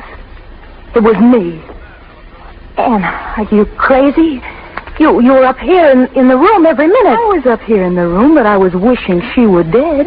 I was willing him to come to me. I was trying to destroy the barrier. Oh, surely you can't believe that, Anne. It was only a coincidence, a terrible coincidence. I was trying to bring him back, to touch his heart, but the power didn't touch his heart.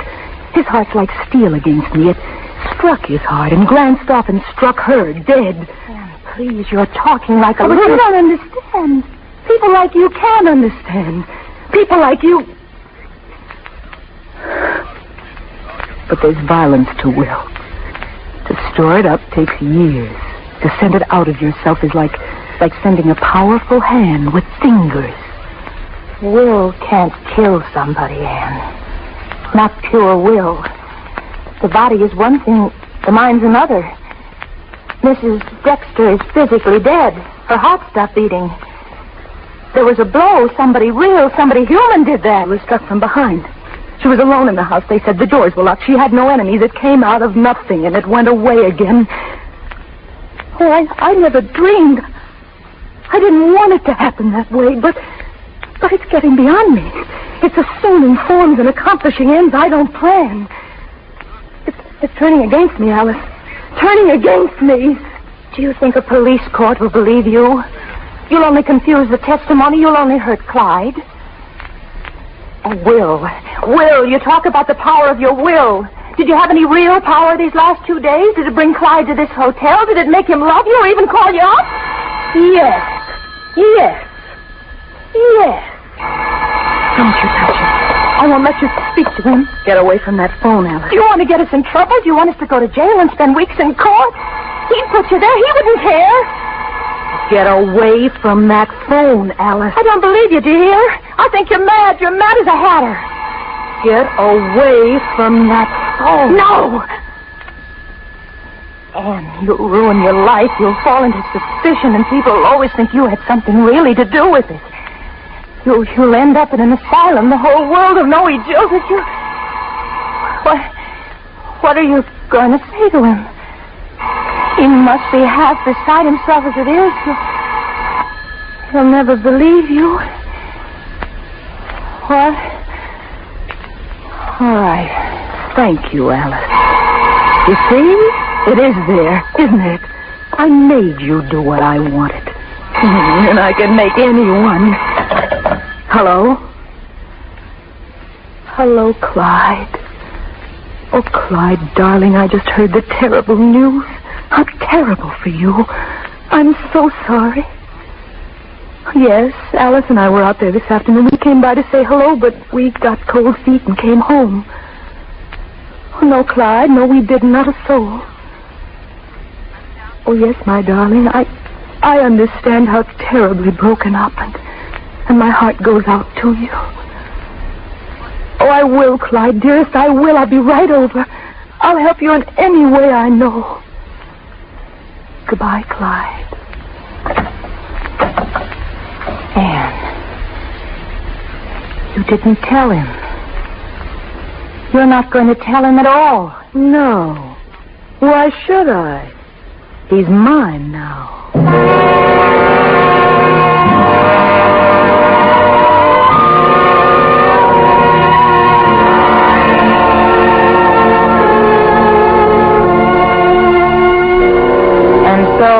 Anne Brody walked out of my life, walked from me wrapped in her new and terrible strangeness. Somehow I didn't want to play any part in her life again. I didn't go to her wedding when she and Clyde were married 1 year later. To me, there would have been something evil in hearing her voice repeat the sacred word. I, Anne, take thee, Clyde. There has been for me a nameless horror in the slow, steady way Anne Brody fulfilled her plans. The house in Riverdale, the car, the 3 children, Peter, Clyde Jr., and Charlotte. Her happiness, her triumphant motherhood have somehow been hideous to me. I've never heard a train whistle crying through the dawn but what I've thought of her and shuddered. I have been afraid of Anne Brody now for 15 years.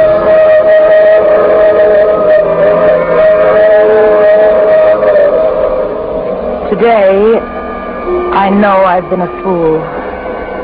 Today, I know that it was a real murderer who murdered Mrs. Dexter with a hammer from the service porch. Today, I'm going on a journey to Riverdale. I am going to see Anne Brody again, lying will-less and struck down in her coffin. Lying innocent and pathetic. Lying murdered. Not will, nor nameless monsters of the mind could save her from the truth at last. Yesterday afternoon, the weak, long, brooding creature who could not brook domination from mother or wife flung pent-up death against the mistress of his will. Yesterday afternoon, Clyde Dexter struck again.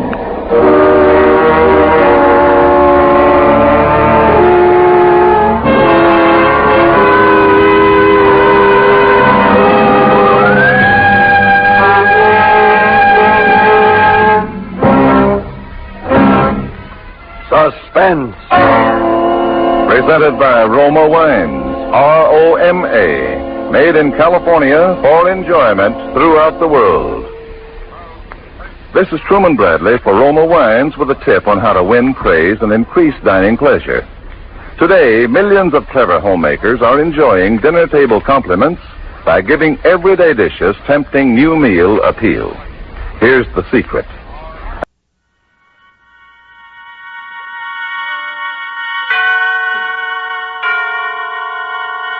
And now, tonight's presentation of radio's outstanding theater of thrills, Suspense.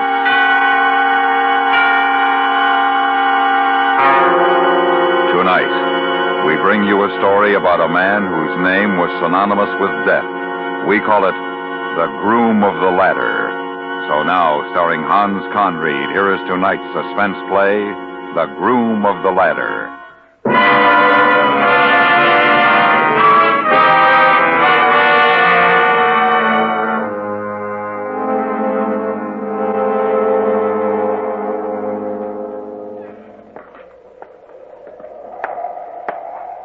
Evening, Mr. Price.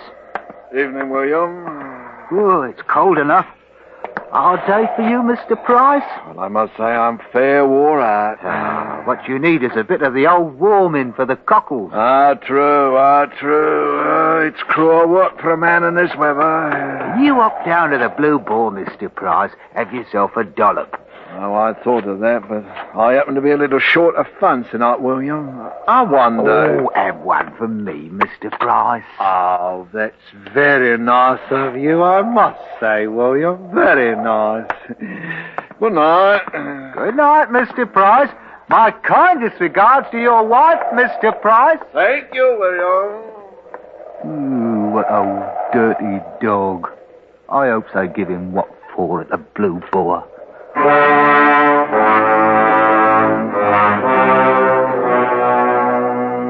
Nasty little rat, that William Hartley. I've got to keep an eye on him. Hartley. What right's he got to look at me like that?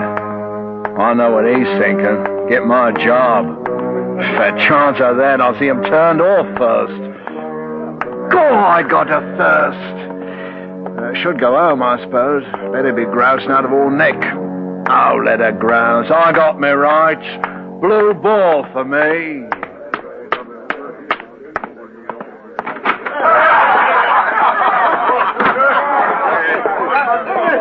Evening, one and all.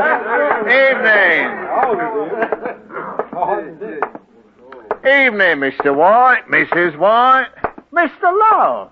Oi, Granny, you spry as ever.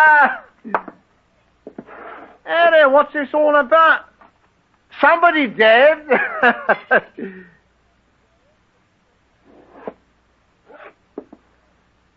So that's the way it is it? Keeper, ale! I said ale! Ale. Perhaps you didn't hear me the first time. Can you pay for it? Yes, I can pay for it. And more. Don't you worry about me. I can pay for anything. You hear that, all of you? I don't need a bloody one of you. You'll all come to me one of these days. I heard the watchman are out looking for somebody. He don't pay his debts and he's going to Marshalsea prison for it. Who said that? Who said it? I wonder who's going to get Jack Tench's job when he's out of office. Who called me that? My name's Price. John Price. John Price. John Price. Hear what I say? John Price. I have such an horrible pain in my throat, Mr. Ketch, dear. Do you have a cure? Got any old clothes for sale today, Mr. Ketch? Shut your faces, a lot of you. Stop! I'll do you a mischief, that's what you hear. You stop it. That's enough. There'll be none of that in here. If you want your ale, come over to the table and drink it. Otherwise, out. Well, I'm sorry I lost my temper. I'm sorry, I'm just very tired tonight. Accept my apologies, Keeper. I don't accept nothing from you except your money. I have to serve you, my charter says so. But no trouble from you, or out you go, and that's a fact, and don't forget it.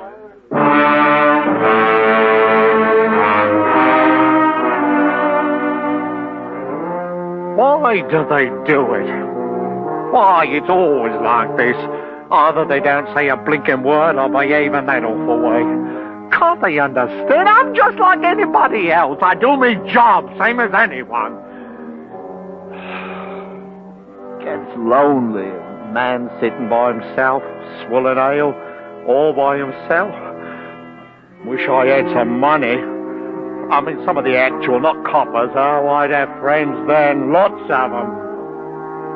What was it they were saying about the watchmen looking for me? Oh, they can't do that. I'll pay the debts what I owe, if I can only get a good job or two. Why don't they let the man alone? Not fair! Not fair. What ain't fair, Mr. Price? Huh? Who is it? Oh, William. William Hartley, huh? You, huh? You got off late tonight, didn't you? That's right, Mr. Price. Having a bit of a guzzle, eh? I will not stand familiarity, William Hartley. Kindly remember your place and station. Oh, no offence intended. And none taken, I hopes. Granted. You mind if I sit down with my mug? I don't mind. Well, dear. Long hours, short pay. That's the way of it. William Hartley, why do you talk to me? Why not, Mr. Price? You're my superior, ain't you? In a way, I has to talk to you. I don't want you to have to. I want you to want to. Nobody wants to talk to me. Nobody wants me. Could be worse, you know. I don't beat my wife or the kid. I try to do what's right. Oh, you're just misunderstood, Mr. Price. Misunderstood. I sympathise. I want a friend. I want people to smile at me in the streets, talk to me, to like me. Oh, you got a burden, Mr. Price, and no mistake. William, how'd you like to lend me 5 sovereigns? I could pay you back with interest. I got 1 or 2 odd debts to pay, you know. I heard about that, Mr. Price. Harry White was... Harry White, what's he know? He's after me job, just like you, William Hartley. You don't pull the wool over my eyes. I know. How could you think such a thing, Mr. Price? Why, you remember this. I'm not out of office yet. Remember, you stay nice to me, William, because I have a position. Now, how about a couple of sovereigns? I know you got it, so there's no use denying. Well, I'd like to oblige Mr. Price to help me, I would, but my wife's expecting again, and you know how it is with another mouth to feed. How about a copper's worth of ale there? Huh? You know, I was going to buy one for you, Mr. Price, but when I reached into my pocket, I found I had just enough for my own mug. William Hartley, you are a dirty, sneaking little liar. Mr. Price! Don't you ever find yourself in trouble, because if you do, it's John Price who's going to be there taking loving care of you. Where you are a one. Stop it, anyone that thinks. Hello, Mr. White. Mrs. White. Good Come on, Elizabeth. Time for us to be going home. All right, Harry. I said hello, that's all. I didn't do no harm, just hello. It's me, John Price, you know me. Can't you say hello? Hello, that's all.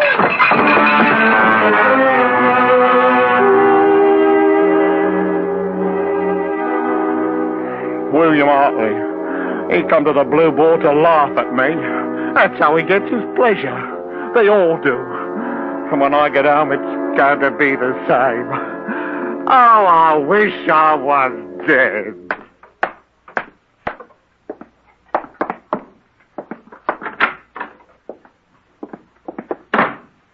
John Price, that's you? Where you been? I had a piece of mutton on the table at 6 o'clock. Hello, Beth.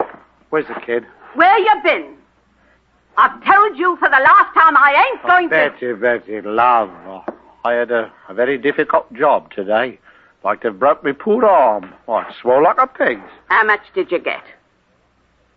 The usual. Hand it over.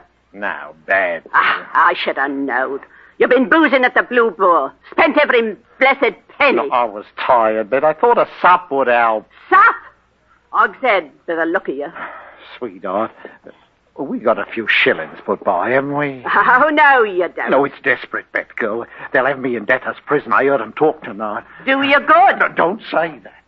Love, it'll only be for a week, 2 at the most. I got to raise every penny I can. That money's for me and the kid. You don't touch one farthing. I'll lose my job. Don't make me laugh. Your job. Call that a job? I'm ashamed. I'm ashamed to have people know me name. Now, Bet, I'm your husband. It's your duty to obey me. You give me what money we got in the house, or I'm going to... Or what? What'll you do, Jack Ketch? Now, Betty... What'll you do to Mrs. Jack Ketch, you murderer? Murderer! My husband. What's he do for an honest living? Why, he's a murderer. No, don't... Mother, what does don't Daddy do? He's got a lovely job, son. Don't you try me, now, Betty. your dear old dad turns people off for our bread. Betty. He's Jack Ketch, the public hangman. Betty. Hangman!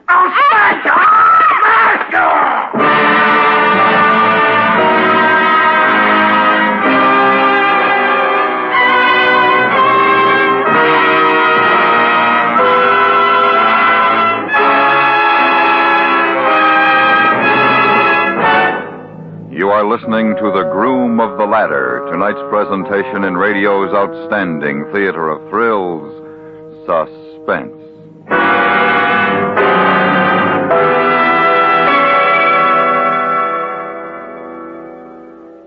There are twice as many radios in the United States today as there were 10 years ago. Every minute of the broadcast day, millions are listening to radio, most of all to CBS Radio, which has all of the top 25 daytime programs and 8 of the top 10 once-a-week half-hour evening shows. Yes, leading the way as it goes and grows are the CBS Radio shows. And now we bring back to our Hollywood soundstage Hans Conried, starring in tonight's production, The Groom of the Ladder, a tale well calculated to keep you in suspense.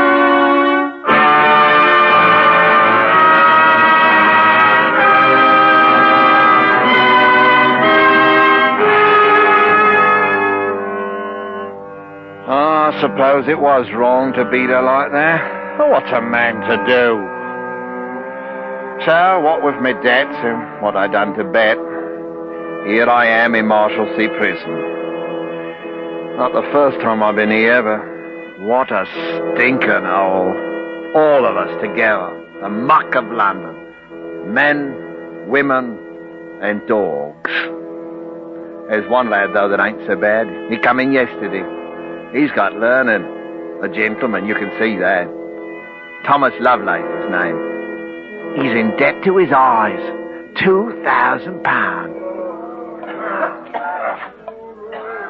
I'll be here until I rot, Price. Oh, I wouldn't say that, sir. There's always hope. You've been here before? 3 times, sir. This is my 4th. And always for debt. Of course, there was the matter of my wife, Betty, this time. What did you do for a living, Price? What's the matter?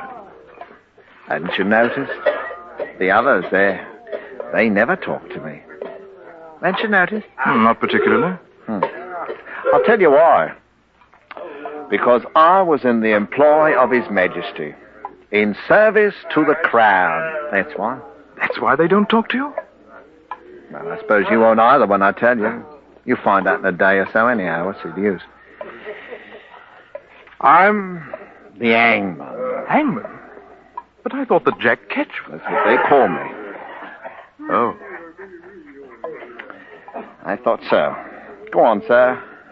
I won't trouble you. You're a gentleman. You don't want the likes of me. You haven't got a very savory reputation, you know, Price. It was my job. Somebody had to do it. I've heard that you rather enjoyed it. That's a lie. What about the poor devils who paid you to put them out of their misery quickly? I was happy to oblige. Poor souls. Sometimes they give me a few pence to help them through the awful passage to heaven. But Lord bless them, I did my best. And if they didn't have any money? I wouldn't hold it against them. Of course, I'm not denying that a nice rack or press job was worth a few shillings extra. But wouldn't you have taken the money? I ask you, wouldn't you? I wouldn't have had your job, Price. Not for £1 million. Oh, well, that's the way of it. Each man to what he knows. Right, Mr. Lovelace? My profession is hangman. Yours is to be a gentleman. Am I right, sir? And we're both of us in debtor's prison.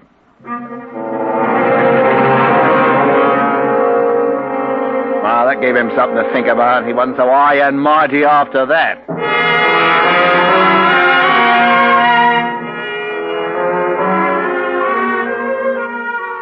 Mr. Lovelace never had visitors. I didn't either. That is, not till one day, 3 months after I first come here. And it was William Hartley.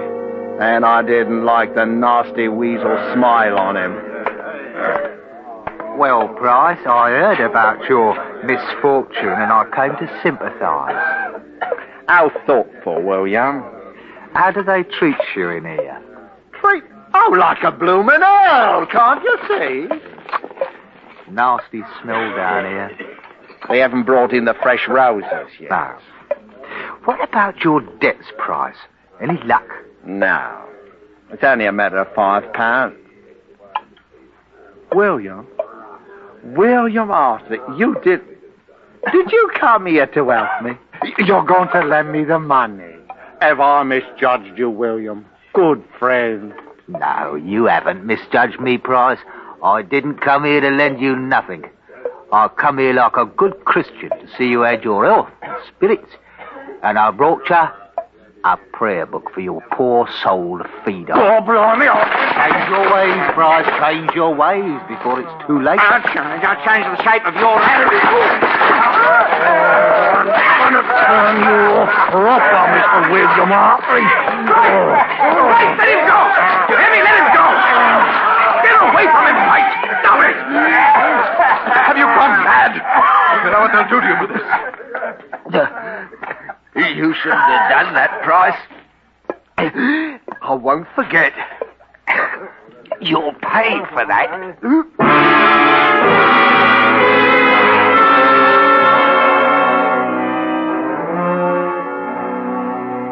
I paid 30 lashes and slumgullion for a month.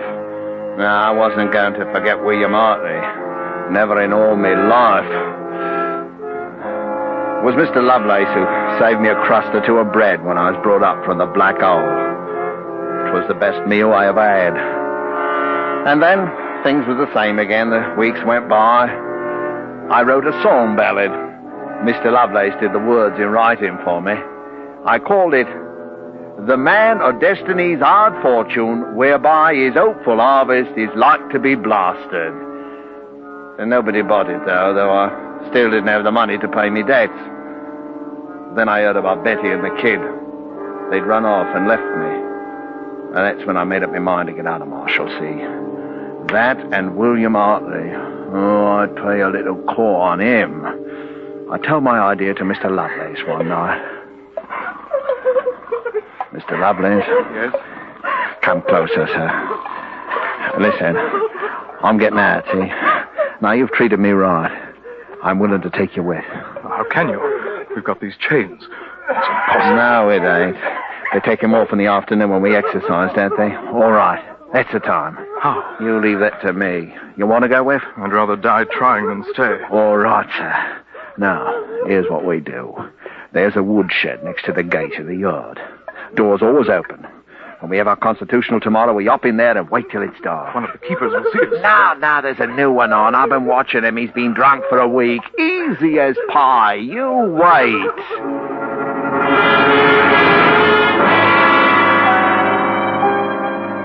We did it. Stayed hiding behind the wood till night. Felt funny without the chains on after so long. And then about 10 o'clock, We started out of the shed. I took a thick stick from the wood pile.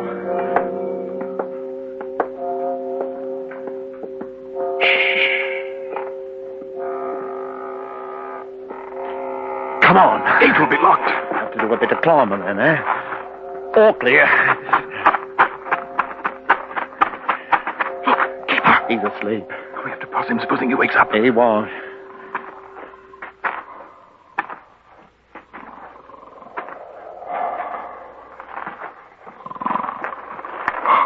Look, he's waking up. Hurry up now. Give me an hand up first, and then I'll pull you over. Right. All right. Now give me your hand. There. Up you go. And there's London. Ain't that the loveliest sight? William Hartley's out there, in it. Come on.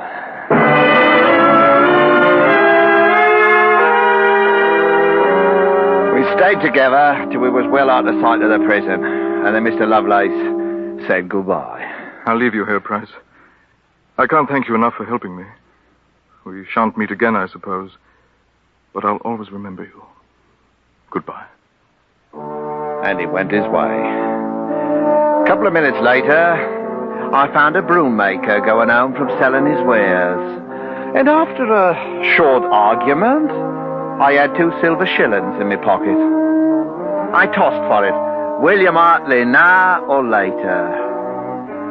My first one. And that took me to the nearest alehouse in Bunhill Fields. Hartley'd have to wait, but not for long. I was going to do him a mischief. Pay the little Scot back before the night was out.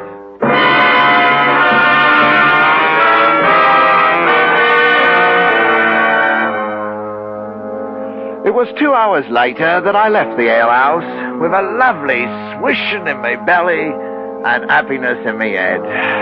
Funny thing, I couldn't on the life of me remember what I had to do. But there was something.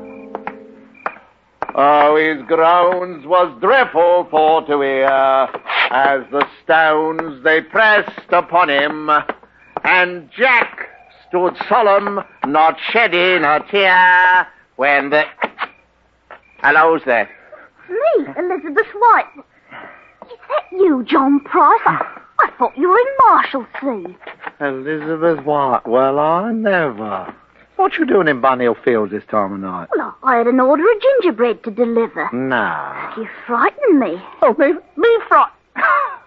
Oh, I'm all right, you know that. Well, I've had 1 or 2, but nobody can say John Price can't behave like a gentleman. You are wicked. I wish I was married to a sweet woman like you, Elizabeth. Oh, how I envy your husband. No, Mr. Price. Well, I apologize. Humbly. Do you hate me? Of course not. I never hated you. It was Harry didn't want me to talk to you. No, I mean, 'cause I'm hangman. You're not anymore, anyway. I'm really very gentle at heart, you know. I'm just misunderstood by one and all. I suppose. Elizabeth, I've always had a liking for you. Mr. Price. Have you got a little money put away? We could make it a business arrangement, just you and me, huh? And I'll pay you next month, how's that? I haven't got anything, Mr. Price. Hold on, now, maybe a shilling or 2. You must have got something for the gingerbread. Please, Mr. Price, my Harry... Well, it ain't honourable for a man in my position to be in debt. There's no one to turn to. Come on, I'll pay you back. I swear it, I'm desperate. No, Mr. Will Price. you keep it, huh? Stop it, you'll let the watchman down. Stop it now. Where is it? Give it over. You hear me? No, you don't. I need this, you see. I need it. I told you I'd pay you. Shut it off! Shut it off! Shut it off!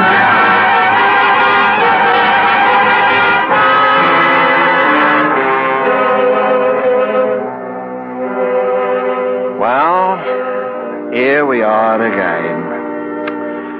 Newgate this time. The watchman got me. But he was too late for Elizabeth White. I'm afraid I done her in, poor soul. I'm to hang for it, so there you are.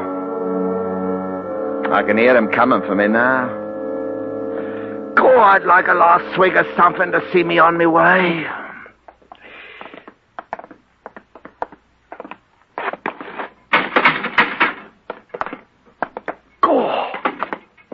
William Hartley. Are you ready, John Price? You nasty little winkle. You mean you're the hangman? I am. Gobblot. I was coming back to turn you off, you maggoty worm, and I forgot, or you wouldn't be here now. I bear you no malice, John Price. Oh, you won't make no hangman. Not for long, you won't. You wait. You wait. They'll start calling you Jack Catch. You wait. It's my duty. I always knew that someday I'd find my calling to protect the people from such poor wretches as you. I have found it. God blimey. I might have knowed. I might have knowed. Balmy, too. Well, I, for one, haven't got a brass farthing for you. My clothes, they won't fetch tuppence, so blast you. I don't want neither. It's me job, John Price. Turning you off is me job, and that's what I'm going to do. You've come to a wicked end, as I knew you would. If I'm going to nab the stifles, and it's William Hartley what's going to do it, I'm better off dead. Here, William. You write something for me on the wall, will you? Yeah, I got some charcoal. Yeah, right here. What? All right, now you write this. Right, here died John Price, hangman of London. He was turned off upon the gallows, which he had served so well in his day. God save the King, in the year 1686.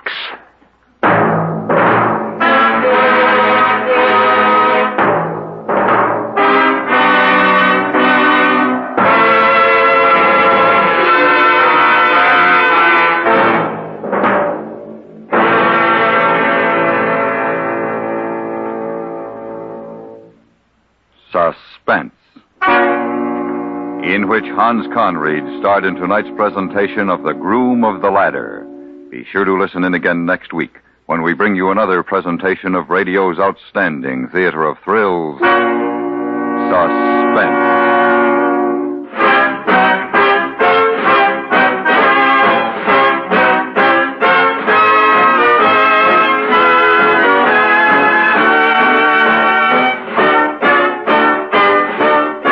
Suspense is produced and directed in Hollywood by Anthony Ellis, who also wrote tonight's script. The music was composed by Lucien Morawek and conducted by Wilbur Hatch. In tonight's story, Ben Wright was heard as Hartley. Featured in the cast were Raymond Lawrence, Richard Peel, Bill James, Doris Lloyd, Betty Harford, and Stan Jones. Nobody's selling the Brooklyn Bridge anymore, but don't for a minute think that because that racket has been exposed, 100 others just as bizarre aren't flourishing right now. Underworld characters who want an easy buck and aren't fussy how they make it are endlessly inventive in that way. Fortunately, the agents of the FBI are even quicker and shrewder in their counter-efforts to foil their plans and ferret them out of hiding. You can hear another startling drama revealing one more of those clever plans and its ultimate defeat on that popular CBS radio program, The FBI in Peace and War, over most of these same stations tomorrow night. Remember, The FBI in Peace and War, tomorrow night. Stay tuned for 5 minutes of CBS News, to be followed on most of these same CBS radio stations by The Jack Carson Show.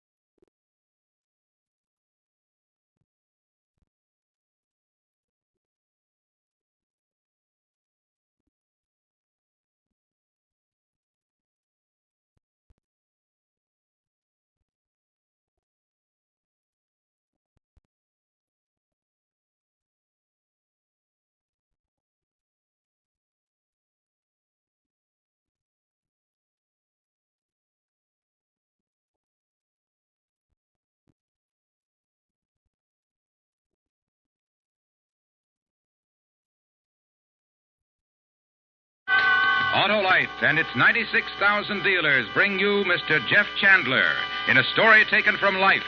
Tonight's presentation of Suspense. Tonight, Autolite presents The Case Against Lou Doc, a factual document concerning the San Francisco Tong Wars, starring Mr. Jeff Chandler.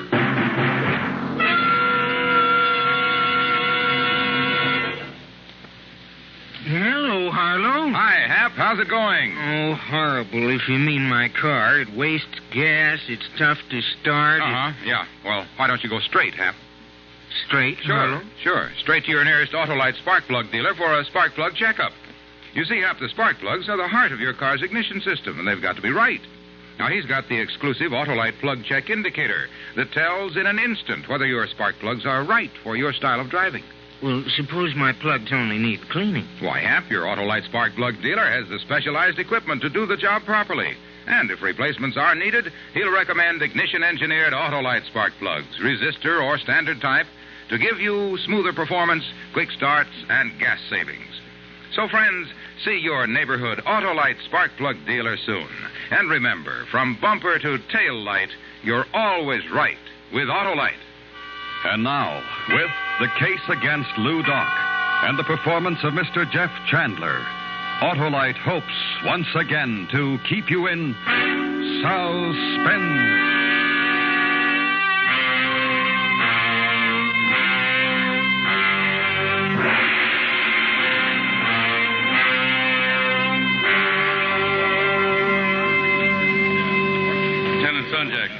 Take your men, go up to the other end of the alleyway.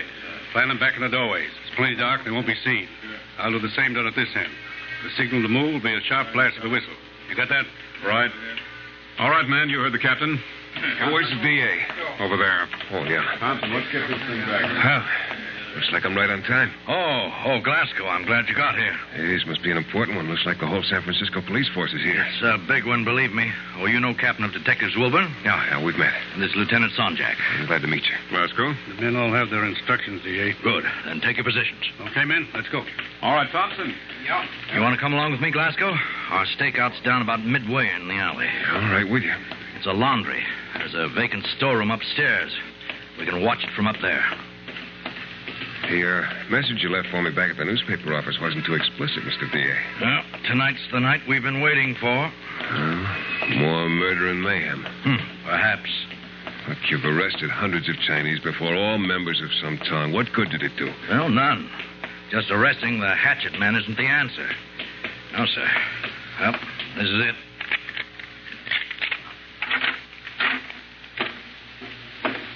Smells empty. The Chinese laundryman who ran this shop was hacked to death in the last Tong battle they held along here. Come along. It's up those stairs. Who's having it out tonight? The Hop Ying Tong and the On Sings. Well? Kum Ji Ho and Lou Doc. Yeah. The two most popular and powerful Tong leaders. I agree with you as far as Kum Ji Ho is concerned, but as for Lou Doc... I'm more determined than ever to get him. This man lives a double life, Glasgow. By day, a sweet, smiling, and innocent silk merchant. And by night, a ruthless murderer of his countrymen. He won't stop the Tongs by convicting Lou Doc. Well, we'll be able to see everything from this window. Clear night.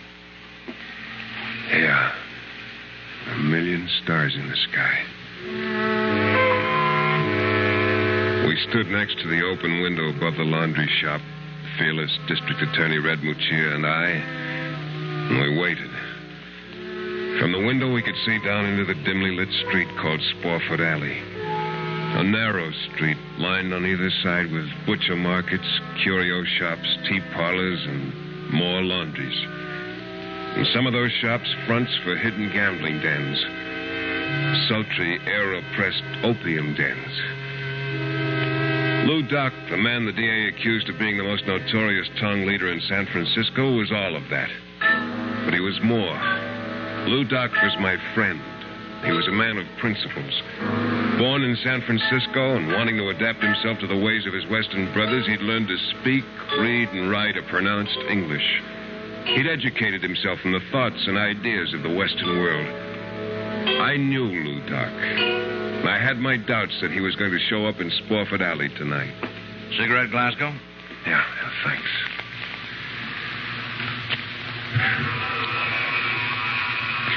What makes you so sure Lou Doc and Cum Ji Ho are going to show tonight? They're bitter enemies. When Cum Ji Ho learned that Lou Doc's brother was in love with one of his favorite sing-song girls, he challenged the Hop Yings. What's the girl's name? Ah Toy. She's a dancer at the Golden Lamp. Oh? On surface, the incident is just a spark to ignite the flame, Glasgow. You know that as well as I do. The real battle is being fought for supremacy. Almost 12. Any minute now.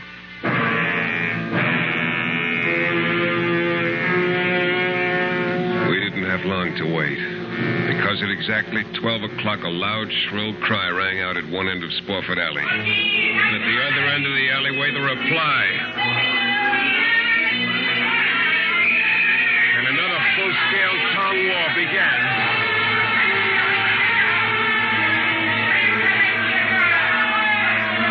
There were at least 50 black-suited Chinese with their plates shoved into dark slouch hats that met head-on in the alley.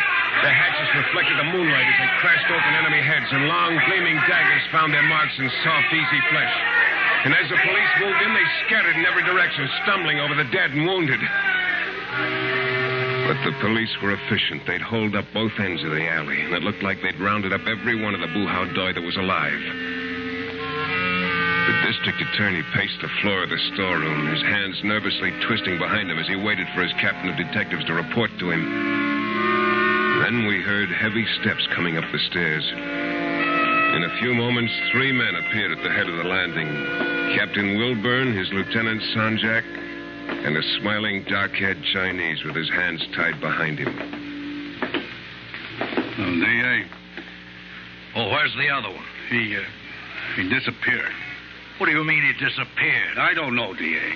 He was in mixing it up with the rest of them. I know, I saw him. But after we had the rest of them rounded up, I couldn't find him. How did you know it was Lou Doc, Captain? The big head. I recognize his big head. You can't accuse a Bring man that other one over here. Okay. You, move. This is the one they call Cum Ji Ho. I know why you started this one, Cum Ji Ho. Oh, yes. How did Lou Doc manage to escape? Oh, yes. Lou Doc. Very fine silk merchant. Yes. Don't stall with me. It'll go a lot easier on you. You know you're not going to get this man to talk. We'll see about that. Now, I want the names of every boo-how doi that fought in the alley tonight.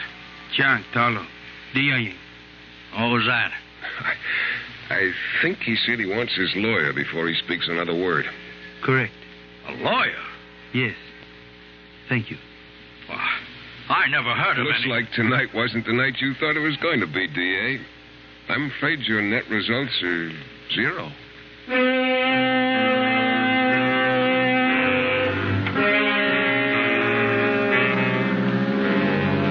District Attorney Muccia wasn't going to get Cum Ji Ho to inform on Lou Doc, no matter how hard he tried.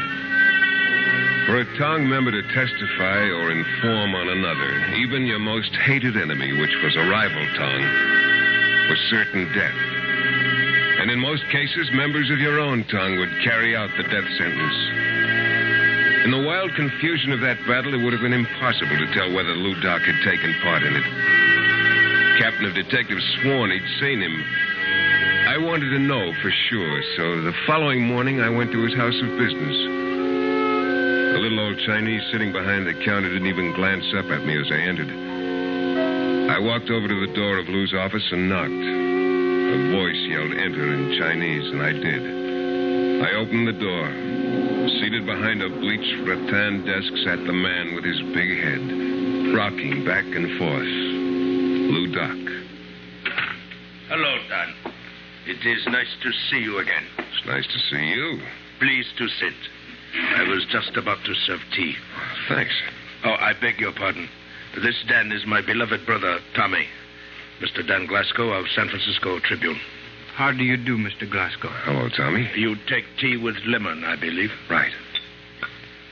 I am most happy of this surprise visit, then. Here you are. Thanks. Most delicious. There were 7 men killed in last night's Tong War, Lou Doc. Tell me, Dan, do you prefer the Chinese or Indian tea? I said 7 men were killed in last night's Tong battle. Dummy. Jiao Jingdang. 胡了毛，你好，酒。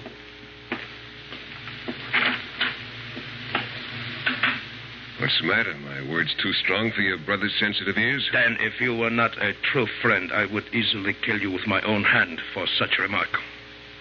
I'm sorry, Lou Doc. You, as I, believe in righteous principles. It was upon this discovery that I grow very fond of you. I've honored our friendship.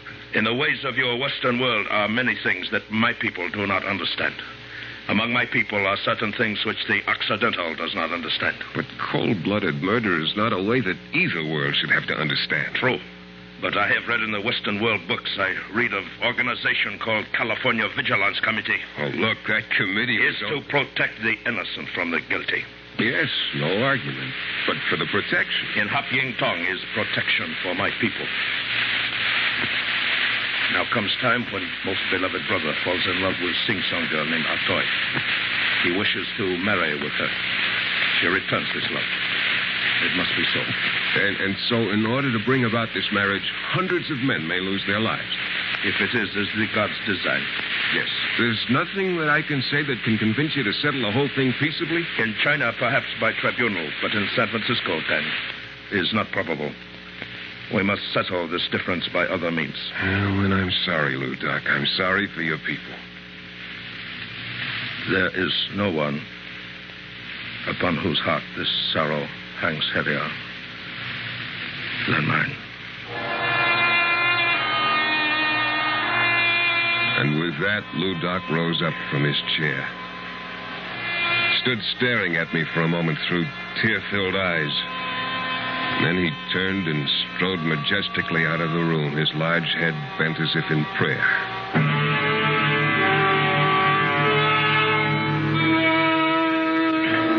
In the weeks that followed, for some unknown reason or other, the Tong Wars slowed down to practically a standstill. There'd been only a couple of hatchet murders in 2 months. Oh, it seemed almost too good to be true. And then on January 4th, I received a phone call from the DA's office about 4 in the afternoon. His voice had a smile in it. Well, it took someone else to do it, Glasgow, but it was done. What was done? About an hour ago in Ross Alley, 2 Tong men shot a man and then hacked his face to ribbons with their hatchets. When Captain Wilburn got down there, he identified the man. Who was it? The man we've been after. Your good friend, Lou Doc.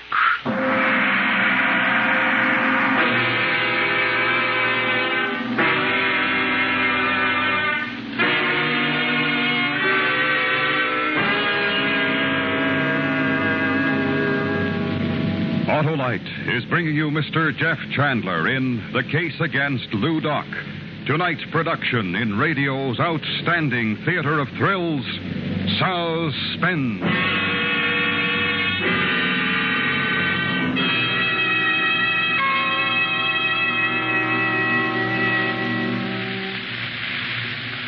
Say, Harlow, just what does ignition engineered mean? Well, Hap, it means that Autolite spark plugs are tops in quality and performance. That's because they're designed by the same Autolite engineers who designed the coil, distributor, and all the other important parts that make up complete ignition systems, used as original equipment on many leading makes of our finest cars, trucks, and tractors. Well, that's a pretty good reason to use them, Harlow. It's the best, Hap. So have your Autolite spark plug dealer replace worn-out spark plugs with either standard or resistor-type Autolite spark plugs for smoother performance, quick starts, and gas savings. They just don't come any better than Autolite. Autolite spark plug dealers offer the best spark plug service money can buy, too, Harlow. Right you are, Hap. So, friends, to quickly learn his address, call Western Union by number and ask for Operator 25. She'll gladly tell you the location of your nearest Autolite spark plug dealer. And remember, from bumper to tail light, you're always right with Autolite. And now, Autolite brings back to our Hollywood soundstage Mr. Jeff Chandler in Elliot Lewis's production of The Case Against Lou Doc, a dramatic report well calculated to keep you in Suspense.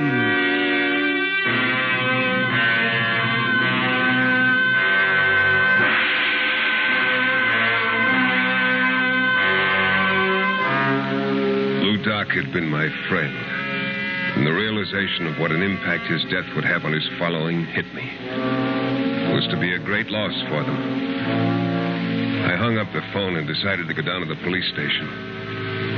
When I got there, the desk sergeant lifted a tired finger and told me that Captain Wilburn was back in the morgue with Lieutenant Sonjak. Come in, Glasgow. The DA said you might be down. So you finally got Lou Doc. We didn't. It was a couple of rival tongmen that did the job.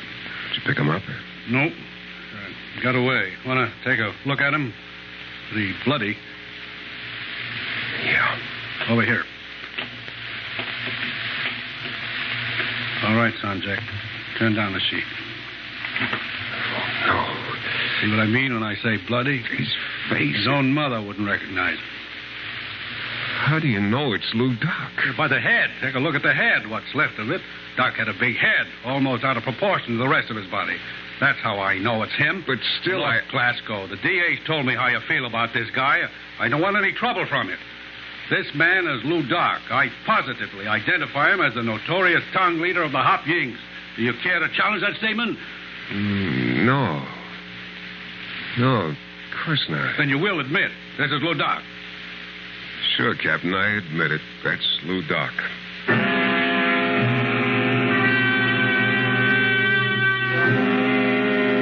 I admitted it because the thought suddenly occurred to me that here was the opportunity I'd been waiting for. The dead man lying on the slab in the police morgue was not Lou Doc. The police had no positive identification as to who the man was, but it looked like a perfect way to ease the pressure that was being brought to bear on them. Captain Wilburn knew that faceless man was not Lou Doc as well as I did.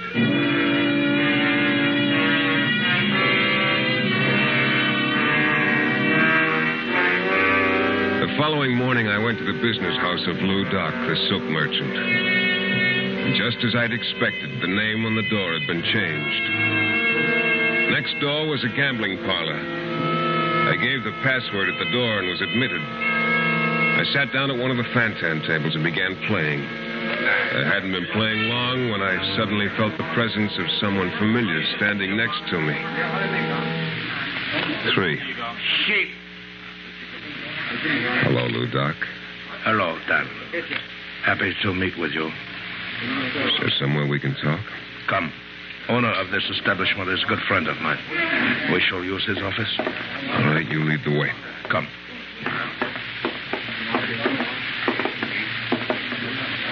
In here. Now, we are alone. You're still hale and hearty, even though you're dead. That is not good joke. Take it you read the morning papers. Oh, yes. In time to change the name on your place of business. You were pleased to see elimination of Lou Doc, weren't you, my friend? You want the truth? Our most precious bond, Dan. Yes, Lou Doc, I was, because now it's no longer necessary for you to work with any tongue. It surprises me that you, of all persons I respect, should think that way. There's great work yet to be done among my people. Forget the work, Lou. It's a battle that won't be won until every tongue is disbanded. And if I leave, what then? Kumjiho and his tongue take over leadership in San Francisco? The terror that exists now will seem, my friend, a mere particle? Well, what about the police? The police are satisfied, you know that. The notoriety and publicity that have gone before will no longer continue to follow me. The Hop Yings will continue to exist and you still behind them. Yes, my friend, to make decisions. I will set up puppet leader. But their rival, Kumjiho, will always know that still sitting on the throne of the Hop Yings is Lou Doc, the man he fears. I'm a newspaper man. I have to print the truth. You know that. Yes, my friend, I know. I also know something else. Yeah? I also know, Dan Glasgow, you are a true friend of Lou Doc.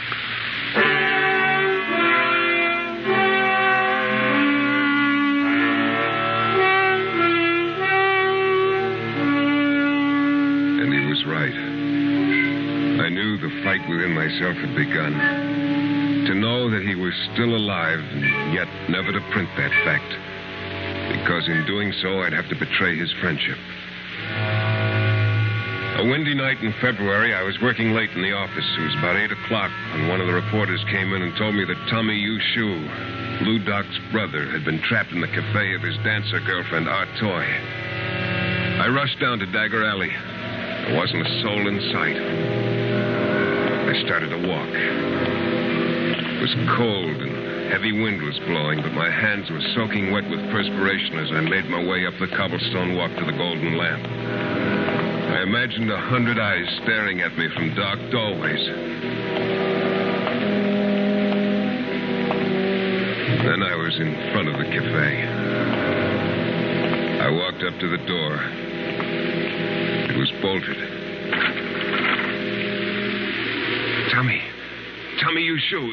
It's me, the newspaper man, Dan Glasgow. Let me in. Let me in, Tommy. Hurry. Thanks. What are you doing here? Word leaked out the Onsings had you holed up here. They sure do. You took an awful chance coming up that alleyway. Why'd you risk your neck here for coming here? A toy, Mr. Glasgow. Oh, I see. We planned to leave tonight, secretly. Somehow they learned of our plans. It was our toy's father who betrayed us. Her fire? Please, Tommy. My father was threatened. There was nothing he could do. I'm willing to die with Tommy. Does Lou Doc know you're here? No. Then call him. Tell him to call the police. You have talked with my brother, Mr. Glasgow. You know he would never do that. But you'll never get out of here alive.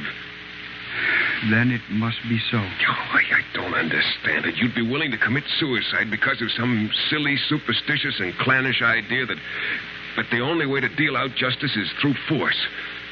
Well, you and your brother and everybody who thinks that way, Tommy, are wrong. Maybe the idea of tongs originally were good ideas, but the goodness has gone out of them. I'm going to call the police. One moment, Mr. Glasgow. I'm sorry, but I cannot allow you to do that. All right, Tommy, you can put away the gun. I won't call him. Can I call your brother? Perhaps that is best. Thanks. Tommy gave me a number to call. Lou Doc answered the phone himself. His voice remained strangely calm when I told him what the situation was. He told me he was coming right down, warned me to stay in the cafe. Then I hung up.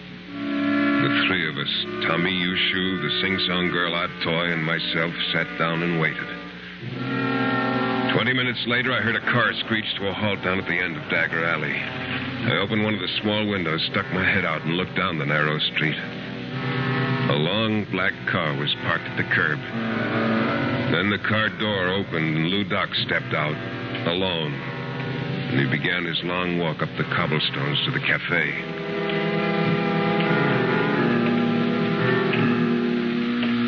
He walked slowly, staring straight ahead.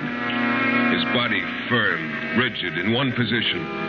It was just the movement of his legs. Wearing a long black coat, he looked like a giant as he took long strides, holding his oversized head high. Lou. Hello, Doc. You better get inside. There must be at least 25 of them out there. I'm all right. Tell Tommy to come out. But, Lou, you don't have a chance. They won't attack me. They haven't the nerve. Tell Tommy to come up. Tommy, he wants you to go with him. Tommy! I've got to go, Atoy, but I'll be back. Do not fear, my beloved. Tell him to woman. hurry, Doc. Tommy! I'm going. Hello, my brother. It And is good you. to see you. Goodbye, Doc. I see you soon again. Soon, Lou Doc.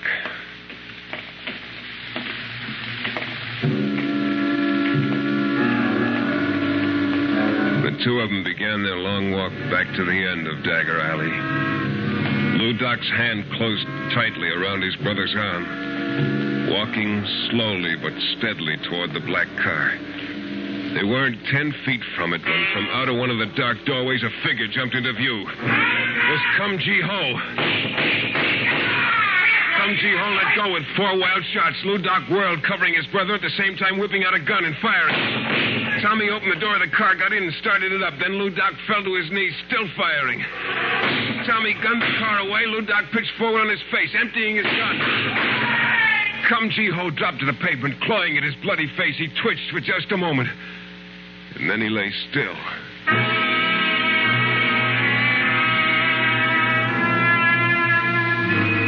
When I got to Lou Doc, he was still alive, but bleeding badly. He looked up at me. Much pain, my friend.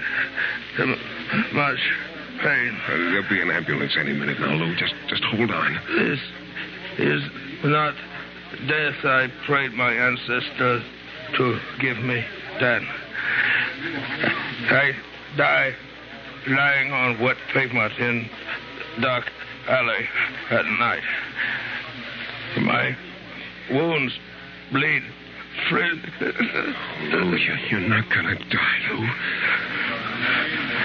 Our most precious bond, truth in our friendship. Promise me.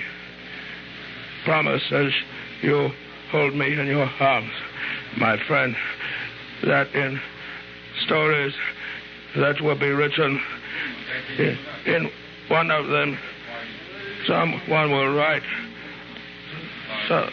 Someone will write that beneath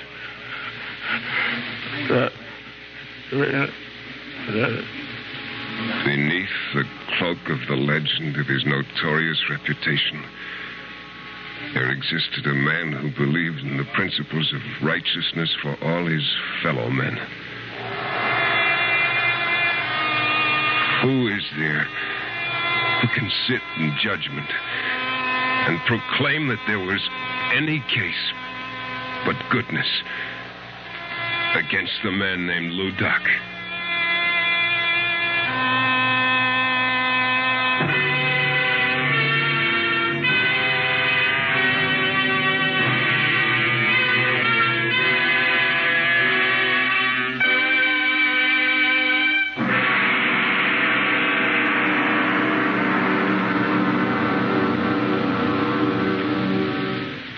Suspense. Presented by Autolite. Tonight's star, Mr. Jeff Chandler.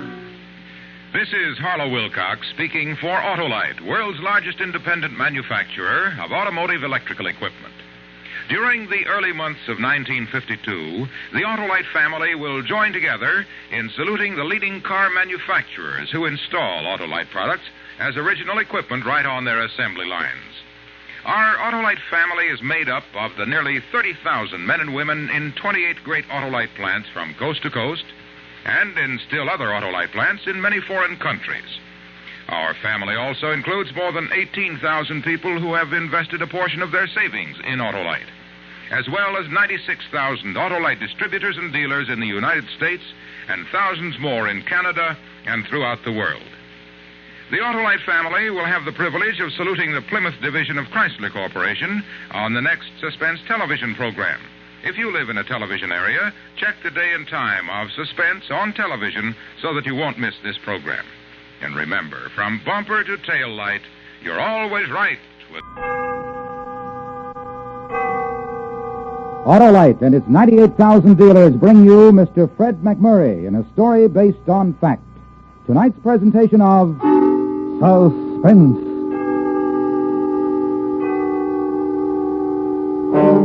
Tonight, a story of courage. The routine operational mission of a B-29 bomber over Korea. Autolite presents The Flight of the Bumblebee. Our star, Mr. Fred McMurray.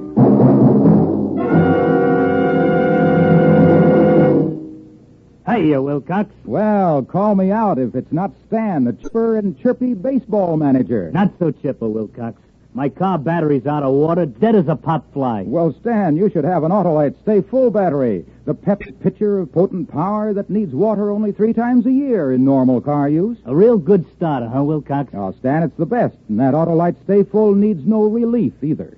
It gives longer life as proved by tests conducted according to accepted life cycle standards.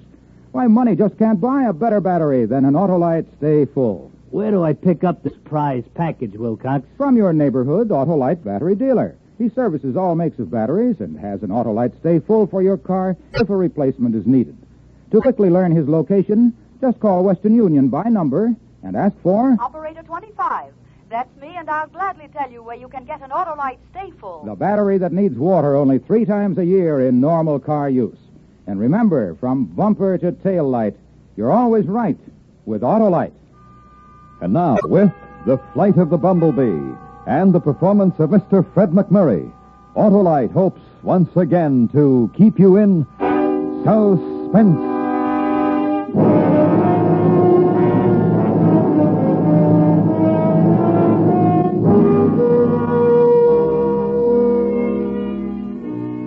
On any given day in any given newspaper, you can find a squib about a B-29 group carrying out a routine strategic bombing in Korea. This is the story of one of those routine bombings and how it affected me, Lieutenant Colonel Hutchins Stone, and the crew of the Bumblebee, lead ship of the 236th Wing. The mills of the gods began to grind, I would say, while we were completing our engine run up at the head of the runway.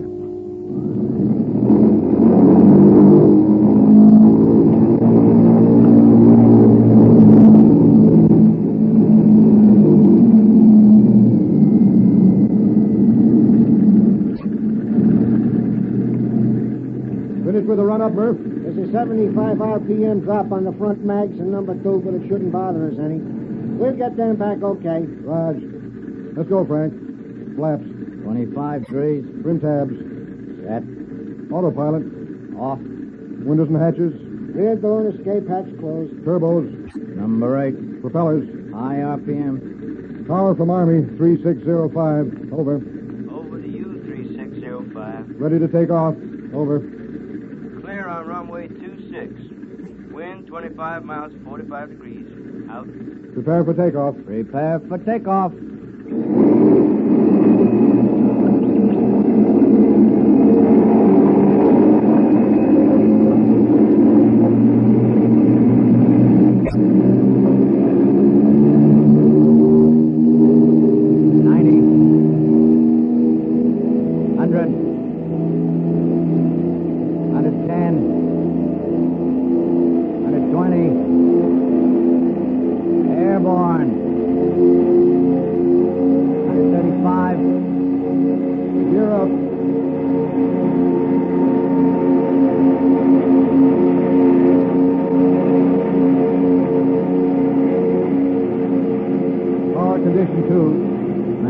Pressure 43.5, prop pitch 2,400. Climbing 500 feet per minute.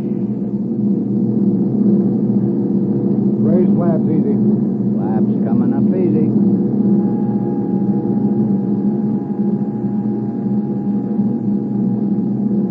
How's the cylinder head temperature, Murph? Holding steady at 235 degrees. Okay, try to keep it there. We're going to 18,000 feet this time. I hope you can read that cruise control chart. Don't worry. You fly this heap according to my figures, and you'll have plenty of fuel left when we get back. How much is plenty? About 300 gallons. Oh, big deal. Just enough for one trip around the pattern. Hey, Max. Yeah, Come on up, see the view. might as well. Not much damage I can do to water. Hey, what's the matter with you? Oh, I don't know. Getting to me, I guess. Yeah, relax, boy. Take it easy. How does an instrument of death take it easy? By thinking how lucky he is. Lucky? Me? Yeah, you. You're clean-shaven. You're well-fed. You don't have to grub for your life in some filthy foxhole hoping some sniper doesn't blast you while you're opening up a can of rations. What's the point? Well, the point's this. In addition to living well, we never come into contact, personal contact, that is, with the enemy. We do our job, never see close at hand the damage we do. That's one way of looking at it. There's one other way. And that is? The more efficient we are now, the sooner you can get back to doing what you were doing before all this. But I don't want to be a soda jerk again. Go look at the scenery. Okay, but you still haven't convinced me. Colonel Stone, sir. What is it, Sergeant? Big one tonight? Yeah, pretty big. Railroad center. How many groups? Just us. Expect any trouble? Well, what's the matter? You worried? Oh, no, not me. Not exactly. What do you mean, not exactly? Well, my kid brother is coming in with a replacement unit tomorrow. I'd sort of like to be on the welcoming committee. Oh. Hey, anybody want to play some cards? Come on down here. I don't have anything to do for a while. Yes, sir. Hey, how about casino? Penny a point. Take up a big 10 and big 2. You're on. Frank. Yeah? Fly for a while. I'm going to grab some sack time. Okay. And don't forget to pressurize. I won't. And have Murph check the auxiliary electrical unit. Didn't look too great when we left. You're not going to need the putt-putt. Relax, go to sleep. Okay. Wake me in an hour, huh? Good night.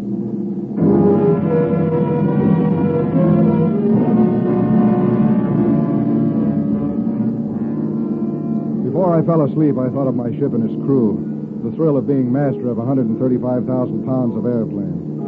And I thought of the words in the preface of my pilot's handbook. You are the commander of a combat force all your own, it said. A small but specialized army. And you, as airplane commander, will be responsible for the welfare and morale of that army. Morale. I thought briefly about Max and the Sarge. This momentary concern of theirs was perfectly normal to a fighting man with a conscience. I decided that my army was doing all right and dropped off to sleep. When Frank woke me, I relieved him, and he grabbed some shut-eye. And so it went. Hours vibrated by.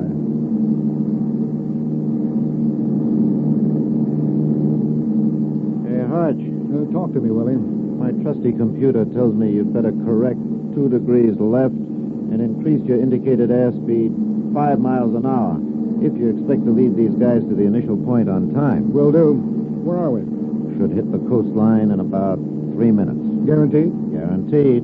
Hey, what's the name of that town we're using for the initial point for the run? Senyaki. With the prevailing winds, it should give us a run of about 170 seconds. Think you can get synchronized in 170, Max? When I was a cadet, I scored a shack. Bullseye to you. From 12,000 with a run of 25 seconds. Answer your question? No. It means you got lucky once. Out your drip, Peter. Settle down. We're assembling.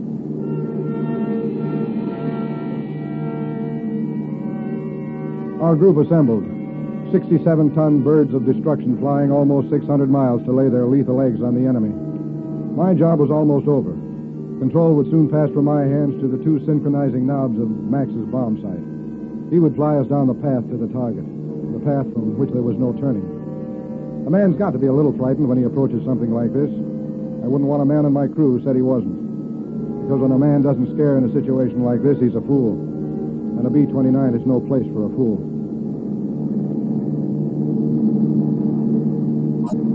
2 minutes to the initial point. Then you get your 170 seconds, Max. Roger. Depressurize.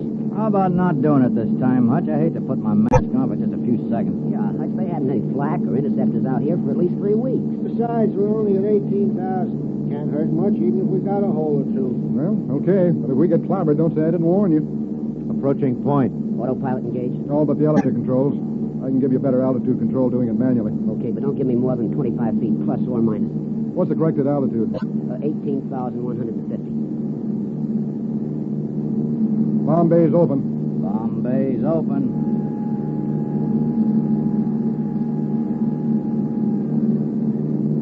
Okay, Max, you've got it. Frank, check the gunners. Right gunner. Left gunner. Tail gunner. Radar. Murph? Yeah, Hutch. Everything check okay? Fine. You know, it's too quiet here. Yeah. Hope we got the right place. Keep thinking. 3 o'clock, high and closing fast. Well, start shooting. We can't move now. Comes a whole mess up and heading right for us. Hurry up, Max. Hutch, there's a couple coming this way. 1 o'clock. Move it, move it. Drop 'em, Max. Drop 'em. I need 15 more seconds. Hutch, here they come. Sarge, get 'em, get 'em. I can't stop 'em.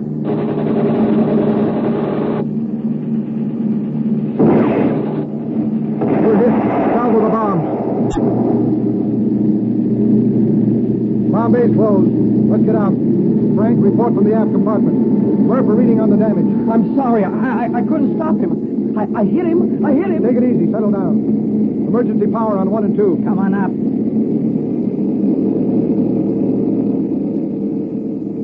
What's the score, Frank? Quick, before they make another pass at us. Number 3 and 4 engines wrecked. Half the right flap's gone. No fires that the scanners can notice. Willie, we're losing 120 feet a minute with full power. Indicated airspeed is 180. I have to keep that right wing up, and I can't drop my airspeed. Too much chance of stalling. How far can we get before we hit the briny? I have it for you in a minute. What have you got for me, Murph? Cylinder head temperature around 1 and 2, running a little high. Started fuel transport from number 4 tank to number 1 and 3 to 2. Got to run engines at auto rich to keep them cool. Manifold pressure 36, RPM 2100. Can we feather the bad ones? Both prop hubs smashed, blades bent. No chance. Anything yet, Willie? We're just getting it now. I think this is about right. Assuming we maintain our present speed and rate of descent and don't run into any wind trouble, we should hit the briny about 240 miles this side of home. Well, I guess that does it. I hate to do this to you guys, but I think we better break out. Colonel Stone from Curly in the tail. Over. Go ahead, Curly. They're back. Meigs. 5 o'clock. 4 of them. Stand by. They're back. They know we're crippled. Now, do you want to fight or take your chances on bailing out? We bail out. We're good target practice. Let's fight. I want another chance at him, Colonel. What do you say, Murph? You guys shoot the guns. I'll keep her running. Me too. Okay, then, let's fight. Curly? Yes, sir. Your gear operating back there? Yes, sir. Then use it. We're going to see if the bumblebee still has her sting.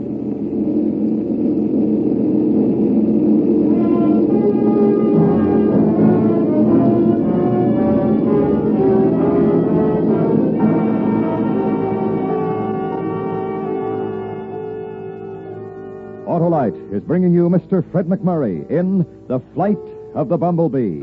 Tonight's production in radio's outstanding theater of thrills, Suspense.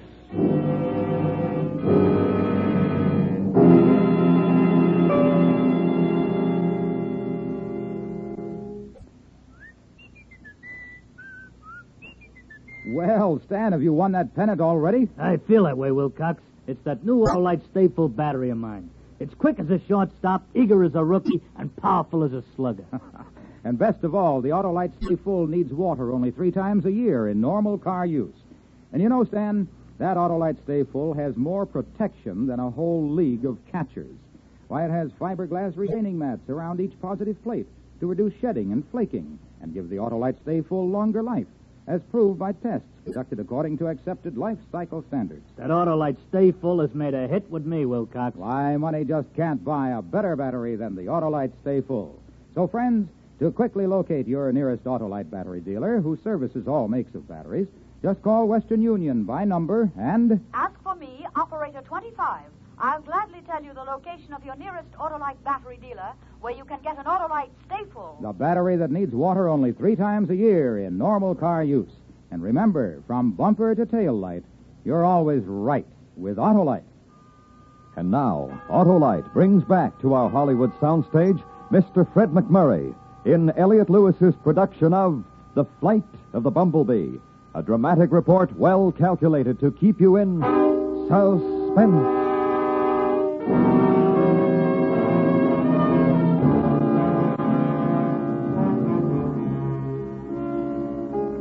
It wasn't much of a decision to make. We all knew that to bail out meant we'd be target practice. So we prepared for the fight. With number 3 and 4 engines knocked out, we were short 3 generators, which meant there wasn't enough electrical power to drive the gun turrets and the computers. I ordered the putt-putt, the auxiliary electrical unit, on the line and dropped to 10,000 feet. Then, without pressurization, the 3 remaining generators plus the power generated by the putt-putt might be enough to do the job. This, of course, assumed the auxiliary unit was working properly. Also, diving down to 10,000 gave us enough excess speed to eliminate, for all practical purposes, the possibility of more than one tail pass by the enemy. The men took up their positions and waited, but not for long. Here they come. 4 of them. Now listen, I don't want the gunners to start the turrets moving until it's absolutely necessary. We haven't got enough power. Wait till they're right on us before you pour the juice to them. Okay, Skipper. It's Roger, sir. And keep the crosstalk to a minimum.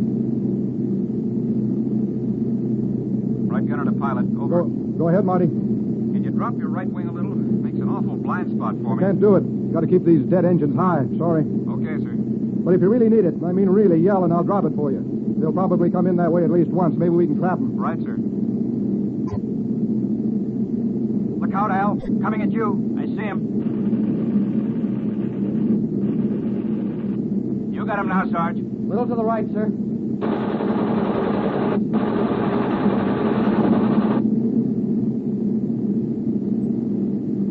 Number 2 coming in.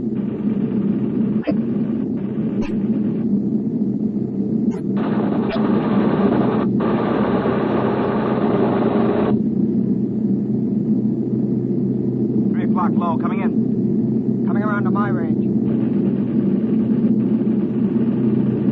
Cylinder head temperature on 1 and 2. Over the line. Open the cowl flaps another 2 degrees. Cool them off. It'll slow us down. I can't help it. These engines have got to get us back. Here's number 4. Hold it right there, Colonel. He's making a pass head on.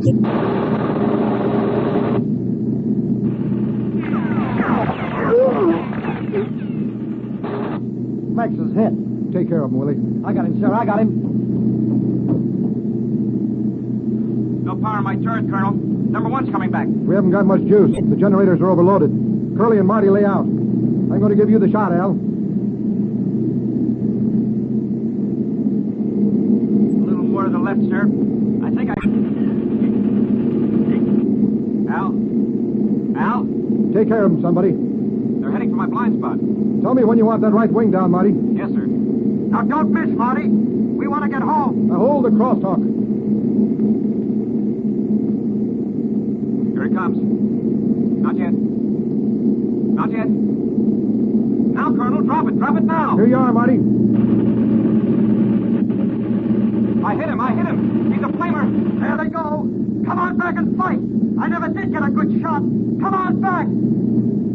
There they go, Hutch. We made it. Take over, Frank. I want to take a look at Max. Got it.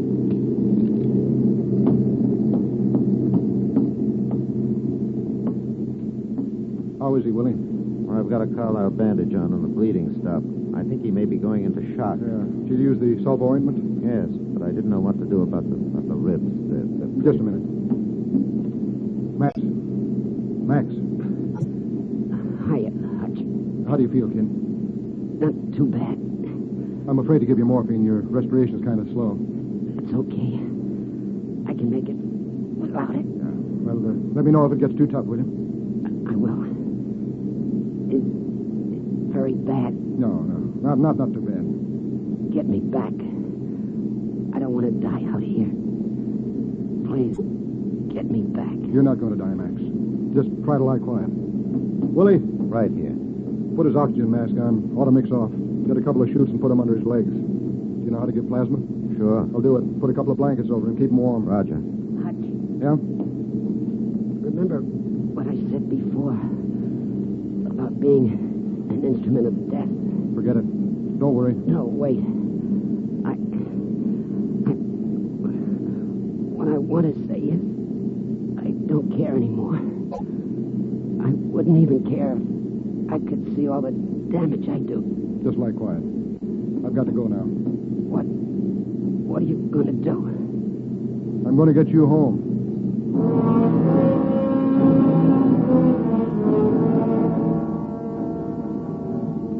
When I said that, I didn't have the slightest idea of how I was going to do it. I went up and talked to Murph and found that nothing we could possibly do to the engine was going to keep us from losing about 100 feet a minute. We looked at each other like a couple of stupid fools for a while, and then Murph made a suggestion that gave me an idea. He said that if we were anywhere near basic weight, we could maintain altitude. First, we tried to figure out how we could dump some fuel, but that would have been defeating ourselves. Then I got the idea, why not drop everything over the side that wasn't absolutely essential to keep the Bumblebee in the air? That might get us down to near basic weight. How do you know it'll work? Well, what have we lost if it doesn't? Nothing. What are we waiting for? Okay, you fly for a while. I've got work to do. Sarge? Yes, sir? I want you to start dismantling Max's gyro forward. The bomb sight, intervalometer, track down all the electrical cables and rip them out. The cables are all color-coded. Frank? No, it isn't. You have a set of technical orders aboard? Got them right here. Well, check through and give Sarge the letter coding and the color coding of the bomb equipment. Will do. I want everything pitched out. Now get started. It's practically out now. How's your gear, Willie? I can get rid of everything except my computer. My drift meter got clobbered, so I can't use it anyway. The cabinet and my table can go, too. Fine. Keep one pencil. Thanks. Colonel Stowe to Marty. Over. Yes, sir, this is Marty. How's Al doing? Pretty good, sir. Not going to be running around for a while, but he'll be in shape okay. Good. I'll be back there pretty soon. Out. Expect any more shooting? No. Why? The armor plate comes off real easy, just bolts and wing nuts. So does the bullet-resistant glass behind the instrument panel. All right, dump that out, too. How are you doing, Sarge? Oh, dandy, Colonel. Just dandy. Murph, toss the hot food unit out. Save some extra water. It hurts, but I'll do it. Willie, as soon as you finish with your stuff, you and Murph tear down the armor. I'm going aft.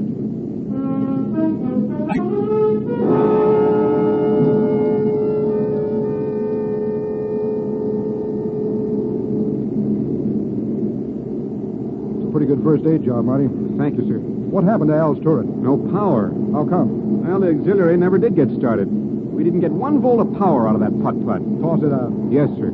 Hey, wait a minute. Before you do that, do you know how to remove the lower turret? Guns and all? Guns and all. Yes, sir, we can, but it's quite a job. I don't care how big a job it is. Can we do it? Yes, sir. But I'll need some help. You'll get it. I'm going up front now. Oh, Colonel. Yeah, Marty? Can we toss out the putt-putt first? Yeah. Kick open the rear door and toss it out. And drop the lower turret, and then anything else you can think of. You've got to get down to basic weight. If there's anything else you're in doubt of, why, call me in the intercom and I'll tell you.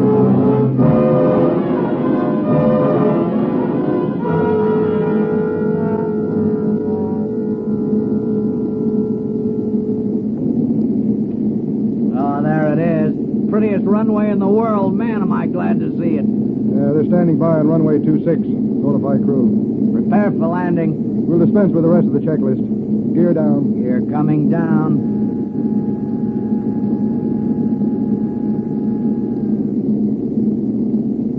The gear lights didn't go on. Check with Marty. Frank to Marty, over. Is the gear all the way down? What? Check again. It is? Okay, out. Now what? Right wheel isn't fully down and locked. Might be a bent worm gear. Yeah. 3605 to tower. Over. Go ahead, 3605. Right gear not fully down and locked. Tell the meat wagons and the fire boys to stand by. Can you go around once? We'll check your gear from the tower. I've got 2 wounded men and 2 engines. I know my gear isn't all the way down. I come in now or you pick us up in rubber sacks. Come on, get with it. Roger, 3605. All aircraft in pattern, leave at once. Repeat. All aircraft in pattern, leave at once. 3605, you are clear for emergency landing.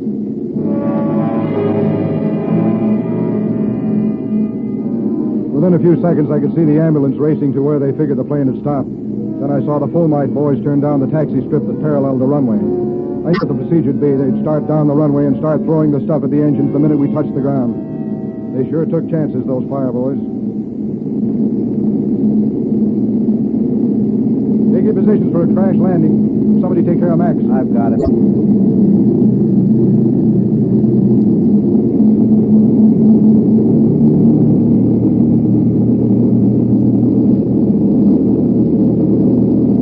Full flaps. Flaps coming down. Don't forget about the right flaps, half gone. I'm trim for it. If the nose wheel holds together, we'll be okay.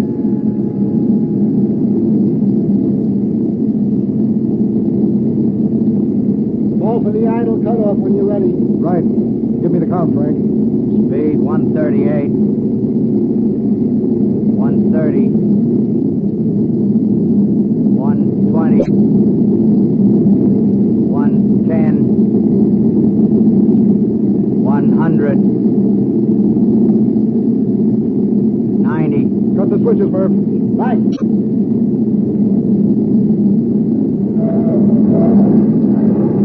On the ground.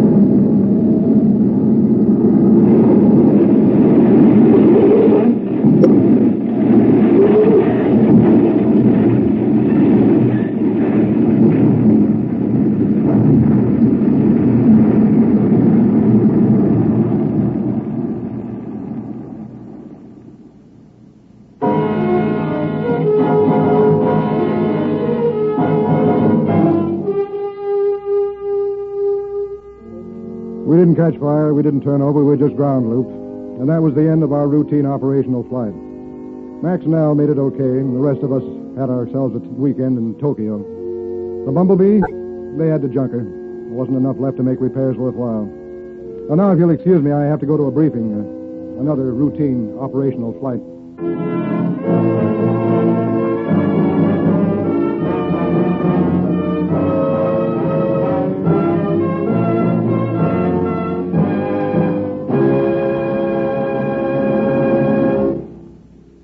Suspense. Presented by Autolite. Tonight's star, Mr. Fred McMurray. This is Harlow Wilcox speaking for Autolite, world's largest independent manufacturer of automotive electrical equipment. Autolite is proud to serve the greatest names in the industry. They are members of the Autolite family, as well as are the 98,000 Autolite distributors and dealers in the United States and thousands more in Canada and throughout the world. Our family also includes the nearly 30,000 men and women in 28 great Autolite plants from coast to coast and in still other Autolite plants in many foreign countries, as well as the 18,000 people who have invested a portion of their savings in Autolite. Every Autolite product is backed by constant research and precision built to the highest standards of quality and performance. So remember, from bumper to tail light, you're always right with Autolite.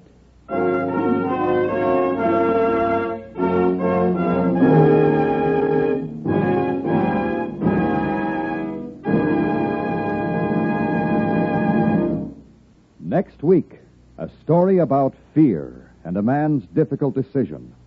Find yourself or die. The Death of Me, starring Mr. George Murphy. The program will be presented on Suspense.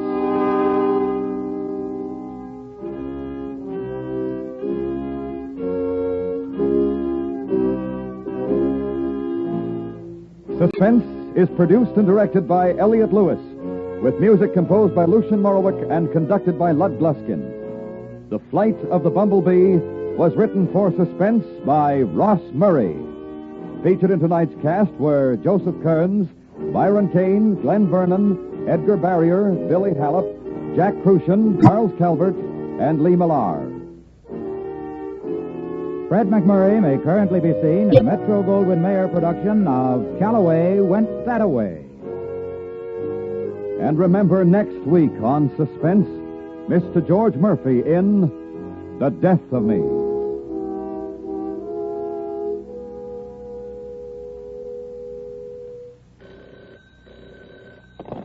For the location of your nearest Autolite battery or Autolite spark plug dealer, or your nearest authorized Autolite service station, phone Western Union by number and ask for operator 25.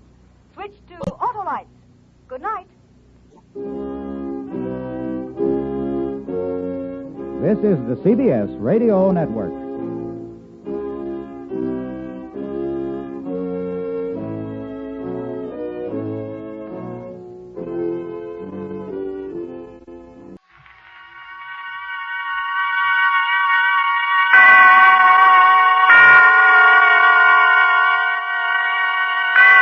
Now, Autolite and its 60,000 dealers and service stations present Suspense.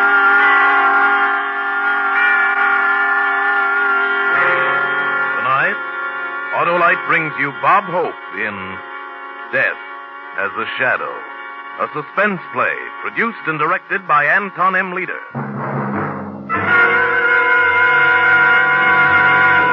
Friends, those April showers that bring May flowers have nothing on an Autolite Stay Full battery. Why, the extra water in an Autolite Stay Full battery makes those April showers look like a drought in the Gobi Desert.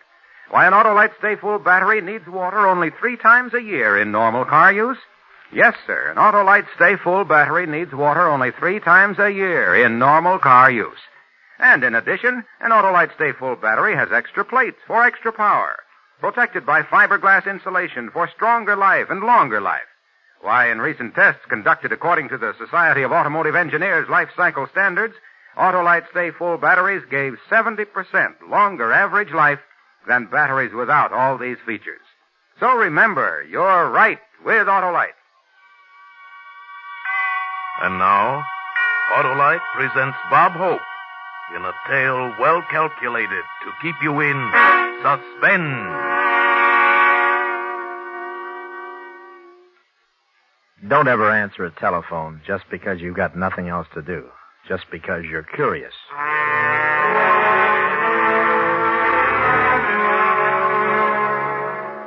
I was sitting in my big red leather swivel chair, my feet on the largest mahogany desk money could buy, a bottle of the best scotch balanced between my special custom-built shoes.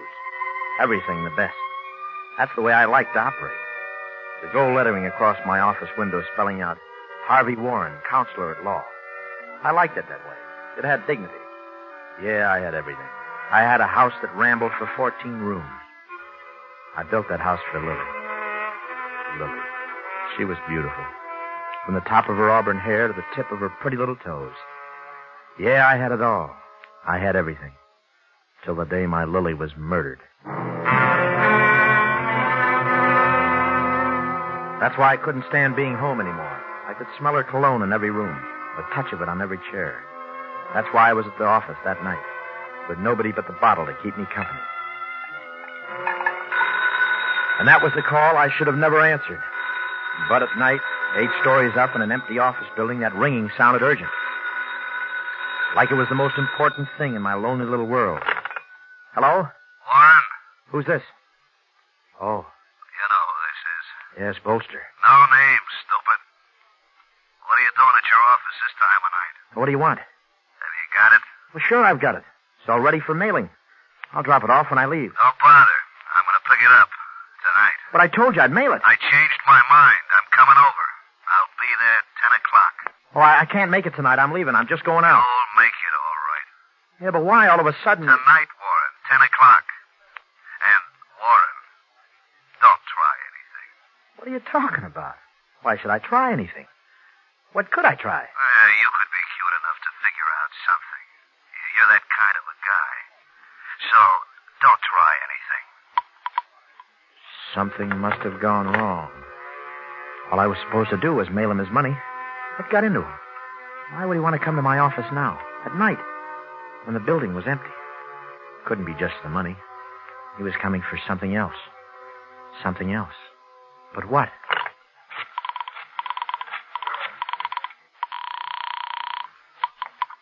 Police Department, Johnson. Get me homicide. Now, hold on.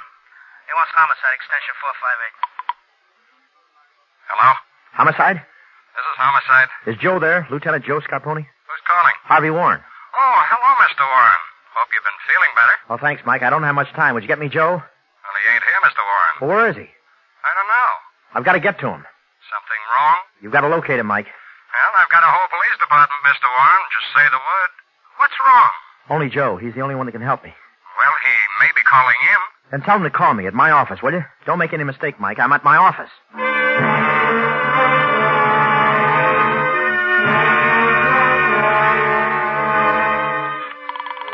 I couldn't get it out of my mind. What had made Bolster switch like that? What had gone wrong? He must have figured it out and was coming over for just one thing. To kill me. Lion Apartments. Lieutenant Joe Scarponi, please. One moment.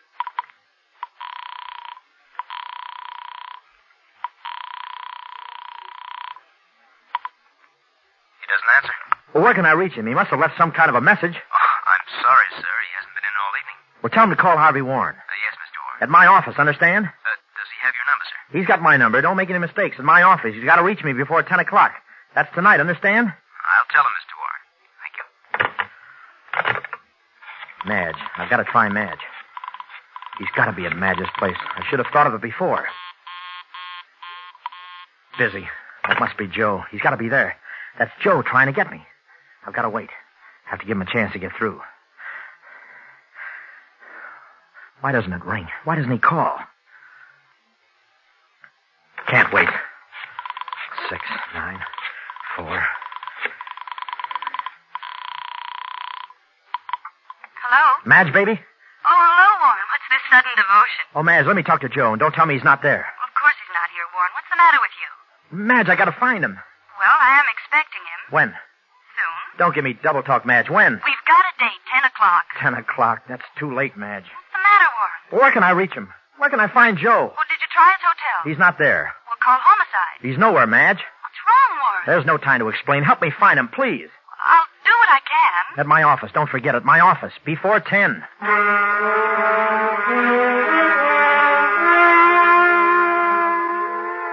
I kept on calling. Everywhere. Every bar he'd ever had a drink. His favorite restaurants. Even the Turkish bath where he played handball and got his rub down. Joe was nowhere. I looked at my watch. It said 9:31. The clock on the wall showed 9:35. Now I wasn't even sure of the time. I couldn't afford to be wrong about the time. At the tone, the time will be 9:35 and 10 seconds. The clock on the wall was right. There wasn't much time.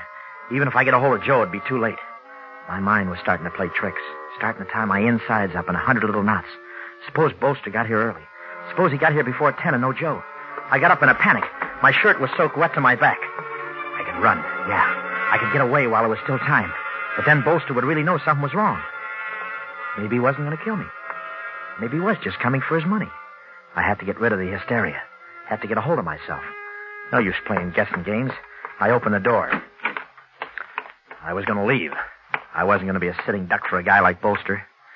At that time of night, just one elevator was in use. It was directly opposite my office door. The indicator over the door flashed numbers when the car was running. I went to press the button to signal for the nightman. Before I could press it, the car started up. Somebody was coming up. I wanted to run. I didn't know where. I was on the top floor. My eyes went to the ceiling. Down the end of the hallway, there was a spiral ladder that led into a trap up through the ceiling. It must have been the opening of the roof. I started to run for it. I stopped. Silly. When all the time there was a stairway going down. I ran to the exit sign and ducked into the stairway. Down one flight, and I smacked right into it. A steel gate spread like an accordion across the bottom landing. The gate they always fastened in place at 9 o'clock. Trapped. I was trapped. And then I just stood there. Everything quiet. What happened to the elevator? Then I heard the door open. Downstairs, right below. It didn't come up to the 8th. It was the nightman letting off the cleaning woman. I walked back up the steps. The light on the indicator showed the 5th floor. Then the indicator started flashing again. It was going down. Now was my time to signal the nightman while he was still in the car. Before I had a chance, the telephone began to ring. It was coming from my office. Keep ringing, Joe. I'm coming. Just don't stop ringing. Hello. Hello, Joe. Oh, ain't this Gladstone 2707? That's right. Are you calling Give me Sammy. Who? I want to talk to Sammy. Oh. Right number, girlie. Wrong party. I looked at the clock. It was no use. Too late. Even if he did call. I started to go. Saw the bottle on the table. I had to take another drink. I felt a little better. Now I have to get out. Hello? Hello. It's me again. Look, girlie, there's no Sammy at this number. I know, but you sounded kind of lonely. I'm lonely, too. Forget it, will you? Don't tie up my phone, understand? Sure, I know. You waiting for a call, too? Get off my number. I don't want this phone tied up. Sure, I understand, but just in case, why don't you take my... I started to go and wasn't going to stop. Not for anything. And I realized it might be too late. Suppose he was on his way up.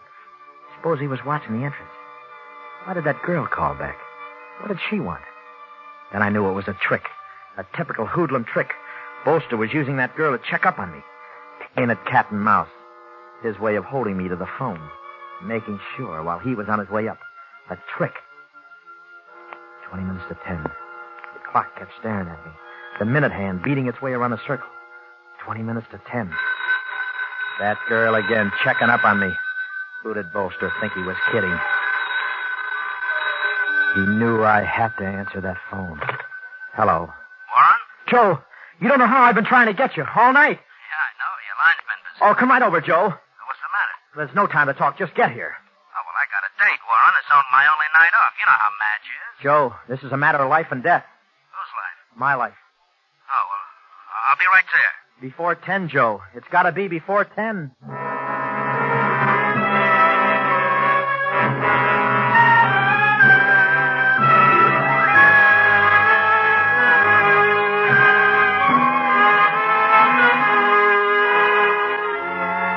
For Suspense, Autolite is bringing you Bob Hope in radio's outstanding theater of thrills, Suspense.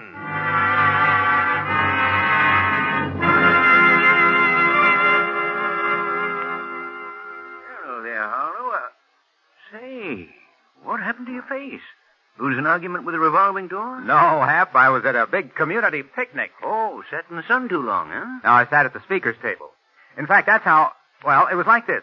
There was an audience, so I jumped up and said... An Autolite Stay Full battery needs water only 3 times a year in normal car use. Well, as a matter of fact, I did.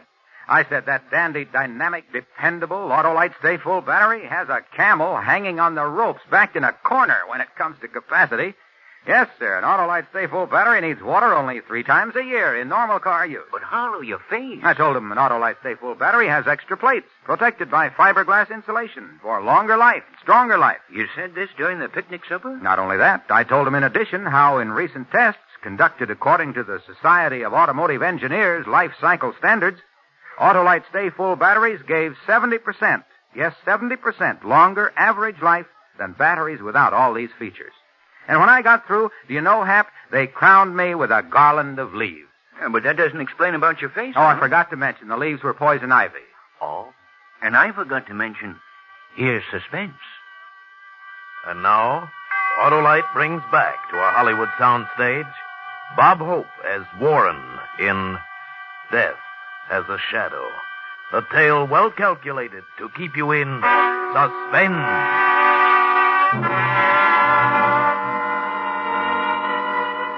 My eyes were drawn to the clock again. I watched the minute hand cutting down the time. If Joe came with a squad car, he'd be here in a matter of minutes. But it was his night off. Maybe he wouldn't be able to get a cab. I took another drink just for luck. I opened the door and listened for the elevator. Didn't take long. I went into the hallway.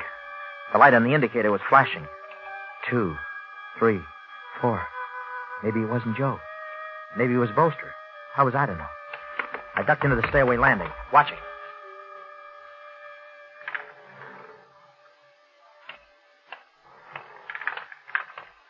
Joe! What? Warren, are you nuts? Oh, I've never been so glad to see anybody. You know better than that, coming up from behind a guy. Say, you look terrible. What's wrong? Well? Don't close the door, Joe. Why? When he comes, we can hear the elevator. Okay. Now, what's it all about? He's due here at 10 o'clock. He's a killer. Who is a killer? I have to start from the beginning. You don't have much time. But you won't understand unless I explain. Okay, but don't start dramatizing. It's 9:45. Well, we have to start with the day Lily was murdered. Remember I called you? And when you came, you found me sitting in the bedroom looking at her? Her head hanging almost to the floor, the rest of her doubled up on the bed. Her auburn hair gently suspended like someone spun fine silk around where the bullet went through that lovely head. She was so beautiful. I was sitting there looking at her. And the sounds tumbling around my head. The photographers, the newspapermen, flashbulbs, all like a bad dream.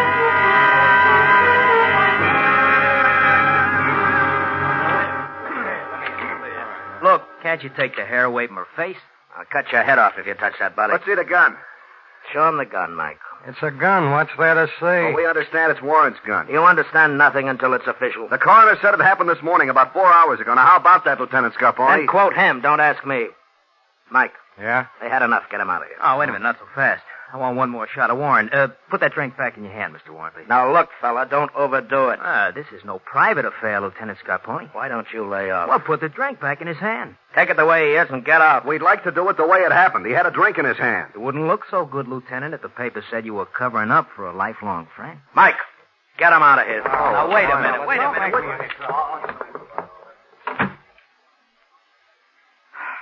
Well, this is some mess, Warren. Yeah. How did it happen? Oh, I loved her, Joe. You knew how I loved her. More than anything in the world. Now look at her. Yeah. You know we've been fighting. Last night was the worst that ever happened. So I ran out of the house. What time? Oh, right after dinner. I went down to the Silver Grill and had a couple. You can check on that. Uh-huh. Then the Biltmore and had a few more. And I remember calling a cab on 7th and Hill. And then, so help me, Joe, that's all I remember. What do you mean that's all you remember? Well, that's all. I drew a blank. We've known each other all our lives, Joe. Did you ever know me to black out? Oh, that's not like you, Warren. But that's what happened. I don't remember anything. Until when? Until I woke up and called you. And where did you wake up? Right here, in the bedroom. In bed? No, in this chair. Just like I am now. I saw Lily. Just like she is now. Blood on the floor. I know she's done for. My beautiful Lily. Then I get up to get a bottle. And I sit down again in this chair. I take one good long drink. I reach for the phone on the night table.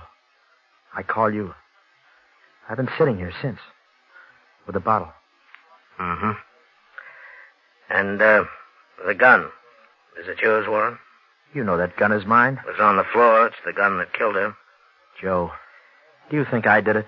Well, I don't have to tell you how it looks. I know how it looks. What I want to know is, do you think I did it? I'll have to book you, Warren. Oh, I couldn't have killed her, Joe. You know I couldn't. I loved her too much. I couldn't have killed her, Joe. Before we get to trial, Warren, for your own good, you'd better start remembering.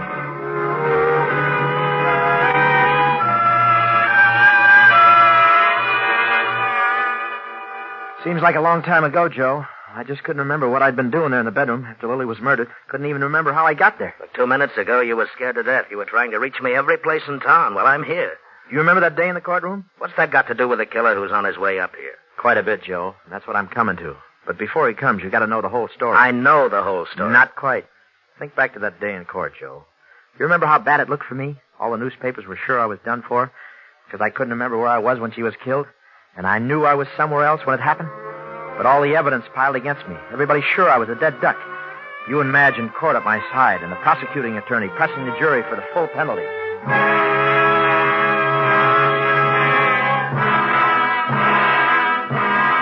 And the only defense offered by the accused is that he doesn't remember.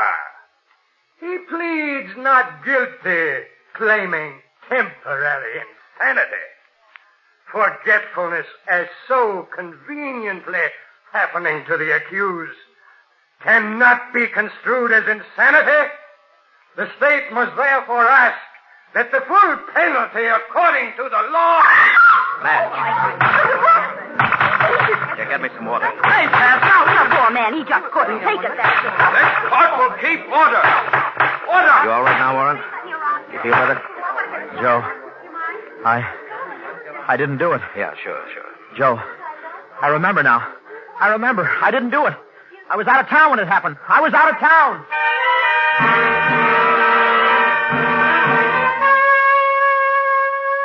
I was out of town when Lily was murdered, Joe, and we proved it, remember? And I was acquitted. Like a bad dream, wasn't it? Look, for the last time, Warren, is this what you called me up to your office for? What's this got to do with somebody coming over here to kill you? Yeah, like a bad dream. Okay, Warren, I've got a date with Madge. Oh, no, Joe, you got a date with the killer. Then who is the killer? I'll never forget that day they acquitted me. I walked out of court a free man. I know you weren't guilty. Your alibi proved you weren't guilty. I know all that. Yes, Joe, but you don't know. I was guilty. What did you say? I was guilty. Oh, you're losing your mind, Warren. You're nuts. If I'm nuts, what does that make you? Makes sense, Warren. Lily thought I was nuts, too. Smart little woman. Thinking she could make a sucker out of me. She was going to leave me. Take half of all I had. That's what she thought. How did you kill Lily that morning when you were in Glendale? I know you were in Glendale because your alibi proved it. It was Lily who gave me the idea how to do it. You know how beautiful she was? Every Thursday, the maid's day off, she stayed in bed, slept the clock around, taking care of her looks. I began figuring. Lily all day alone. Lily in bed. All I had to do was hire somebody to kill her while I was out of town. Then the guy coming up here... That's right, is the killer. A 3-time loser and very tough. I gave him my gun to do it with, and that's all there was to it. He's the man you want, Joe. He's on his way up here to kill me. Instead of doing that, you'll arrest him and clear your books on the Lily case. So, this is why it was so important for me to get here, huh? Well, you have to admit it was neat, getting myself pinched, faking the blackout, stacking the evidence against myself, and forcing you to bring me to trial. I never had a blackout in my life, but it got me off. Great law, that double jeopardy. Puts you on the spot, though, doesn't it, Joe? You know I'm guilty, but there's nothing you can do about it. The law says I can't be tried twice for the same crime. You see, Joe, I happen to be one of those lawyers who knows his law. Yeah. You've always been at the head of the class. Never worked too hard to get there. Just by looking over the next guy's shoulder and using him was the smart way, huh? Yeah, Kitty, very neat. I knew you'd be a good sport about it. Maybe I'm just another dumb cop to you. Well, I don't like anybody making a sucker out of me. Especially a guy who's supposed to be my good friend. Where you going? You got a date with this killer who's due here any minute. Well, I got a date with my girl. Good night, Warren. We're both going to keep our dates. But, Joe, what are you trying to do? You're a cop. You've got to pick him up. He's a killer, Joe. I can pick him up after 10 o'clock, can't I? Oh, you can't leave me, Joe. You can't leave me here alone. I don't like your company. Oh, he's going to kill me, Joe. He's going to kill you. Now, why should he do that to a guy who pays so well for what he buys? Well, I'm the only one who knows he fired that gun. Are you gentlemen all through for the night? Yeah, I'm all through. He's going to stay. I'm going down. Well, step in. Stay where you are, Warren. You can't leave me. Let go of my arm. Joe! Close the door, mister. I said close the door. Joe, he's going to kill me. Joe. Hello, Warren. What? Bolster. It was Bolster standing there and leering at me. Joe, he's here! Joe! Shut up. Don't do that again. Where did you come from? Well, you don't think I'd ever use a front door, do you? They build these places with fire escapes, you know. Now, into your office. I started walking. I had to do something. Him right behind. Then I made a break for it, into the office. Then I saw the butt of his gun smash through the window. And then Bolster's hand reached through and unlocked the door.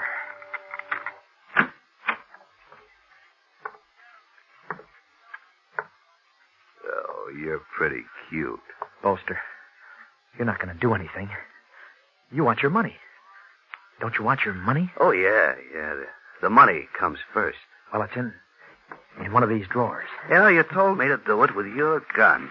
I don't remember which drawer. I couldn't figure it out why a guy should want me to plant his gun. That's strange. I was sure. Warren, where's the money? I'm trying to find it. Don't stall. It was a white envelope. You know, I didn't figure until you went to trial and they acquitted you. That's when I began to worry. So many white envelopes. But I still wasn't sure until tonight, when I got here. When I see what you've been up to. Find that dough. I'm trying. I misplaced it. And then it hit me. You was free and I was liable. No more tricks. It should be. Find that dough. Here it is. On the desk. Lay it down. Yeah. Now, turn around. Oh, don't you want to see if it's all here? Turn around. And like a dumb 6-year-old kid, I turned around. Oh!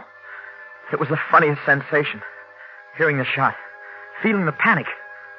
But nothing happened. I turned around. Bolster's eyes started to roll. His mouth opened like he had something to say. And then he dropped. No, it didn't happen to you, Warren. Joe. The elevator opposite your door and the broken window. You can thank them both. Oh, you're a very funny guy, Joe. That's some game you played. Is he dead? He's dead. Hey, what are these for? I'm holding you for murder. Murder? How can you be so dumb? I was acquitted, remember? You can't try me again. I'm talking about this murder. Are you crazy? I didn't shoot Bolster. I didn't even have a gun. I thought you were one lawyer who happened to know all about the law. Or didn't you know that it makes no difference who shot him? The two of you were committing a felony.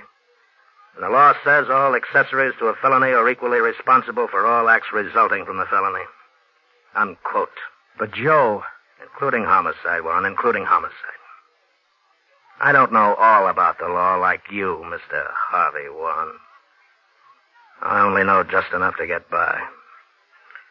Let's go. Joe, wait a minute. Joe, I think I'm going to faint. I'm going to black out, Joe. Wait. You see, I don't remember a thing, Joe. So help me, Joe. I don't remember.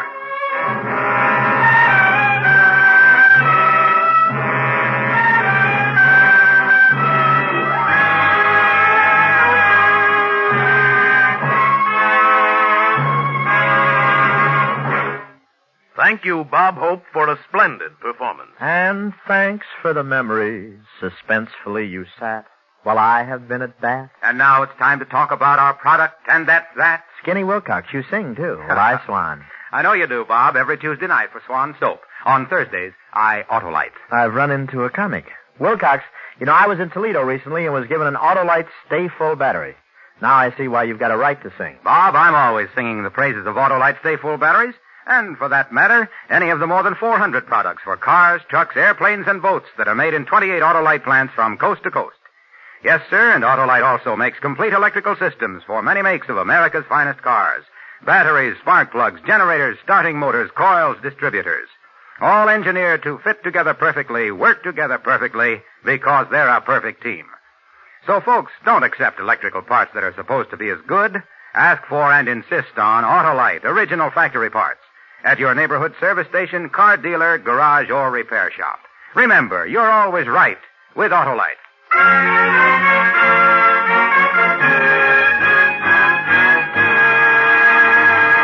Now here again is Bob Hope. My thanks to Tony Leader for letting me be a villain for a change. And now, as a graduate of Suspense, I'll be more interested than ever to hear radio's outstanding Theater of Thrills next week, when that lovely Academy Award winner, Claire Trevor, returns to play in a story called The Light Switch, another gripping study in suspense. Bob Hope will soon be seen in the Paramount picture Sorrowful Joan. Tonight's suspense play was written by Joe Pagano with music composed by Lucien Morawek and conducted by Lud Gluskin. The entire production was under the direction of Anton M. Leader. In the coming weeks, Suspense will present such stars as James Stewart, Joan Crawford, Frederick March, and many others. So make it a point to listen each Thursday to Suspense, radio's outstanding Theater of Thrills. And next Thursday, same time, hear Claire Trevor in The Light Switch. You can buy Autolite Stay-Full batteries, Autolite resistor spark plugs, Autolite electrical parts at your neighborhood Autolite dealers. Switch to Autolite. Good night. This is CBS, the Columbia Broadcasting System.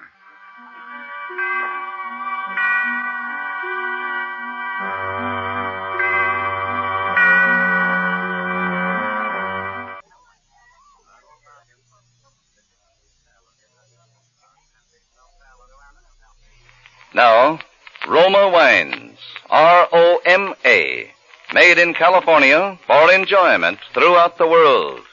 Roma Wines present Suspense. Tonight, Roma Wines bring you Mr. Vincent Price as star of The Name of the Beast, a suspense play produced, edited, and directed for Roma Wines by William Spear. Suspense, radio's outstanding Theater of Thrills, is presented for your enjoyment by Roma Wines. That's R-O-M-A, Roma Wines. Those excellent California wines that can add so much pleasantness to the way you live, to your happiness in entertaining guests, to your enjoyment of everyday meals. Yes, right now a glassful would be very pleasant, as Roma Wines bring you Vincent Price in a remarkable tale of suspense. News and views in the world of art. Yesterday at the Deauville Galleries, a record-breaking crowd attended one of the most sensational exhibitions of recent years. Masterpiece of the show is a portrait by James Dorrance titled The Name of the Beast. It's a savagely candid work, a face from which violence has shattered the last vestige of humanity. The tragic circumstances of the artist's death are too well known to review here. But at the same time, one cannot help speculating upon the essential mystery surrounding this remarkable canvas. What is the name of the beast?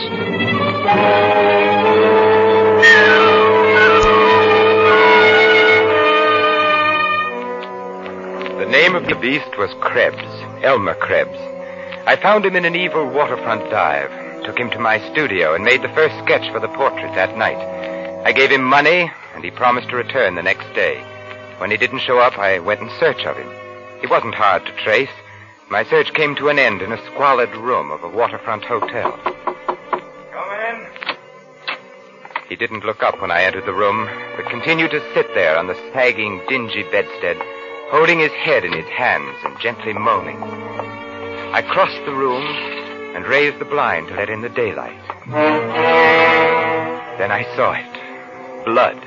On his hands, on his shirt front, in his hair and beard. A horrible, sticky mass of blood.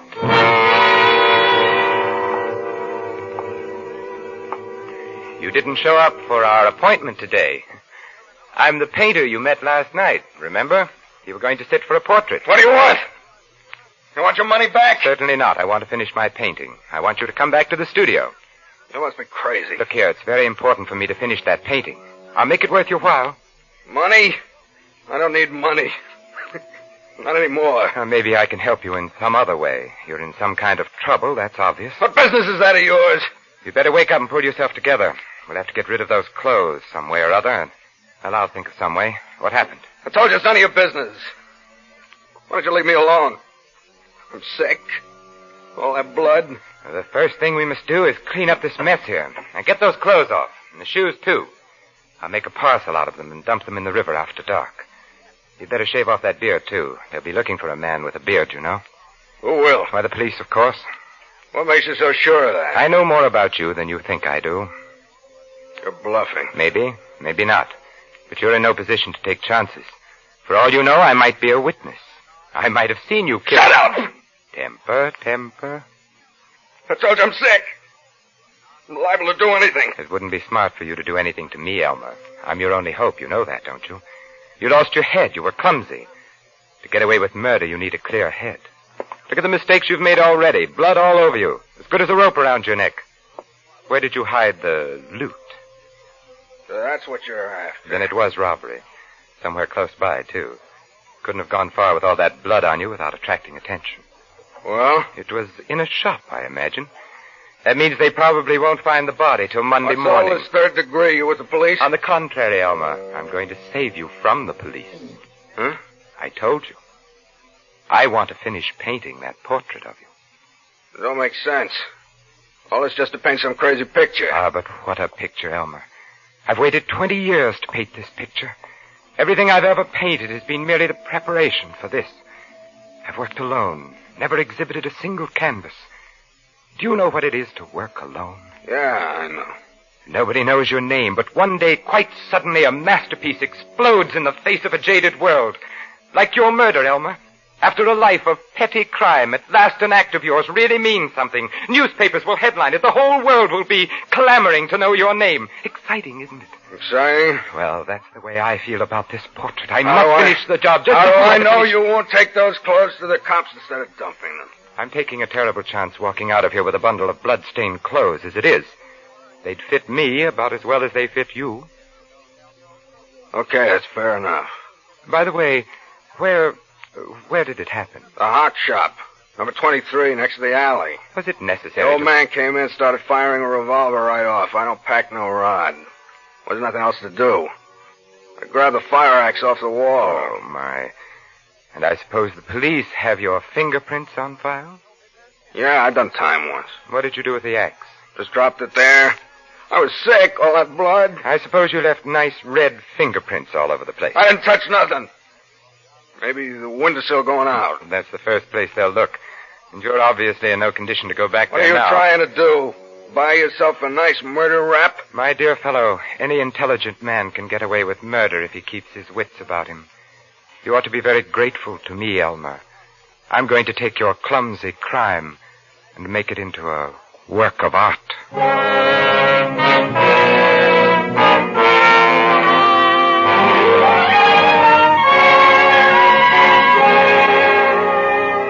For Suspense, Roma Wines are bringing you as star Vincent Price in The Name of the Beast by Robert Tallman. Roma Wines' presentation tonight in radio's outstanding theater of thrills, Suspense.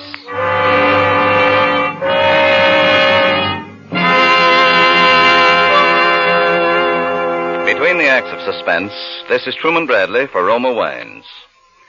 Yesterday, a happily married friend told me one of his favorite formulas for enjoying life. He said he never eats dinner while still burdened with the pressures of a busy day. Instead, he sits down for a few minutes, takes it easy, chats with his wife, and enjoys with her a glass or two of Roma California Sherry, the perfect first call to dinner. Yes, Roma Sherry before dinner is a pleasant custom millions now share with family and friends. For Roma Sherry is a glorious golden amber wine, soft and mellow on the tongue, so inviting with its pleasing nut-like taste. Roma Sherry makes mealtime more welcome, helps you anticipate the good food to come. And when friends drop in, there's no more gracious greeting than a glass of Roma Sherry. Tomorrow night, before dinner, share Roma Sherry with your family. It costs no more to serve Roma, America's favorite wine. So insist on Roma, R-O-M-A, Roma Wines. Remember, more Americans enjoy Roma than any other wine. And now Roma Wines bring back to our Hollywood soundstage Vincent Price as James Dorrance with Elliot Lewis as Krebs in The Name of the Beast, a tale well calculated to keep you in suspense.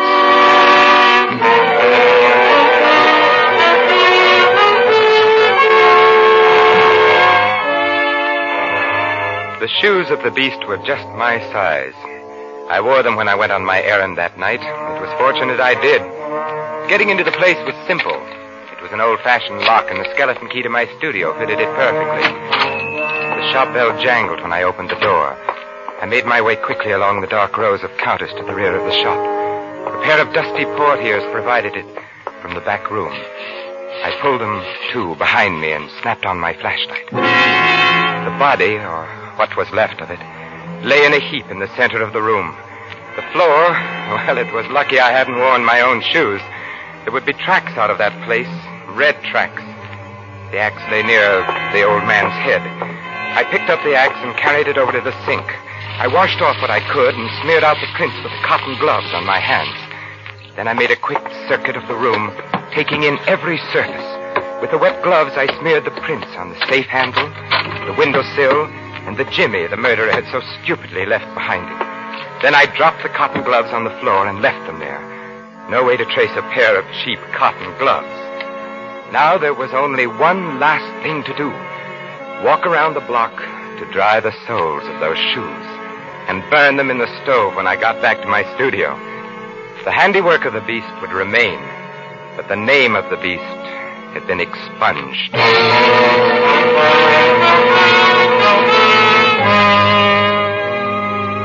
But I didn't burn the shoes, nor did I throw that bundle of clothing into the river as I had first planned to do that night. No. This would be an authentic portrait of a murderer in the very blood-stained garments of his crime.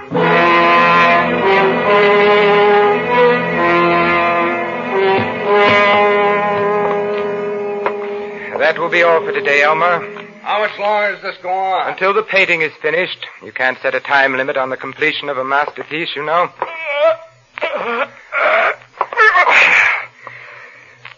Don't look much like me. You've forgotten. I made the first sketch before you shaved off your beard. I don't like this picture. Did you have to paint in all that blood? My dear fellow, no one in the world would ever recognize you as the man with the beard in this I don't like this picture. I don't like staying here. Look, what about that stuff? When can I start cashing in on it? I should have thought I was paying you enough to live on. Suppose I want to get married. Well, What? Oh, good Lord, man. You mustn't even consider it.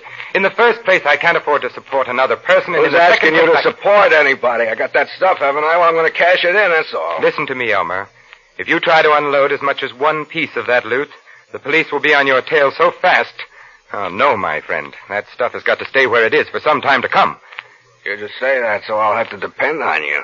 So you can paint that lousy picture. Maybe. Oh, by the way, Elmer, I've never said anything about it before, but you never told me exactly what you did do with the loot. The suitcase, I told you. Yes, I know, in a locker at Grand Central, but where's the ticket? That's one secret I'm keeping. Well, all right. But you will promise me not to unload those jewels. Not for a while She keeps asking me, when are we going to get married? What am I going to tell her? Oh, by the way, who is the lucky lady? Jeannie. Her name's Jeannie Baker. Hey, wait a minute, though. She don't know anything about me. Not anything. If I ever catch you talking to her, so help me, I'll kill you.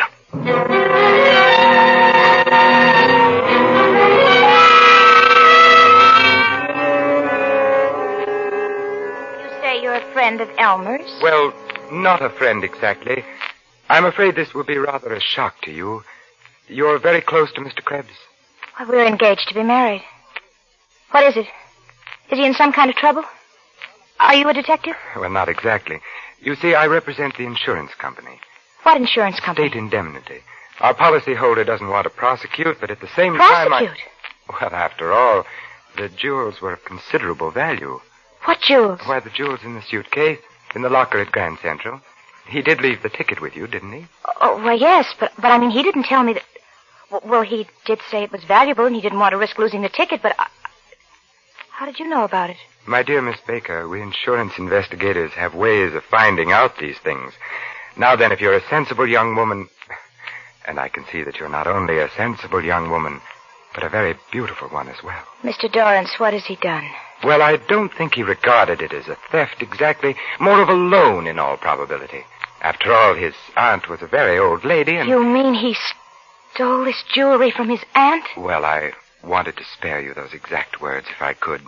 Actually, the lady would prefer not to prosecute. But, of course, If we can secure the return of the property in no other way, I suppose I'd be arrested, too, as an accessory or something. I must say it was rather thoughtless of him to have involved you in this manner. How do I know you're what you say you are? I have credentials, of course. But I would rather take care of this unofficially, especially since this little talk with you. You're much too fine a person to be involved in a sordid affair like this. I don't even know that suitcase has any jewels in it. Then supposing we go there together and get it, Jeannie?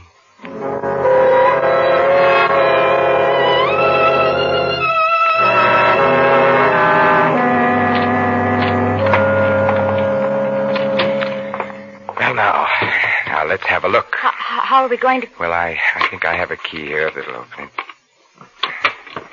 There. What? Those must be worth a fortune. Yes, they are, Miss Baker. Do you understand our concern? Yes. Close it up. I don't want to look at it anymore. I'd like to have spared you this. You understand, of course, that I wouldn't dream of prosecuting. Not now that I've met you. I don't know how to thank you, Mr. Dorrance. This is such a shock to me. How could he? How could he? There. You're not the first innocent girl to be deceived by an unscrupulous fellow like that. How did you happen to become involved with him in the first place? I was lonely. I have no friends here, and he came into the cafe where I wait tables. Oh, there now. You won't let anything happen to me. I promise you, I'll do anything to keep you from knowing another moment's unhappiness.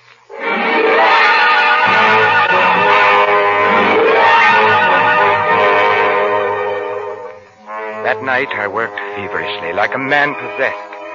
But as I worked, an uncanny change came over the man in the portrait. There was something about it, something that terrified and at the same time fascinated me. Yet the more I tried to make it come right, the less it really looked like Krebs. I began to regret I had had him shave his beard, in spite of the risk involved. Being clean-shaven altered a man's appearance more than I thought. But that wasn't the real difficulty. The real trouble was Jeannie Baker. How could she ever have loved a beast like Krebs? A girl so gentle, so lovely. I tried not to think of her, but the image of Jeannie stood between me and the canvas, and the painting just would not come right. And as Krebs sat there sullenly posing for me, his eyes began to grow more and more cunning and suspicious, as though he could actually read my thoughts. He would jump up every time I laid down my brush and circle the portrait like an infuriated animal, until finally, around 4 a.m, he dropped off to snoring. I let him stay there. In the dawn light, I looked at the picture for the last time and draped the easel to shut it out of my sight. My masterpiece, for which I had become accessory after the fact of one murder and sowed the seeds of a second, was, I knew it now deep in my heart, a failure. I was obsessed now with only one resolve: to prevent the second murder, which by some instinct I knew was in Krebs' mind. At whatever cost to myself, no harm must come to Jeannie.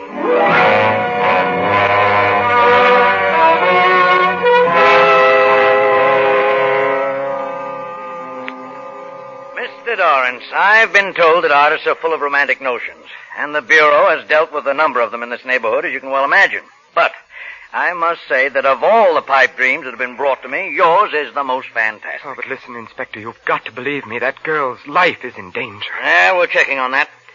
Now, let's check on a few other things, Mr. Dorrance. You say that on the night of the 12th, you met this man Krebs at a place called Louis. Yes, sir. And afterwards, you went with him to your studio and made a sketch of him for a portrait. All right, so far so good. He promised to return the following day and sit again for the painting. Well, he failed to show up, so you sought him out at his hotel. Now the story really becomes incredible. He tells you he's committed a ghastly murder. He's covered in blood. You offer to help him get away with the murder in order to finish the portrait. Oh, now really, Mr. Dorrance. You painters need publicity as bad as all that. But, Inspector, I tell you, I have all the evidence. Where? At my studio. Where's this man Krebs? Except for the portrait you say you painted of him, I can't find a shred of evidence that he exists. Now, just a minute. Yes, Sergeant.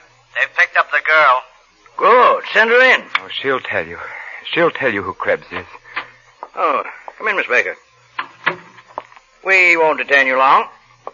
Miss Baker, do you know this man? I say, do you know this man? It's all right, my dear. Speak up. Yes. His name is Elmer Krebs. A few minutes later, they let me go, dismissing me as a harmless crackpot. Jeannie walked out of the station with me, clinging to my arm with solicitude, as one might act towards a beloved and mentally ill relative. Why did you do it? Elmer came to my apartment last night. He told me the whole story. But then why? He was boasting about how he's pinned the crime on you. Don't you see? Everything you've done to save him has incriminated you. The blood-stained clothes, even the loot. Oh, I'm tired. I don't know. Listen to me. He'll always be a threat to us, to our happiness. He's safe. The police don't even know he exists. They don't even know what he looks like. There's still the portrait. It's not a masterpiece, but they can identify him from it. I see. Darling, you didn't mind my rechristening you? You once loved a man named Krebs. And I still love a man named Krebs. Then it's all right. For that, I'd do anything. Put this in your overcoat pocket. It'll keep you safe, darling. What? Oh, no, It'll keep you safe, darling.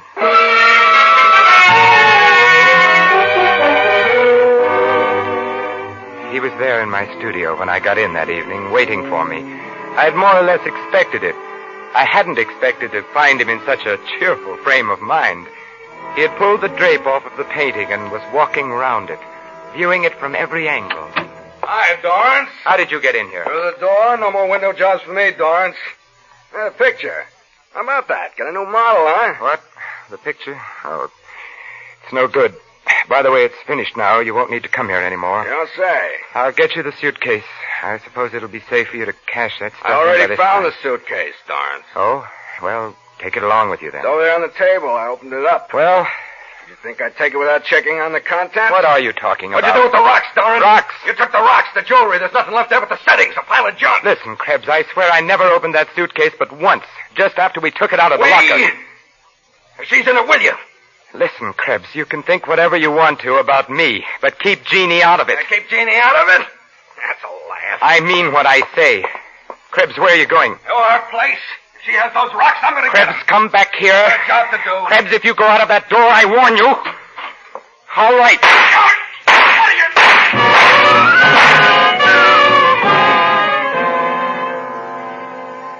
I dragged his body inside the door and left it there. Then I dropped the revolver Jeannie had given me back in my overcoat pocket and left my studio. For the last time, as I closed the door on the room, it seemed that the face in the portrait was grinning at me in hideous mockery.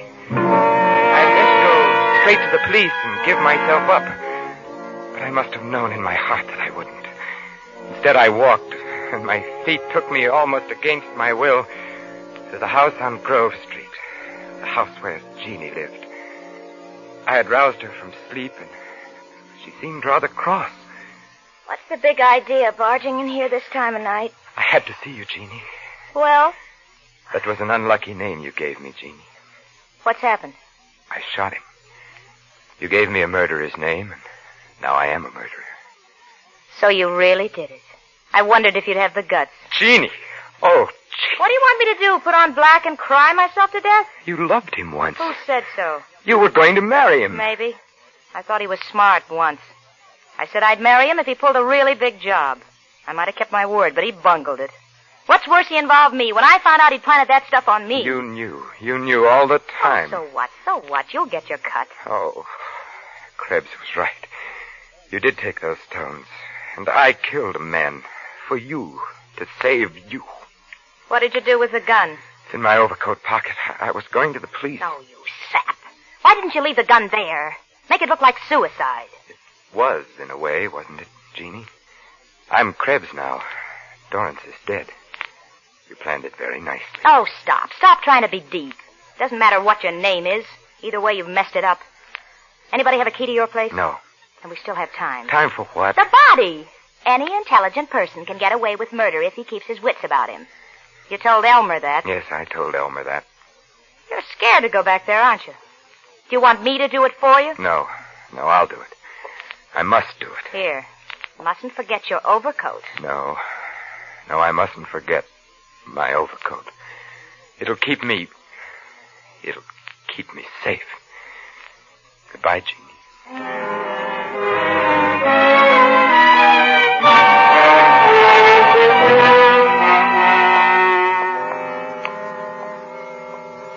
Two stiffs. What a shambles.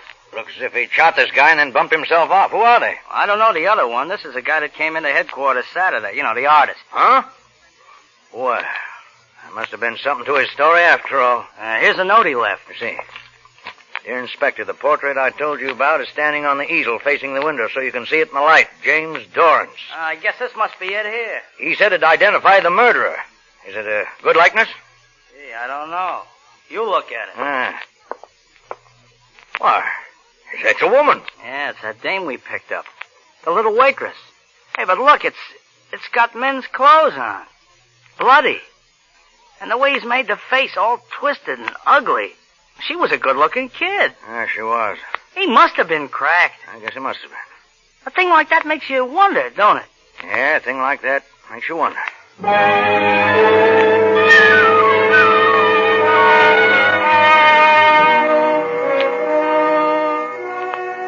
The discerning art lover will recognize Dorrance' painting as more than a mere portrait. It's the human soul stripped naked, and its dark and deep and secret places shown in all their morbid, brooding fascination. But still one cannot help wondering, what is the name of the beast? Did the woman in the portrait exist, or was she only the creature of the artist's fevered imagination? Our only clue is in a quotation which the artist caused to be printed in the exhibition catalog. And he causeth all to receive a mark in their right hand or in their foreheads, and that no man might buy or sell, save that he had the mark, or the name of the beast, or the number of his name. Let him that hath understanding count the number of the beast, for it is the number of man.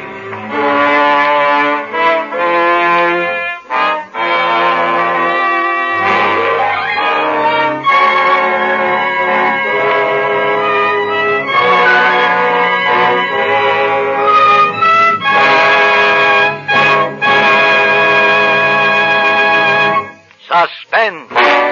Presented by Roma Wines, R-O-M-A, made in California for enjoyment throughout the world. Before we hear again from Vincent Price, the star of The Name of the Beast, tonight's suspense play, this is Truman Bradley for Roma Wines with a tip for you men. Every wife loves surprises, little unexpected deeds that reflect thoughtfulness. So tomorrow night, boost your stock with her. Solve her problem of how to brighten weekend dining. Add to your own mealtime pleasure, too. Take home a bottle of delicious Roma California Burgundy.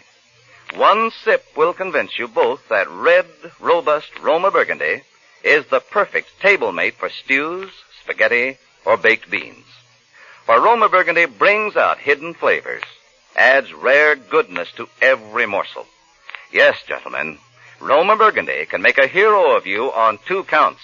For being thoughtful and for solving a mealtime problem. And Roma Wine, America's first choice, costs no more than ordinary wines. Remember, for greater dining pleasure tomorrow, take home Roma Burgundy. Insist on Roma, R-O-M-A, Roma Wines, made in California for enjoyment throughout the world. This is Vincent Price.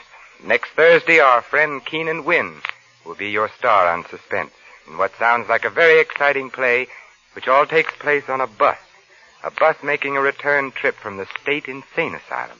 I know you won't want to miss it next Thursday. And now, let me add my voice on behalf of a very great and wonderful cause. The pennies, the dimes, and the dollars that you give when you buy Easter seals give crippled children their chance for happy living. Help a crippled child to walk again. Buy your share of Easter seals tomorrow. Thank you. Vincent Price appeared through courtesy of 20th Century Fox and will soon be seen in their production Dragonwick. Next Thursday, same time, Roma Wines will bring you Keenan Wynn as star of Suspense, radio's outstanding theater of thrills.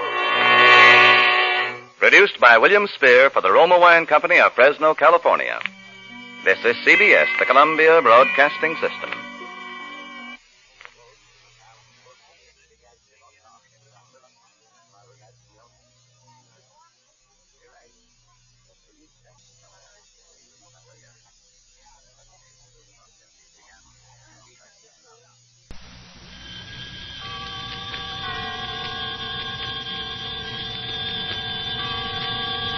the Columbia Network takes pleasure in bringing you Suspense.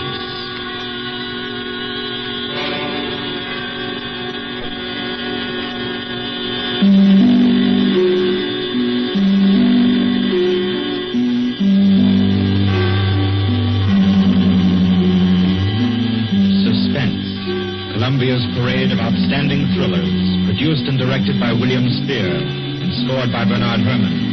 The notable melodramas from stage and screen, fiction and radio, presented each week to bring you to the edge of your chair, to keep you in suspense.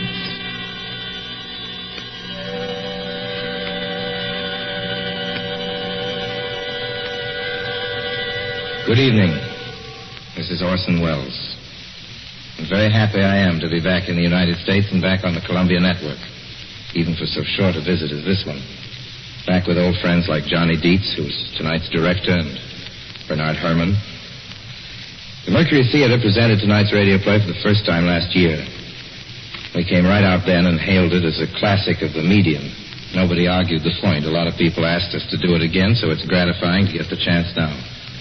And to find a favorite of ours in this distinguished anthology of spook shows. Personally, I've never met anybody who didn't like a good ghost story. But I know a lot of people who think there are a lot of people who don't like a good ghost story. For the benefit of these, at least, I go on record at the outset of this evening's entertainment with a sober assurance that although blood may be curdled on this program, none will be spilt. There's no shooting, knifing, throttling, axing, or poisoning here. No clanking chains, no cobwebs, no bony and/or hairy hands appearing from secret panels, or better yet, bedroom curtains. If it's any part of that dear old phosphorescent foolishness that people who don't like ghost stories don't like, then again, I promise you, we haven't got it. Not tonight. What we do have is a thriller. It's half as good as we think it is. You can call it a shocker. It's already been called a real Orson Welles story. Now, frankly, I don't know what this means. I've been on the air directing and acting in my own shows for quite a while now, and I don't suppose I've done more than half a dozen thrillers in all that time. Honestly, I don't think even that many, but it seems I do have a reputation for the uncanny. Quite possibly, a little escapade of mine involving a couple of planets, which shall be nameless, is responsible. Doesn't really matter. Don't think I disapprove of thrillers. I don't. A story doesn't have to appeal to the heart. It can also appeal to the spine. Sometimes you want your heart to be warmed, and sometimes you want your spine to tingle. The tingling, it's to be hoped, will be quite audible as you listen tonight to The Hitchhiker. That's the name of our story, The Hitchhiker.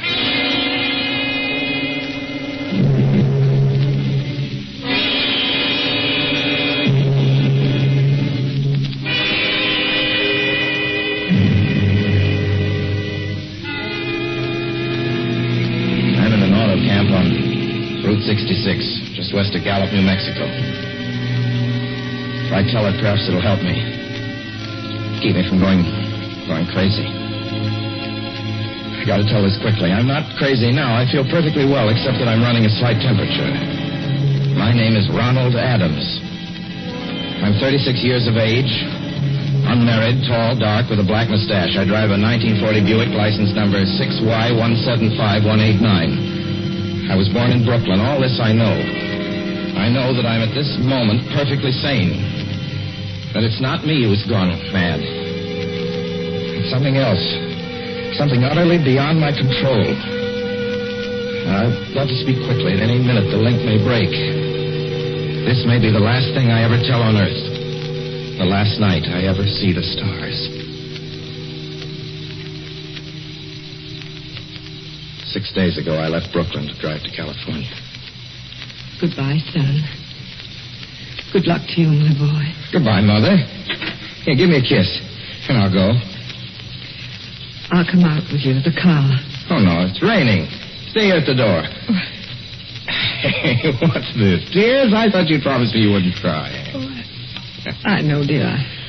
I'm sorry. But I do hate to see you. I'll be back. It'll only be on the coast 3 months. Oh, it isn't that. It's just the trip. Ronald, I wish you weren't driving. Oh, Mother, there you go again. People do it every day. I know, but you'll be careful, won't you? Promise me you'll be extra careful. Don't fall asleep or drive fast or pick up any strangers on the road. Oh, gosh. I think I was still 17 here, you two. Oh.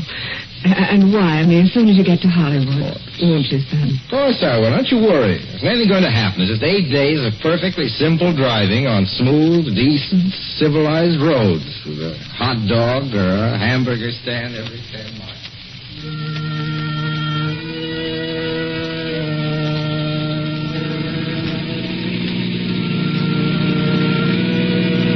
I was in fine spirits.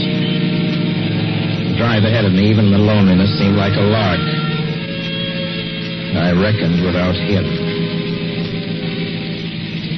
Crossing Brooklyn Bridge that morning in the rain, I saw a man leaning against the cables. He seemed to be waiting for a lift. There were spots of fresh rain on his shoulders. He was carrying a cheap overnight bag in one hand. He was thin, nondescript, with a cap pulled down over his eyes. I would have forgotten him completely, except that just an hour later, while crossing the Pulaski Skyway over the Jersey Flats, I saw him again. At least, he looked like the same person. He was standing now with one thumb pointing west. I couldn't figure out how he got there, but I thought probably one of those fast trucks had picked him up, beat me to the Skyway, and let him off. I didn't stop for him. Then late that night, I saw him again. It's on the new Pennsylvania Turnpike between Harrisburg and Pittsburgh. It's 265 miles long with a very high speed limit. I was just slowing down for one of the tunnels when I saw him standing under an arc light by the side of the road. I'd seen quite distinctly the bag, the cap, even the spots of fresh rain over his shoulders. He hallooed at me this time. Stepped on the gas like a shot. That's lonely country through the Alleghenies, and I had no intention of stopping. Besides, the coincidences, or whatever it was, maybe the Willies. Stopped at the next gas station.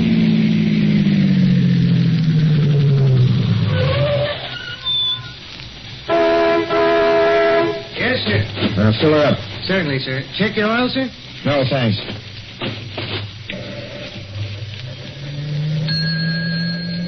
Nice night, isn't it? Yes. It hasn't been raining here recently, has it? Not a drop of rain all week. Oh? Oh, I suppose that hasn't done your business any harm. Oh, people drive through here all kinds of weather. Mostly business, you know. There aren't many pleasure cars out on the turnpike this season of the year. I suppose not. What about hitchhikers? Hitchhikers here? What's the matter? Don't you ever see any? Not much. If we did, it'd be a sight for sore eyes. Why? Oh, I'd be a fool who started out to hitch rides on this road. Look at it. Then, you've never seen anybody? No. Maybe they get the lift before the turnpike starts. I mean, just before the toll house. But then it'd be a mighty long ride. Most cars wouldn't want to pick up a guy for that long a ride. And this is pretty lonesome country here. Mountains and woods. You ain't seen anybody like that, have you? No. Oh, no, not at all. It's just a technical question. I see. Well, that'll be just $1.49 with the tax.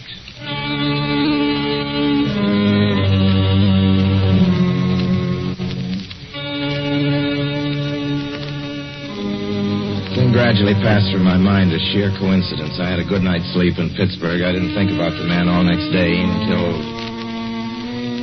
just outside of Zanesville, Ohio, I saw him again. It's a bright, sunshiny afternoon. The peaceful Ohio fields, brown with the autumn stubble, lay greening in the golden light. I was driving slowly, drinking it in, when the road suddenly ended in a detour. In front of the barrier, he was standing. Let me explain about his appearance before I go on. I repeat, there was nothing sinister about him. He was as drab as a mud fence. Nor was his attitude menacing. He merely stood there, waiting, almost drooping a little, with a cheap overnight bag in his hand. He looked as though he'd been waiting there for hours. And he looked up. He hailed me. He started to walk forward. Hello? Hello? Hello? No, not just now. Sorry. Northern California? No, not today. The other way, going to New York. Sorry.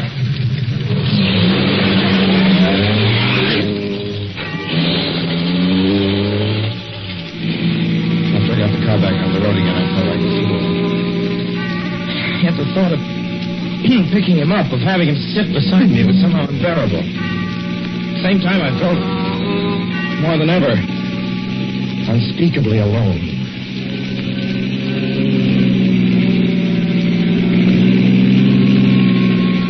Hour after hour went by. Fields, the towns ticked off one by one. The light changed. I knew now that I was going to see him again. And though I dreaded the sight, I caught myself searching the side of the road, waiting for him to appear.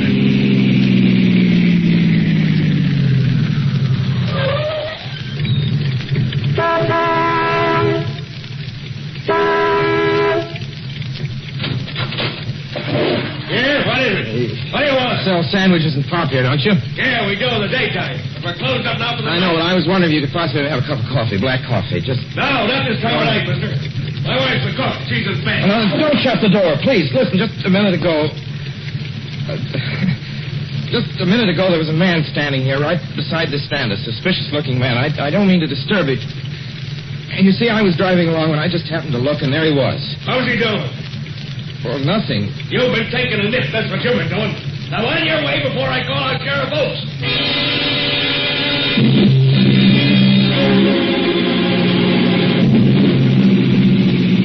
I got into the car again and drove on slowly. It's beginning to hate the car. If I could have found a place to stop, to rest a little. I was in the Ozark Mountains of Missouri now. Few resort places there were closed, only an occasional log cabin, seemingly deserted. That's all that broke the monotony of the wild, wooded landscape. I had seen him at that roadside stand. I knew I'd see him again. Maybe at the next turn of the road. I knew that when I saw him next, I would run him down.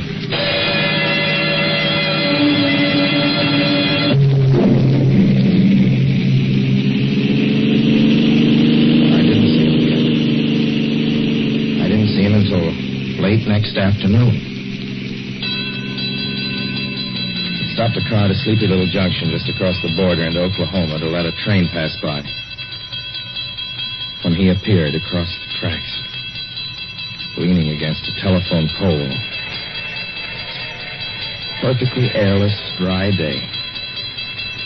The red clay of Oklahoma was baking under the southwestern sun. Yet there were spots of fresh rain on his shoulders. I couldn't stand that. Without thinking, blindly, I started the car across the tracks. He didn't look up at me. He was staring at the ground. I stepped on the gas hard, veering the wheel sharply toward him. I could hear the train in the distance now, but I didn't care then. Something went wrong with the car. The train was coming closer. I could hear its bell ringing and the cry of its whistle. Still, he stood there. And now I knew that he was beckoning me to my death.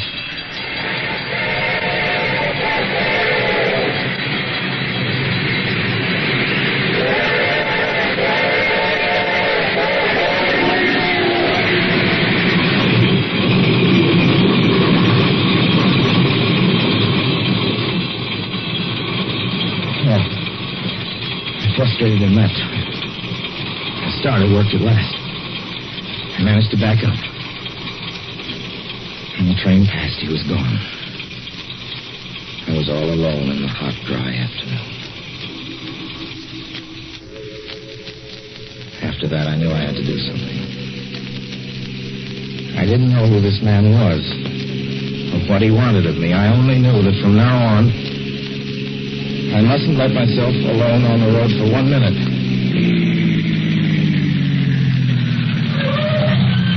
Hello there. Like a ride? Well, what do you think? How far are you going? Where do you want to go? Amarillo, Texas. I'll drive you there. Gee.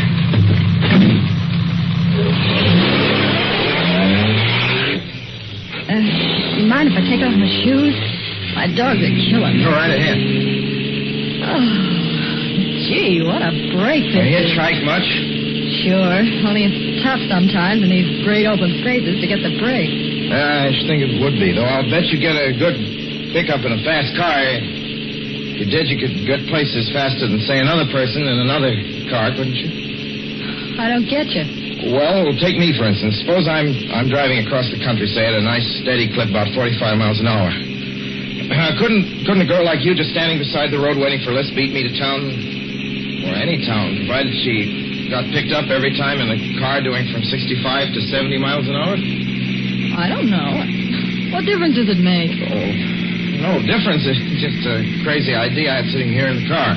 Imagine spending your time in a swell car thinking of things like that. What would you do instead? What would I do?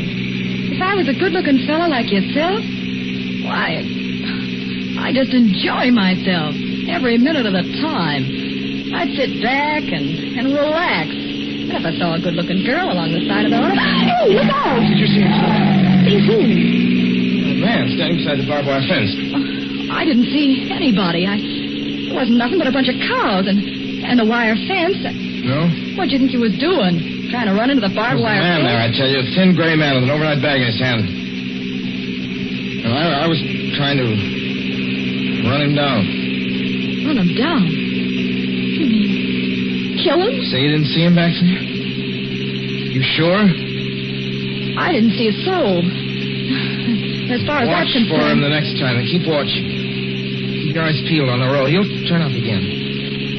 Maybe any minute. There! Look there!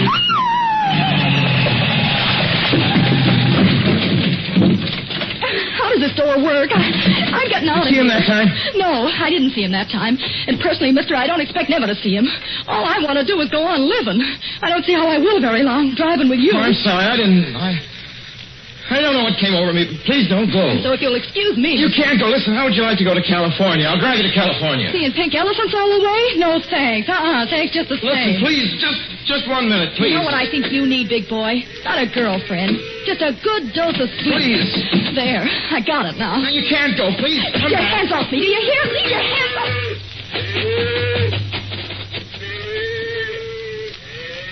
She ran from me. As though I were a monster. 2 minutes later, I saw a passing truck pick her up. I knew then that I was utterly alone. It was in the heart of the great Texas prairies. There wasn't a car on the road after the truck went by. I tried to figure out what to do, how to get hold of myself. If I could find a place to rest, or even if I could sleep right here in the car for a few hours along the side of the road. I was getting my winter overcoat out of the back seat to use as a blanket when I saw him coming toward me, emerging from the herd of moving steer. Hello?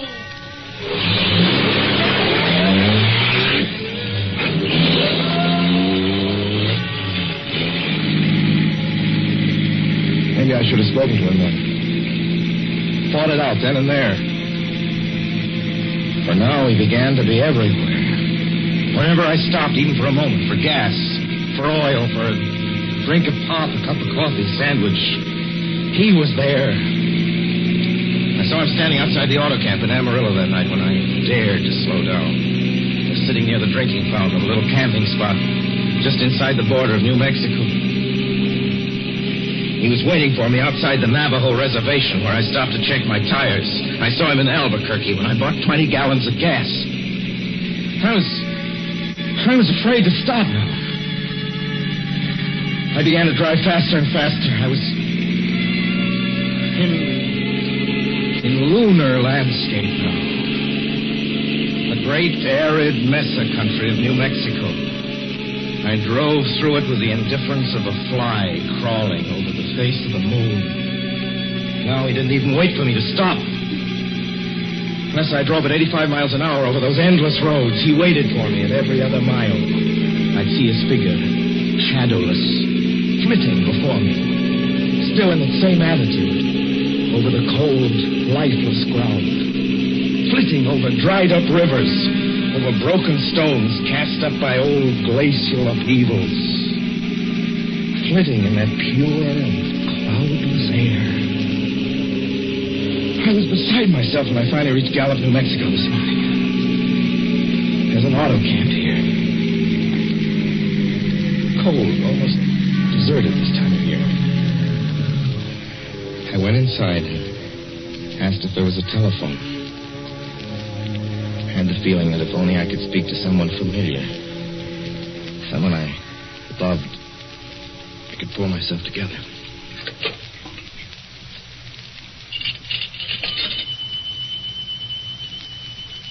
Your call, please. Long distance. Long distance, certainly. This is long distance. I'd like to put in a call to my home in Brooklyn, New York. I'm Ronald Adams. The number is Beechwood 200828. Certainly, I will try to get it for you. Albuquerque, New York for Gallup. New York. Gallup, New Mexico, calling Beechwood 20828. I'd read somewhere that love could banish demons. It's the middle of the morning. I knew Mother'd be home. I pictured her tall and white-haired in her crisp house dress, going about her tasks. It'd be enough, I thought, just to hear the even calmness of her voice. Will you please deposit $3.85 for the first 3 minutes? When you have deposited $1.50, will you wait until I have collected the money?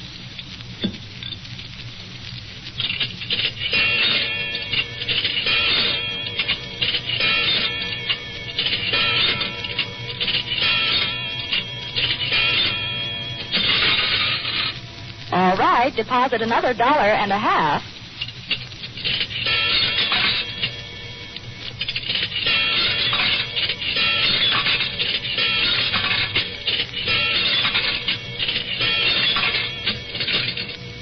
Will you please deposit the remaining 85 cents?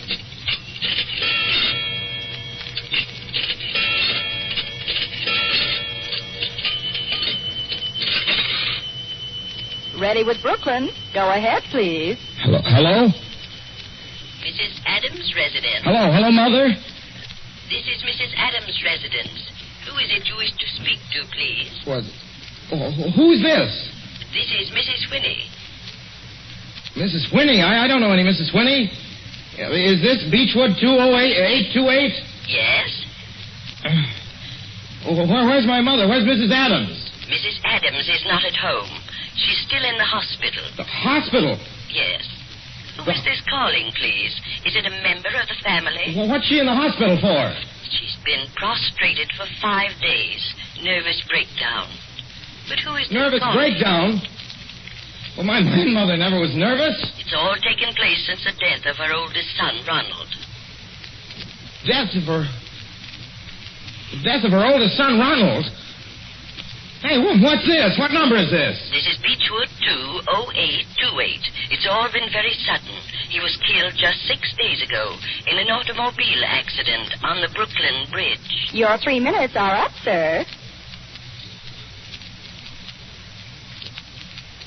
Your 3 minutes are up, sir. Your 3 minutes are up, sir.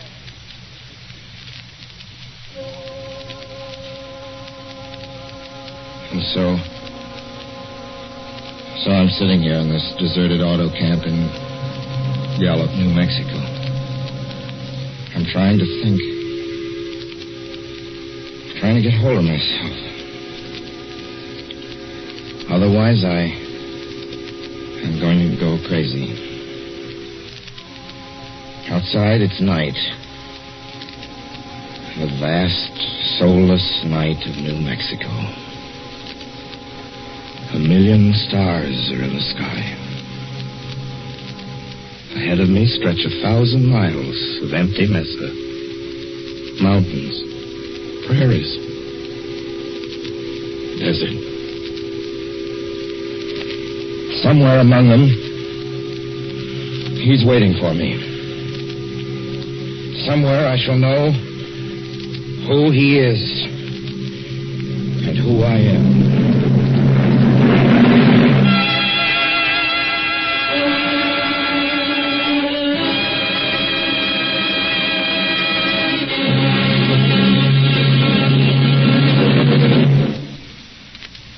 So ends The Hitchhiker, and to Orson Welles our considerable thanks for his playing of the title role.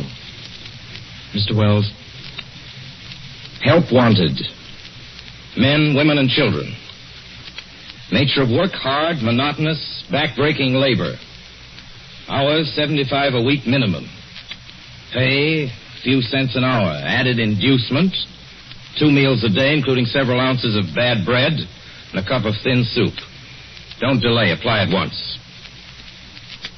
How'd you respond to a want ad like that, Mr. and Mrs. American working man and woman?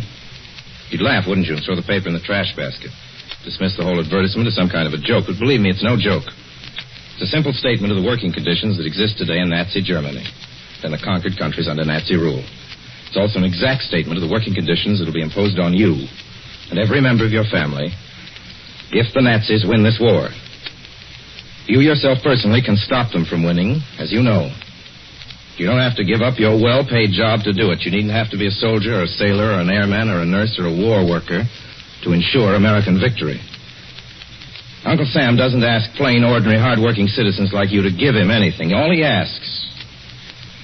does ask very seriously and very urgently is that you loan him 10 cents out of every dollar you make. That's all there is to it. Lend Uncle Sam a dime to win this war, and he'll pay you back with interest when he's won it. The easiest, most convenient way to lend him these dimes is to enroll in the payroll savings plan. Just tell your boss to deduct 10 cents from every dollar he pays you and lend it to Uncle Sam in your name. Sign up for this simple savings plan today, and when victory comes, you'll have war bonds in your pockets instead of Axis bonds on your wrists. Suspense will be heard again 2 weeks from tonight. Next Wednesday night, September 9th, the Columbia Broadcasting System will present over many of these stations at 9:30 p.m. Eastern Wartime an address by W. Averell Harriman, the United States Lend-Lease Administrator in London. Mr. Harriman, as the personal representative of the President of the United States, attended the Moscow conferences between Winston Churchill and Joseph Stalin. Next Wednesday's broadcast will be Mr. Harriman's first public address since his return to this country. Suspense is produced and directed by William Spear. John Dietz was our guest director this evening. Tonight's radio drama was written by Lucille Fletcher. The original score was by Bernard Herrmann.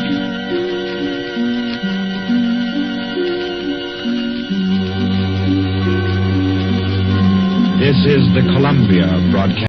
In just a moment, CBS will present its weekly program of the world's outstanding thrillers, Suspense.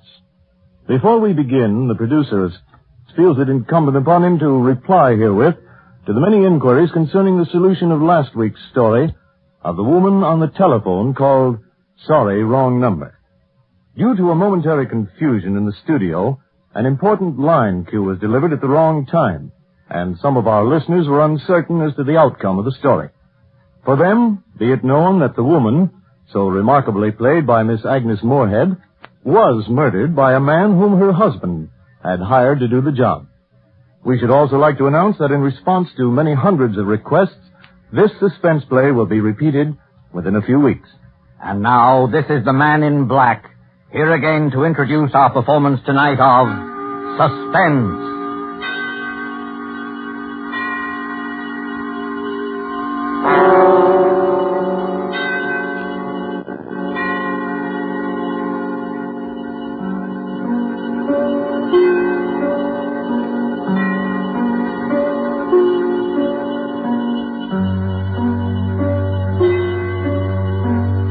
Our stars this evening are two distinguished gentlemen from the Hollywood sound stages, Mr. Donald Crisp and Mr. John Loder.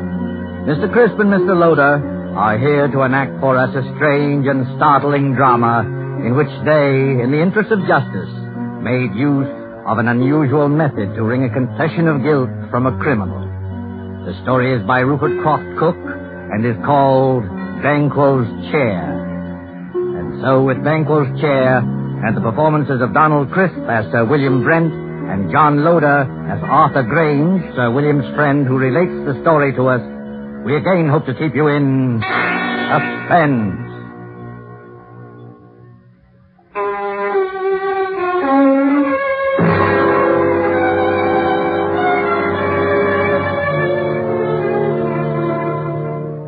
I would like you to look at this photograph. It's the picture of Sir William Brent, ex-head of the English Criminal Investigation. I knew Sir William well, and he always terrified me. Not in the sense that he was brutal or evil. He was none of that. But look at that cold face, particularly his eyes. When he looked at you, you flushed with guilt. Every misdeed you ever committed in your life floated over your face. A glance from him made you feel as if you were stark naked. He saw you with all your defenses down. Sir William was the scourge of criminals, coldly unemotional, utterly without fear or passion. He tracked them down mercilessly and never lost a case. There was no feeling in him, no pity, no hate, nothing but terrifying, cold intelligence. And he was deadly to everyone he went after. I'm going to tell you about his last case. A case that, well, even recalling it sends real shudders through me. I swear it's true.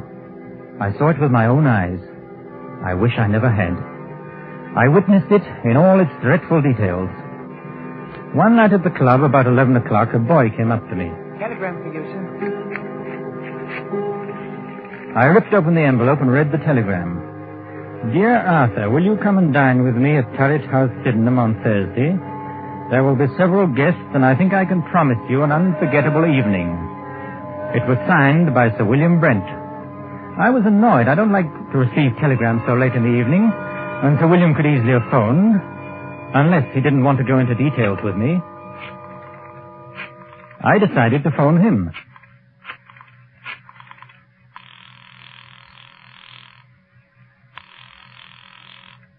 Hello? Hello? This is Arthur Grange calling. Yes, I know. Did you receive my telegram? Yes, Sir William. What's all the mystery about? Well, I'll tell you about it on Thursday. Are you coming? Yes, I'll be there. Very good. I particularly want you to be there. You sound so mysterious, I'm thinking of coming armed or bringing several bodyguards. No, it won't be necessary to bring any bodyguards. But you'd better come armed. Well armed. Yes, bring a revolver. Good night.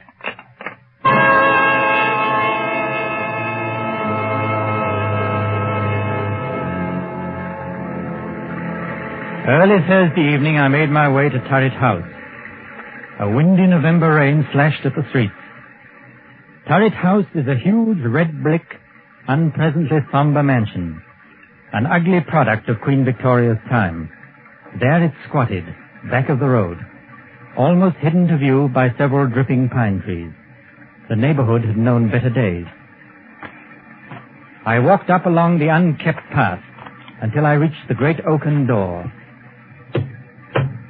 I let the knocker fall once or twice, and the door opened. Good evening, Mr. Grange. I was waiting for you. Hello, Lane. Nasty night, sir, isn't it? It's not much warmer in here. There's a fire in the dining room, sir. Whatever made Sir William move into this drafty dungeon? Oh, we haven't moved in, sir. It's only temporary. Sir William just rented. We still live in the West End. Oh, I see. Have any of the other guests arrived? Yes, Mr. Grange. Miss Stone is here. Miss Stone? Yes, the mystery writer. This way, Mr. Grange. I'll show you to the dining room. Sir William will be down shortly. Oh, hello. I'm Roberta Stone. How'd you do? I'm Arthur Grange, an old friend of Sir William. Yes, I know. I've read some of your mystery stories and enjoyed them very much. Thank you, Mr. Grange. Just what is going on here tonight? I don't know. Sir William sounded awfully mysterious. But then, I've known Sir William for a long time. He never lets anyone down. If anything, he understates. I know. He told me to come armed. He told me the same thing. Here's my gun. I must admit, I've never fired it in my life. Well, this house is certainly a proper background for anything unpleasant. It's already been the scene of a crime. Oh? What crime? Murder. A particularly unpleasant one. Really? I must say the murderer couldn't have picked a more ideal spot. Isn't it a fact? You know, I once wrote a story of... Good evening, Roberta. Arthur. I'm glad you're both on time. Hello, Sir William. Hello. A nice apartment you have here. A sort of mausoleum and dining room combined. You're a bit afraid, aren't you? Of course not. Why should I be? Your eyes give you away. What's all this about? You invite us to this godforsaken dungeon and tell us to come armed? Don't be upset, Arthur. I'm sure you'll come out of this all right. You mean we may be in some danger? Naturally, I wouldn't tell you to come armed otherwise. Who is this other guest, Sir William? There are 2 more guests. But first we'll have a drink, and then I'll tell you both all about it. Lane. Yes, Sir William? Will you serve the drinks? Yes, sir. Now, I'll tell you what's going to happen tonight. This house, Turret House, was the scene of the Sydenham murder. A very famous case. Yes, I know about it. That's right. No offense, old man, but wasn't it the only case you never solved? You're wrong, Arthur. I solved the Sydenham case, but I couldn't bring the criminal to justice because of insufficient evidence. You mean you knew who the murderer was? Oh, yes, of course. It was the nephew. The police knew it, too. Then why in the world didn't you bring the case to a conclusion? Because the nephew had an absolute and unimpeachable alibi. To have arrested him would have meant a waste of time and money and a release in the end. Besides, according to English law, a man discharged can never be arrested again on the same murder charge. Well, this is all very fascinating. Has it anything to do with our being here tonight? Yes, Roberta, it has. In a short while, the nephew, John Bedford, will be here to dine with us. And, oh yes, the victim, Miss Ferguson. What? Well, wait. You mean Miss Ferguson wasn't actually murdered? Miss Ferguson is quite dead. Has been dead these 2 years. You mean you're going to have the body of Miss Ferguson here at dinner? Oh, this is a little too much. If you'll excuse me, I'll dine elsewhere tonight. Not so fast, Roberta. Perhaps you'd better wait until you hear the rest of the story. This promises to be a very gay dinner. Oh, yes. Now, as you both know, I've never lost a case, except the Sydenham murder, which will be finished tonight. Now, I'm an egotist. I don't believe there's a criminal in all England that can outwit me. As a matter of fact, I've resigned from the criminal investigation for the sole reason of trapping Mr. John Bedford. It's hard to believe. Well, I told you I was an egotist. No criminal has beaten me yet, and no one ever will. You have an awful lot of patience. Infinite patience. I devoted 2 years to this case, and now that my moment of triumph has arrived, I wanted to have some witnesses. A writer who will record the event, and an admirer who will applaud with awe the trickiness of my scheme. Well, if it's as gruesome as I think it is, I won't be here to watch it. Oh, yes, you will. Horror has a way of fascinating and hypnotizing people. Besides, Arthur, you'd be ashamed to run out now. I'll stay, of course. So will I. Good. Now, before I tell you my scheme, let me first acquaint you with the details of the murder. Exactly 2 years ago tonight, old Miss Ferguson.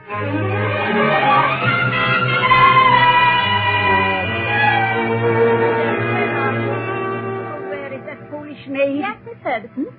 Why don't you answer when I call? I was in the kitchen, ma'am. It's after 10 o'clock. You should be on your way home. I was just about to leave. Has my nephew called? No, ma'am. Mr. Bedford hasn't called since yesterday. I told him he couldn't come in, just like you said. I don't ever want to see him again.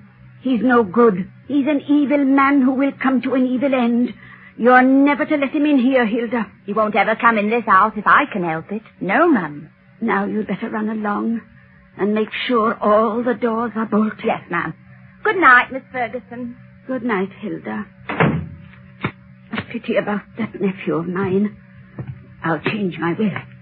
Won't leave him a penny, I won't. In the morning, I'll change the will. That's... Who's there? Who is it? It's I, Aunt Martha, your own affectionate nephew. What are you doing in my house? Why, you're not at all pleased to see me. Your only living relative, too. I'd like you to leave at once or call the police, I've called. I'd rather not, Auntie. I want to have a talk with you. You don't want to talk to me. All you want is money. Yes, Auntie, I do want money. And lots of it. You've got all the money you'll ever get out of me. You won't even get a penny after I die. I'll see to that. Perhaps you'll appreciate the value of money after you've worked for it. You know, Auntie... You're wearing gloves. What are you up to? I've made up my mind. What are you doing? Keep away. You're an old woman. All that money's no good for. You can never use it. I'm young, and money means life to me. A rich and gay life. You're old, and you're going to die soon anyway. No, it can't be. You're not going to do that. Yes, Auntie, I am. You don't want to live anywhere. You're lonely, you're sick, and you're old. I'm going to do you a favor. Nobody can hear you now. I'm your heir. Your only heir, Auntie. You're next of kin. The estate is going to be mine. All of it.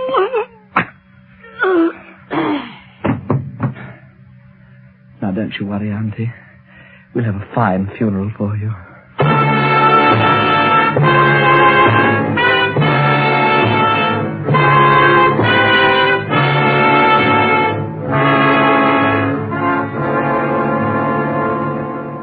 Pretty much the way old Miss Ferguson was murdered. Oh, how ghastly. Hilda found the body the next morning. I immediately went to work on the case. All the evidence pointed to John Bedford. Everyone believed he committed the crime. He almost admitted it himself. I had him brought to my office for questioning. Oh, hello, Bedford. Come in. Thank you, sir. How'd you do, William? Cigarette? Oh, thank you. Well, how does it feel to kill your own aunt? May I have a light, please? Yes, of course. Thank you. I wouldn't know, Sir William. You see, I never killed anyone. Have you? I have, Mr. Bedford. And I've sent quite a few to the gallows. Yes, so I understand. What was your relationship to Miss Ferguson? She was my aunt. Don't be flippant. Flippancy only proves your guilt. Well, to tell you the truth, sir, my aunt didn't like me. She thought I was a spendthrift and a useless parasite, and she was quite right. Would you mind telling me where you were the night your aunt was murdered? Oh, not at all. In jail. I had drunk a little too much and gotten into a bit of a tiff with someone, that's all. Have you ever been arrested for drunkenness before? Never, Sir William. This was my first offense. It's quite an alibi. Quite a fact. It would hardly be possible for me to be in jail and kill my aunt at the same time, you know. Unless, of course, my aunt came into my cell and allowed me to murder her, after which she walked back to Turret House as a ghost, dragging her body behind her. According to my report, Mr. Bedford, you drink very little. No one who knows you has ever seen you drunk before. You probably got drunk in joyful anticipation of murdering your aunt. As a thoroughgoing criminal investigator, don't you think you ought to check my story? I already have. Oh. You've done a very skillful job. Too bad you couldn't use your talents for something constructive. Well, why don't you arrest me, Sir William? No, Mr. Bedford. I have time.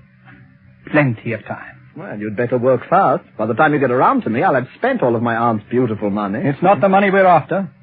It's you. Your beautiful life. Good day, Mr. Bedford.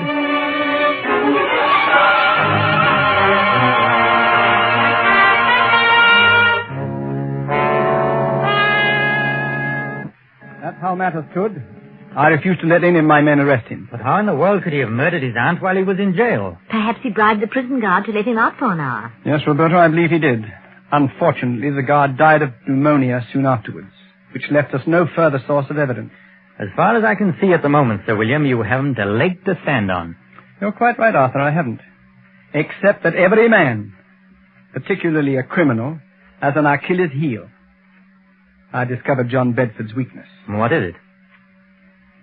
He's superstitious. And it annoyed me tremendously that John Bedford was my first failure. Here was a clever, calloused criminal who laughed at me. No one had ever done that before. Bedford knew I could do him no harm, and he made the most of it. Carefully and patiently, I thought it over. I looked upon Bedford as you would look on a Chinese puzzle. There is no such thing as an impregnable defense. A few months later, I went to visit Bedford.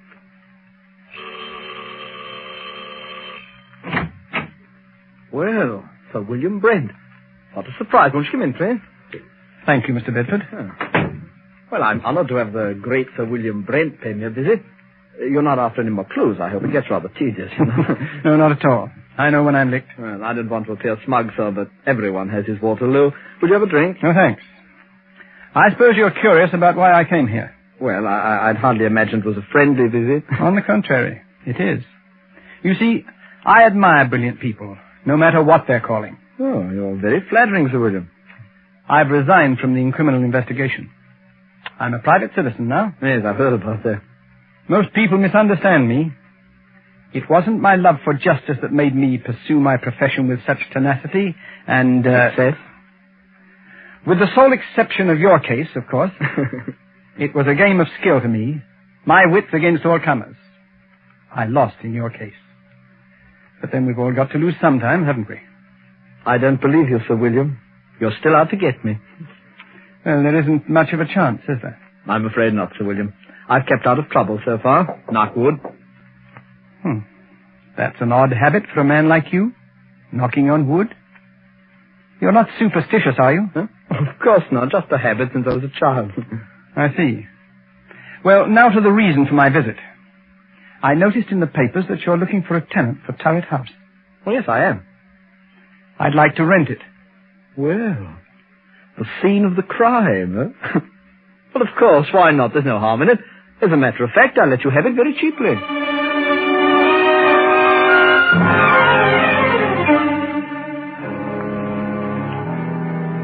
And that's how I rented this house. The house where the murder was committed. Well, what's your plan? It had better be a good one. Miss Bedford sounds like a hard customer. Yes, it's a strange plan, but an effective one. I saw Bedford frequently. Our acquaintance blossomed into a kind of friendship, an armed friendship, of course. He knew I was out to get him, and I wanted him to know that. He's vain, very vain. And this game intrigued him. I also learned that he was very superstitious, although he denied it vigorously. Tonight is the anniversary of the murder, and tonight Mr. Bedford dines with us at 8 o'clock. It's nearly 8 now. Now, this is the plan. You know May Wakefield? Of course. She's a famous Shakespearean actress. That's right. During dinner, she will enter the room in the precise likeness of Miss Ferguson, the murdered woman. We, of course, will pretend not to see her. We remain outwardly unconscious of her. Only Bedford will be aware of her presence. I believe Bedford will confess. I'd imagine he'd keep away on this night, especially if it's the anniversary. He's giddy with success. And also, the fact that Roberta Stone, the famous writer, is here with us, tweaks his vanity. He'll be here promptly. Oh, I don't like this. Well, this is just like one of your stories. It doesn't become you to be frightened. Oh, I won't run away. Well, there's one more thing. During dinner, the electric lights will be switched off at the main, and candles will be lit. Oh. We must have the correct atmosphere. Mm-hmm. You understand now? You're not to see May Wakefield. She doesn't exist for us. Is that clear? I'll look right through her. Oh, it gives me the creeps. That, I am sure, is our Mr. Bedford. The appearance of John Bedford suddenly made the whole scene grimly real. He was a tall, well-built man in his late 30s, immaculately dressed and perfectly groomed. At first sight, his face seemed pleasant enough, but on closer scrutiny, his grey eyes were hard and cold. He looked us over, all of us, with arrogance and superiority. I heartily wished I was elsewhere. This was one scene I had no desire to witness. After the introductions were over, we sat down to dinner. Is it still nasty outside, Mr. Bedford? Yes, and getting worse. Looks like we're in for a few days of this. Too bad. I was going to do some riding tomorrow. The soup is excellent. Yes, your cook should be congratulated, Tom. The soup's a masterpiece. Poor Alice. She's been my cook for 20 years. But she's given me notice, absolutely refuses to stay here, says this house is haunted. So? Roberta, this might make an interesting story for you. Yes, Sir William. You should speak to her. Alice swears that she has seen the figure of an elderly lady with finger marks on her throat walking about this house. Oh, come now, Sir William. This is too good. Such an obvious attempt to frighten me. Sir William is convinced that I murdered my aunt. Please, Sir William, a little more subtlety. Surely I deserve it. Perhaps the cook did see the figure. As you very well know, Mr. Bedford, I don't believe in ghosts, and I'm sure my cook never saw this elderly figure. It's all in her mind. Well, I'm afraid your little attempt didn't work, sir, but I must admire your graceful admittance of its failure. Yes, I suppose I'd better give up, shouldn't I? Oh, no, never give up. If at first you don't succeed, you know. Do you live very far from here, Mr. Bedford? Thank you, Miss Stone, but there's no need to change the topic. I hope you find this game as amusing as I do. I'm sorry, Mr. Bedford, but this isn't my idea of pleasant dinner conversation. Oh, we'll talk of pleasant things. I saw a very exciting play last night. Excuse me a moment. It's really fearfully hot in here. Do you mind if we get a little air, please? Oh, I'm sorry. It is rather warm. Lane, open one of the windows, please. Yes, sir. Awful weather, isn't it? Yes. I don't know how we're going to get home, really. It's a bad month of the year. I'd intended to go to the Riviera. What's the matter? Honest. Lane, what on earth is wrong with the light? I don't know, sir. Well, don't stand there. Light the candles. We can't sit here in the darkness. And get the chauffeur. He knows something about electric lights. I'll call the chauffeur right away, sir. I'm terribly sorry about this. We've had trouble with the wiring before. The chauffeur will have it fixed in a few moments. Now, let's get on with our dinner. If this is one of your tricks, Sir William, Oh, have some more wine, Mr. Bedford. It was a tense and terrible moment. I looked at Roberta. She was pale and frightened. Bedford, for all his poise, was uneasy. He didn't know whether Sir William was planning anything or whether this was really an accident. My heart was pounding away, and my palms were moist with perspiration. Only Sir William appeared cool. There was not a trace of emotion in his face. Oh, Mr. Bedford, you were saying about visiting the Riviera. Eh? It's quite a change from England at this time of year. Well, I suppose I'll make the trip next month, but What's the matter, Mr. Bedford? Nothing. Nothing at all. I wish we could have some light. It's rather difficult to see. Yes, I'm terribly sorry this had to happen just at dinner. Have a little more wine, Mr. Bedford. Yes, thank you. The figure of a woman had entered the room. She had come in silently, like a ghost. We all saw her, but not one of us moved or made a sign of recognition. In the dim candlelight, she looked ghostly and unreal. Bedford looked at all of us to see if we also had seen the figure, but we ate our dinner grimly. He looked again, then shook his head and gulped more wine. Don't let you see anything. See what, Mr. Bedford? It's another one of your tricks. Can't any of you see her? What's got into you, Bedford? It's my aunt. My aunt. Perhaps you've had too much to drink. Huh? Your aunt's dead, Mr. Bedford. You're not seeing ghosts, I hope. Perhaps I drank too much. Yes, of course. She's coming toward me. Now, calm yourself. I've never seen you like this. What? There's no one else here. Do you see anyone, Roberta? No, Sir William. I don't either. I'm leaving. I can't make you out, Bedford. You don't seem to be drunk. You're not wearing your gloves today, John. She's real.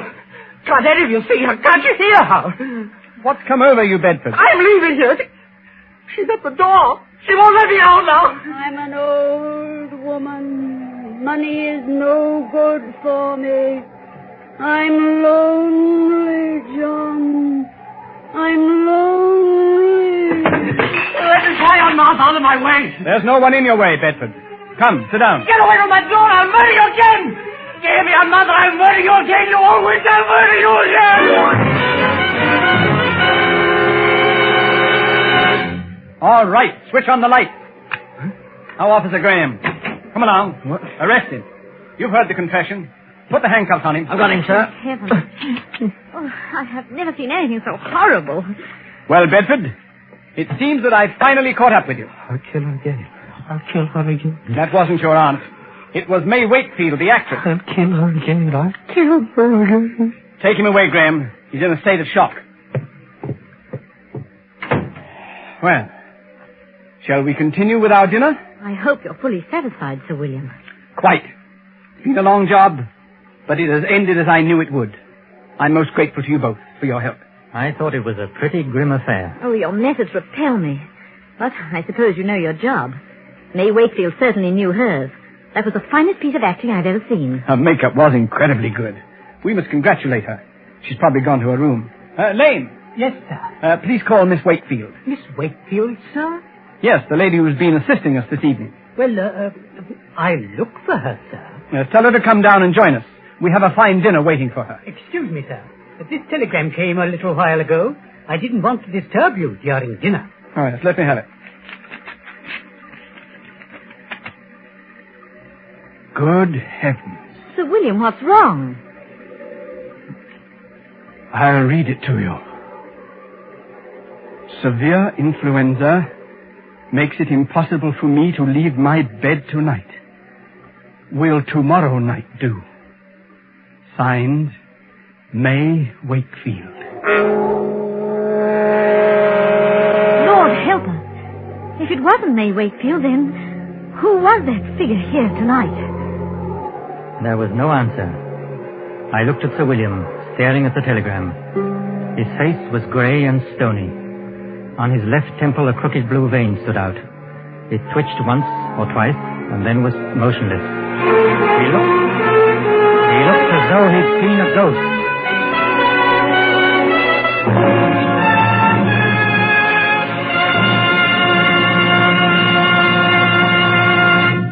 And so closes Banquo's Chair, starring Donald Crisp and John Loder. Tonight's tale of Suspense. Now you may want to make a note of a change of time in these programs.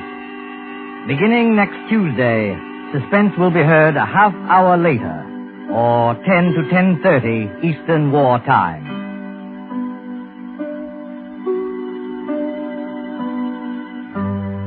This is your narrator, the Man in Black, who conveys to you Columbia's invitation to spend this half hour in suspense with us at our new time next Tuesday, when Vincent Price, Ona Munson, and Osa Masson will star in the suspense play 5 Canaries in the Room. The producer of these broadcasts is William Spear, with Ted Bliss the director, Lud Gluskin, and Lucian Marawick conductor and composer, and Sigmund Miller, the radio author, collaborated on tonight's Suspense.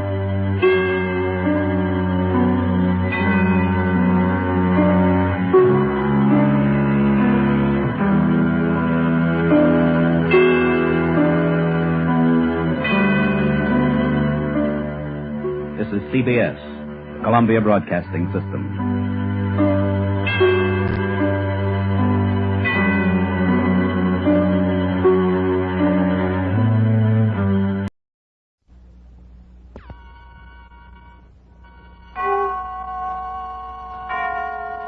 Autolite and its 96,000 dealers present Suspense. Tonight, Autolite brings you the story of a man who talked to death all those who stood in the way of what he wanted. A story we call Death Pitch, starring Mr. Jack Carson. Hey, there's Sam, my friendly Autolite spark plug man. Hiya, Sam. Hello, Mr. Wilcox. What are you doing? Hunting. Hunting? For what? For cars that have lost their pep and power. Cars that are slow and jerky in traffic.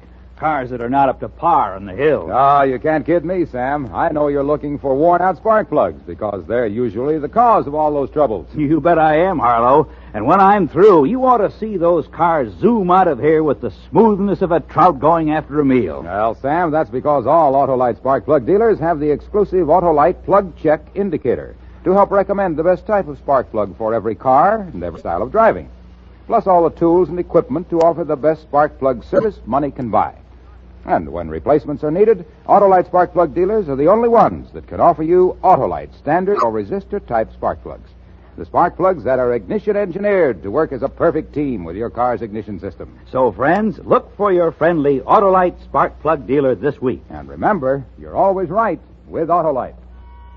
And now, with Death Pitch and the performance of Mr. Jack Carson, Autolite hopes once again to keep you in suspense. That morning, I decided to talk to death, all those between me and what I wanted. I would talk and they would listen and die. Words. Words are what makes the world go round. People dangle on words like marionettes on a string. Step a little closer, folks, and they step a little closer. Test your skill, 3 chances for a dime, and they pay their dimes. Hurry, hurry, hurry, and they do hurry to obey. Words. That morning I was standing as I often stood, just inside the entrance to the big top, my head back, watching Annette rehearse. I love to watch trapeze artists. What ease, what confidence. But so far above me, out of my reach, in more ways than one. But if I owned the show, yes, I, Nick Arnold, if I owned the show... Nick, snap out of it. Always dreaming all the time in the fog. Meet Peter Bellington, Peter the Great. He's with it now. Pete, my brother Nick. Hello there. Peter the... Oh, yes, I think I caught your act in Dallas last season. Escape artist? Wriggle out of chains and handcuffs? It's a good act. Pete's wagon ready for him, Nick? Well, don't go blank on me. Didn't I tell you to get a wagon ready for him? Where's he going to bunch if he has no wagon? You didn't tell me, Duke. You told Lee to take care of it. Well, if I don't do everything myself, nothing gets done. As if I didn't have my hands full already, now I have to drop everything and find an empty wagon. Pete, you wait here. We'll see about your wagon. Come on. See you around, Pete. Yeah. Come on, walk. Walk a little faster. I don't have all day. Lee. A fine partner that loopy rumhound is. Gets half the profits and leaves me all the grief. Yeah, he'd be lost without you, Duke. I gotta do this, I gotta do that. Hire fire, square the badges, everything. And does he cooperate? Bring back those wonderful... Hear that? He's barreled again. Bring back... Lee. What's the matter, Duke? You mad about something? You lush, you rum-dum. The Star Act joins the outfit and there's no wagon ready for him. Oh, man, I'm sorry about that, Duke. Yes, it slipped my mind. Really? You're sorry, huh? It's just dandy. Look, I'm finished. One of us has to get out. I want you to sell half to me. Sell? Yeah. Oh, you know, I can't do that, Duke. This show has always belonged to my family. My grandfather started it. It belonged to my father. I broke in the show business with this circus as a lion tamer. I couldn't sell it. It don't impress me. A fine lion tamer you must have been. You get clawed once, your nerve breaks, you don't go near a cat for 15 years. Not true. I was a good lion tamer. Why'd you give it up then? Because of my other responsibilities. Yeah. Running this show and looking after my wife and raising my son Robbie. Throw it to the sparrows. You don't run this show. I do. You don't look after Nora. She looks after you. Yeah. And she's a better tamer than you ever was. Because she's got the money. No! Please leave me something. Oh, incredible.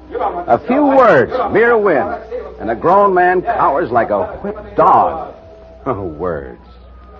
Okay. You won't sell out to me? Buy me out. No, Duke, please. Take your sloppy hands off me. Oh, please. You're the only one who can run the What's show. going on here? Oh, Nora. I said what's going on. I'm talking to you, Duke. I don't talk business with dames. Oh, Nora, I still got a performer out there waiting for a wagon. Well, I'll see about that right now. Nora? Go ahead, Lee. I'll take care of it. All right, take care of it myself, but I have to get a wagon. No dice, Nora. He won't buy and he won't sell. I told you he wouldn't. Duke. Duke, don't bear down too hard on him. He really used to be something once. I'm sorry. Working with him is like trying to crack a whip underwater. I lose my temper. You look tired, baby. Well, I've been trying to work Jezebel all morning. It's no use. She's turned killer cat. We'll have to shoot her. Come here and give me a kiss. Duke. That's only Nick.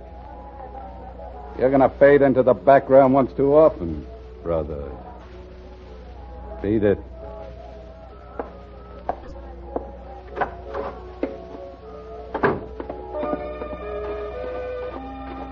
Lee. I decided then to start with Lee. With Lee gone, Duke would have Nora and the show for himself. It would fatten him like a Christmas turkey. And then, the axe. Hi, Nick. Oh, hello, Annette. Where you going? To the cookhouse. Walk me over. Was that you down there watching me rehearse this morning? Yeah. What'd you think? You're getting big time. Now, if I owned the show, I'd give you a star billing. Not only that... Here comes Robbie. Pretend we don't see him. All right. But if I owned the show, I'd make you the... Hello, dreamy eyes. You got a smile for Robbie? You grab my arm again and I'll... When you gonna give me the green light, dreamy eyes? Come on, Nick. I hate that... Just because Lee's his father, he thinks... Always trying to play footsie under the table in the cookhouse. Want me to take care of him? You? I can take care of myself. Look, they're rolling a new wagon next to mine. Yeah, we have a new star act. Peter the Great, escape artist. Oh. Well, see you later, Nick. Well, that night, sitting in the dark on the steps of my wagon, I saw Nora and Duke pass arm in arm. A little later, Robbie on his way to town. I finished my cigarette and stretched. It was time. Bring back those wonderful days. Bring back those wonderful days. Hello, Lee. Oh, you. Have a drink? Thanks. Hey, what's that, a photograph album? Yeah, I'm looking through some old pictures. Here's me the day I first did my lion taming act. good-looking costume. It wasn't a big success. Stopped so cold. I'll bet you did. You join me? Oh. Good. Yeah, you see this picture? Me and my cat. This big one's name was Rondo. Mean cat, but I tamed him. How many did you work? 30 at one time, and then 5 tigers. Greatest thing you ever saw. I think Nora's good. Should have seen me. I'm as good as I ever was. Matter of fact, you want to know something? I'm thinking of going back to her. Really? Let's have a drink on that. You'll brace it. Never would have left it, you know, if I didn't have more important responsibilities. Well, it's true. It's true, you'll see. I didn't lose my nerve. Sure, of course. Why, I bet you could even handle a killer cat like Jezebel. Jezebel? I could have Jezebel purring inside of 5 minutes. Used to work 30 at one time, I tell you, and 5 tigers. Give me that whip. I'd build them in a pyramid. You three. Those back. Hold it. Now you 5. And you. And you. And there they'd be, with the audience screaming themselves crazy. I'd like to see in action. Anytime at all. Uh-huh. Well, how about now? With just Jezebel. Yeah, that's it, sure. Come on. Yeah. I'll show you. Yeah. You know something? When I'm done with Jezebel, I'm going to have a little talk with Nora. Getting out of hand lately. Some women have to be tamed. Well, I'm the bully boy who can tame them. I can tame anything. Anything at all.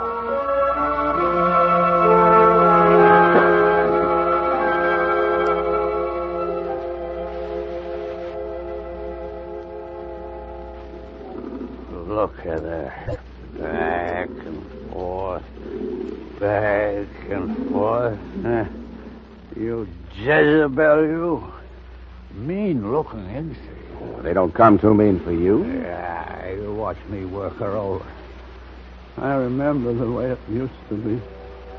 The ringmaster used to say, "Ladies and gentlemen, the greatest of them all, Lee Duncan." And I'd be standing there in the spotlight, all shiny and proud. Ladies and gentlemen, the greatest of them all, Lee Duncan. Yeah.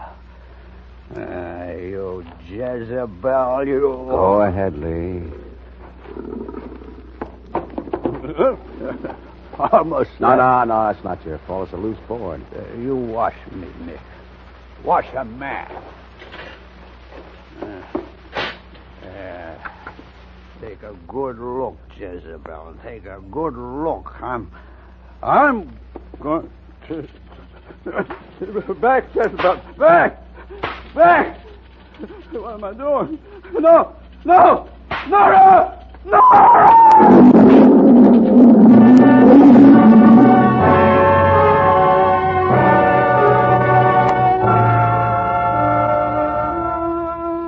We buried Lee the next day. A month later, Duke married Nora and became the sole owner of the circus. The money made exhibiting Jezebel the Man Killer almost paid for the banners and posters advertising the Duke Arnold Show. The Duke Arnold Show. I'd see my brother staring at those 4 little words for minutes at a time, his eyes filled with their wonder and their glory. Yeah, Duke was a happy man. Except for 1 or 2 little things. I could kill you, you little punk. Mom, stop it, Duke! What's Robbie done? I'll tell you what your little Robbie has done. He's made 3 of the coach kids hand in their notices. They're leaving. Walking out on the show in the middle of the season because he's been throwing his weight around. Mom, I was only having a little fun. Fun? Is that what you call it? Putting me to the trouble and expense of bringing 3 more girls down if I can find them? You stay away from my performance, you hear me, pantyweights? Leave them alone. And if I catch you annoying the net again, I'll... Will you calm down? They can hear you all over the lot. Let them. I'm the boss. Yeah. And how'd you get to be boss? I, you little... Duke! Duke!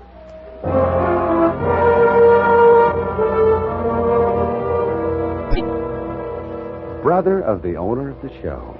I was coming up in the world. Annette began to look at me as though seeing me for the first time, but it needed more. It wasn't enough. And then a name popped into my head. Robbie. Yes, Robbie. Robbie and Duke's murderous temper. The next afternoon, I was in the office working.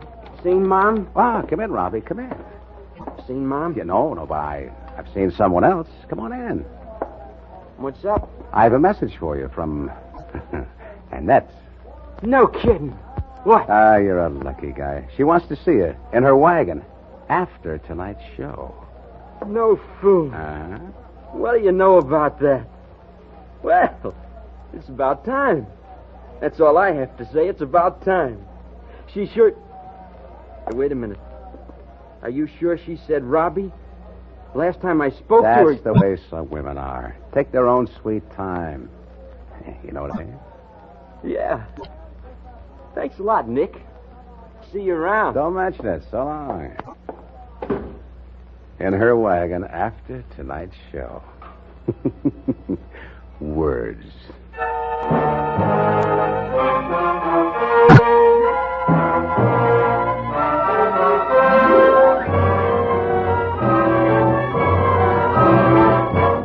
Autolite is bringing you Mr. Jack Carson in Death Pitch, tonight's production in radio's outstanding theater of thrills, Suspense.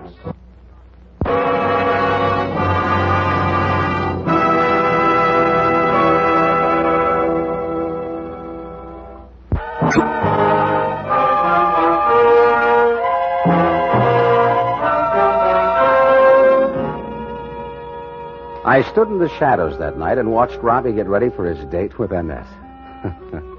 He spent at least 15 minutes in front of his mirror, tying the knot in his tie just so and plastering his hair down with goo.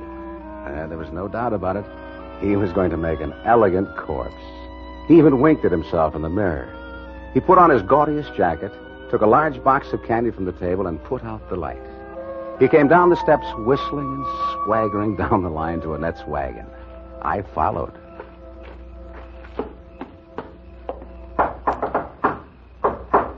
Come in. Hello, dreamy eyes. Here's your Robbie. Oh, beat it, or I'll tell your mother on you. Look, candy. For you. $5 worth. That's the way I am. How about a little kiss for Robbie? Go away, little boy. Sure. Sure, you don't have to pretend with Robbie. See how I mean? Pretend. You know. The don't come near me act. For the others, yeah, sure, why not? But not for little Robbie. How about that kiss? If you could only see how funny you look, trying to act like a grown-up man of the world. Go away, Robbie. Go away. Come on. Give me a kiss. You little... Come here. Let me go. Let me go. Let me go. Stop it. Let me go. Duke, over here! What's going on? Who yelled? Annette! Who yelled? What? Annette in her wagon. Robbie! Robbie! I'll kill that little punk. Duke! Don't! Please! Don't! Let go! Come back here! Stop it! Stop it!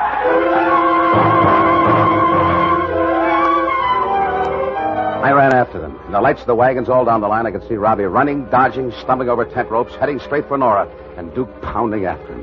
When I got to her wagon, Robbie was inside, hiding behind her while she tried to keep Duke back with her whip. Duke, get back! Get back! Get back! Don't let him get me! Don't let him get me! I'll kill him! I'll kill him! Get out of my way! I'll kill him! Get out of my way! Mom! Don't let him! I told you! I told you! I told you! I told you! Nick, please, help me. Duke! Nora! Where are you going? My gun. You wouldn't listen! You wouldn't listen! You wouldn't listen!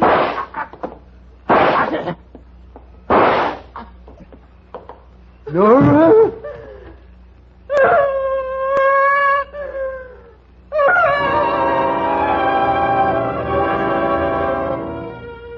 I couldn't help thinking, In the beginning was the Word.